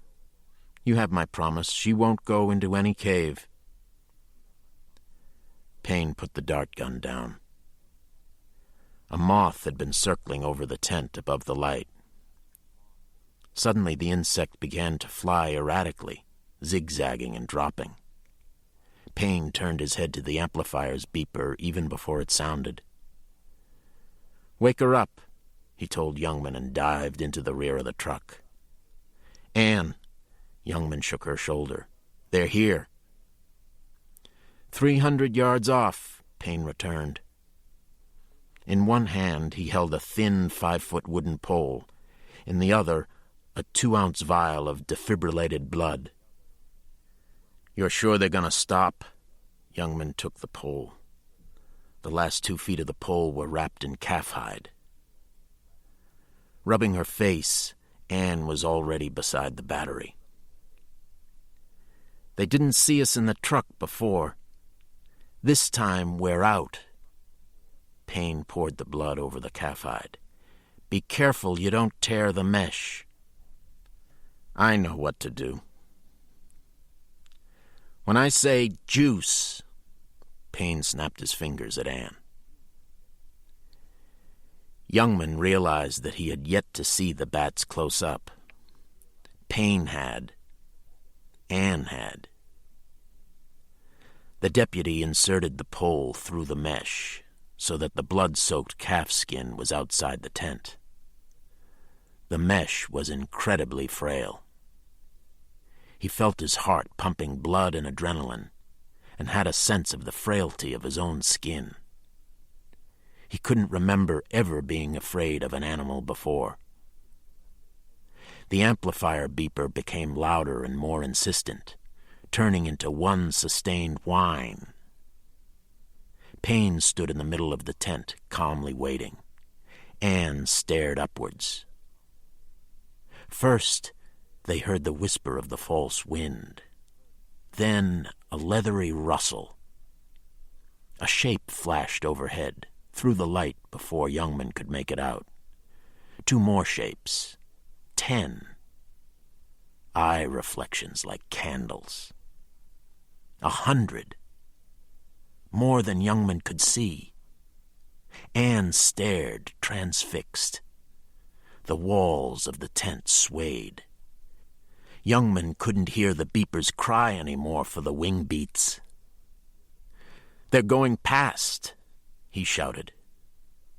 "No." Payne pointed with the gun to a dark shape scuttling along the ground. The river of bats poured overhead and curved, turning into a whirlpool of dipping wings. The whirlpool flattened into a tremendous wheel spinning over the tent. Youngman found himself crouching. Payne seemed to stand taller, turning on one heel. Anne looked into a face 2 feet outside the net. Bristles marked each cheek. Its dark eyes were slanted on either side of a squat nose with double-folded nostrils. Its ears were long and ribbed. Youngman saw that the top of the rover was covered by bats. One, its wings wrapped into 2 long arms, jumped onto the mesh directly over Payne. More bats appeared all around the edge of the tent. 2 leaped from the ground and agilely climbed the tent walls. More jumped from the rover, and others landed from the air on the tent. Youngman's arm jerked. On the bloody end of the pole was a bat. Its incisors sliced off a $50-sized patch of hide. A long red tube-like tongue curled and delicately lapped the pole. He heard the soft explosion of the air gun beside his ear and saw the fin of a dart protrude from the back fur of the bat. 40 or 50 bats crawled on top of the tent, and more climbed up the walls using thumb claws as hooks. A quarter of them had face fur matted with dried blood. The pole Youngman held bowed with the weight of 3 more bats. Payne pushed the dart gun's muzzle into the mesh and fired again. The top of the tent sagged. More bats climbed up from the ground, bringing a retching smell of ammonia. Youngman heard the lowest register of their excited screams, a distant clicking in his ears. Inches from his shoulder, they started sawing through the mesh with their teeth. Payne took his time aiming his last dart, knocking a bat out off the wall to pull the trigger on one with a strip of hide hanging from its mouth. As he lowered the gun, a bat landed between his shoulder blades. Without thinking, Youngman ripped the bat off Payne and crushed it under his boot. "Juice!" Payne shouted. The tear was at the far end of the tent. Another bat was coming through when Youngman reached the rifle in his bedroll and blew it apart. Blood, bone, and gristle splattered the inside of the tent. He shot 2 more coming through before Payne slid the wooden pole through each side of the tent and twisted it shut. "Turn on the battery!" Youngman shouted at Anne, who knelt beside the battery, her hand limp on the starter knob. The bats were cutting through the roof and the walls. Youngman emptied his rifle on them and picked up the handgun he'd brought from Momoa's. A rip 3 feet long appeared down one wall. Youngman walked into the bats flooding through, using up his bullets until he reached the mesh and gathered it shut with his hands. As he watched, his hands became covered with bats. Then a thrill of electricity washed through his body, leaving his brain a darkness surrounded by convulsions. Chapter 8. A blue sky surrounded Anne's face. "How are you feeling?" she asked. "Grand," Youngman muttered. "Pretty good for a man whose heart stopped." "Is it going now?" He raised himself from her lap and winced. His hands, he noticed, were bandaged to the wrists. The mesh tent had been taken down, and the red canister of poison was gone. Payne also was gone. "Where is he?" Youngman asked. "Payne left to look for the cave. You saved our lives last night, Youngman." "I don't remember a damn thing." "It was my fault," she said. "I was scared I couldn't turn on the battery." He pulled himself away from her arms and stood. The ground swayed slightly under his feet. Youngman squinted at the sun. It was close to noon. But he should have waited. He can't carry all the stuff alone. And he didn't take the rover. He waited until he was sure you were going to come around. Youngman, he left the truck for us to leave. He never wanted us along. In fact, he took your rifle, and he said he'd shoot you if you tried to follow him. I think he would. He's crazy." Youngman slumped to one knee as much from surprise as weakness. "You didn't know that?" he asked Anne.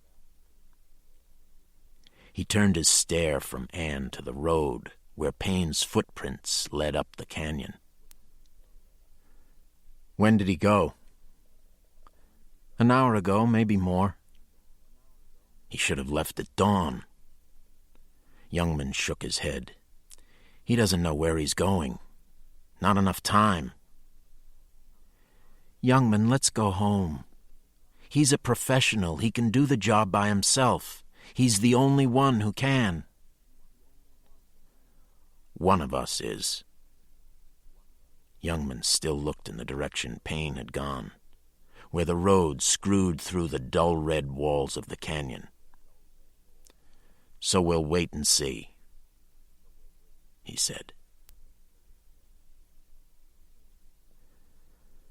Pain set the grinding weight of his pack down on the road, leaving the cyanogas, rolled mesh, battery, wires and tools in the pack, and taking only his receiver, rope, axe, and rifle. He was a mile from where he had left the rover, and he assumed Anne and Youngman were now well out of the canyon. No more repeats of his father and Oche. He was alone and free, and his mind was clean. The abandoned road continued to work its way through the canyon and under overhanging lava formations that had obscured it from aerial photographs. Steep walls of rust-colored sandstone crowded in on either side of the road. Occasionally, the sandstone would part to reveal a raw seam of shale that glittered like sequins, or a strip of chalk-white limestone. And sometimes Payne would step back from the shadow of a man's torso and look up to see only a still figure of lava poised on a rim. Of this geological richness, all that interested Payne were signs of limestone which would be most likely to lead to a cave adaptable to bats. The radio signals weren't coming. He was sure that the darts were good hits and the bats were close, but the walls of the road muffled any kind of transmission. Unless he left the road and got up higher, he might miss the cave completely. He moved slowly until he came to a ragged shank of basalt that ran 40 feet up the 50-foot wall. Payne scaled the basalt, and from it chipped handholds that carried him to the top of the wall. All his skills were with him. He pulled himself up to a view of the entire eastern half of the canyon. Maskey Canyon defied the usual arid cycle of land erosion. Instead of uniform canyons and buttes, the varied rocks of different hardness created a bewildering, serrated puzzle. It must have begun as a volcanic eruption, he thought, been covered by sedimentary rock, and then torn apart by winds that left gaping mouths of stained sandstone, dikes of basalt uplifted like teeth, and, where sandstone had been stripped away from rivulets of lava, those upright, almost human figures of black rock. The eastern half of the mesa covered about 5 square miles, he estimated, and the western half, a higher plateau of the same sort of formations, seemed nearly as large. The burning oil seep was in the western plateau. Like Milton, he thought. A dungeon horrible, on all sides round as one great furnace flamed, yet from those flames no light, but rather darkness visible. Payne smiled to himself. He felt great, the way he always did when he knew he was right. On top of the world. He moved from one cliff to another, jumping deep fissures, hauling himself by rope where a glassy wall of obsidian offered no holds. Wherever he found limestone, he followed it until it either vanished or hollowed into a cave. There were caves, hundreds of them, just as the Indian said, but none big enough or damp enough to support a colony of bats. And no signals reached his receiver. Payne was undiscouraged. There were bats, and he was close to them. From time to time he glimpsed shapes slipping through the basalt dikes. Crows. Beside a high nest he found a dung beetle regally surveying a mound of bird droppings as high as a man's waist. Payne had seen storms moving across the desert, but when rain last fell here, he couldn't even guess. There was no apparent plant life, and, except for the solitary beetle, not even insects. He crossed a natural bridge of gutted sandstone and discovered 30 feet below sunk in shadow, the same road he had been on before. Payne was surprised it came so far. He checked his watch. 5 o'clock. 2 hours to sunset. It was much later than he'd thought. He was confident, though. He still had time. On the other side of the bridge, the composition of the rock changed to basically volcanic. Payne had to thread his way through fields of lava chimneys and arms that snagged his clothes. At one point, at his feet, he discovered a crude double spiral scratched through the dark lava to an underlying level of white limestone. How the Indians had known there would be a different kind of rock beneath the lava, he didn't know. That was a problem for anthropologists. For him, the limestone was a good sign. As he emerged from the lava field, he got his first signal. The signal grew stronger as Payne continued moving. He tried the other 2 frequencies of the receiver. The second could barely be heard, but the third was the clearest of all. Payne followed it through a series of basalt dikes. He jumped from one side of a crevice to a stone chimney and landed running excitedly on the other side of a crevice. Before him loomed a huge white dome of limestone. All 3 frequencies were coming in loudly. He turned the receiver off. The limestone dome was 50 feet across, and in the middle of it was a sinkhole 20 feet across, where erosion had broken through. The edge of the sinkhole was green with lichen and moss. On his stomach, moving with great caution, Payne crawled up the dome to the hole and looked down. He had found them. The shaft of light that slanted down through the sinkhole into the cave dropped into a tarry pool 200 feet below. The pool was shallow, a new one, but the unmistakable odor of ammonia rose into the air. Payne switched his receiver on for confirmation, just for a second. The short, raucous tone brought a stirring of claws 6 inches beneath his chest on the thin underside of the dome. All 3 tones from the same cave. He had them all. As his eyes became accustomed to looking down into the dark of the cave, Payne saw that it was circular, about 300 feet wide, with the general shape of a natural amphitheater. From the level floor, all the walls arched smoothly to the dome. If there were 1,000 bats in the colony now, the cave would accommodate 3 times as many. Somewhere on the floor was a spring or access to a water table. Payne sniffed. Because the ammonia was not overpowering, he smelled another faint but familiar odor. Oil. Another seep. Chi would be overjoyed. The irises of Payne's eyes continued to dilate. The vertical lines on the cave floor near the pool were not irregular. They were straight. They were crude ladders, maybe 10, with most of their rungs broken. More shapes emerged. In the deepest shadow of the cave was a slightly darker shadow, a square. More squares spread around and above it, reaching halfway up and a third of the way around the wall of the cave. Windows.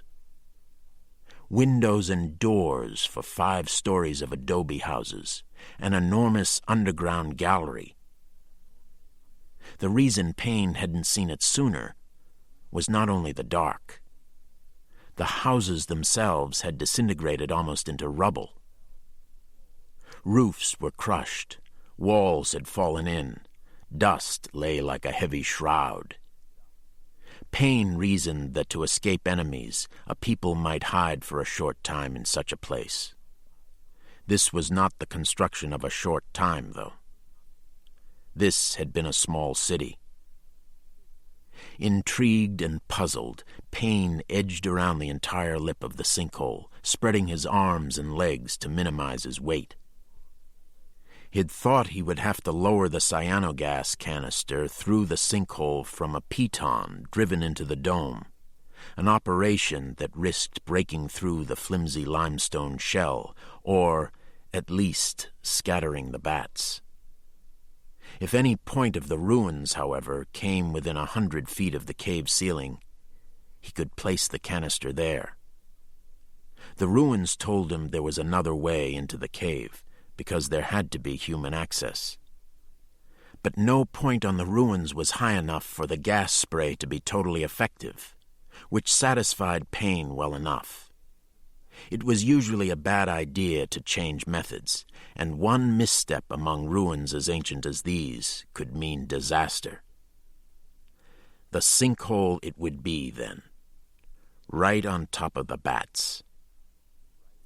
He left the way he had come, through the lava field to the sandstone bridge, where he descended by rope to the road. By now he was asking himself questions. The road comes all this way? To what? He didn't want to stop, but his habit of thoroughness was too strong. A trap was no good if there were 2 exits, and somehow people had gone in and out of the cave. As Payne reversed himself and ran up the road in the direction of the cave, his receiver came gradually alive again. Not as loud as the signals above the cave, but distinct. Youngman knew about the canyon and the road.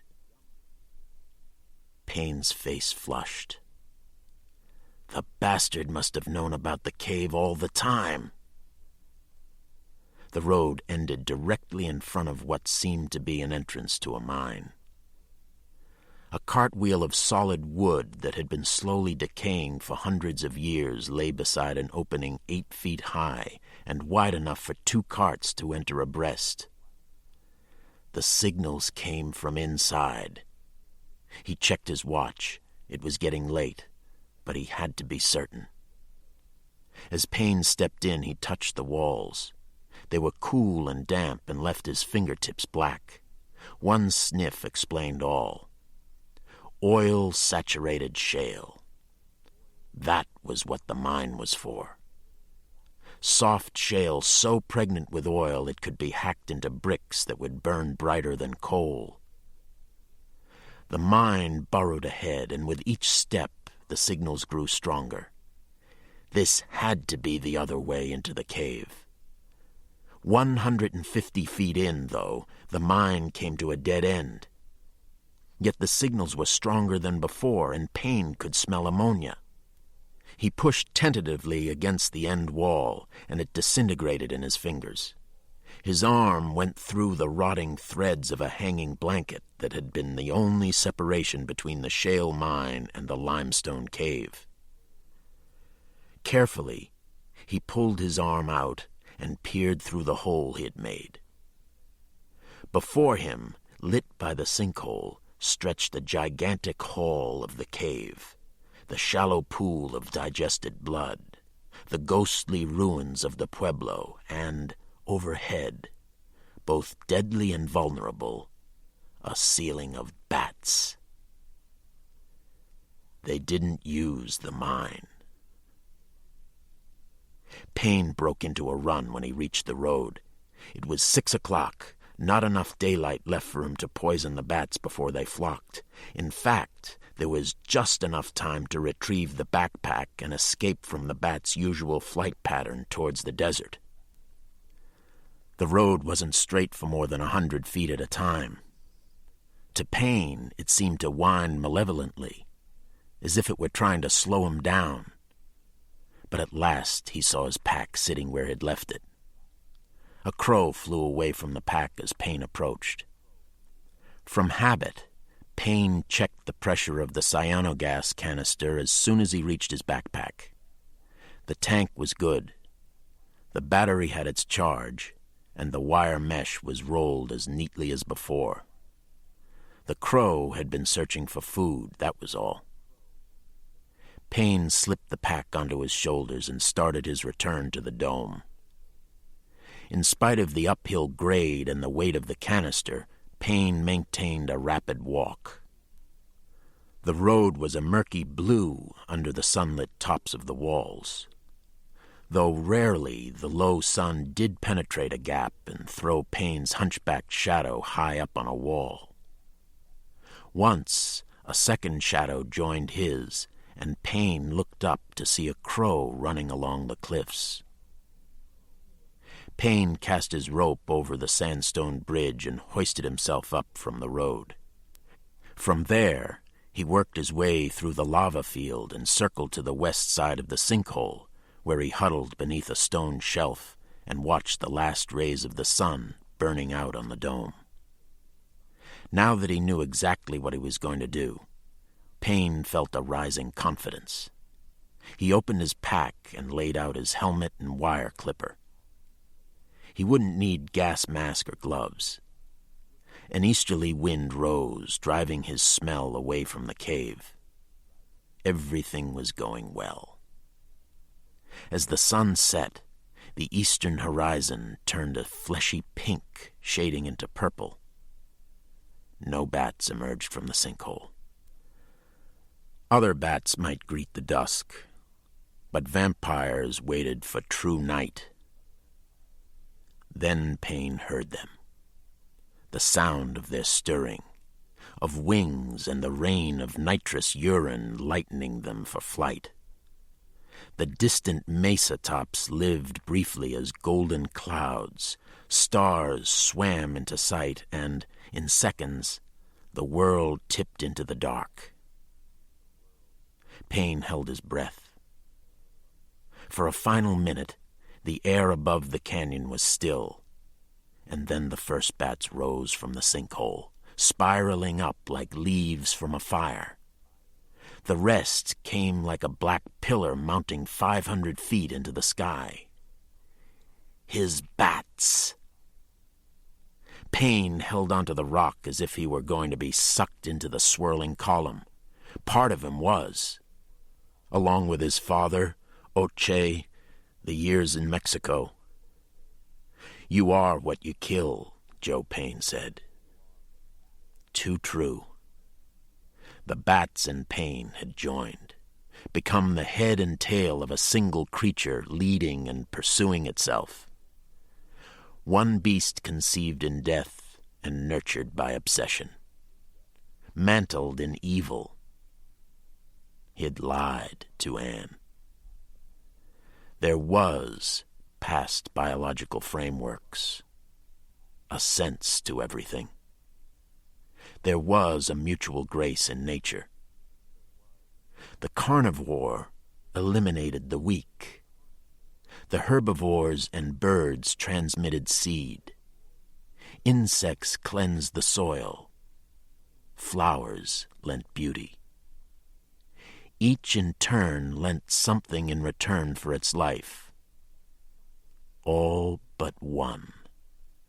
There was that single instant, a freak, which gave nothing in return for its all-consuming thirst.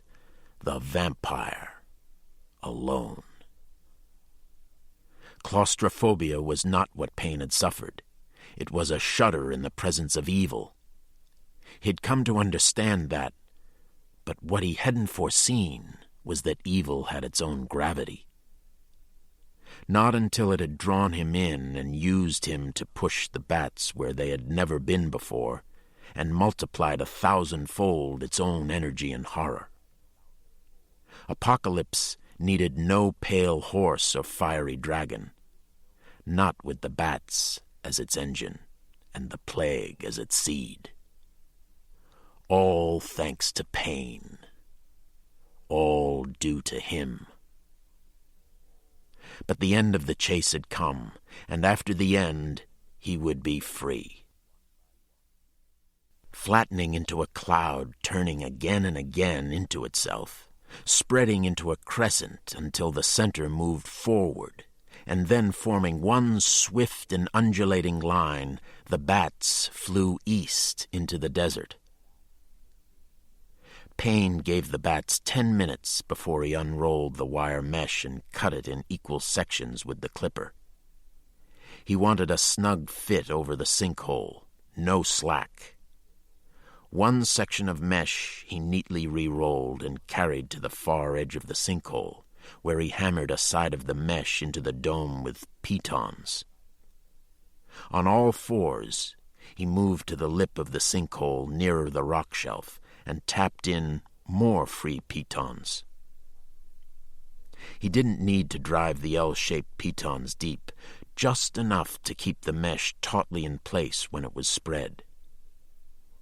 Underneath, he heard the anxious shifting of baby bats clinging to the ceiling. He knew of but couldn't hear the high-pitched distress calls of the babies, calls that were too weak and too far behind the hunting wave of bats. Payne attached 2 electrical wires to the rolled mesh and led them back to the battery under the rock shelf. He set the battery voltage at 300, turned it on long enough to listen to one talk, and switched it off. That part of the trap was set. The rock shelf itself was granite, harder than limestone. With a piton, Payne searched out a vertical fissure, and then hammered the piton into the fissure. He tied his 2 50-foot ropes together, making a single 100-foot length. One end he tied to the piton. The other end he knotted in a bowline through the canister handle. He twisted the timer on the canister valve. Every complete revolution set back the cyanogas spray 60 minutes. He gave the timer 12 full turns, its limit. Then he turned the canister on its side and, lying on his stomach, started to roll it up the dome to the sinkhole. The granite shelf was 50 feet from the sinkhole. The tank would hang 50 feet below the sinkhole into the cave, well out of the bats' way when they returned, and when Payne would spread the net and throw the battery switch and wait.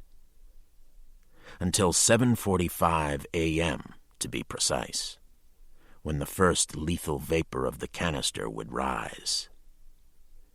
Nothing could be simpler. Stars came out in clusters of light. Payne rolled the canister slowly up the dome. At the lip of the sinkhole, he gave the tank a final push that tilted it into the cave. He grabbed the rope and let it play through his hand gradually, lowering the tank. Cautiously, he moved away from the sinkhole, halfway down the dome, before he played any more rope through his hand. The rope stopped. The heavy tank was only about 10 feet down into the cave, Payne estimated, but the rope must have snagged on something at the lip of the sinkhole. He tugged the rope. It wouldn't move. Payne crawled back up the cave dome. Underneath his hands and knees, he felt the anxious scuttling of the infant bats, unsettled by the ominous appearance of the tank. "Patience," he whispered to them. At the sinkhole, he found the problem.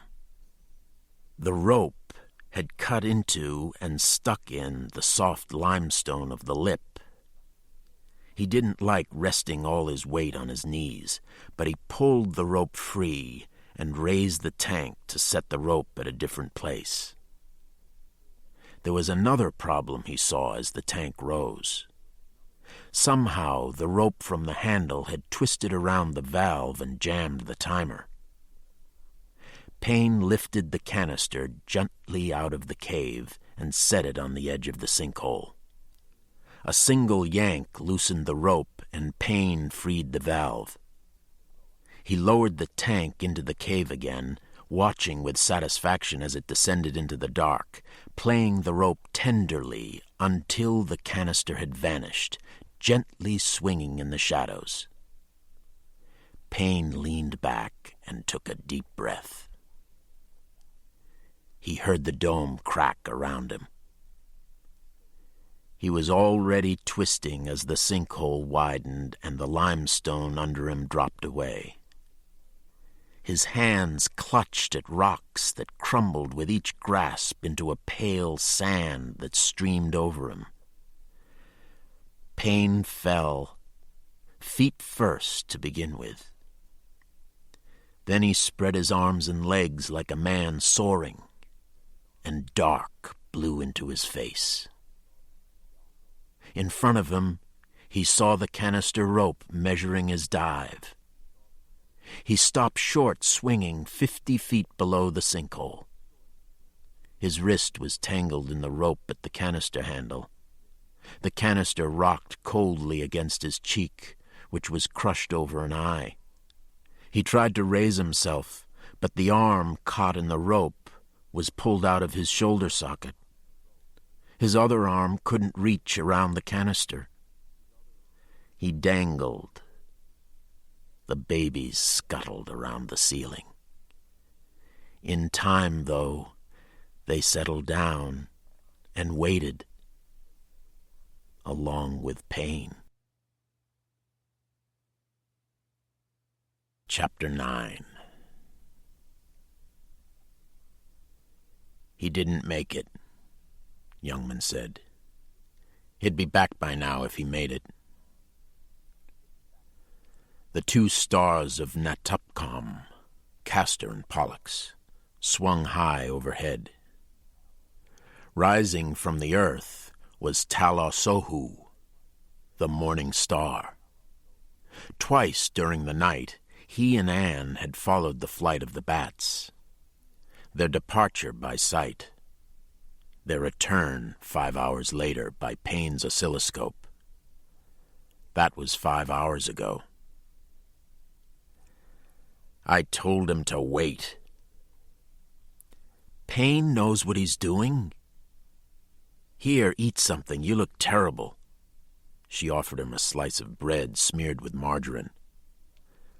I'm sorry, that's all that's left. And some beers. He shook his head. Even in the green glow of the scope, his skin was tinged with the ash of fatigue. He would have shot us if we went after him. He won't shoot any more. He's past that. He's all right. The best thing we can do is get to the highway so Chi will know to send a helicopter here and pick Payne up. Youngman turned the radio on again. The stations in Tuba City no longer played music. Long periods of dead air were punctuated by bulletins. Tuba City was nearing its second day of quarantine. 15 dead at Shongopovi, 12 at Walpi. Utah and New Mexico state lines were closed. The evacuation of Flagstaff was orderly.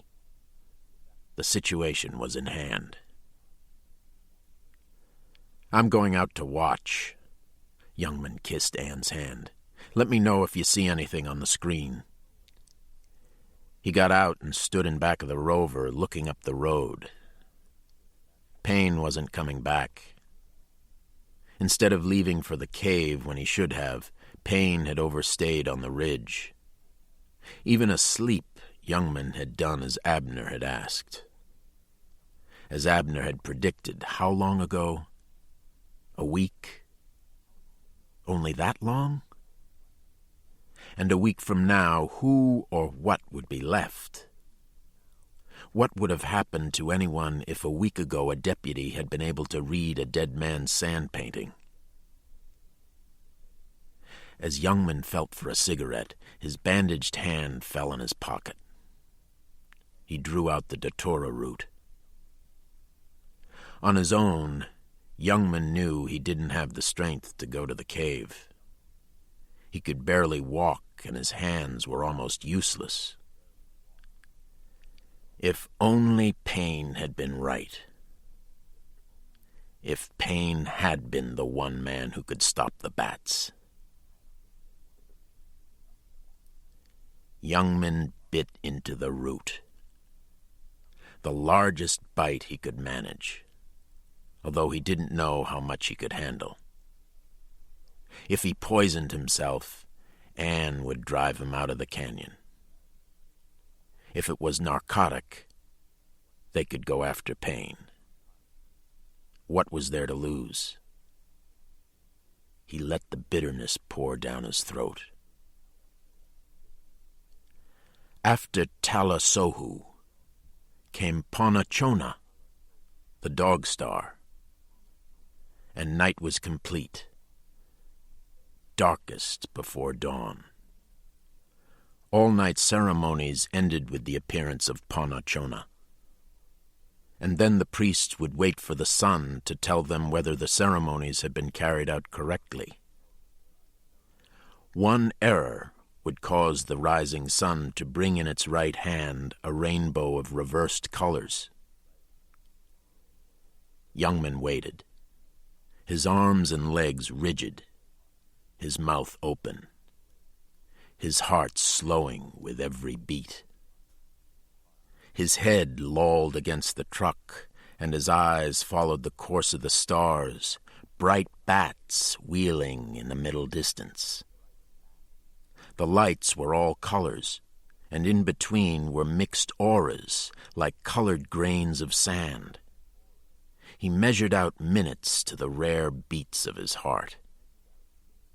A morning breeze blew on the left side of his face and traced its way with infinite slowness to the right.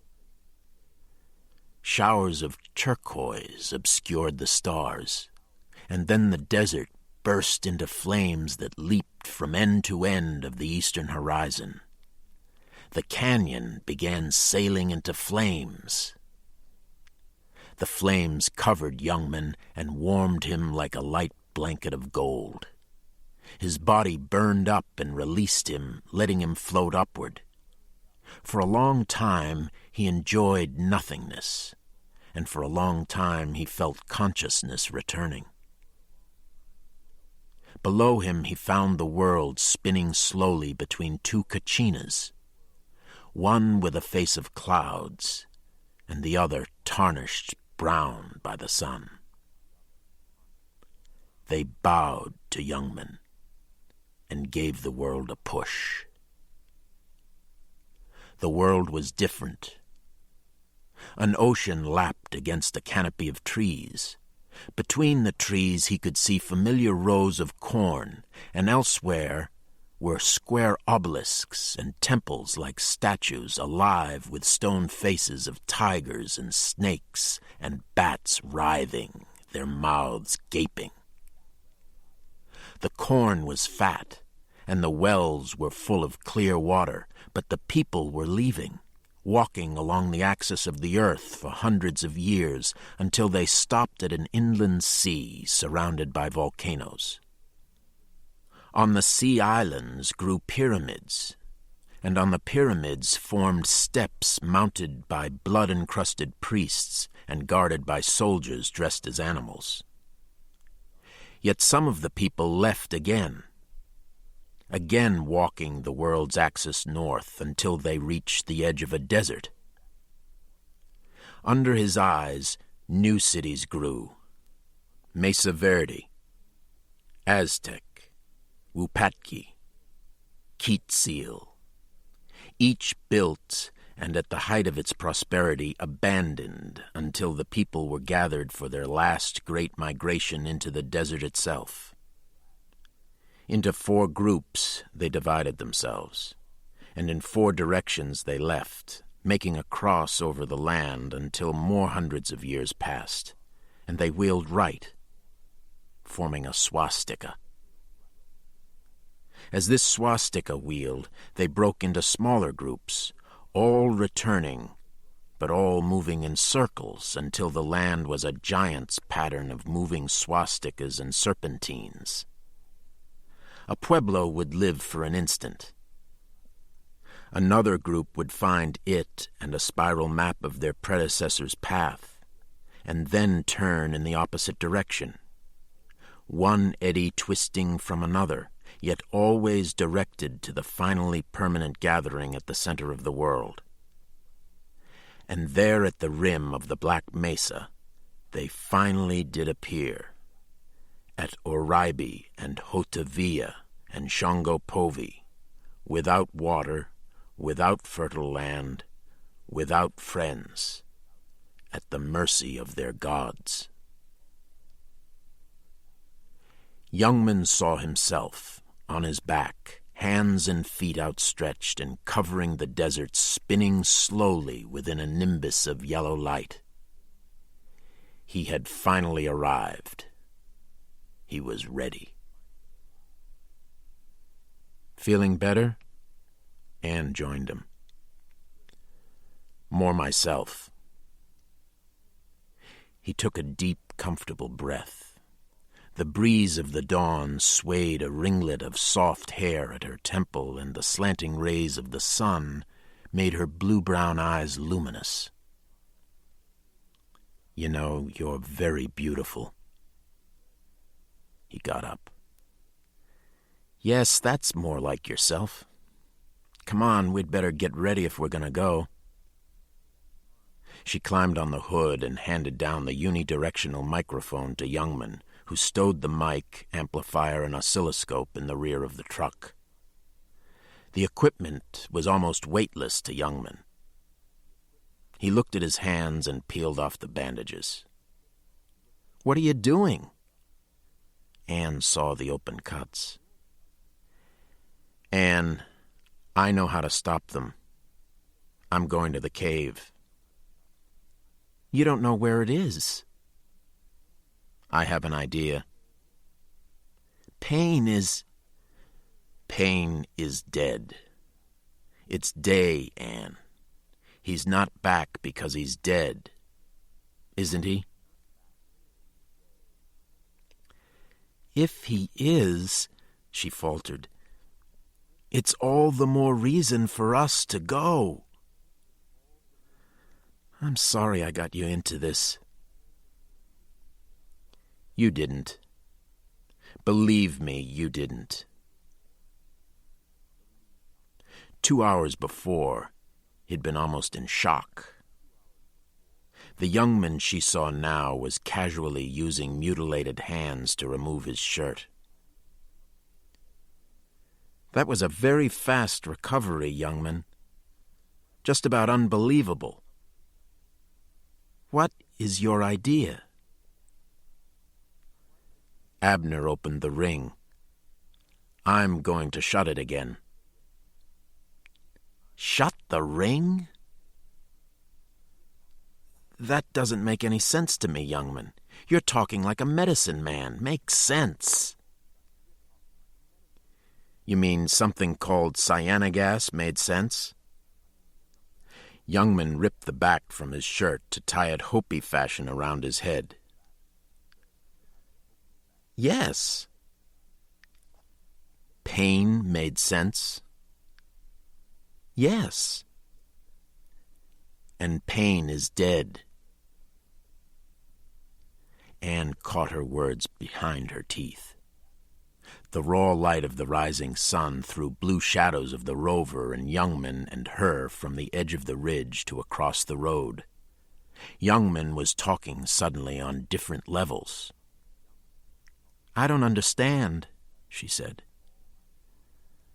Don't understand. All I want is your trust.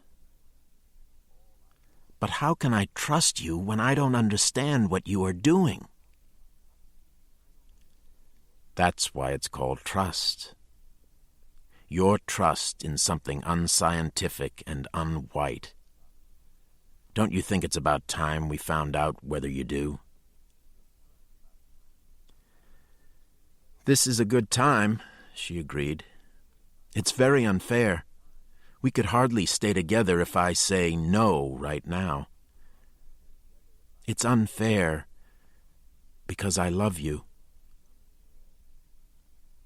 Sometimes love isn't enough. Anne walked away so as not to see him. He decided to give her 5 minutes to make up her mind. She returned after only one. "Let me put it this way," she said. "At the moment, for asking me a question like that, I don't love you. I hate you. I'll go with you, though. I wouldn't let you go without me." Which was not the same thing as complete trust, Youngman knew. But a start. The road had been built for high-wheeled Mexican ox carts, not a Land Rover. Although Youngman released some air from the tires and gained a couple of inches in roof clearance, hours were lost hacking with a shovel against crowding sandstone walls and low natural bridges. He didn't care how slow their progress was, how much backing up and road clearing they had to do. If Anne was going with him, Youngman was determined to bring the shelter of the truck as well. It was midday, halfway to exhaustion, when they came to the end of the road. "What is it?" Anne pulled the handbrake. "A mine."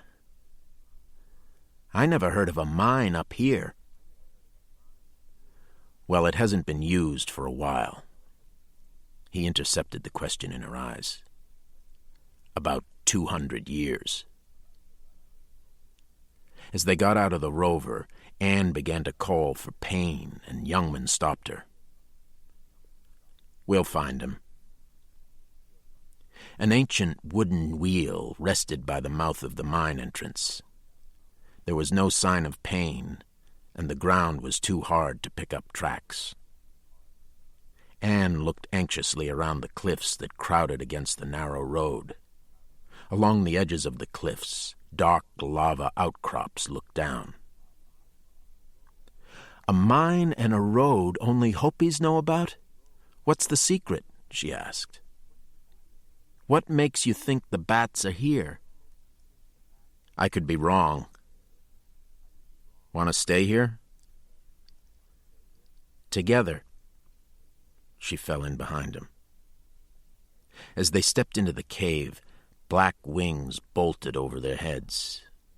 Youngman put his hand over Anne's scream, and they watched 4 crows climbing into the sky. "You okay?" "A little bit edgy." Youngman took the flashlight away from her. "Stay here." He went in alone. It was as cool as a tomb. Not uncomfortable, though, just as Abner had described it so many times. The walls of dank, velvet-black shale that the Castillo priests had valued higher than any Hopi slaves. The ruts of overloaded carts. As Youngman went deeper, he heard his footsteps resounding and muffled by the sweating walls. The entrance and Anne faded into a blur. Youngman swept the mine floor with his beam, looking for Payne. Nothing. As he came to the end of the mine, a breeze tinged with ammonia drew by him. When he turned off his flashlight, a fainter light glowed on the end wall. The wall was a rotting blanket, and the light was a hole. Youngman took one look before he ripped the blanket apart and stepped through.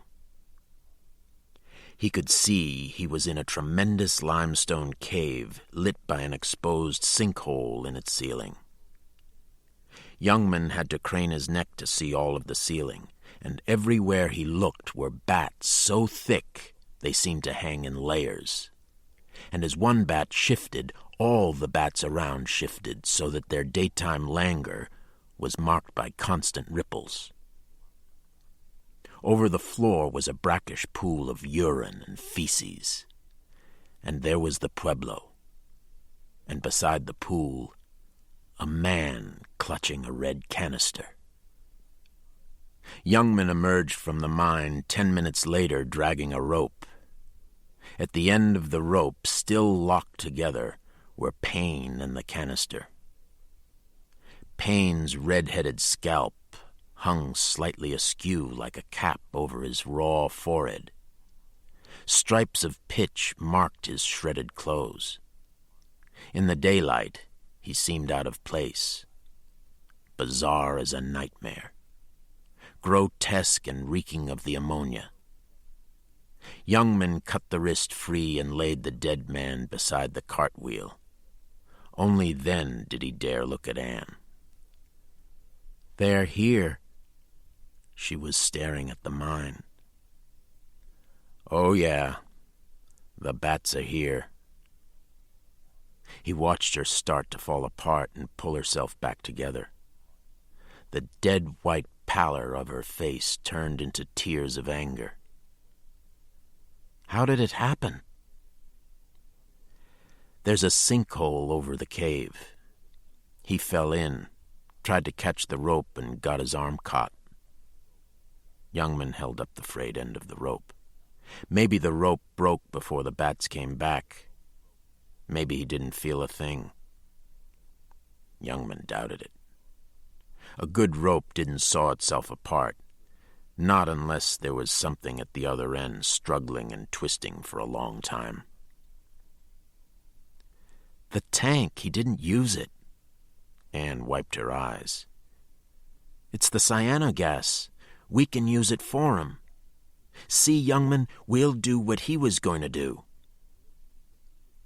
"No." "What do you mean?" Anne righted the canister. "He told us all about it. He said it was foolproof." "Anne." "We'll do it his way. Just set the timer. It's easy." "Anne."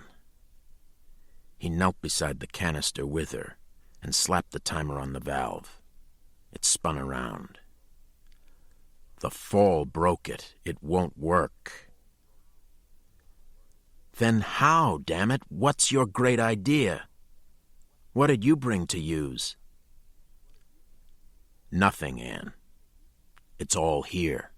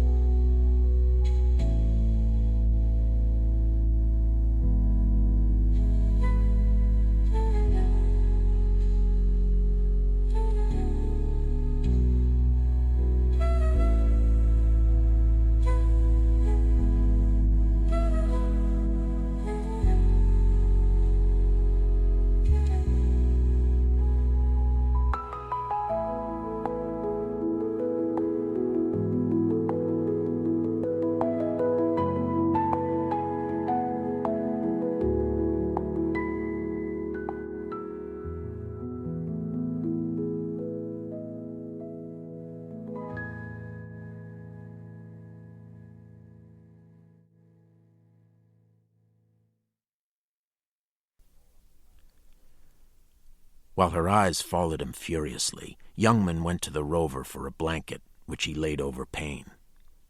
The smell of ammonia didn't only come from Payne anymore. The mine was breathing it. "You saw the bats?"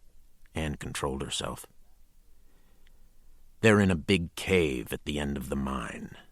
Youngman nodded at Payne's body. "He had a lot more gear in his pack than the canister when he started out, you said. I think I know what he was up to at the sinkhole." "Can we reach the bats? That's all I want to know." "We can kill them. Isn't that enough?"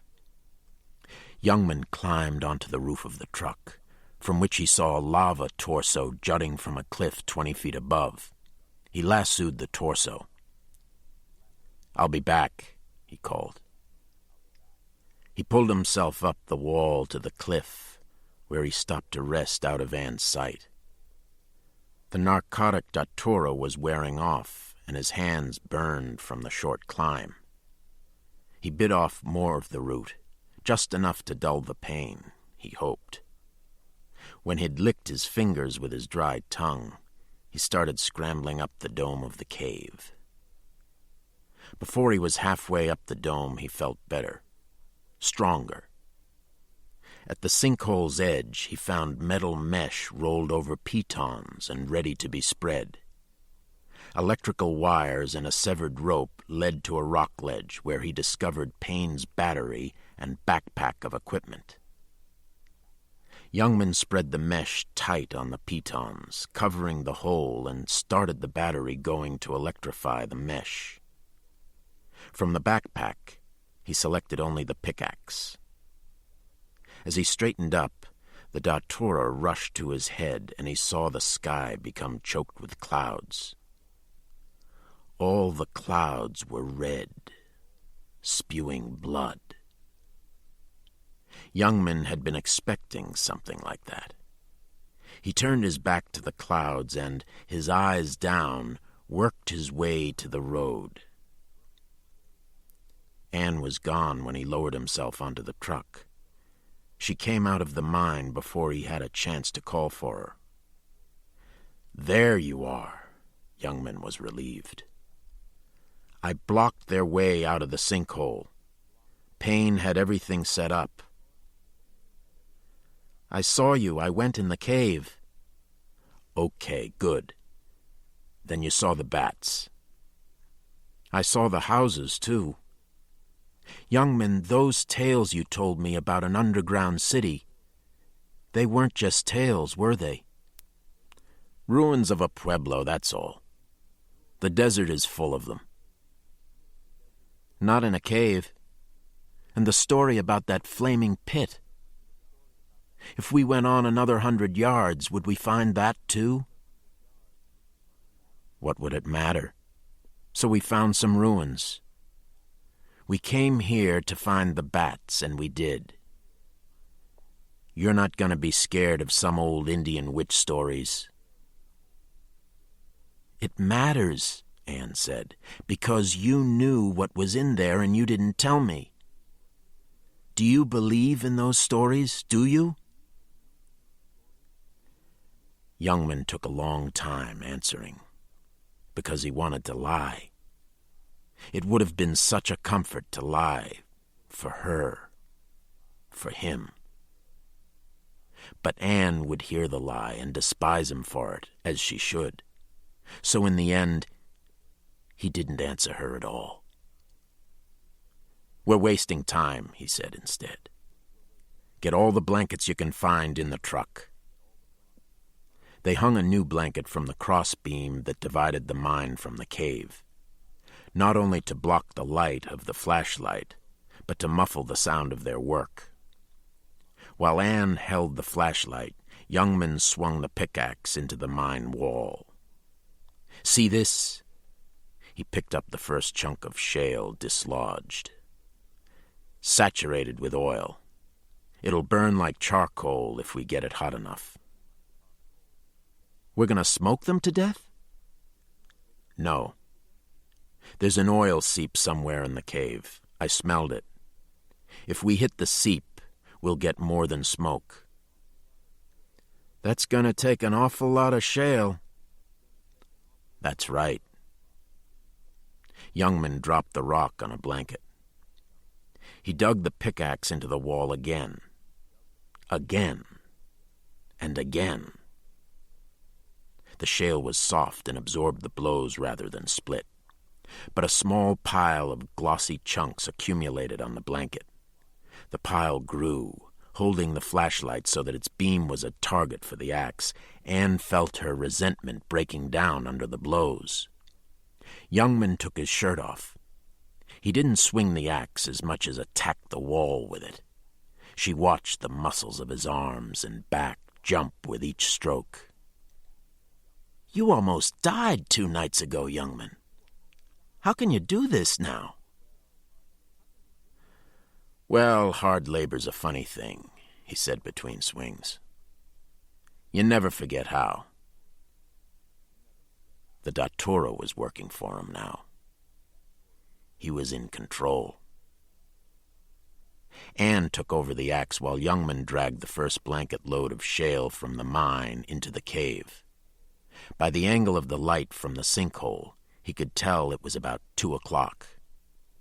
He dragged the blanket across the cave floor to the Pueblo ruins. His first step on a ladder rung splintered the entire ladder, but he was able to scale a mound of debris onto the remains of a plaza above the first-story houses. A vapor of dust swirled around his feet. In the curve of the wall, 4 more stories of ruins loomed over him. Youngman let the rocks spill from the blanket. A ring was what he needed. A solid ring of fire within the cave. "Flee," one of the doors whispered to him. Youngman stumbled down the rubble. The bats ignored him. He went on with the digging, deliberately concentrating on the task at hand.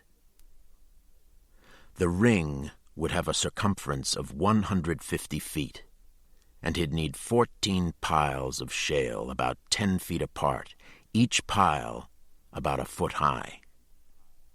His body became covered with black dust, striped by rivulets of sweat. The same dust Abner had used. When he looked down on his chest, he saw himself painted in spirals. After carrying 3 more piles to the ruins in the cave, he was on the point of collapse. While Anne went to the truck for the last bottle of beer, he choked down more datura. A cold sweat of shock poured from him. Within his head, he felt the datura coalescing bright and hot like a second brain. "Let me do some of the work," Anne offered when she returned. "You're going to kill yourself at this rate." "We're doing fine," he said calmly. "Youngman, let's run. Get out of here while we can." Pain and feeling drained from his hands, and he took the beer. "Just don't go in the cave," he said. "Even if I call you, don't go in." He was done with the ruins. The next load of shale he dragged to the foot of the rubble, the sort of detritus of adobe and stones, marked by an occasional pot shard that some people called history. The light from the sinkhole had swung high onto the plaza of the ruins, illuminating a standing tablet with the figure of a headless man. One corner of the stone tablet was broken off. It was the Fire Clan tablet stolen from the kiva of dead priests. Youngman was unsurprised until he started to gauge the time from the angle of the beam from the sinkhole, when he realized the tablet and the plaza were at the western end of the cave. The sun had moved to the east, backwards. "Check the time on the truck clock," he told Anne when he returned to the mine. "Don't go by the sun. just the clock. "It's 6 o'clock," she reported a minute later. "But it's very light." 90 minutes to sunset. "Take the blanket off Payne," he said. He filled 2 blankets for a double load before he went into the cave again, where he started to widen the circle of piles around the pool on the cave floor. So far, he still hadn't seen any clear signs of the oil seep, and he no longer smelled it. Overhead, the roof showed no more than a slow rousing of the bats, but he dumped the first pile as quietly as he could. The second load of shale hissed out of the blanket as red sand. He felt the datura surge through his head. "Flee! Flee, what are you doing? You have the datura. We can talk. You're one of us. What are you doing now, Flea?" The voice wasn't Abner's. Youngman returned to the mine. Numbed, his body was starting to fail him, and each blanket took longer to fill. The wounds on his hands were long since split open, making the axe hard to grip. "Stop! There's only an hour left," Anne told him. "There must be enough shale in there." "Has to be a ring." "Why?" He missed the wall, and the force of his swing threw him against the shale. He fell on the blanket, blind until Anne wiped blood and sweat from his eyes. "There's a towel in the rover. I'll be back in a second." Alone in the mine, Youngman ate more datura and rubbed some into his hands. When Anne returned, he was hard at work again. The new cut on his brow had stopped bleeding. "At least let's bring the rover in here and use it to cart the shale," she said. "The truck will fit."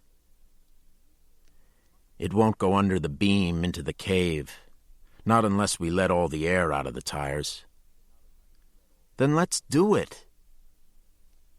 "No." Youngman continued slashing at the glow of her flashlight on the black wall. "You're going to get out of here in a hurry. You don't want to steer down that road on wheel rims." "You mean we're going to get out of here?" Dragging the next 2 blanket loads, Youngman found the mine corridor becoming longer and narrower. His legs moved stiffly until he reached the cave, which was suffused by a cool water-blue light. Instead of shale piles, one great double serpentine covered the entire floor of the cave. The coils shifted with the lazy power of a huge snake. A snake without a head. "I watched out for you, Flea. For her, too. For your sake. For the new world I'm making for you. That's why I'm doing all of this. For you." I understand, Youngman thought. One spiral of the serpentine uncurled and reached out for Youngman to draw him in. "Let me show you the new world, Flea. Let me show you." "I'm sorry," Youngman thought. "It's too late." As the spiral coiled around him, he picked up the sharpest rock in the blanket and twisted its point into his bloody palm. He ground it into his hand, probing until the jagged point found the last neurons of pain. And then he clutched the rock tight in the open wound. The spiral receded, and the whole length of the serpentine faded. He looked up through the blue mist to the ceiling of the cave, where 1,000 hanging faces looked down. Youngman emptied the blankets and hurried back to the mine. A wind followed, and Anne's flashlight went out, plunging them into darkness. "It didn't even dim," she said. "What do we do now?" "Bring the truck up to the mine entrance and turn on the headlights. Run them on the battery." In the glare of the headlights, Youngman carved out 2 more piles of shale.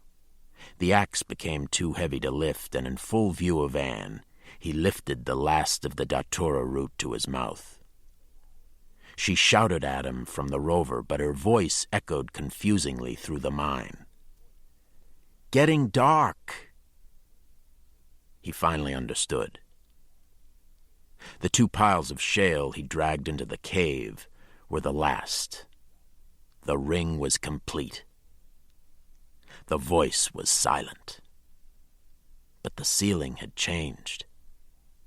There was a steady simmering among the bats, waves of arousal and short flights from one part of the roof to the other. He could hear the clicks of their lower-pitched chatter. Youngman went out of the mine to the rover. The road was dark under the cliffs, barely trimmed in orange. "The sun's going," Anne said. "Where's the siphon?" "You didn't ask me to find it." "I know, but where is it?" Youngman's face was black with dust, except for the red of his eyes. He was unrecognizable.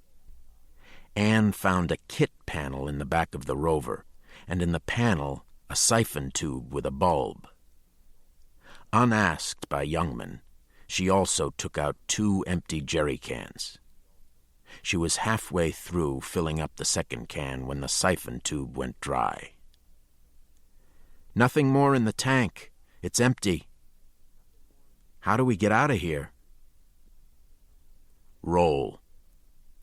There's enough in the fuel line to get us started."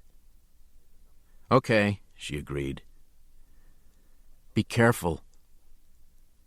"I love you." "Yes. Keep the lights on so I can see my way out." "I'll be here." Youngman picked up a can in each hand and was about to go when he remembered something. "Have you got a match?" She put a book of matches in his pants. "Good luck." He went into the mine. At the midway point, the mine curved, and he left the illumination of the headlights behind him. The mine had been straight before. The jerry cans grew heavier. Youngman could lift his feet no more than an inch. He reached the cave and, between the pool and the ruins, started pouring from the heavier can a line of gasoline connecting the ring of shale piles. The sinkhole was a halo of light around which the cave ceiling vibrated. By the hundreds, bats spread their wings in anticipation of sunset, and a steady rain of urine sprinkled the floor. Youngman concentrated on drawing his steady line of gasoline. "Flee, look!" Smoke drifted from the chimneys of the pueblo. The ladders stood strong and upright, and poles with clan feathers marked the handsome houses. Up 5 stories, windows were lit in welcome, and on the inside walls, Youngman saw the shadows of people. The smell of bread and the sounds of life spread through the cave. "Stop, Flea, and look!" The halo around the sinkhole diminished to a crescent. Around it, bats gathered so thickly they hung from each other, and beneath the sinkhole massed a stationary cloud of wings. The musical laugh of a woman came from the pueblo. He retraced his route across the pueblo. He could hear children, the sound of men gambling, the gossip of girls, the boiling of stew in an oven. Each pile of shale was a bough of cottonwood and the broken fire-clan tablet was whole and surrounded by prayer sticks. Gasoline hit the ground as blue cornmeal. From one house came a song he hadn't heard in years. Somewhere, somewhere, far away, Sibope. What was I at Sibope? When was I born? Where did I come from? Where am I going? What am I? I asked myself at Sibope. Out of the corner of his eye, he saw people at the windows, faces that vanished when he looked up and reappeared as he looked away. After a day without food, the aroma of fresh peaky bread was overpowering. Join them, Flea. They wait for you. Your people, Flea, waiting for you. A white-bellied shrike flitted over Youngman's head and flew towards a row of stars. When it reached the stars, the bird's wings turned to leather, and the stars became the last drops of sun on the rim of the sinkhole. Youngman stumbled down from the pueblo. He only had to finish dousing the shale piles leading back to the mine. Flea, stay with us. Gasoline spilled over his pants. The more he poured, the heavier the can grew, until he was dragging it along the ground. Wingtips grazed the walls, roof, and cave floor. By the hundreds, more bats dropped and spread their webbed hands. The cave was filled with the 1,000 of them. A wheeling, living shadow going round and round, color-blind eyes fixed on a final candlelight of sun on the sinkhole, waiting for their moment of emergence. Wings, eyes, mouths flashed past Youngman, rose like a wave to the sinkhole and fell away from the light. Youngman poured out the second can of gasoline in a straight line in front of the mine exit. He'd light the ring of shale piles first and ignite the exit as he left. A bat flew over his shoulder. He didn't hear the bat's whisper or its change in tone. 2 more bats flew by his face, their eyes turned on him. Another went by. He felt a slight nick. Blood flowed from his ear. A whisper spread through the cave up to where the hanging pink newborn cried. Youngman shook his head at another bite along his neck. It was too dark now to see the bats coming at him anyway. He pulled out the book of matches. As he started to light one, a wind knocked the book out of his hand. He went down on his hands and knees and felt the ground. Wings and teeth landed on his back. Something scuttled towards him along the floor. His fingers closed on the matches. Deliberately, he peeled another match from the book and struck it. A bat darted away from the flame, and Youngman threw the match. He rolled away, crushing the bats on his back. From the first burning shale pile, 2 blue flames raced to the other piles, meeting on the ruins. From each pile rose a flame 30 feet high. A new line of fire appeared and shot into the pool in the center of the cave, which ignited into flat, glassy flame. A line of red swept into the ruins. Others blossomed into life from the ring and zigzagged over the floor and up the walls. Behind him, blocking the mine, was a sheet of fire. The bats that weren't burning rose to the sinkhole and the electrified mesh. As a cloud, they boiled over the flames. Youngman turned in amazement. The entire cave was on fire, a palace of lights.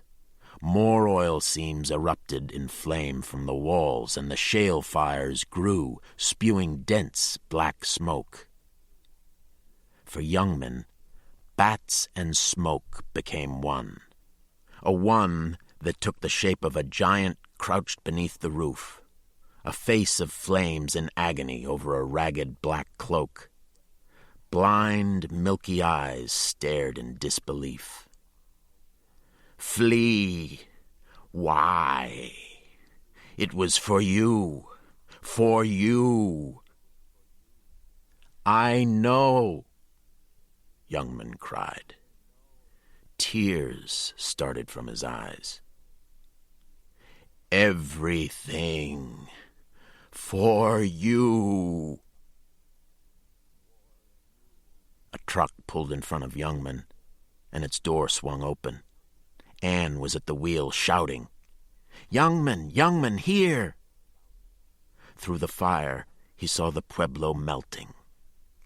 Adobe walls split into red dust. Windows raged. Inside, figures of flame danced wildly, running from room to room without escape. "Youngman!" Anne screamed. He fell into the truck, and at once she swung the rover around, clumsily on slashed tires. She aimed directly for the fire blocking the mine and broke through. Within the mine, the rover caromed off the walls. The last gas in the truck's fuel line ran out as they crashed onto the road, and from there they rolled, down, almost to the desert, when the dome of the cave rose on a fireball into the sky.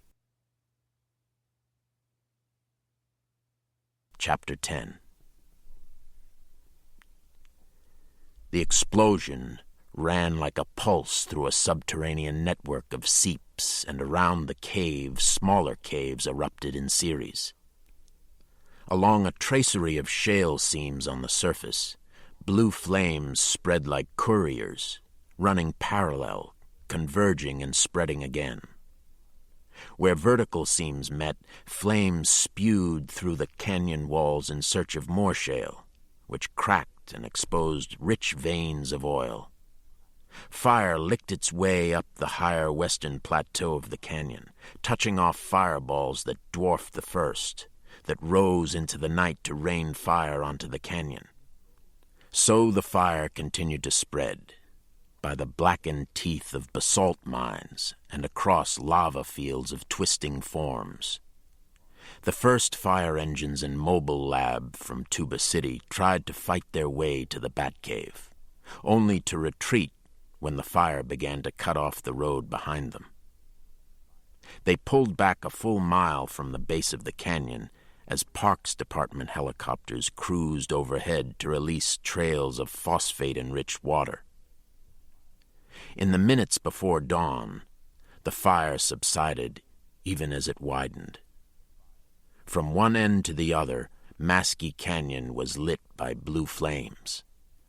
Youngman and Anne watched from the fire engines and emergency vehicles that huddled on the desert floor. Standing on the hood of his car, Piggott watched the flames' progress through field glasses. "That first explosion lit up the mesa. Sounded like a bomb." Walker Cheese stepped on a cigarette butt. "Whole canyon must be laced with oil and shale." Like campfires, Youngman thought. The canyon was alive with blue campfires. His face was blistered. His neck and ear were bandaged, and a blanket covered his back. Another oil seep erupted, orange turning to blue. Turbines wheezing in desperation. A helicopter peeled away from the rising flame. "Useless, absolutely useless." Piggott jumped down from his car and threw his glasses onto the rear seat. "That'll burn for years, maybe forever. Kiss it goodbye, Chi." "Where you going?" "Venezuela, Indonesia, Alaska." Piggott got into the front seat. "Somewhere someone wants to do business. All I gotta do is find 'em." "We have a contract," Chi shouted after the moving car. He watched the rear lights of the Cadillac vanish before he turned back to the canyon, where he could watch $2 million going up in smoke. One of the disease control mobile labs took the space vacated by Piggott. A young investigator in vinyl coveralls, his fresh cheeks dusted with soot, eyed Youngman and Anne curiously before reporting to Chi. "There's no way of telling when we can check out that cave. The main thing is, are all the bats dead?" "Ask him." Chi shrugged and walked away in disgust. The investigator was eager but tentative about approaching Youngman. The Indian he saw was dark, as red-eyed as an animal, and naked to the waist. "They're dead," Youngman said. "I hope that's correct. If they are, then the major vector of the disease is eliminated, and the rest will be basically a quarantine operation." The investigator studied Youngman more carefully. "If you understand what I mean." The investigator's uncertainty reminded Youngman of pain. "I try," Youngman said. "And I hear that a man was left in the cave." "In the mine." "A friend?" "Yes." Youngman looked at Anne. "The Hopi people owe him a great debt." The investigators made notes. He asked Anne about the fire, the cave, and the bats. She answered that they'd set the fire with gasoline. The cave was ordinary in all respects, and that there was no chance of any of the bats escaping. While she talked, she slipped her arm through Youngman's. When he closed his notebook, the investigator was very pleased. "Thank you. There's an ambulance on the way for the two of you. You'll be in a hospital for a couple of days of observation, but I bet you can use the rest. You've had an amazing escape." "Do you think so?" Youngman asked flatly. "Well, yes," the investigator blurted. "Unbelievable." "Good." The investigator went in some confusion back to his truck and drove off to the rank of fire engines sitting out the dawn. Youngman spread his blanket over Anne so that they could lean together. Around the canyon, the sky paled. "You're going to make Payne a hero, aren't you?" Anne said. "He was. Or Abner was. And Harold. Even Chi. Give them their due. Everyone was right, Youngman thought. All but him, perhaps. "But you did it," she said. "I don't know what I did. I hope no one ever knows what I did." The features of the canyon began to merge in the morning light. The different-colored sandstone walls were all charred black. Cliffs, gutted, hollow-eyed, disjointed, wore a mask of black. Black smoke rode over the morning wind without moving. I hope I never know. The flame lights looked like the stars of a universe that had died and collapsed upon itself. As the sun rose at Youngman's back, the stars faded and, one by one, disappeared. The end.